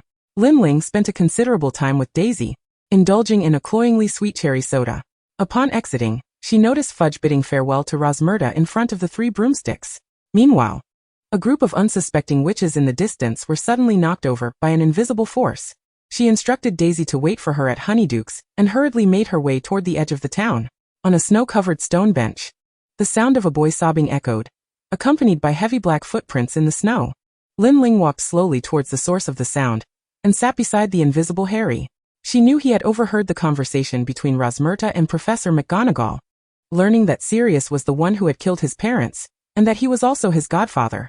The burden of youthful resentment and the constant threat of danger. Who could truly comprehend such feelings? Harry, Lin Ling finally spoke after a long silence. She could not reveal that Sirius was the person who loved him most in the world. She could only tell him, "What you have heard may not necessarily be the truth, but you must never let the one who harmed your parents escape." Her gaze was tender yet resolute. Harry removed the invisibility cloak, his expression a mix of confusion, fragility, and anger. "What is the truth? I wish he would come to me. I would confront him then." Lin Ling stood, gently patting the tousled hair atop Harry's head. "Harry, if you ever meet him, I hope you can maintain your patience and reason to uncover the truth." She could not say more. A faint rustling sound emerged from the woods. Harry swiftly donned the invisibility cloak once more. Draco's figure appeared before them. Chapter 71. Her scarf and his Ling, what are you doing here? I clearly heard Potter's voice. The platinum-haired boy momentarily flustered upon seeing an unexpected person, adjusting his bangs beneath his hat, having previously received a compliment from her regarding his new hairstyle. "Harry isn't here." Lin Ling brushed the snow off her clothes, observing Draco awkwardly approaching her. "Where's your friend? If you don't mind, would you accompany me to Madame Pudderfoot's tea shop?" An impatient intake of breath escaped Harry nearby. He clenched a snowball in his hand. How dare Malfoy address Lin Ling so intimately? She is clearly closer to me. Just as Lin Ling was about to decline, a snowball, filled with anger, struck Draco squarely in the face. The coldness of the snow elicited a startled cry from Draco. Harry had no intention of letting him off easily, pushing the still reeling Draco to the ground. A larger snowball was poised to crash down upon him, but a bun-headed figure shielded him. The snowball exploded beside Lin Ling's cheek, showering her with icy flakes, some of which trickled down her scarf into her collar, causing this cold-averse girl to shiver violently. Harry halted in alarm. Draco leaped up, disregarding the impending assault. He repeatedly checked Lin Ling's snow-drenched face and wet scarf, pulling out an emerald-green handkerchief, carefully applying it to her soft cheek, absorbing the icy water bit by bit. He removed the scarf from around her neck, his gaze lingering momentarily on her slender and fair neck, before swiftly wrapping his own emerald-wool scarf around her. Draco's scarf was large and warm, enveloping the girl's head entirely, leaving only her dark eyes visible. Ling, are you still cold? Harry had never heard the Slytherin troublemaker speak in such a gentle tone. Yet he could only cower beneath the invisibility cloak, powerless to act. In the distance, a flurry of hurried footsteps approached. Daisy sprinted with long strides, followed closely by Ron. And finally, a breathless Hermione. Daisy enveloped Lin Ling in a hug, glancing at her reddened face from the snowball's impact, her blue eyes narrowing at Draco Malfoy. Lin Ling gently tapped Daisy's arm that was wrapped around her, shaking her head in protest. Draco did nothing wrong. I simply fell. She turned her gaze toward Draco, who looked slightly perplexed and surprised by her words. Draco, I am sorry. Thank you, Draco. Daisy internally clenched her teeth. Her Lin Ling had become so close to this blonde troublemaker without her even noticing. Lin Ling was pulled away by Daisy, waving farewell to Hermione and Ron. Draco was left alone facing the two Gryffindors, or rather three. Lin Ling had not revealed the truth, and with Hermione and Ron's sudden appearance, it only implied that Harry was nearby. This girl always attracted attention. Why could she not be the moon that belonged solely to him? Potter, I know you're here. Keep your distance from Lin Ling, and don't let your Gryffindor stench taint her. As Draco retreated toward Hogsmeade, he warned the three before him with a fierce yet hollow demeanor. After Ron and Hermione took a bold step forward, Draco finally appeared proud yet actually humble as he departed swiftly. Hermione reached out, pulling the invisibility cloak from Harry. Harry, what happened? Harry's gaze drifted toward the direction Lin Ling had gone, his lashes casting shadows over his downcast eyes. Blaise observed the platinum-haired boy knotting a deep blue scarf around his arm, glancing down at it periodically, teasingly reaching out as if to touch it. His hand was abruptly swatted away by Draco. Blaise, don't move. The brown-skinned boy pinched his own chin, observing, it appears this fellow is quite serious. A white cat gracefully leaped over the Baroque-style railing of the corridor, pausing in the moonlight to gently sway its tail. Lin Ling had increasingly mastered her animagus abilities. However, today she was not there to practice. Rather, she had spotted two names that had finally emerged on the Marauders' map. Sirius Black and Peter Pettigrew. Black's name was swirling around alongside Pettigrew's. Light on her feet, Lin Ling bounded toward the direction where the two names were destined to intersect. A large black dog gradually emerged into the moonlight, gaunt and skeletal, its ribs and limbs starkly protruding, trembling with a sickly quiver. Yet, the resolve in its eyes propelled it forward. A large yellow-faced cat walked beside him. In front of them was a cornered Scabbers. The gray rat flicked its bare tail irritably, its beady black eyes spotting a circular hole just large enough for a mouse to squeeze through. It darted toward the opening. A white shadow blocked Scabbers' path. Compared to Sirius's emaciation and Crookshanks's disheveled appearance, the cat before them possessed a dainty face and soft, fluffy white fur interspersed with delicate black markings. Lin Ling flicked her tail impatiently. Capturing Scabbers would significantly expedite her mission. She took a step forward, obstructing Scabbers' escape. As he found himself trapped, a voice rasped from the corridor. Who's there? Filch's hoarse tone echoed. Mrs. Norris's gleaming eyes appeared from the shadows, standing before the two cats and the dog. Seizing the opportunity, Scabbers scurried past Mrs. Norris's feet, just as Filch was about to materialize before them. The white cat leaped onto the corridor railing, diverting Filch's attention. Sirius instantly grasped Lin Ling's intent and vanished into the darkness before Filch could regain his senses. My dear, what are you doing here? Who is your owner? Filch asked in a low, somewhat infatuated tone, gazing at the cat whose fur shimmered in the moonlight. Lin Ling, of course, did not respond. Instead, she leaped down the stairs, intending to head toward the common room. Mrs. Norris slightly hunched her back, blocking her way. Filch slowly approached from behind. Lin Ling's tail dropped, poised and alert, its tip flicking. She sensed danger. Filch. A low, deliberate voice resonated behind Lin Ling. Severus Snape stood in the corridor, his dark eyes fixed on Filch, who was about to pounce on the white cat. Good evening, Professor Snape, Filch stammered, straightening up awkwardly. Quickly explaining, I don't know whose wretched cat is running amok. I was just about to catch it and give those disobedient students a warning. Before Filch could finish his sentence, the white cat leaped effortlessly. She sprang onto the railing and, using it as leverage, jumped into Snape's arms. So it is your cat, Professor? Filch exclaimed, his eyes wide with surprise. Snape silently regarded the white cat frolicking in his embrace, as if they were longtime companions. He raised an eyebrow, ready to speak, but sensed the cat nuzzling against his chin with increasing fervor. The hawk-nosed man seemed to discern something amiss, ignoring Filch's inquiry, and instead lowered his head to silently observe the cat, resting his hand atop her head. Filch, witnessing Snape's tacit acceptance of the situation, reluctantly stooped to gather Mrs. Norris and ambled away. Mrs. Norris clung to Filch's shoulder, casting a reluctant glance at Lin Ling as she called out. Once the two administrators had distanced themselves, Lin Ling ceased her playful antics. She nimbly slipped from Snape's embrace and leaped back onto the railing. "You are taking advantage of me, little trickster," Snape murmured, tucking away a stray strand of fur behind her ear with a hint of menace in his voice. Yet he did not retrieve his wand from his pocket. Instead, the cat cast a slightly apologetic glance at him before vaulting into the darkness beneath the railing. In December, Hogwarts was blanketed in a thick layer of snow, and the Christmas spirit was palpably in the air. Just before Daisy invited Lin Ling to spend the holiday at her home, an unexpected visitor approached her. Draco, with his hair meticulously styled, intercepted her as she exited her Ravenclaw class. "Ling, do you remember that favor you owe me?" Lin Ling blinked, having long forgotten the matter. Surprised that the young scion still recalled it clearly, she bit her lip and nodded. The blonde youth raised his head with pride. "The Malfoy family is hosting a soiree during Christmas, and I officially invite you to join me as my dance partner." Upon uttering this, Draco's ears flushed crimson. Observing the expectation and excitement in Draco's gaze, Lin Ling understood that this was an invitation she could not decline. Draco watched as the girl's dark eyes twinkled, a faint smile gracing his lips. "All right." The haughty expression on the blonde youth's face dissipated, replaced by an uncontrollable grin. Yet in the next moment his smile faltered. The girl produced his scarf, her expression earnest as she said, "Draco, thank you. I've washed it. I've caused you quite a bit of trouble. So here it is." The golden-haired boy impatiently snatched the scarf, pulling her close, and once more wrapped it around her bare neck.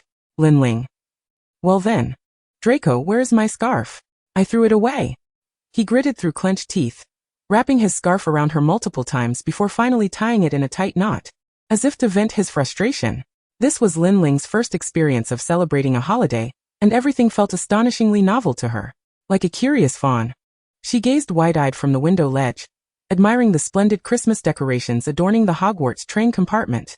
The windows were festooned in a festive manner, and whenever someone tapped on the glass, cheerful Christmas carols would resonate. Daisy styled Lin Ling's hair into a new arrangement, braiding the hair on either side of her face into twists, gathering them at the back of her head into a bun, topped with a little Christmas snowman. She had initially intended to invite Lin Ling to celebrate at the Brown residence, but was taken aback when Draco seized the opportunity. Only after Lin Ling coaxed her, explaining that she was merely repaying Draco for his assistance in Hogsmeade, did the blonde girl slightly relent, silently venting her annoyance by fiddling with Lin Ling's hair.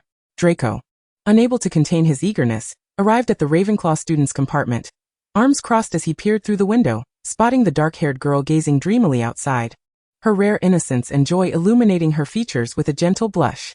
Clearing his throat, he pulled open the compartment door.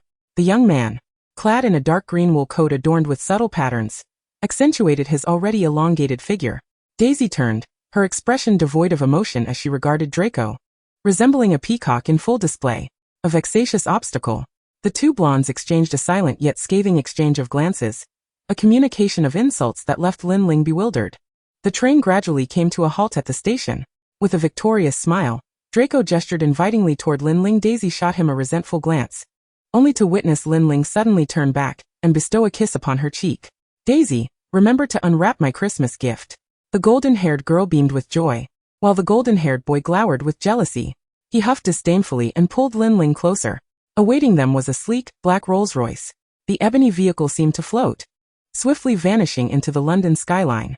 Malfoy Manor was even grander and more opulent than Lin Ling had envisioned, nestled in the picturesque Wiltshire, England. The intricately wrought iron gates, shrouded in mist, greeted her, and as she passed through, the scent of tulips wafted through the air. Inside the estate, white peacocks fluttered gracefully, while the design of citrus trees, embroidery, and cloud-shaped flower beds added an air of elegance and luxury. Two figures stood at the entrance of the manor. Lucius Malfoy, his long hair tied back with a black satin ribbon and a serpent staff in hand, was accompanied by his wife, the beautiful Narcissa Malfoy, clad in a dark patterned black gown. As Lin Ling descended from the carriage, Narcissa's eyes lit up. This young girl perfectly embodied the image of Draco's future partner in her mind. Elegant, composed, and dignified, she was delicate and petite, reminiscent of the exquisite dolls Narcissa had once admired in shop windows during her childhood. Lucius raised his chin, his slate blue eyes gazing at her with an air of haughty welcome. "Welcome, Miss Lin." Before his words could fully escape, Narcissa had already hastened to Lin Ling's side, planting a kiss on her cheek with a voice soft and warm.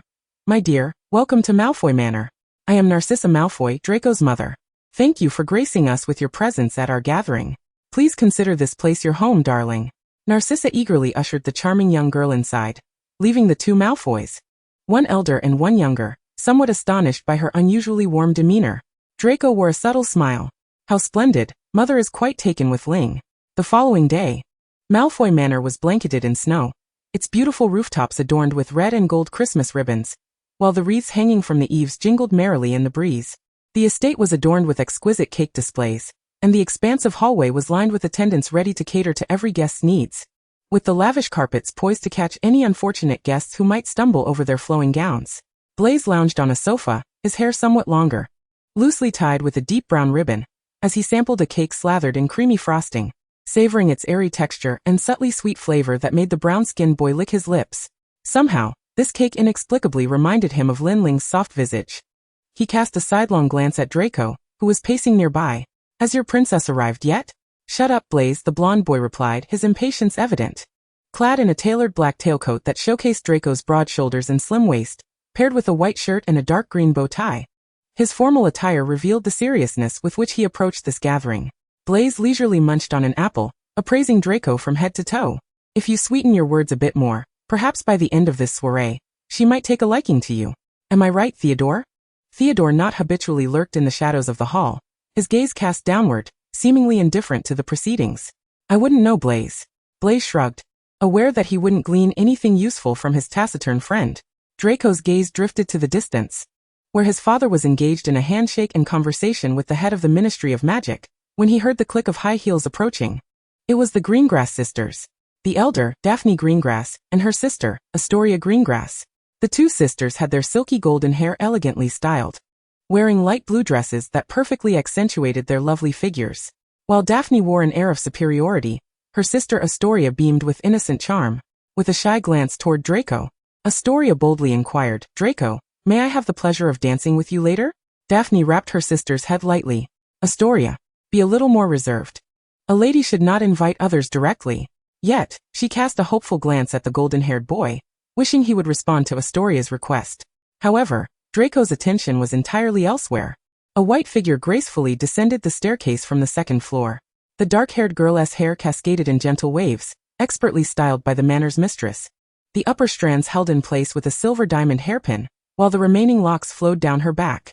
She wore an off-the-shoulder white gown, with delicate moonlit lace draping over her petite shoulders, the fitted design accentuating her already slender waist, making it appear fragile, as if it could snap with a mere bend.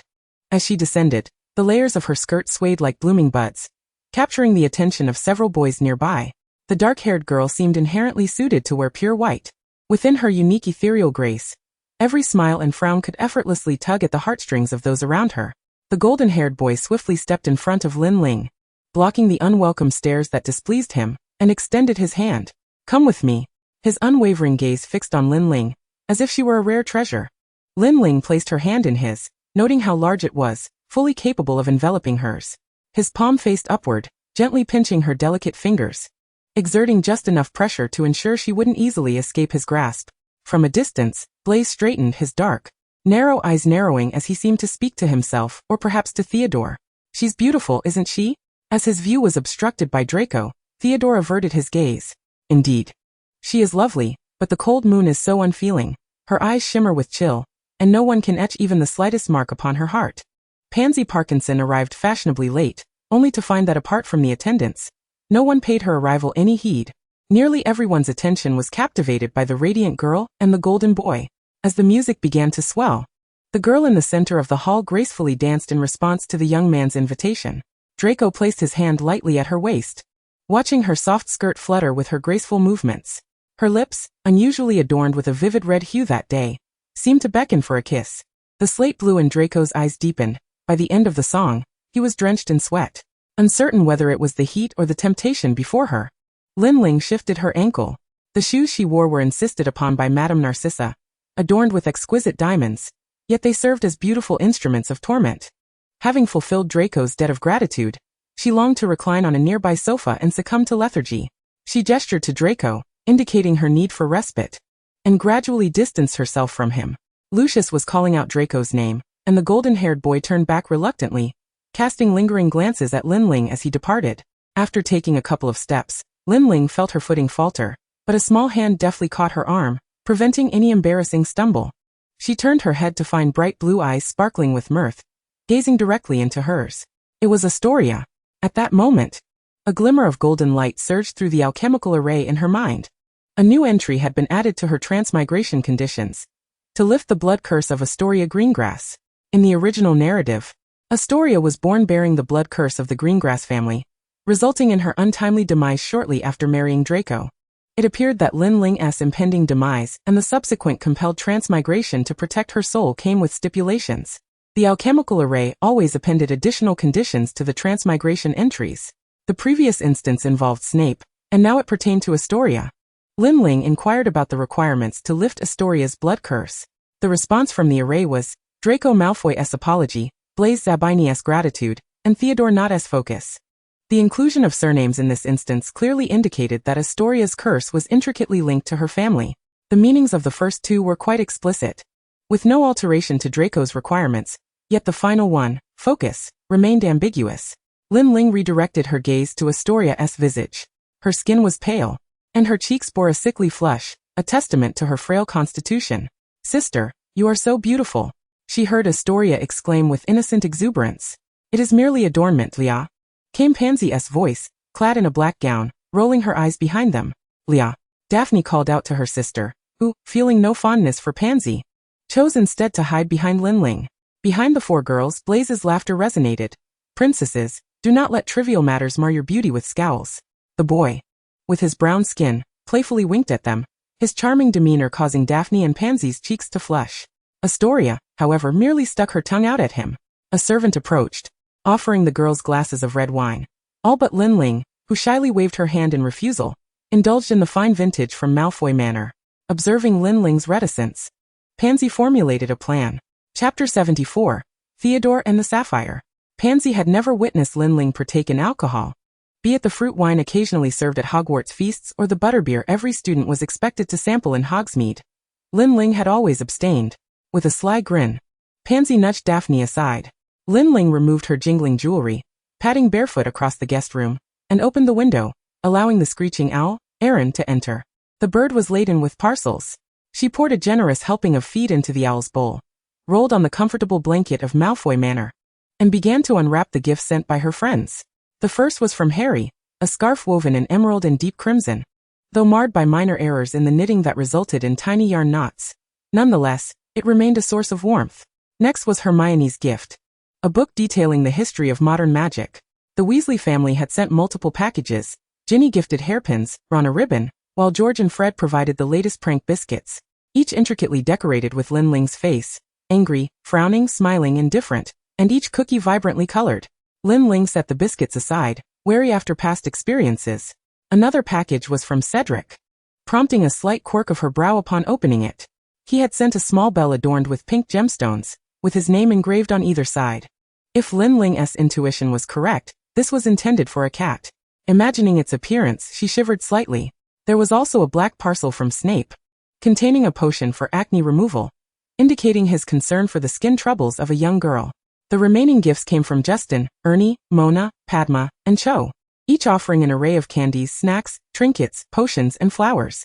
As she tidied the scattered wrapping paper, Astoria knocked and entered, grasping her hand. "Ling, come quickly to see the fireworks." The night at Malfoy Manor was breathtaking.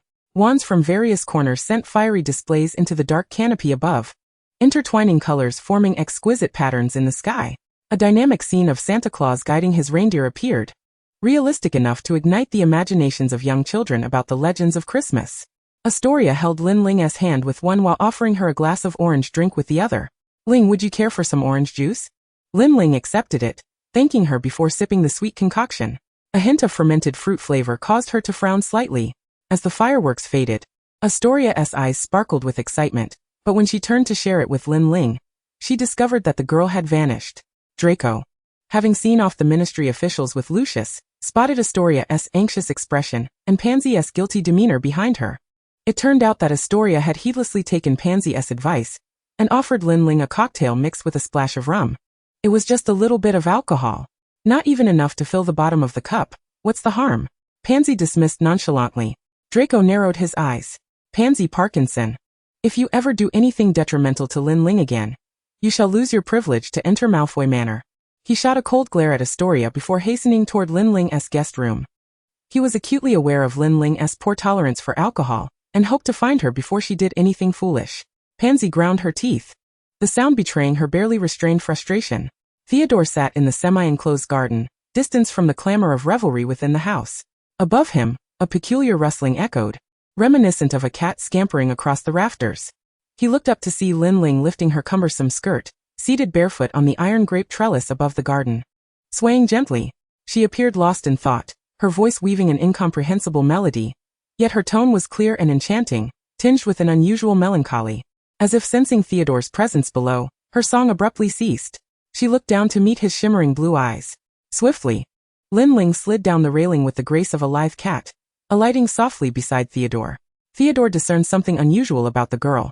Her gaze was hazy, as if veiled by a gossamer layer, lacking focus.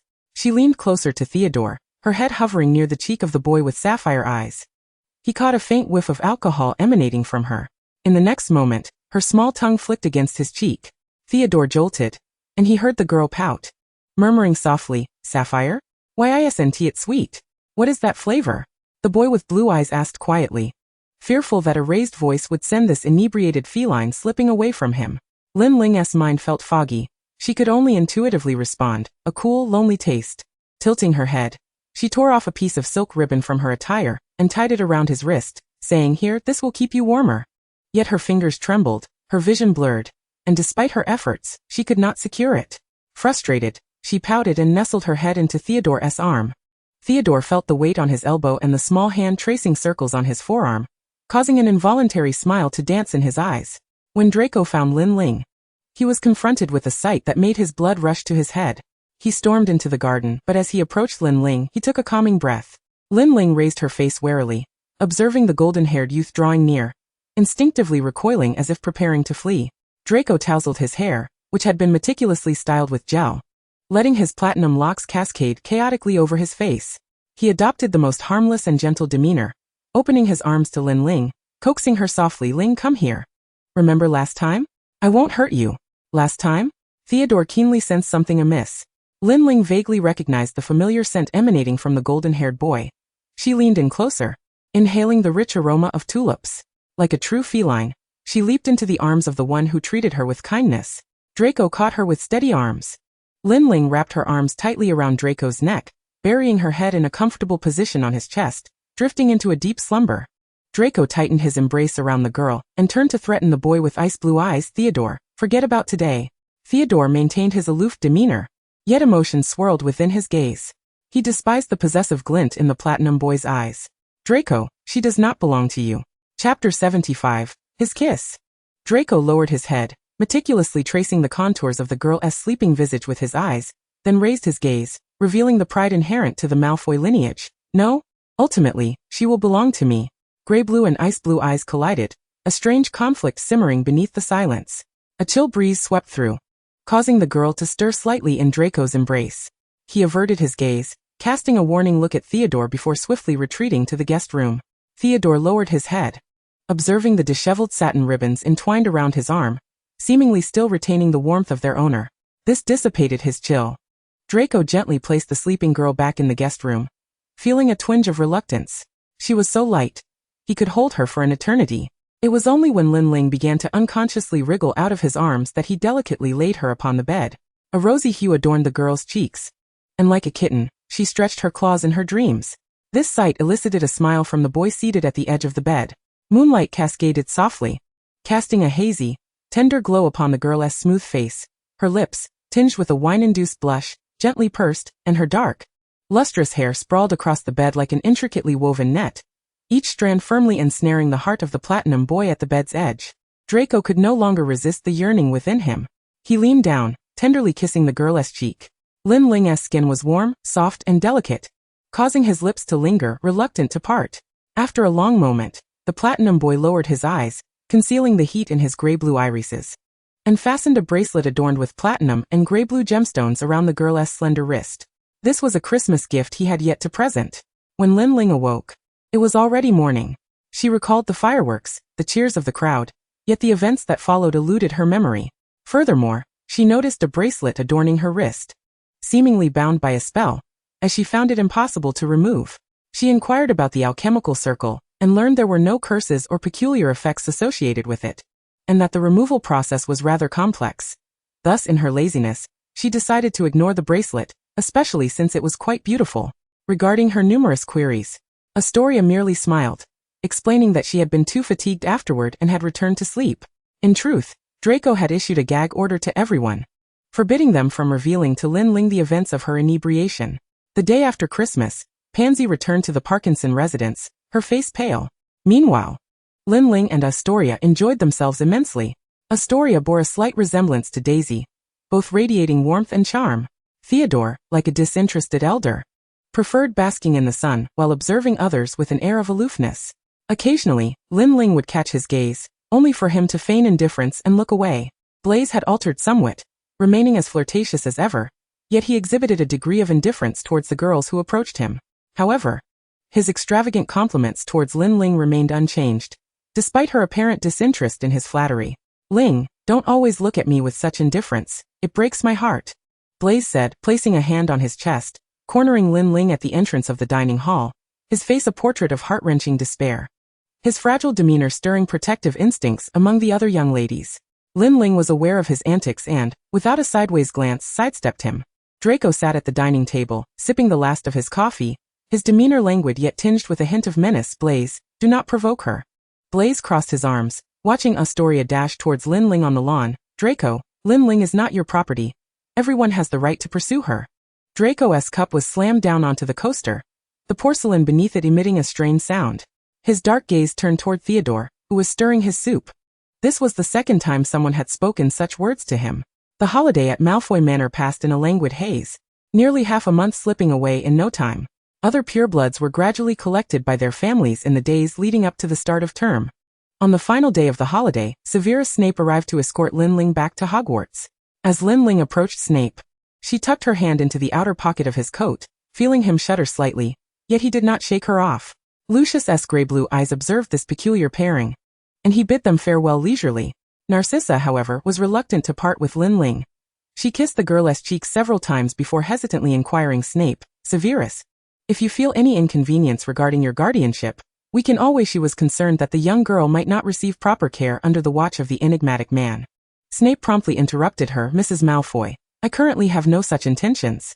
Draco gazed at the departing girl in silence, summoning a more suitable carriage for her to rest. Severus Snape, who had initially intended to take Lin Ling via public transport, glanced down at the fragile child. He pursed his lips, refraining from refusal, and lowered himself into the vehicle. The evening in London still bore a chill, and the car halted near the train station. They arrived earlier than the wizards yet later than the muggles, with few pedestrians around. Snape turned and strode purposefully towards the station. After a couple of steps, he remembered that the girl's small feet seemed unable to keep pace with his strides. He turned back, only to see a green light hurtling towards her. Snape's pupils constricted as a disarming spell erupted from his wand, colliding with the lethal curse aimed at Lin Ling. Sparks flew as both spells veered off course, leaving two deep craters in the ground. Lin Ling, acting swiftly, dropped to the ground and moved towards the nearest cover.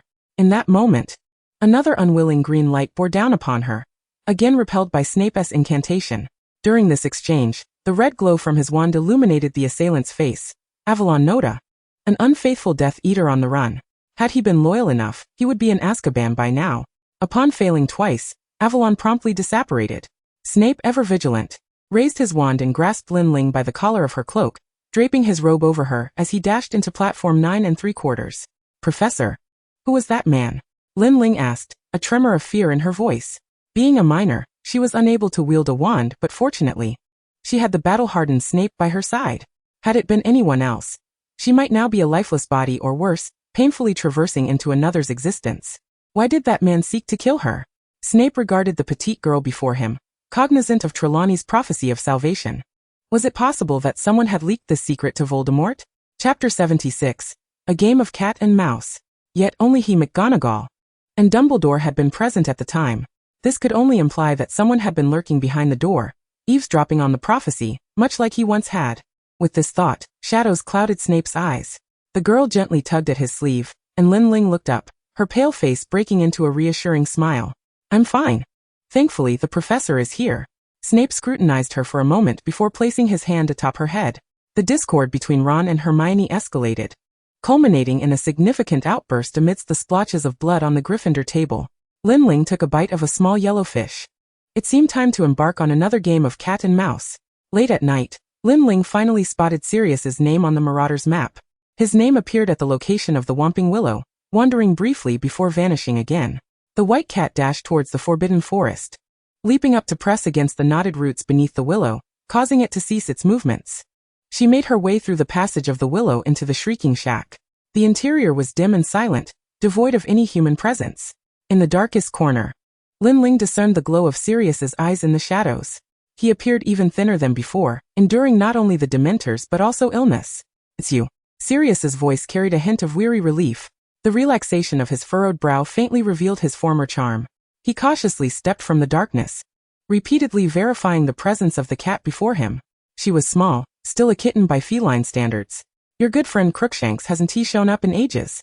Let me guess, you also possess the bloodline of a Kneazle? Or perhaps, you are an Animagus? The final inquiry tightened the air around the dark-haired man. The cat seemed to sigh, stretching her body. In the next moment, a black-haired girl materialized before him. Sirius, I am not your enemy. Why are you helping me? You should know I am a notorious killer. Sirius grinned, revealing a mouth of yellowed teeth, ravaged by his time in prison. Lin Ling shrugged, earnestly weaving truth into her fabrications. My family's bloodline allows me to uncover certain truths about your code names. Bigfoot, Mooney, Prongs, and how Pettigrew, the secret keeper, betrayed you to Voldemort. I am aware of everything. Therefore, Sirius, I know you are innocent, and I will help you capture Peter Pettigrew. It seemed this was not a future secret. The alchemical array remained unresponsive to her words. What she needed most was Sirius's trust. And she was confident she would earn it, for Sirius had nowhere to escape, and could only rely on her and believe in her. Even if he suspected she might be lying. Lin Ling smiled faintly. The greatest trait of a dog Animagus was that once trust was bestowed, loyalty followed unwaveringly. Mentioning the secret keeper, Peter, the disoriented man before her displayed an expression of mingled anguish and fury. He curled himself tightly in the dark corner, as if to shield himself from the relentless attacks of regret and fear. Expecto Patronum, Lin Ling murmured. Her wand emitted a silver mist, yet the Patronus failed to materialize. This was the incantation she struggled with the most. Despite numerous attempts, she had never succeeded. She could not conjure many happy thoughts. The alchemical array blazed with golden light as she crafted a silver necklace using the mist from the Patronus and unicorn blood. This would provide some resistance against the Dementor's encroachment. She tossed the chain toward the still watchful Sirius. He caught the necklace, instantly feeling a clarity of mind. He looked at her gratefully. Thank you. Yet, doubt and vigilance lingered in his gaze. Girl, why do you help me? What do you seek in return? Lin Ling offered him a slight smile. I hope you will invite me to the Black family home. There is something I need there. Meanwhile, Peter Pettigrew continued to roam within Hogwarts, reveling in his cleverness that allowed him to evade Sirius's desperate hunt. But a ginger shadow loomed before him, causing the grey rat to freeze. Crookshanks, that wretched ugly cat. The grey rat scanned the surroundings. No one was in sight. Perfect. He had no qualms about revealing himself to strangle it with his hands. The rat remained still for a moment, seemingly preparing to transform back into a human. In that instant, the girl's voice rang out. Petrificus totalis. Lin Ling grasped the rat's tail, disdainfully lifting the rigid Peter from the ground, nodding towards Crookshanks. The clever yellow cat understood everything she intended to do, assisting her in diverting Peter's attention, allowing her to successfully capture him. She stared into the terrified eyes of the grey rat, contemplating for a moment. Later that night, in the potions classroom beneath the castle, Snape's cauldron continued to bubble with the sounds of brewing potions. A rhythmic, polite knock echoed through the silent chamber. After a brief moment, a small head peeked through the door, observing Severus Snape, whose raised eyebrows indicated his surprise. Professor, may I take up a moment of your time? The voices of past headmasters echoed in the third-floor principal's office. Remus Lupin sat across from the silver-haired elder, looking worn and haggard. It seemed that Severus's potion for werewolves had proven remarkably effective this time. Indeed, the potions I've taken have rendered me unexpectedly alert during the full moon, Lupin remarked, casting a glance at Dumbledore. The elder was astute, wise, and empathetic. He paid no heed to Lupin's peculiarities and had bravely admitted him into the faculty. Lupin felt he must not disappoint the man's expectations. Harry possesses a remarkable talent for defense against the dark arts. He is on the verge of mastering the Patronus charm. He continued. Dumbledore approached the pensive, extracting a silvery strand from his temple, and allowing it to cascade into the basin. Remus. I sincerely hope Harry will not need to resort to such spells. Their conversation was interrupted by the sounds of shifting stone beasts and ascending staircases. Snape strode in, followed closely by a dark-haired girl. I apologize for intruding this evening, Headmaster, but Miss Lin appears to have something of great importance to discuss with you. Snape delivered his opening line with a stark formality. Were it not for the girl's pleading, damp eyes, he would never have neglected his potions. He found himself increasingly at a loss against her large, expressive gaze. Lin Ling nodded to the pale-faced Lupin and the unperturbed Dumbledore. I am sorry to take up your time, Headmaster Dumbledore, Professor Lupin, but I have discovered something peculiar on this map. She produced the Marauder's map, noticing Lupin's expression stiffen. The map revealed the names and locations of everyone within the school, and one name was unfamiliar to her. Strangely, when she located this name on the map, it turned out to be a student's pet. The location of the map within the headmaster's office displayed all their names. The name Lin pointed to was Peter Pettigrew. Chapter 77. Strange Symptoms of Fever. The girl retrieved the motionless rat from her pocket. I have checked past newspapers. This is the name of a deceased individual. Lupin reached out, clutching the rat tightly, his eyes filled with hatred and a thirst for vengeance. Snape drew his wand, aiming it at Lupin and the rat. His tone laced with vindictive satisfaction. Professor Lupin, please relinquish that rat. He is exceedingly dangerous, and you are equally perilous. The remark stung Lupin. Yet he did not loosen his grip on Pettigrew. Enough, Severus Remus. He should be the one to confess the truth. Dumbledore's hand trembled as he gripped his wand, the rat tumbling to the ground, struggling momentarily before revealing its true form. Peter Pettigrew's stout, bald body lay awkwardly on the floor, grinning sheepishly at the murderous glares surrounding him. Professor Dumbledore, it's been far too long, my old friend Remus. Severus, I am innocent. For all these years, I have been forced to hide to escape that madman's pursuit. Snape regarded the repulsive figure before him with a cold disdain, reminiscent of his own painful school memories.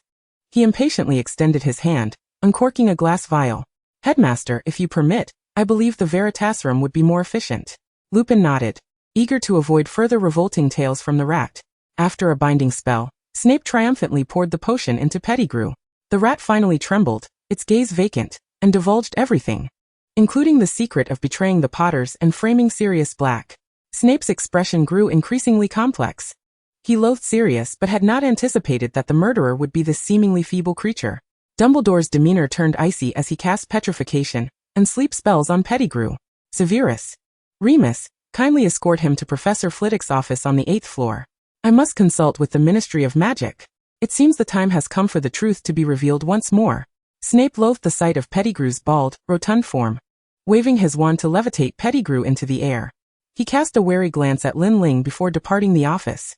Lupin followed closely behind, pausing at the door to murmur his gratitude. Ling, thank you. Dumbledore extracted a strand of memory, placing it within the pensive, then turned to meet Lin Ling's gaze directly. Ling, thank you for your assistance. You have rescued Sirius. As Dumbledore spoke, the wisdom in his blue eyes seemed to pierce through her. Ling, do not overexert yourself. You are not alone in this. Lin Ling maintained her smile, though cold sweat trickled down her back. The elder perhaps sensed that she might grasp the full extent of the situation. Thus, he made no effort to excuse the young student from the office, but instead included her in the entire process of dealing with Pettigrew. A wave of trepidation washed over Lin Ling. She was merely a passerby in this world, and if she unwittingly revealed information, she could face the dire consequences stipulated by the conditions of transmutation. What might the punishment entail? She had no desire to discover that. Shock. The true murderer is someone else. Will was reading the Daily Prophet, appearing relieved. Merlin, the Dementors have finally departed. I still cannot believe Sirius is innocent. Padma glanced at the newspaper, her face contorting in disgust at the image of the rat, who was grimacing and crying. How tragic that such a handsome man endured so much torment in Azkaban. That wretched Peter Pettigrew. Lin Ling silently chewed on whole wheat bread smeared with osmanthus jam. Glancing at the Gryffindor table, the rekindled friendship and romance between Hermione and Ron saw them engaged in cheerful conversation. Nearby, Harry received an unsigned package containing a transparent memory orb. As he touched the surface of the orb, the memories surged toward him. It contained a record of everything Peter Pettigrew had confessed in Dumbledore's office. The moment he finished viewing the memory, The orb evaporated into the air like morning dew. Sensing who might have sent it, Harry turned to see Lin Ling gazing intently into his dark eyes. Taken by surprise, Lin Ling awkwardly turned away, failing to notice the complex emotions brewing in his emerald gaze. February approached, bringing with it the much-anticipated Valentine's Day, which Lin Ling detested. It would bring a slew of peculiar anonymous cards and gifts delivered by Aaron during breakfast. Some contained mere lines of poetry, bouquets of flowers, or boxes of milk chocolates, while others harbored strange hairs or even a bizarre doll. Given the disastrous events of the previous year's Valentine's Day, Lin Ling maintained her human form only during classes, spending her free time mingling with Crookshanks and other cats. They were friendly, albeit not very talkative. By mid-February, Ravenclaw's Quidditch practice resumed, and with the match against Gryffindor approaching, Captain Roger was particularly focused. "Mona, my dear, do not look around. Remember to pass the ball." His dark eyes turned once more towards Lin Ling, the young girl who, for reasons unknown, was performing poorly today. In the air, she swayed precariously, as if the wind might whisk her away at any moment. Fortunately, the batter behind her struck the wayward ball, or else Lin Ling would have been knocked off her broom. "Merlin, Lin, focus." Roger wiped the sweat from his brow. This morning, Lin Ling had awoken feeling unwell. Her body was overheated, she had no appetite, and everything around her seemed to sway inexplicably. She descended from the sky, struggling to maintain her balance as she made her way towards the lounge, but she stumbled and collapsed to the ground. When she regained consciousness, it was already evening. She found herself lying in the infirmary, her forehead still burning with fever, with Daisy and Padma holding her hand. She heard Madame Pomfrey muttering in confusion, "Merlin, why won't the fever subside? This doesn't resemble a common cold. It seems more like cat flu syndrome." Daisy noticed the girl hazily opening her eyes, her beautiful lips pale from the high fever, while her cheeks bore a sickly flush. Her once clear black pupils now appeared frosted, enveloped in an unshakable mist. Lin Ling closed her eyes once more, succumbing to a deep slumber. News of Lin Ling's illness spread like wildfire. After classes, visitors flocked to see her. When George and Fred hurried in, Hermione and Harry were already seated nearby, while Daisy continued to clasp Lin Ling's hand. The girl in the bed was as pale as the white sheets, her dark hair fanned out like black petals, enveloping her frail form. Her raven-like eyelashes rested on her lower lid, casting a thick shadow. Chapter 78. The Cat and the Boy. She wore a blue and white hospital gown, one hand firmly held by Daisy, her excessively slender body rendering the sleeves empty, and her delicate neck half hidden beneath her dark locks. She looked utterly pitiable. George gently touched her forehead. The scorching heat caused his fingers to ache. He reminisced about the coolness of her lips and her playful demeanor, a stark contrast to her current feverish, delirious state. He wished he could take her illness upon himself, to spare her this suffering. It was late at night when they were finally ushered out of the infirmary by the irritable Madame Pomfrey. Yet, in a corner unnoticed, a platinum-haired head remained outside until the deep hours of the night. The room was left with only the faint sound of the girl's breathing. As the moonlight rose, Lin Ling opened her eyes. She recalled Madame Pomfrey's mention of cat flu syndrome. If memory served her right, she had been infected by a flea-ridden kitten on Valentine's Day. In her potion-making circle, she had inquired about remedies, receiving the instruction to consume the elixir in her feline form 3 times a night. However, she was now an unregistered animagus, and revealing herself in the infirmary would be perilous. Moreover, convincing her cat self to drink the potion posed a significant challenge. A thought flickered in her mind. Perhaps she would have to incur another debt of gratitude. After Daisy's visit in the afternoon, the Badger House witches and wizards came to check on her one after another.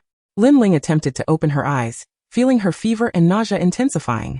Fortunately, she spotted those gentle gray eyes. The girl stretched her small hand out from under the covers and grasped Cedric's sleeve. He paused, understanding her silent plea. That evening, after Madame Pomfrey's final check on Lin Ling, the dark-haired boy stepped out from behind the curtains. The girl on the bed quivered slightly. "Cedric, take me away." The girl on the bed vanished, and a weak white cat lay in her place. The boy concealed the cat in his embrace, allowing her dry pink nose to nuzzle against his cool neck, escaping before Madame Pomfrey could notice. The Hufflepuff common room was warm and inviting. Vibrant flowers dancing with the shadows of students. Sweet yellows and deep blacks adorned the space harmoniously, imbuing it with the warm glow of Hufflepuff students' camaraderie. Ernie, noticing Cedric entering the common room, wore a lingering smile of affection. "Cedric, what do you have in your arms?" "A cat." He spotted a small white ear twitching. Cedric pulled the cat closer to his chest, his smile unwavering but with a hint of chill. "No, you must be mistaken, Ernie." Lin Ling lifted her little cat face. surveying the Hufflepuff dormitory, with honey-colored wooden beds adorned in patchwork quilts. Cedric nestled the cat in his blanket, observing the shape gradually enlarging, revealing the girl's head peeking out. She was feverish, her eyes and small nose tinged with a faint rose hue. But she still managed to murmur the details of her plight, and her hope for his assistance in taking the medicine. I only need you for one night, Cedric. The girl extended her small hand, indicating a single request. The boy placed the glass vial of potion she had handed him aside, enveloping her hand in his palm. For as long as you need. The warmth of the blanket lulled Lin Ling back into her feline form, drifting into slumber. The boy lowered his head, sliding his hand under the covers, gently stroking the soft back and four delicate paws of the cat. As his roommate entered the dormitory, he noticed the peculiar expression on his captain's face. Cedric looked up at him, his soft tone laced with an undeniable firmness. Sorry, Ethan, I'm feeling under the weather. Would you mind staying with Noah for the night? Ethan nodded, a bit dazed, sensing that Cedric's ailment was more severe than a mere cold, which made his demeanor seem off.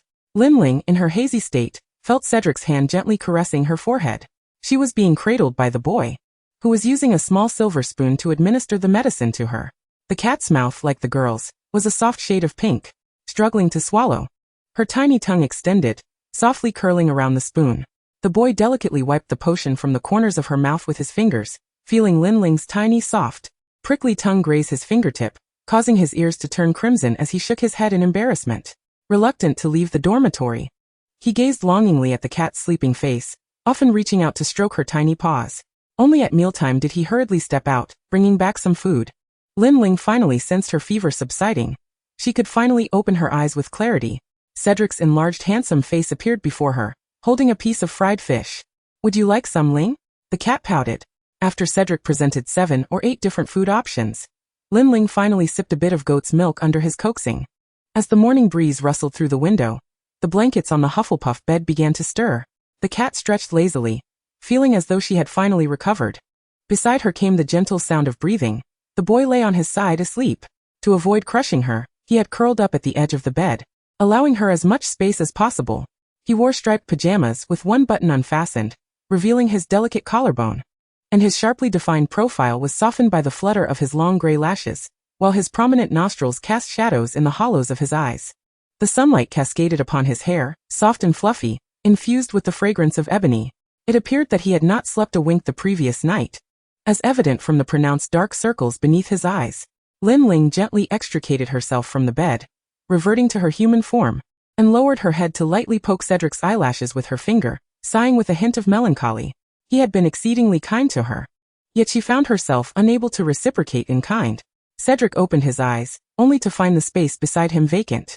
A flicker of panic crossed his features as he scanned the surroundings, spotting the girl seated at the desk by the window, propping her chin in her hands as she gazed at him. Her cheeks had regained their rosy hue, and her eyes once again glimmered with a cool clarity. Her black hair cascaded down her back, refracting the sunlight into a myriad of colors. The sense of detachment returned to her, and the disoriented, affectionate kitten from the previous night had vanished. The dark-haired youth adjusted his expression, swallowing the bitter pang of emotion, and forced a smile. Lin Ling was acutely aware of Cedric's grace and forbearance. She had exploited his kindness. Yet, she was at a loss on how to respond to the tender warmth he exuded, fervently wishing that she was mistaken. She was ill-suited for him, even belonging to a world apart from his. She could not offer him a promise of a shared future. He observed as she cast her gaze downward, hesitant and cautious, understanding her fear of hearing words from his lips that she longed to escape, for she did not love him. Chapter 79. The Gratitude of Blaze. As he watched the girl's brows furrow in contemplation, seemingly poised to speak, Cedric's bright, crystalline voice interrupted her thoughts. Ling, I helped you. What will you give me in return? Perhaps just 2 seconds in the next Quidditch match. His gray eyes, warm and gentle in the sunlight, enveloped her heart like the comforting hue of Hufflepuff's yellow. The awkwardness dissipated, and she could not help but smile back at him. Cedric, I will assist you until you achieve your desires. The champions of the Goblet of Fire, Zhang Qiu, and the life that was abruptly cut short the following year, she would help him reclaim it. But before that, she needed to distance herself. Cedric's splendid life should not include her. As the dark-haired boy watched the little white cat leap from the Hufflepuff window, his smile vanished in an instant. What he desired, the transition in his gray eyes from warm to cold took but a second.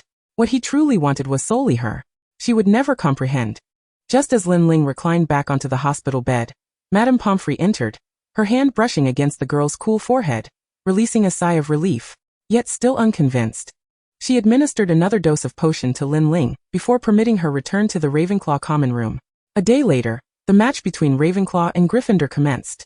Harry glanced at the girl across from him, who had noticeably lost weight, concern knitting his brows. He worried not only about the possibility of a ball striking her, but also the risk of colliding with her in pursuit of the golden snitch. However, the girl proved to be more resilient than he had anticipated, soaring through the wind, persistently obstructing his view and eluding the shadow of the elusive snitch. Lin Ling acutely felt her waning strength. Her muscles, weary from recent illness, cried out as she faced Harry, the top seeker, with immense pressure. Ultimately, as they both ascended into the air in a race for speed, Harry managed to seize the golden snitch before Lin Ling did. With the sound of the whistle, she descended to the ground, disheartened. Mona cupped Lin Ling's face, repeatedly kneading it. "It's all right, my dear. You did wonderfully." Harry landed, witnessing Lin Ling rubbing her cheeks, now flushed from her teammates' playful pinches, and resolutely congratulated him. "Congratulations, Harry. But next time, I shall strive to surpass you." As May approached, everyone entered the intense phase of review. The study room became crowded, with young witches and wizards forming a circle around Lin Ling, while another group centered around Hermione in a square. Under Lin Ling's tutelage, Daisy finally grasped the brewing steps of potions. The Badgers, led by Ernie, and the Eagles, guided by Padma, also greatly benefited from Lin Ling's notes. Professor McGonagall's Transfiguration exam and Professor Flitwick's Charms exam posed little challenge for Lin Ling, as she effortlessly attained 2 outstanding grades. During Professor Sprout's herbology exam, Lin Ling encountered Pansy, and recalling her minor act of revenge from first year, she offered the girl a gentle smile, which was met with a look of sheer terror. After she skillfully resolved the issue with the venomous tentacula, earning an outstanding, she overheard Professor Sprout's side directed at Pansy. Hagrid's care of magical creatures class was straightforward, feeding flobberworms. Lin Ling suspected he had received a gentle nudge from Dumbledore, advising him against using thestrals or winged horses in the exam. Almost everyone achieved excellence in Hagrid's class, Snape observed as the girl swiftly concocted the confounding potion in mere minutes. Watching Lin Ling raise her face, clearly seeking praise, he merely pursed his lips and, despite his acerbic remark about not flaunting her talents too much, awarded her an outstanding. During the defense against the dark arts exam, Lin Ling once again encountered the deceased. After a comical incantation, everyone sprang to their feet, waving at her. "Well done, Ling." Professor Lupin winked at her. As the final few exams approached during breakfast, a new announcement appeared in the Daily Prophet. Madame Zabini's husband has passed away. This sparked jeers from Gryffindor towards the extravagant brown-haired Slytherin boy. Lin Ling discovered this conflict near the boys' restroom on the 3rd floor. Having just finished her exam, she witnessed 2 dark-haired boys standing there, brimming with tension. She intended to leave, but Dean's words made her frown. She despised any male who would casually belittle a woman already subjected to undue criticism. "Zabini, your mother is quite something, having outlived yet another husband.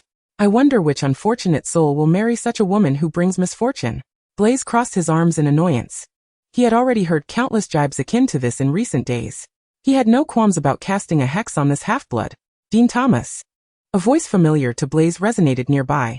Lin Ling regarded Dean with icy indifference and disdain, having never referred to him by both first and last name before. "Madame Zabini is a formidable woman. Insulting a lady does not align with gentlemanly conduct. Furthermore, I do not consider disparaging others' families to be an admirable or self-satisfying action." Dean's face flushed, suddenly feeling shame for his earlier words. Blaise observed the girl's face, now tinged with anger. While there had been others who had confronted Gryffindors for their insolence, this was the first time he felt such delight. Her anger transformed her countenance, making her cheeks rosy and her eyes sparkle with indignation. She was blissfully unaware of how endearing she appeared. As Lin Ling concluded her admonition, she noticed the 2 boys' varying expressions. One wore a smile while gazing directly at her, while the other's face was flushed, unable to meet her eyes. She addressed them. "Gentlemen, are you not heading to the restroom?" Dean hurriedly dashed inside. Blaise remained, a smile curving at the corners of his lips, sweetly pleased. "Ling, I am grateful for your willingness to speak on my behalf." The golden light of the conjuration array began to shine brightly, and Lin Ling blinked in surprise. Had Blaise's gratitude been fulfilled so effortlessly? It seemed almost too easy. She failed to notice Blaise stepping closer, his strikingly elegant visage drawing near, his eyes, brimming with profound affection, fixated intently upon his prey. Ling, I find myself pondering. Your enthusiastic assistance suggests that you harbor a modicum of fondness for me. Does it not? Prior to encountering Lin Ling, Blaise Zabini had been confident that no girl could withstand the weight of his ardent gaze. Yet this girl was distinctly different. As he posed his question, Blaise became acutely aware of the rapid thumping of his heart, each beat resonating with intensity. Chapter 80. The Unchanging Prophecy. Blaise. A thunderous voice suddenly erupted nearby. The platinum-haired youth's eyes blazed with fury. Lin Ling should not find favor in this charming rogue. He had initially spotted her frozen at the restroom door, and upon approaching, overheard her speaking on Blaise's behalf. His previous anger towards Wesley was now overshadowed by a surging tide of jealousy. Why did she feel compelled to defend Blaise? Could it be that she truly held feelings for him? He would not allow it. Draco's expression darkened as he strode purposefully towards Blaise, shoving the brown-skinned boy to a safe distance with his arm. They heard Lin Ling softly articulate, "There is no affection, I'm afraid, Blaise." Blaise's heart sank in disappointment, plummeting into the depths of his stomach. He forced a smile. "My dear, I am utterly heartbroken. When I expressed my gratitude and saw your face light up with surprise, I thought it was a sign of your affection for me. No, that was merely the good news of the conjuration array, and it has nothing to do with you." Lin Ling shook her head, unable to elaborate further. Draco, suppressing a surge of delight, patted his despondent friend on the shoulder before eagerly striding over to Lin Ling, noting her still slightly puffed cheeks. "Ling, would you care to visit Malfoy Manor during the holidays? The white peacocks will be absolutely magnificent." He couldn't help but wish for this girl to smile a bit more. Lin Ling pondered the unfinished task Draco had assigned her, and assured him that she would certainly pay a visit if time permitted. This made the boy's platinum hair gleam with excitement, resembling a human light bulb. Blaise observed the two departing figures, raising an eyebrow. He was the ever-successful Blaise Zabini. This was only the beginning. The final class of the day, divination, was a source of great vexation for Lin Ling. Professor Trelawney had lit a new incense, the aroma of which made her feel quite uneasy. She concentrated intently on the crystal ball. "My dear, what do you see?" Trelawney's exaggeratedly mystical voice resonated. Lin Ling struggled to recall the contents of piercing the mist to see the future. White mist across a castle. Hogwarts' future would be fraught with peril. She was at a loss for what to fabricate, ultimately resorting to a silent stare-off with Trelawney. The professor scrutinized her for a moment before shrugging. "Very well, child. It appears you are on the verge of losing your only outstanding subject, but that is not Lin Ling's primary concern. As long as Trelawney does not utter those genuine prophecies tonight, he will return." Lin Ling once again heard Trelawney's peculiar, high-pitched, raspy voice. "The one who betrays his friends shall break free from his bindings and return to his master." The girl's eyes widened in disbelief. This was impossible. Peter Pettigrew had been sent to Azkaban by the Ministry of Magic, and she had already aided Sirius in clearing his name.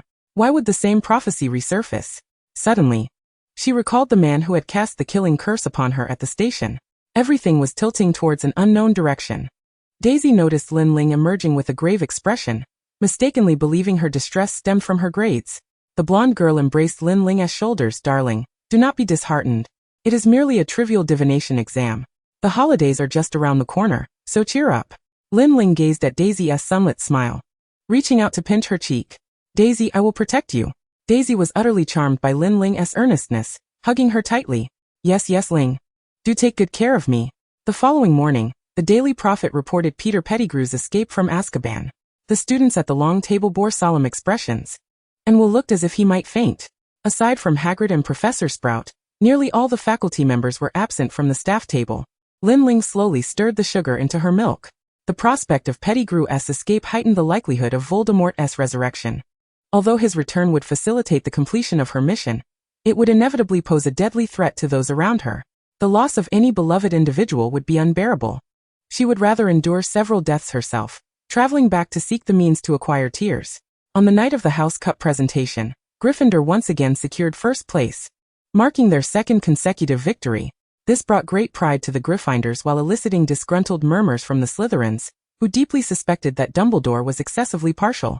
Ravenclaw remained the perennial second, while Hufflepuff graciously sipped tea, finishing in fourth place. The hall was once again adorned with the golden-red Gryffindor banner. On the return train, Daisy, feeling somewhat melancholic, twirled Lin Ling's hair with her fingers, realizing she would not see the dark-haired girl for quite some time. Daisy even secretly wished for the semester to extend indefinitely, allowing her to remain with Lin Ling. A polite and rhythmic tapping on the carriage window drew their attention. revealing Harry's smiling green eyes. Ling, I've heard from my godfather that you'll be visiting the Black residence. Please make sure to inform me when you do. I will coordinate everything with my godfather to warmly welcome you. With his godfather, Harry had noticeably brightened, shedding his previously melancholic demeanor, each of his actions now radiating the joy of having a true family. Lin Ling momentarily forgot the prophecy from days past, nodding at Harry. Thank you, Harry.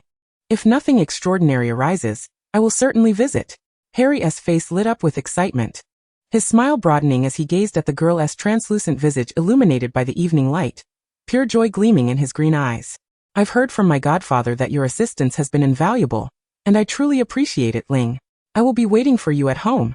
He could finally express the words family and home with pride. What a joyous occasion it was. Moreover, he could invite her, perhaps during the holidays. Their relationship could deepen further. As Harry exited the carriage, his face brimming with elation, Daisy felt a twinge of jealousy, though she relented upon securing Lin Ling's promise to visit the Blacks. The chimneys of Spinner's End were once again alight with the warmth of cooking fires. Snape had recently felt as though he had gained a considerable amount of weight, a predicament exacerbated by the girl who cheerfully inquired whether he would like another bowl. Lin Ling couldn't help but stifle a laugh as she watched the man, whose demeanor was as frigid as ice, extend an empty bowl towards her. However, a minor discord had recently arisen. Her request to visit the Black residence was met with an unyielding refusal from Snape. There is no remedy, after all. The animosity between him and Sirius runs deep. However, she must swiftly find a place for the locket box within the confines of the Black residence. Otherwise, it will circulate among the likes of Mundungus and Umbridge, making future management all the more troublesome. After the girl had repeatedly salted the meals she prepared over the course of several days, and her delicate face began to show signs of weariness, Severus finally acquiesced. We must return today, Miss Lin, or else. Observing the hint of sadness on the girl's face, Snape swallowed the remainder of his words. The day after Lin Ling released Aaron, Snape gestured for her to grasp the fabric of his robe. That filthy and barbaric place lacks flue powder, so Miss Lin, please hold on tightly to me. Lin Ling extended her hand, not seizing the hem of the hawk-nosed man's robes, but rather placing her small hand within his larger one. The man turned his head, his medium-length hair obscuring his features. He neither frowned nor sighed, allowing the girl to clutch him. Apparate. In an instant the two vanished. Chapter 81, Grimmauld Place. Severus harbored an intense aversion to number 12 Grimmauld Place. The moment he set Lin Ling down, he vanished from sight with great haste. Good afternoon, Ling. The boy with black hair and striking blue eyes welcomed her with fervent enthusiasm. Over the holidays, his hair had grown longer, cascading thickly behind his ears and along the nape of his neck, while a joyful smile adorned his radiant cheeks. Approaching from behind him was Sirius, whose hair had been trimmed somewhat. He appeared considerably better than during their time in the Shrieking Shack, as the carefree nonchalance he once possessed returned to him. Lowering his voice at the entrance, he said, Ling, welcome, please come in. The Black family home exuded an air of antiquity and dust, with peeling wallpaper, a well-worn carpet, and an abundance of cobwebs hanging from the ever-present chandeliers. They quietly traversed the ground floor foyer, and ascended the staircase leading to the next level, where Sirius resumed his normal tone and sincerely gazed at the girl. Ling, I apologize for not properly thanking you earlier. Lin Ling placed her hand in Sirius's large palm, and gave it a gentle squeeze. I merely did what I ought to do, and besides, I came to retrieve what I need. Sirius nodded, recalling the moment in the Shrieking Shack when the girl stood fearlessly in the face of his threats, and made a request he found difficult to refuse. Lin Ling shifted her gaze from the imposing fireplace in the basement. Surrounding her were stone walls and a table with chairs capable of accommodating many for a meal, with iron pots hanging from the ceiling.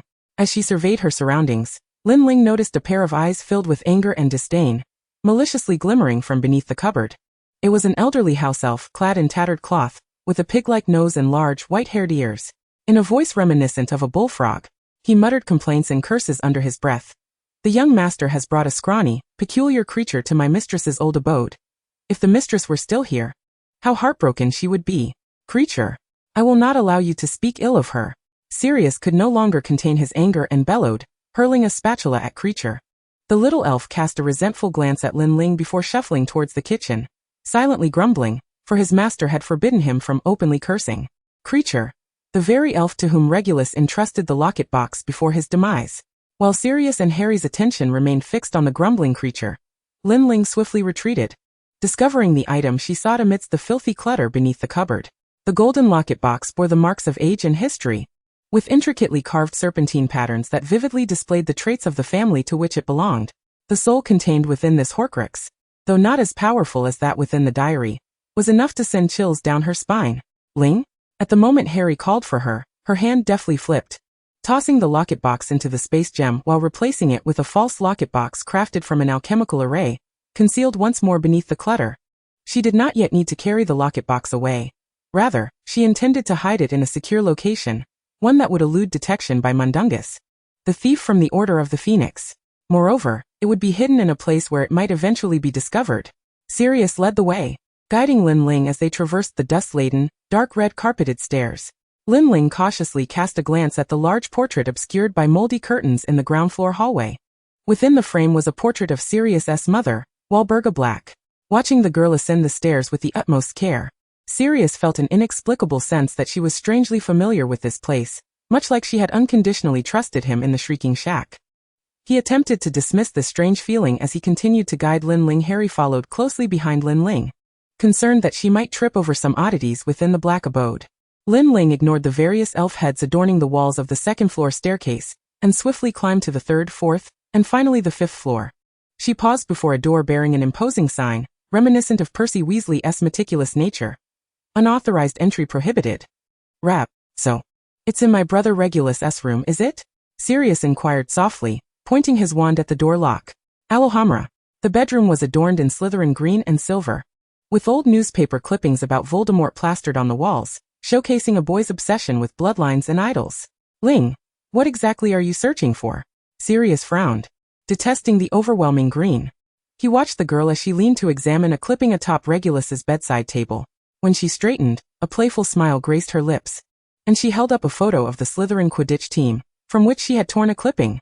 In the picture, Regulus sat proudly at the center of the front row, resembling Sirius with his jet-black hair and deep, dark eyes. He is quite handsome, an exceptional seeker, isn't he? Sirius regarded her with skepticism. For this clipping? Indeed. You know my brother? That foolish boy? He observed the girl as she displayed a somewhat sorrowful and compassionate expression.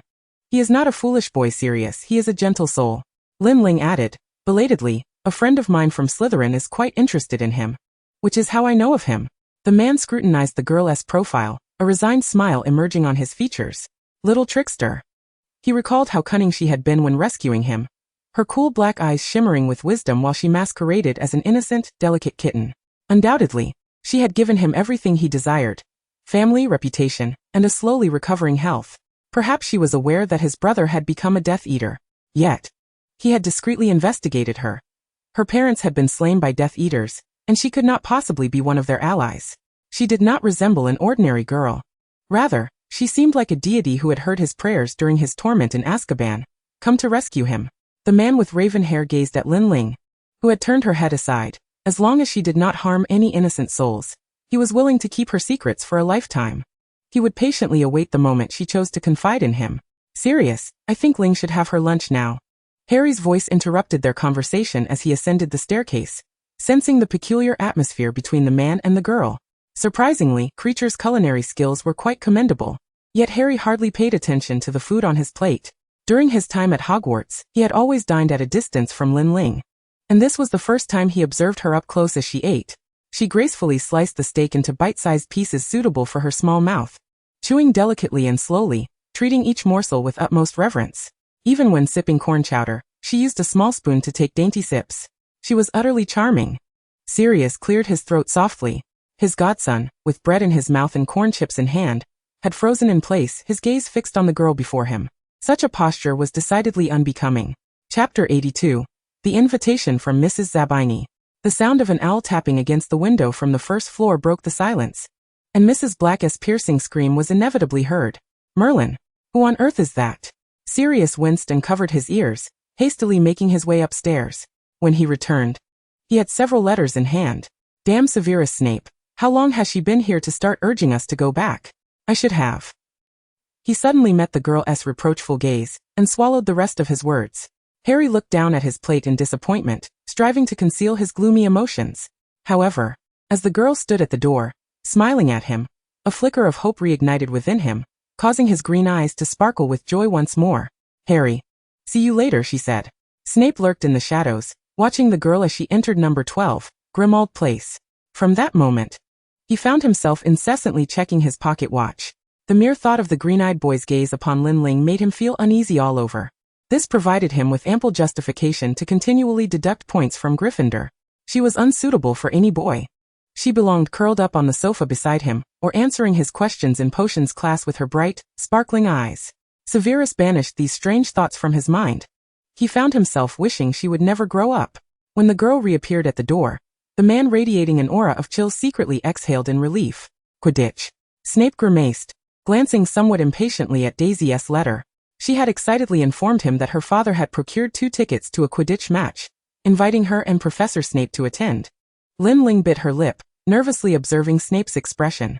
She was aware that this unfortunate man had suffered some trauma related to a Quidditch seeker in his youth, which might explain his uncontrollable aversion to the sport even now.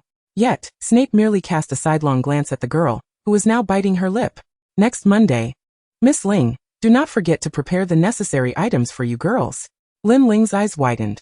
This man, marked by past scars, had actually acquiesced to Daisy's invitation. On Sunday morning, the beautiful girl with black hair arrived at the Browns' fireplace, and Daisy excitedly lunged at her, only to pull back and glance at Lin Ling's rear. Where's Professor Snape? He will apparate to the vicinity of the match on the day of the event. Hearing this response, the blonde girl once again embraced Lin Ling, disregarding Mrs. Brown's warning. Be gentle, dear, you're going to suffocate her. Mr. Brown scratched his head and smiled at Lin Ling. Actually, we owe our tickets to Ling Me? Lin Ling tilted her head in confusion, looking at Mr. Brown, who was rarely seen in Muggle attire. Yes, it was Mrs. Zabini. They will come to fetch us shortly. Mrs. Zabini? Blaise Zabini's mother? That affluent socialite? In the morning, the sound of hooves echoed at the Browns' doorstep.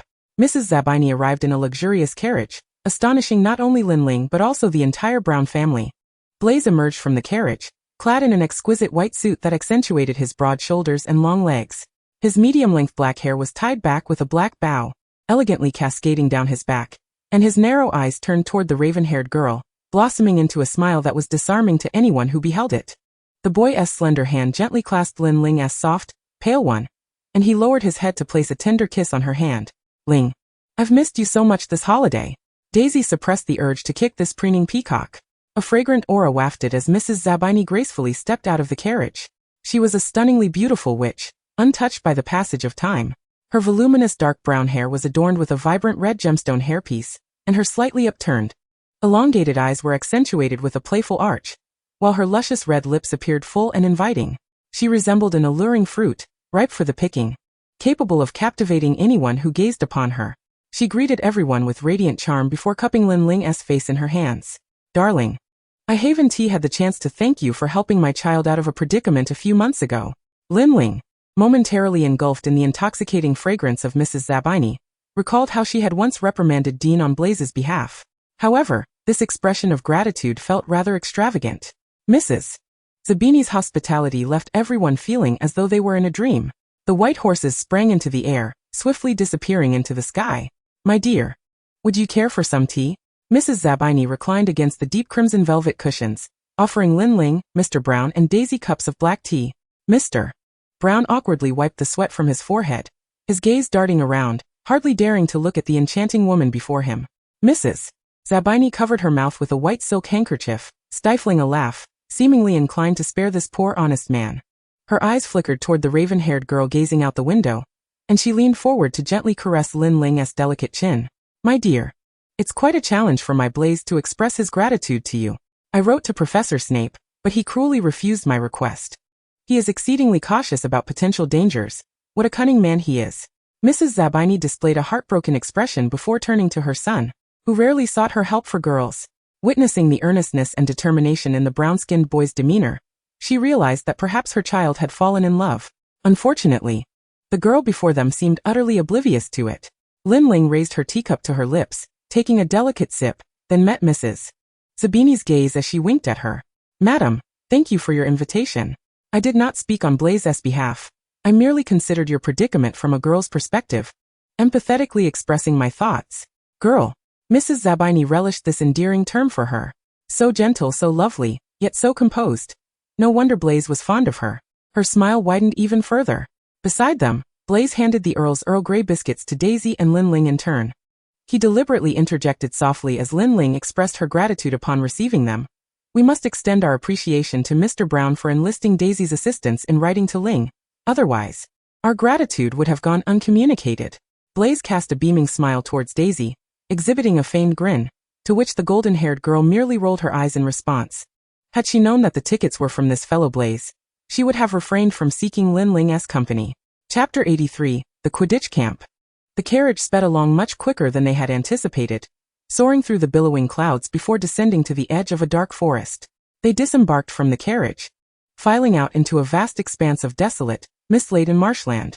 At the end of the fog stood two weary wizards clad in mismatched muggle attire. One sported plaid pajamas beneath a pair of Hawaiian shorts, and rubber boots adorned his feet. They appeared to be officials from the Department of Sports within the Ministry of Magic. Upon spotting Mrs. Zabini, the two scruffy, weary men instantly perked up. One clumsily attempted a kiss on her hand. The other hurriedly rifled through the parchment in his possession. Mrs. Zabini, your tent is located in the second field. Please seek Mr. Payne. He then turned brusquely to Mr. Brown. Bruce, your tent is in the first field. Look for Mr. Roberts, and be advised he is a muggle. Mrs. Zabini pressed her lips against Lin Ling's porcelain cheek. We shall meet again shortly, dear. She similarly embraced Daisy. Blaze extended his hand towards Lin Ling, but after being ruthlessly thwarted by Daisy, he winked at Lin Ling. See you on the pitch. The graceful figure of the woman, and the boy's upright posture vanished into the thick fog. Mr. Brown led the two girls through the mist for another 20 minutes before finally reaching their destination. Behind a small stone cottage, a vast slope was crowded with hundreds of colorful tents.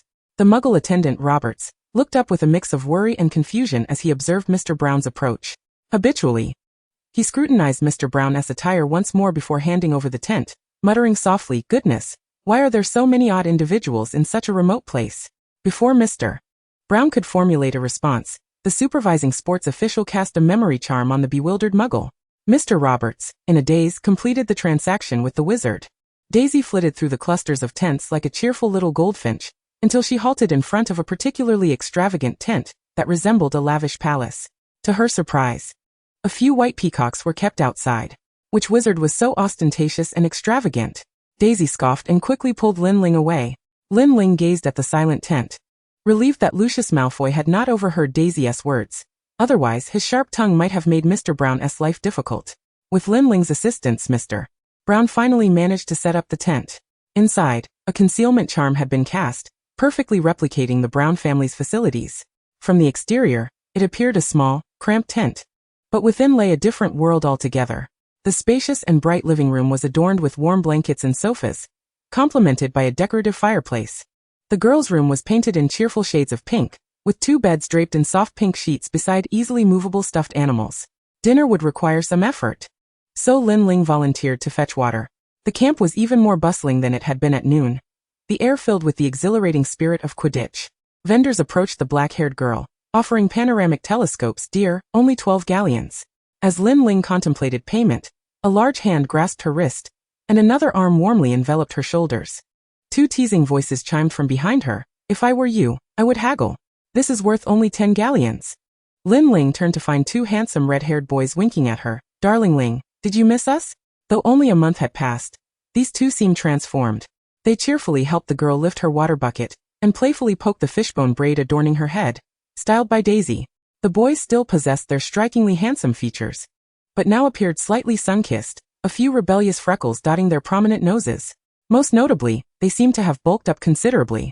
Noticing Lin Ling's gaze lingering hesitantly on Fred's noticeably broader shoulders, George pouted playfully, turning her face back to him. Sweetheart, don't just look at him, look at me. A vendor's plaintive voice called out, Sir and Miss, stop flirting. Are you buying or not? Lin Ling successfully extricated her face from George's grip. I'll take 6. And I'll only pay 10 galleons each. Another redhead leaped in front of Lin Ling, embracing her and playfully rubbing against her. Ling, did you miss me? In the enthusiastic embrace of Ginny, Lin Ling, momentarily dazed, handed the telescope to Ginny. Ginny, of course, I missed you. This is a gift for you. In stark contrast to Ginny's elated expression, George and Fred appeared somewhat dejected. Ling, what about ours? The two boys' puppy-like antics made it impossible for Lin Ling to remain stern. She pursed her lips but ultimately placed the telescope in their hands. They truly were easy to soften one's heart towards. The twins exchanged glances and resumed their mischievous smiles, following the direction in which the girl departed until Ginny tugged at their collars, her expression fierce as if she might devour them. You two, hurry up and gather firewood. Mother is already waiting. The boys shrugged. Ginny was increasingly resembling Molly. As night fell, they proceeded towards the stadium, accompanied by wizards holding thousands of green and red lanterns. First-class tickets. At the entrance, the witch meticulously checked their tickets. Top-tier box, ladies and gentlemen, proceed to the highest level. As Lin Ling approached the top, the grandeur of the stadium became apparent. It was enveloped in golden light, resembling an immense transmutation circle, the oval-shaped field sprawling like velvet, adorned with massive magical advertisements. The top-tier box faced the golden goalposts, furnished with nearly 30 purple and gilded velvet seats. They had arrived slightly late, and a few scattered individuals were already seated. The first sight to greet Lin Ling was Mrs. Zabini, resplendent in a new gown, alongside Blaze. The man beside Mrs. Zabini gazed at her with rapt admiration as Blaze rose politely upon noticing the young lady's arrival. He donned a light gray wizard's tailcoat, accentuating the boy's tall and handsome figure to such an extent that the girls nearby gasped and blushed, whispering amongst themselves. Chapter 84. Her Tears. He extended his hand towards Lin Ling, making a gesture of invitation. My dear Ling, may I be permitted to sit beside you? Daisy widened her eyes in disbelief. About to retort Blaze, I fear there will be little room for you beside her. The platinum-haired youth, clad in a sharply tailored black suit, exuded both strength and elegance, casually resting his hand on the railing, effectively placing a barrier between Blaze and Lin Ling. His sharply defined and strikingly handsome face bore the usual cruelty and arrogance in his slightly upturned gray-blue eyes.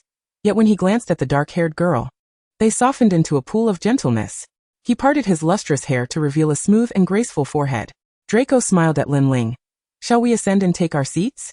Lucius observed his son's courteous demeanor towards the girl. Although he refrained from intervening, he nonetheless turned away with a disdainful huff. The young master's charming demeanor was short-lived, as two raucous objects suddenly came hurtling towards him from the upper seats. Fortunately, he dodged quickly, but the wizards in the lower box were not so lucky, erupting into a chorus of curses. Voices from above called out for Lin Ling. They looked up to see the Weasley family and Harry waving at her. Fred's red hair glimmered under the lights. Come over here. He pointed to the remaining 3 empty seats beside him. Meanwhile, Harry grinned and waved at the girl, tossing her a scarf of the Bulgarian team he had purchased, only for Draco to snatch it out of the air, casting a disdainful glance before retorting sharply to the Weasley family.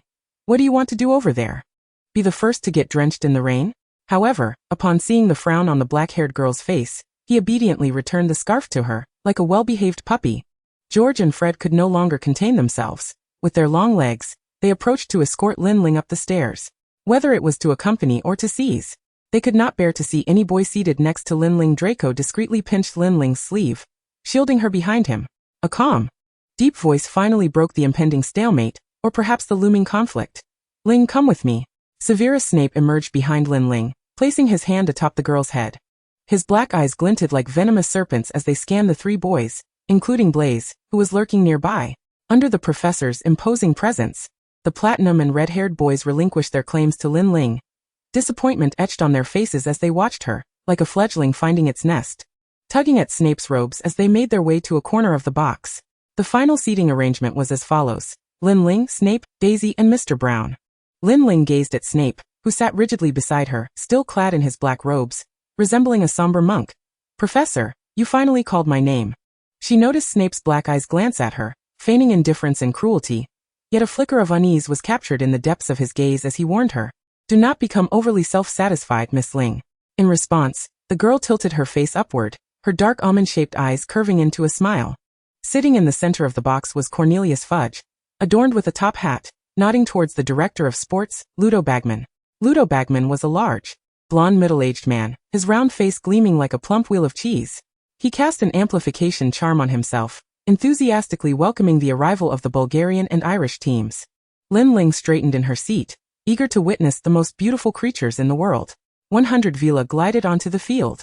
Their skin, devoid of direct light, shimmered like jewels, and their pale golden hair swayed gently in the absence of wind. As the music played, joy flooded Lin Ling's mind amidst the Vila's dance. In a moment of daze, she felt as if she had returned to her original world, opening the door to her own room. But what about before? How had she returned? Were the people of the magical world well? Snape caught a barely perceptible sob. The girl beside him, who could only evoke the utmost happiness through the Vila's dance, shed 2 streams of tears. Before the old professor could react, Daisy rushed over to embrace Lin Ling, allowing her to bury her head in her bosom.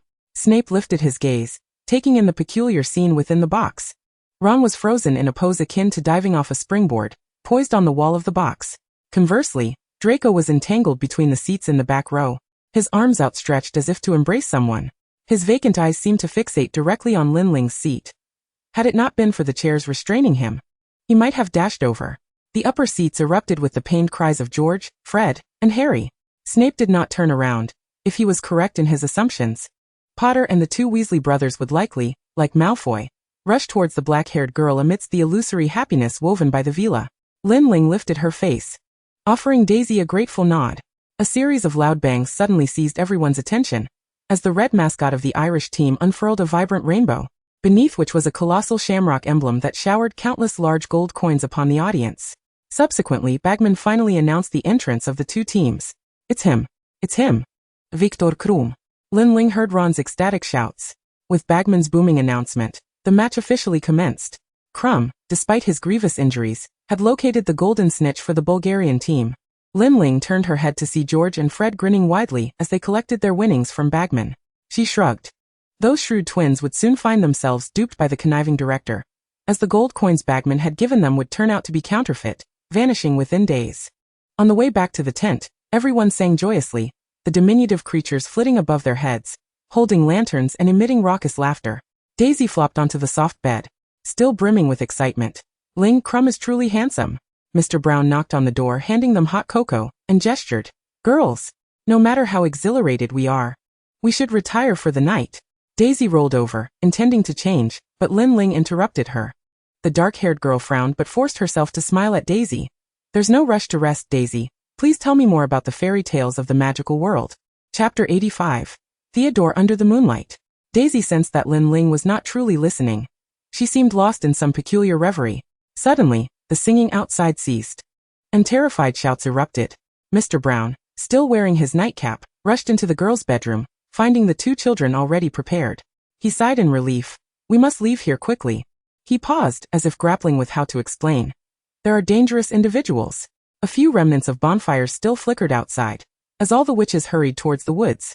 Behind them congregated a multitude of peculiar individuals, cloaked and masked, their laughter piercing the night air. Among them, the Muggle caretaker, Mr. Roberts, and his family were suspended in midair, manipulated by the smallest boy's wand as he bobbed them up and down. Mr. Brown propelled the girls forward, muttering indignantly, "What despicable creatures!" They finally escaped into the woods, but the sounds of wailing and cries for help echoed near the tents, the throng of odd wizards growing ever larger. The Ministry of Magic had begun summoning its members to restore order. Mr. Brown instructed the 2 girls to hide beside the roots of a large tree. I shall return shortly, no one is to wander off. With hurried steps he departed, but soon another softer footfall could be heard nearby. Lin Ling pulled Daisy down to the base of the tree, using the leaves to obscure their faces. Yet, that figure seemed aware of their presence. The rustling of leaves ensued as branches before them were pushed aside. Lin Ling raised her wand, aiming at Theodore Not.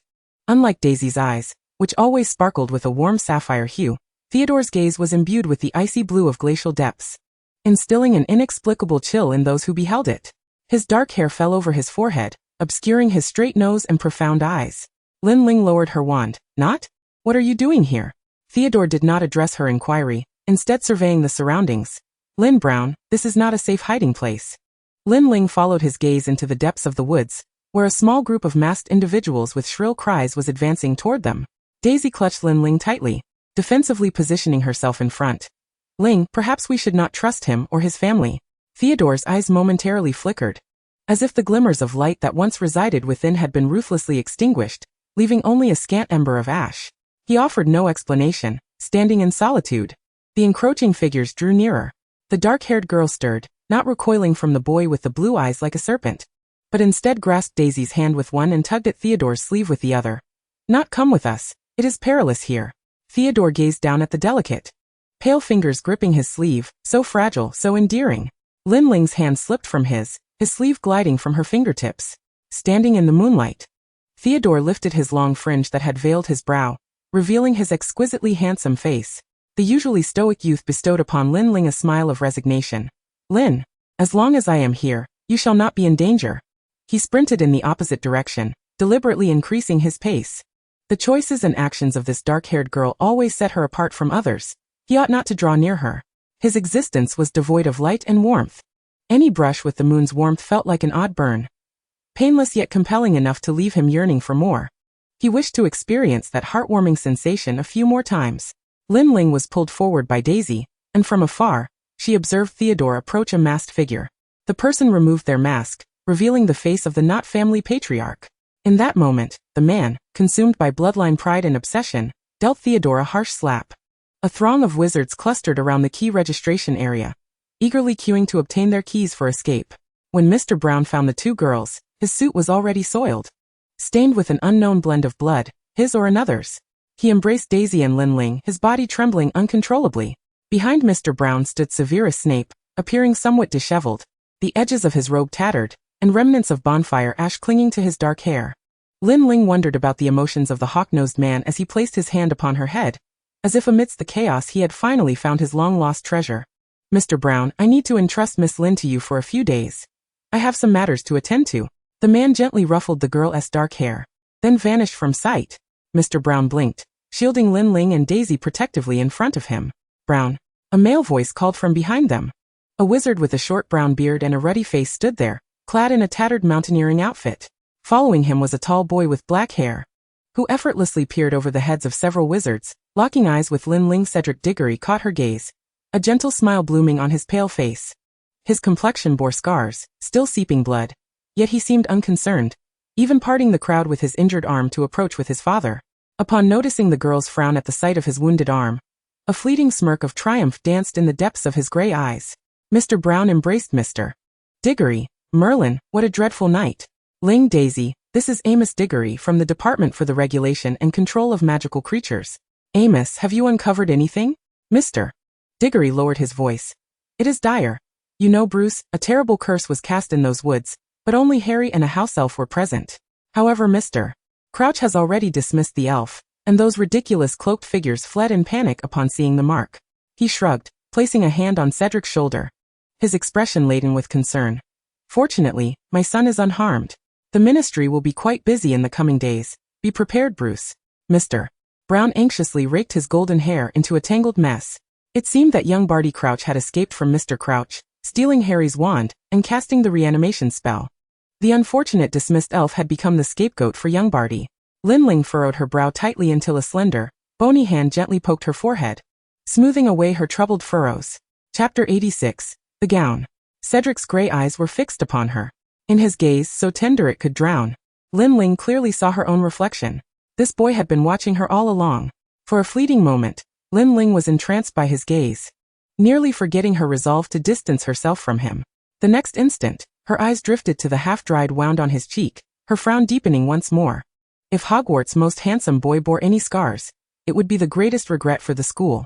She retrieved her homemade wound ointment from the space gem, and placed it in Cedric's hand, gesturing for him to tend to the injury on his face, while stepping back slightly.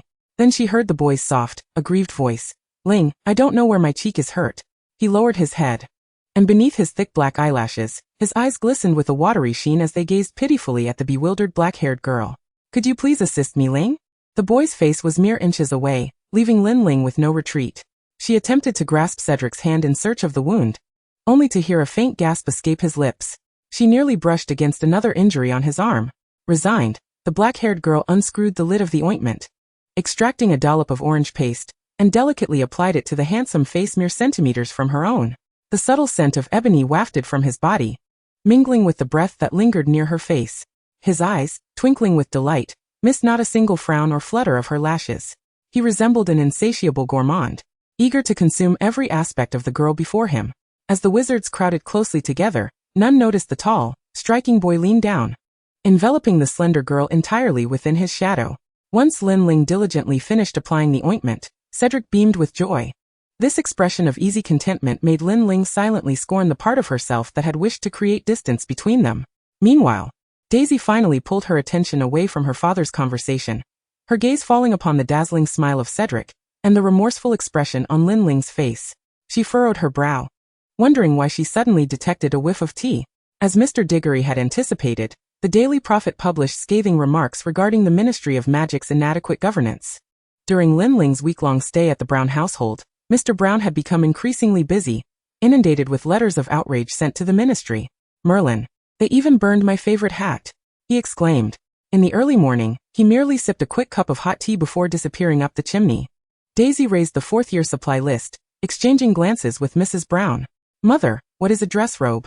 Lin Ling nearly forgot about the Yule Ball, part of the Triwizard Tournament. This year's Diagon Alley was markedly quieter than in previous years. The once bustling streets, typically teeming with wizards jostling each other, now lay eerily deserted. "Children, you best stay close. This year is not as safe as before." The crisis at the Quidditch match had incited panic, and the ministry's missing old man, Barty Crouch, had yet to be found. This was Mrs. Brown's explanation. Daisy tightened her grip on Lin Ling's small hand. The Madame Malkin's robe shop was dismally empty, allowing Daisy to peruse the most fashionable dress robes without hindrance. She lifted a shimmering golden gown, pursed her lips, and discarded it aside. Lin Ling's fingers brushed over a dress glittering with sequins, its peculiar patterns shimmering in gold, before her gaze settled on a lake blue gown. The frothy tulle framed the neckline and cuffs, and the gentle, subtle blue appeared sweet and tender. Lin Ling gently swayed the hem of the dress, the blue seeming to flow like a tranquil river. It would be perfect for Daisy. Daisy lifted a moon-white gown. The satin fabric glimmered with a pearly sheen under the lights, the off-the-shoulder design accentuating youthful playfulness, while the layered skirt was adorned with tiny pearls forming delicate flowers, reminiscent of captured moonlight. "Ling, this gown truly suits you," a boy's voice, imbued with both arrogance and gentleness, resonated through the gown display room. Draco leaned against a clothing rack, blocking the curious gazes of other wizards. His gray-blue eyes narrowed as he began to envision how beautiful the girl would look in the dress, surely even more stunning than at last year's ball. Madame Malkin, who was busy recording the girl's measurements, noticed the platinum-haired guest, her plump face breaking into a welcoming smile. "Mr. Malfoy and Mr. Knott, please come over here for your measurements." Only then did Lin Ling notice Theodore's presence, who had been standing behind Draco, obscured by the dazzling platinum boy. Meeting her gaze, the boy with ice-blue eyes nodded. "Miss Ling, Miss Brown." Lin Ling recalled the scene in the woods, where he had been punished by his father. "Not, are you well?" The boy hesitated, not wanting to draw any more warmth from this girl, as it was difficult for someone so accustomed to coldness. Theodore took a step back, his handsome features concealed beneath his long bangs, and lowered his head, striving to maintain a neutral tone. "I am well, Miss Ling." Draco turned to observe his typically composed and aloof Slytherin companion, sensing an inexplicable threat in Theodore's seemingly calm words. He shot a menacing glance at Theodore, causing Madame Malkin's measuring tape to nearly miss 2 inches. As the platinum young master picked up a stark black robe that resembled a priest's garment, Lin Ling recalled Harry's mockery of it in the original storyline. The girl, light as a cat, leaped down from the fitting room and approached Draco, her fingers disdainfully pushing the priestly robe further onto the rack. "Not this one. The one you wear for Quidditch is just fine." Realizing she may have overstepped, Lin Ling furrowed her brow slightly and politely bid farewell to the 2 Slytherin boys. Draco remained rooted in place, his eyes sparkling with excitement and joy. She noticed what I wore last time. Ling truly cares about me." The young master dashed toward Madame Malkin. "Do you have any dress robes similar to Muggle suits?" Theodore's head hung low, unable to suppress the disappointment swelling within him. She remembers Draco's attire, but what of him? Did she not see him at all? Theodore was all too familiar with the bitter taste that lingered on his lips, sour and full of resentment. Chapter 87. Punishment and Pain. An elderly man walked down a dark and dilapidated corridor, leading to a room illuminated by a flickering fireplace. Frank Bryce, the septuagenarian, remained the caretaker of the Riddle house, despite being wrongfully accused of murdering the Riddle family in his youth. Awakening in the night due to a throbbing leg, he noticed a faint light emanating from an upstairs window. Thinking it was merely mischievous children playing pranks in the dead of night, the old man stealthily ascended the staircase, only to discover that the culprits were, in fact, 2 strange men. One was short and rotund, bald with protruding teeth, resembling a large rodent, wearing a sycophantic expression as he conversed with the person seated on the sofa. The back of the sofa faced the entrance, obscuring the old man's view of the occupant. Though he discerned that the person must be quite small, he overheard them discussing Quidditch. The voice of the man on the sofa was hoarse and shrill, cutting through the air like a chilling wind that could pierce the bones.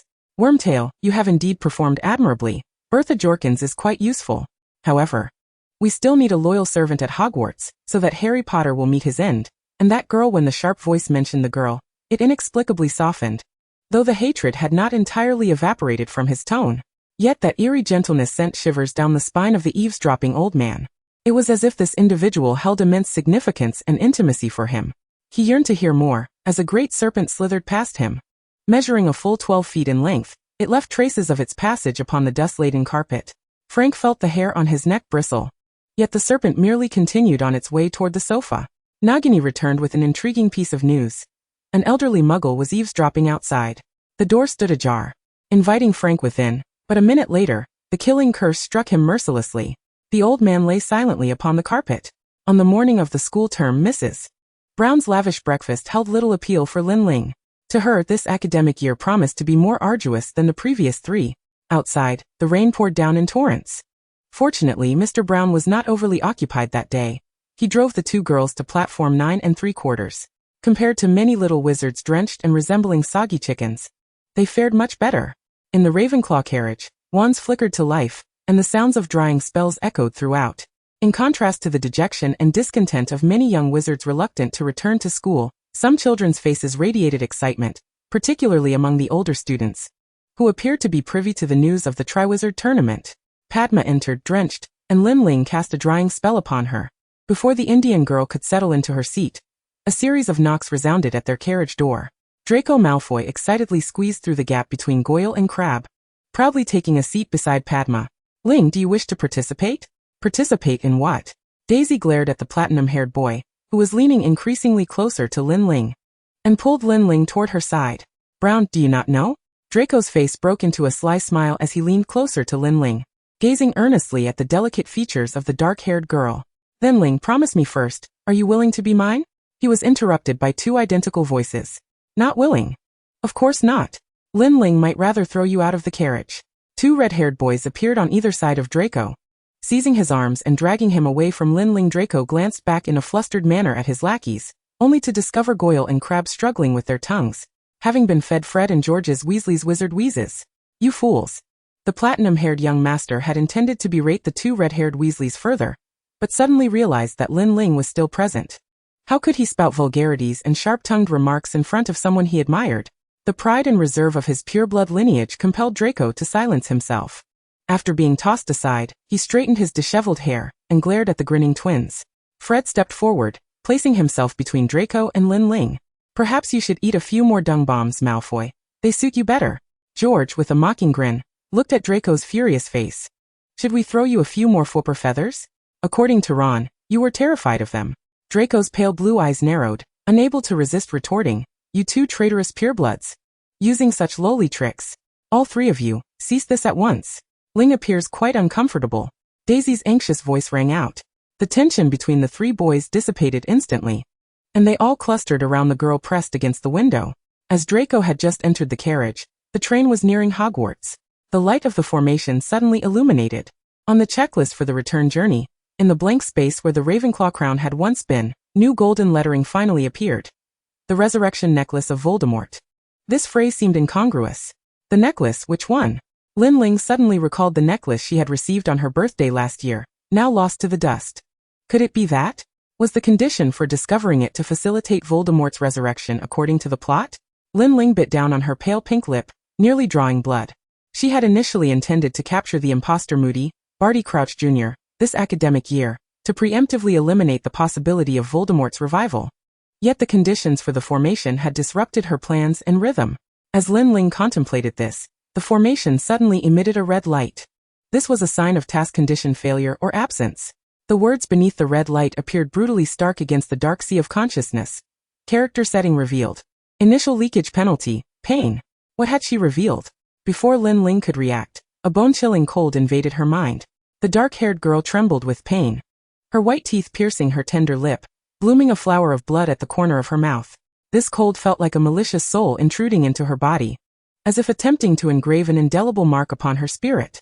In her daze, Lin Ling caught sight of a young man's face, pale and handsome, with dark, shoulder-length hair framing his shadowy, profound eyes. His lips were a vivid red, as if freshly stained with the blood of some unfortunate soul. He raised his long fingers to tilt her chin, gazing at her with a madness that was difficult for Lin Ling to articulate. Chapter 88, Nightmare. The youthful Tom Riddle appeared in Lin Ling's consciousness. One of his hands, with well-defined knuckles and prominent veins, reached toward the girl's neck, caressing her fragile throat, as if it were a cherished treasure. With pressure at his fingertips, Lin Ling felt an overwhelming pain and cold, rendering her breathless, until she saw Riddle's face inching closer to her. Ling. The girl's cry jolted Lin Ling awake, the pain receding like the ebbing tide, as though it had never existed. She found herself leaning against Daisy's shoulder. The blonde girl's hand held one of Lin Ling's tightly, while her other hand was firmly clasped in Fred's grip. You seem to be trying to choke yourself, Ling. The Weasleys and I could only intervene this way, Daisy whispered, observing Lin Ling's behavior, which no longer resembled that of someone ensnared by a nightmare, before cautiously loosening her hold until Lin Ling's hand slipped to her side. George's voice broke through Ling. Are you alright? He looked at the dark-haired girl, whose complexion had turned as pale as snow, and her pitifully split lip, resembling a flower bud wilted by the downpour. Draco's view was obstructed by the twins, and he could only see Lin Ling still weakly resting on Daisy's shoulder. Just as he was about to move closer, a rush of young wizards poured into the carriage, pushing the platinum-haired young master against the wall. Ling, what's wrong? Hufflepuff's Hannah rushed to the front. The close-knit gathering of the Eagles and Badgers began to exchange messages. Ling has fainted. Is there anyone with hot water and cloth? I have warming chocolate. I have an extra robe. Let us cover her. Hagrid discovered a marvelous sight amidst the torrential rain. A throng of exuberant young wizards encircled Lin Ling, who stood outside the carriage expressing her gratitude to each one, assuring them that she was quite all right.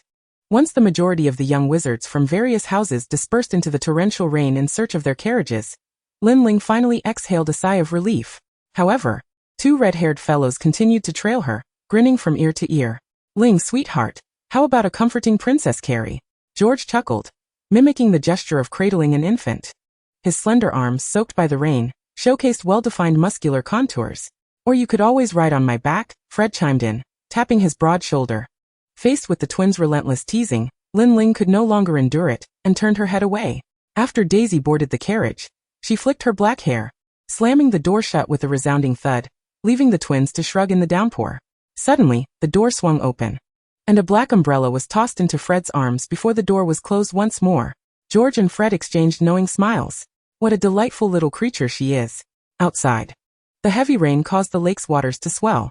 The drenched young wizards finally entered the castle, greeted by the enormous water balloon held by Peeves the poltergeist. This mischievous spirit hurled the balloon towards the freshly arrived wizards. Lin Ling observed as Ron was struck directly by the water balloon. Peeves grinned, his gaze shifting towards Lin Ling and her companions. The dark-haired girl wore a cold smirk, her mood rather uncheerful at that moment. With a flick of her wand, the water inside the balloon transformed into glue, ensnaring the troublesome spirit within. After a considerable struggle, Peeves expelled a sticky substance from his mouth, and awkwardly vanished above the hall. With Peeves no longer causing a ruckus, everyone proceeded into the hall through the entrance. It was significantly warmer inside. However, the ceiling above was not the tranquil starry night nor the azure clear sky, but rather a storm crackling with lightning. A gust of wind even swept through, blowing Padma's hat away. The faculty had already seated themselves at the staff table. At the head of the table, Dumbledore gazed contemplatively at the stormy ceiling, while beside him sat a dark-haired man with a hooked nose. Without Lin Ling's supervision, his hair had once again become disheveled and greasy. Snape noticed the girl flicking her wet black hair behind her, her complexion pale as a sheet, making her lips appear even more colorless. His nose crinkled in displeasure until she glanced back at him, offering a faint smile and mouthing the words, "I'm fine." Only then did he nonchalantly divert his gaze, though the tension in his clenched hands eased slightly. Lin Ling recalled the reason behind her punishment. During her conversation with Sirius, she had broached the topic of Regulus and his gentle character. She noticed Sirius's expression of surprise, yet that dashing rogue refrained from exposing the inconsistencies in her explanations, leading Lin Ling to believe she could similarly evade scrutiny. It was not until her arrival at Hogwarts that the reckoning began, determining that she had revealed future information, thus subjecting her to a painful punishment. To her astonishment, the one administering the punishment was Tom Riddle. Moreover, the environment of the punishment felt somewhat familiar, though she couldn't quite place it.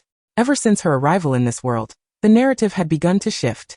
Her circumstances had gradually become increasingly unfamiliar. Shaking off this peculiar sensation, Lin Ling focused on the new song of the Sorting Hat. The first-year students around her, still shivering from being drenched, perked up with excitement when the hat announced one of them had been sorted into Ravenclaw. The boy eagerly jumped off his stool and raced to the Ravenclaw table to warm himself among his peers. Padma kindly cast a drying charm for him. After all the first years had been sorted, Dumbledore stood up and succinctly addressed the ravenous young wizards, saying, "Eat." In an instant, the empty plates before them were piled high with food. Lin Ling, lacking an appetite, frowned slightly in discontent. Daisy, ever considerate, ladled some hot soup in front of her, urging her to take a sip. A pale hand placed a piece of lizard skin beside Lin Ling's right hand. She looked up to see a disheveled mass of golden brown hair and dreamy silver eyes.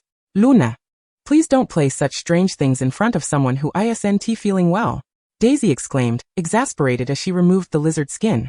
Lin Ling heard Luna softly say, "Fire lizard skin.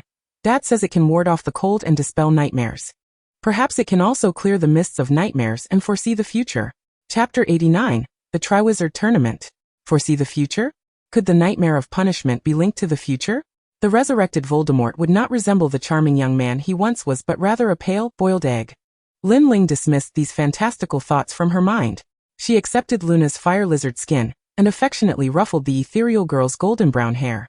After all the young wizards indulged in a sumptuous dinner, Dumbledore stood once more to announce news that would bring Oliver Wood to tears. This year, the Quidditch Cup will not be held. Lin Ling, with a look of amusement, observed the expressions of the Quidditch captains at each table. Montague from Slytherin appeared furious, while Angelina Johnson from Gryffindor, a tall beauty with brown skin, merely shrugged. Roger Davies from Ravenclaw wore a nonchalant expression, and Lin Ling could not discern Cedric Diggory's reaction, for he seemed to have some sort of radar, precisely catching her gaze.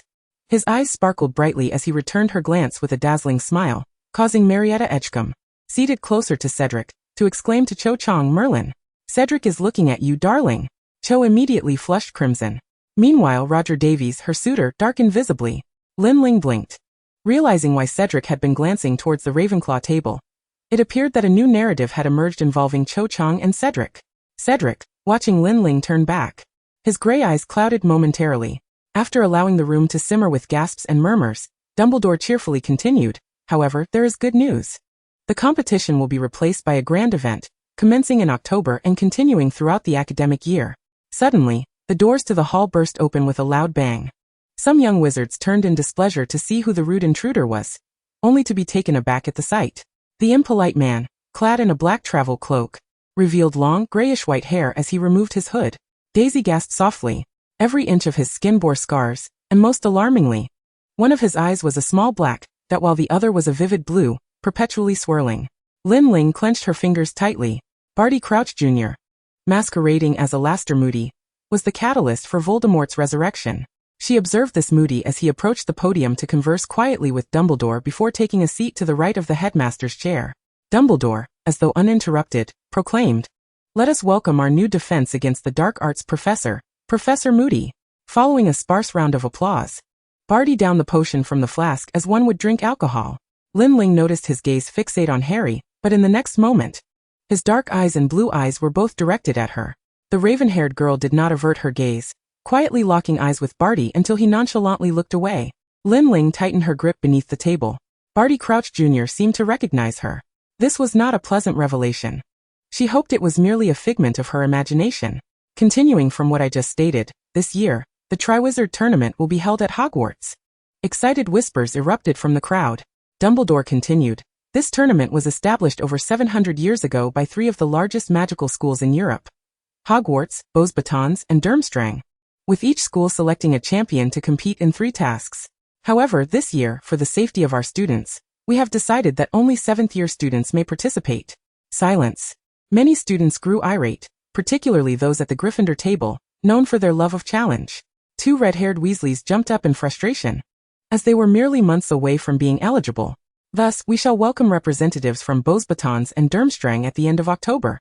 After Dumbledore announced that everyone could return to their rest, aside from the qualified students who were brimming with enthusiasm, many younger witches and wizards appeared dejected. "Merlin, the prize is 1,000 galleons." Will murmured. Padma rolled her eyes at him. "Come on, with your courage, you'd probably faint during the first task. Don't embarrass Ravenclaw and Hogwarts." "What's the matter, dear? Do you wish to participate as well?" A teasing voice chimed in, as Blaise Zabini leaned down, quietly chuckling behind Padma and Lin Ling. His long ponytail cascaded down his elegant neck, his narrow black eyes sweeping over Padma before settling on Lin Ling.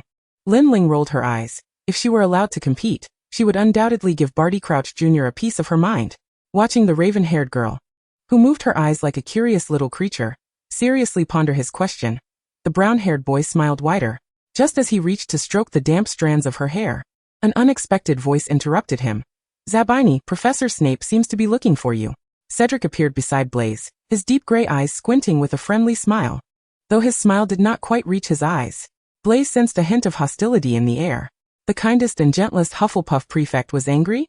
Blaise turned his gaze back to Lin Ling, realizing that his rival had increased. Blaise, Professor Snape is calling us, came the voice of their Slytherin housemate from a distance. The black and gray eyes exchanged a fleeting glance before they both looked away. Blaise maintained his gentlemanly smile, bidding good night to every lady present. The moment the brown-haired boy turned, the smile vanished from his face. Cedric Diggory was even more troublesome than that platinum-blonde fellow.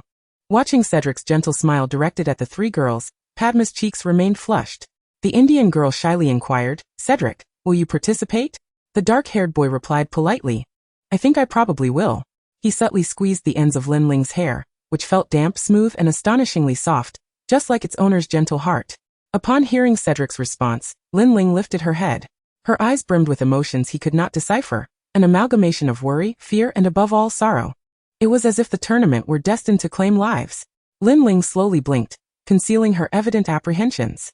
The raven-haired girl lowered her dark eyes, striving to keep her tone casual.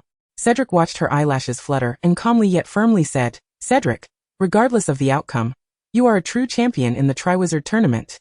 The dark-haired boy smiled at her, his joy at being acknowledged and the happiness of her unique appraisal overwhelming him. Daisy observed Cedric's expression, noting he appeared like an angel in love, dazzling to the point of being blinding. Yet Daisy glanced back at Lin Ling, realizing that this gentle raven-haired girl was a person capable of deep emotions, yet also remarkably detached. She always harbored unspoken secrets, concealing the worries etched on her brow. She constantly fretted over everyone, burdened by countless concerns, making it difficult for her heart to bear anyone's hidden affections. Daisy poked Lin Ling's cheek, watching as the girl gazed at her in confusion. Perhaps this was for the best, Daisy thought. This way, she could stay by Lin Ling's side without reservation. For her Lin Ling was not yet capable of truly loving anyone. Observing Cedric's joyous demeanor, Lin Ling's heart swirled with mixed feelings. She found it hard to articulate the sorrow she felt upon witnessing the boy's demise in the original narrative. This time, perhaps there was still a chance. Padma had already become swooned by Cedric's charm, her head resting dreamily on Lin Ling's shoulder, nearly causing the raven-haired girl to stumble. Cedric extended his arms. Whether he was caught off guard or distracted by Lin Ling's words, he successfully steadied Padma with the outer side of his arm, allowing her to regain her balance. However, he failed to catch Lin Ling, letting her fall backward into his embrace. The girl, petite and soft, landed against Cedric's chest. The faint scent of ebony and the warmth radiating from the boy enveloped her, accompanied by Cedric's barely audible laughter. Lin Ling slowly blinked, being pulled out by Daisy, who wrapped her arms around her waist.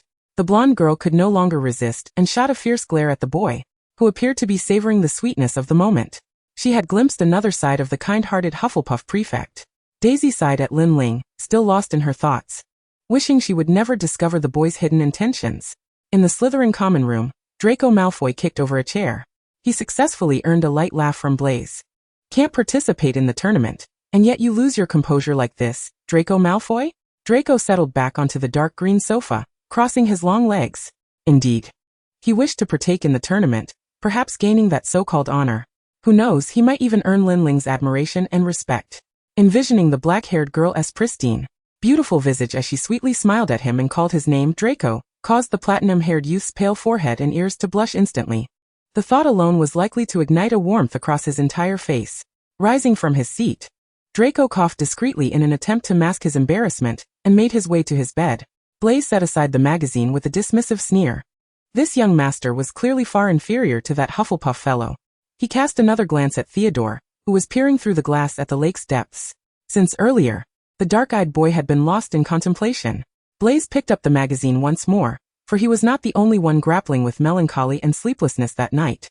The following morning, the tempest had finally abated. However, the great hall's ceiling remained shrouded in gloom, reflecting the desolation that lingered in the aftermath of the storm. Daisy cast aside her timetable with a pout.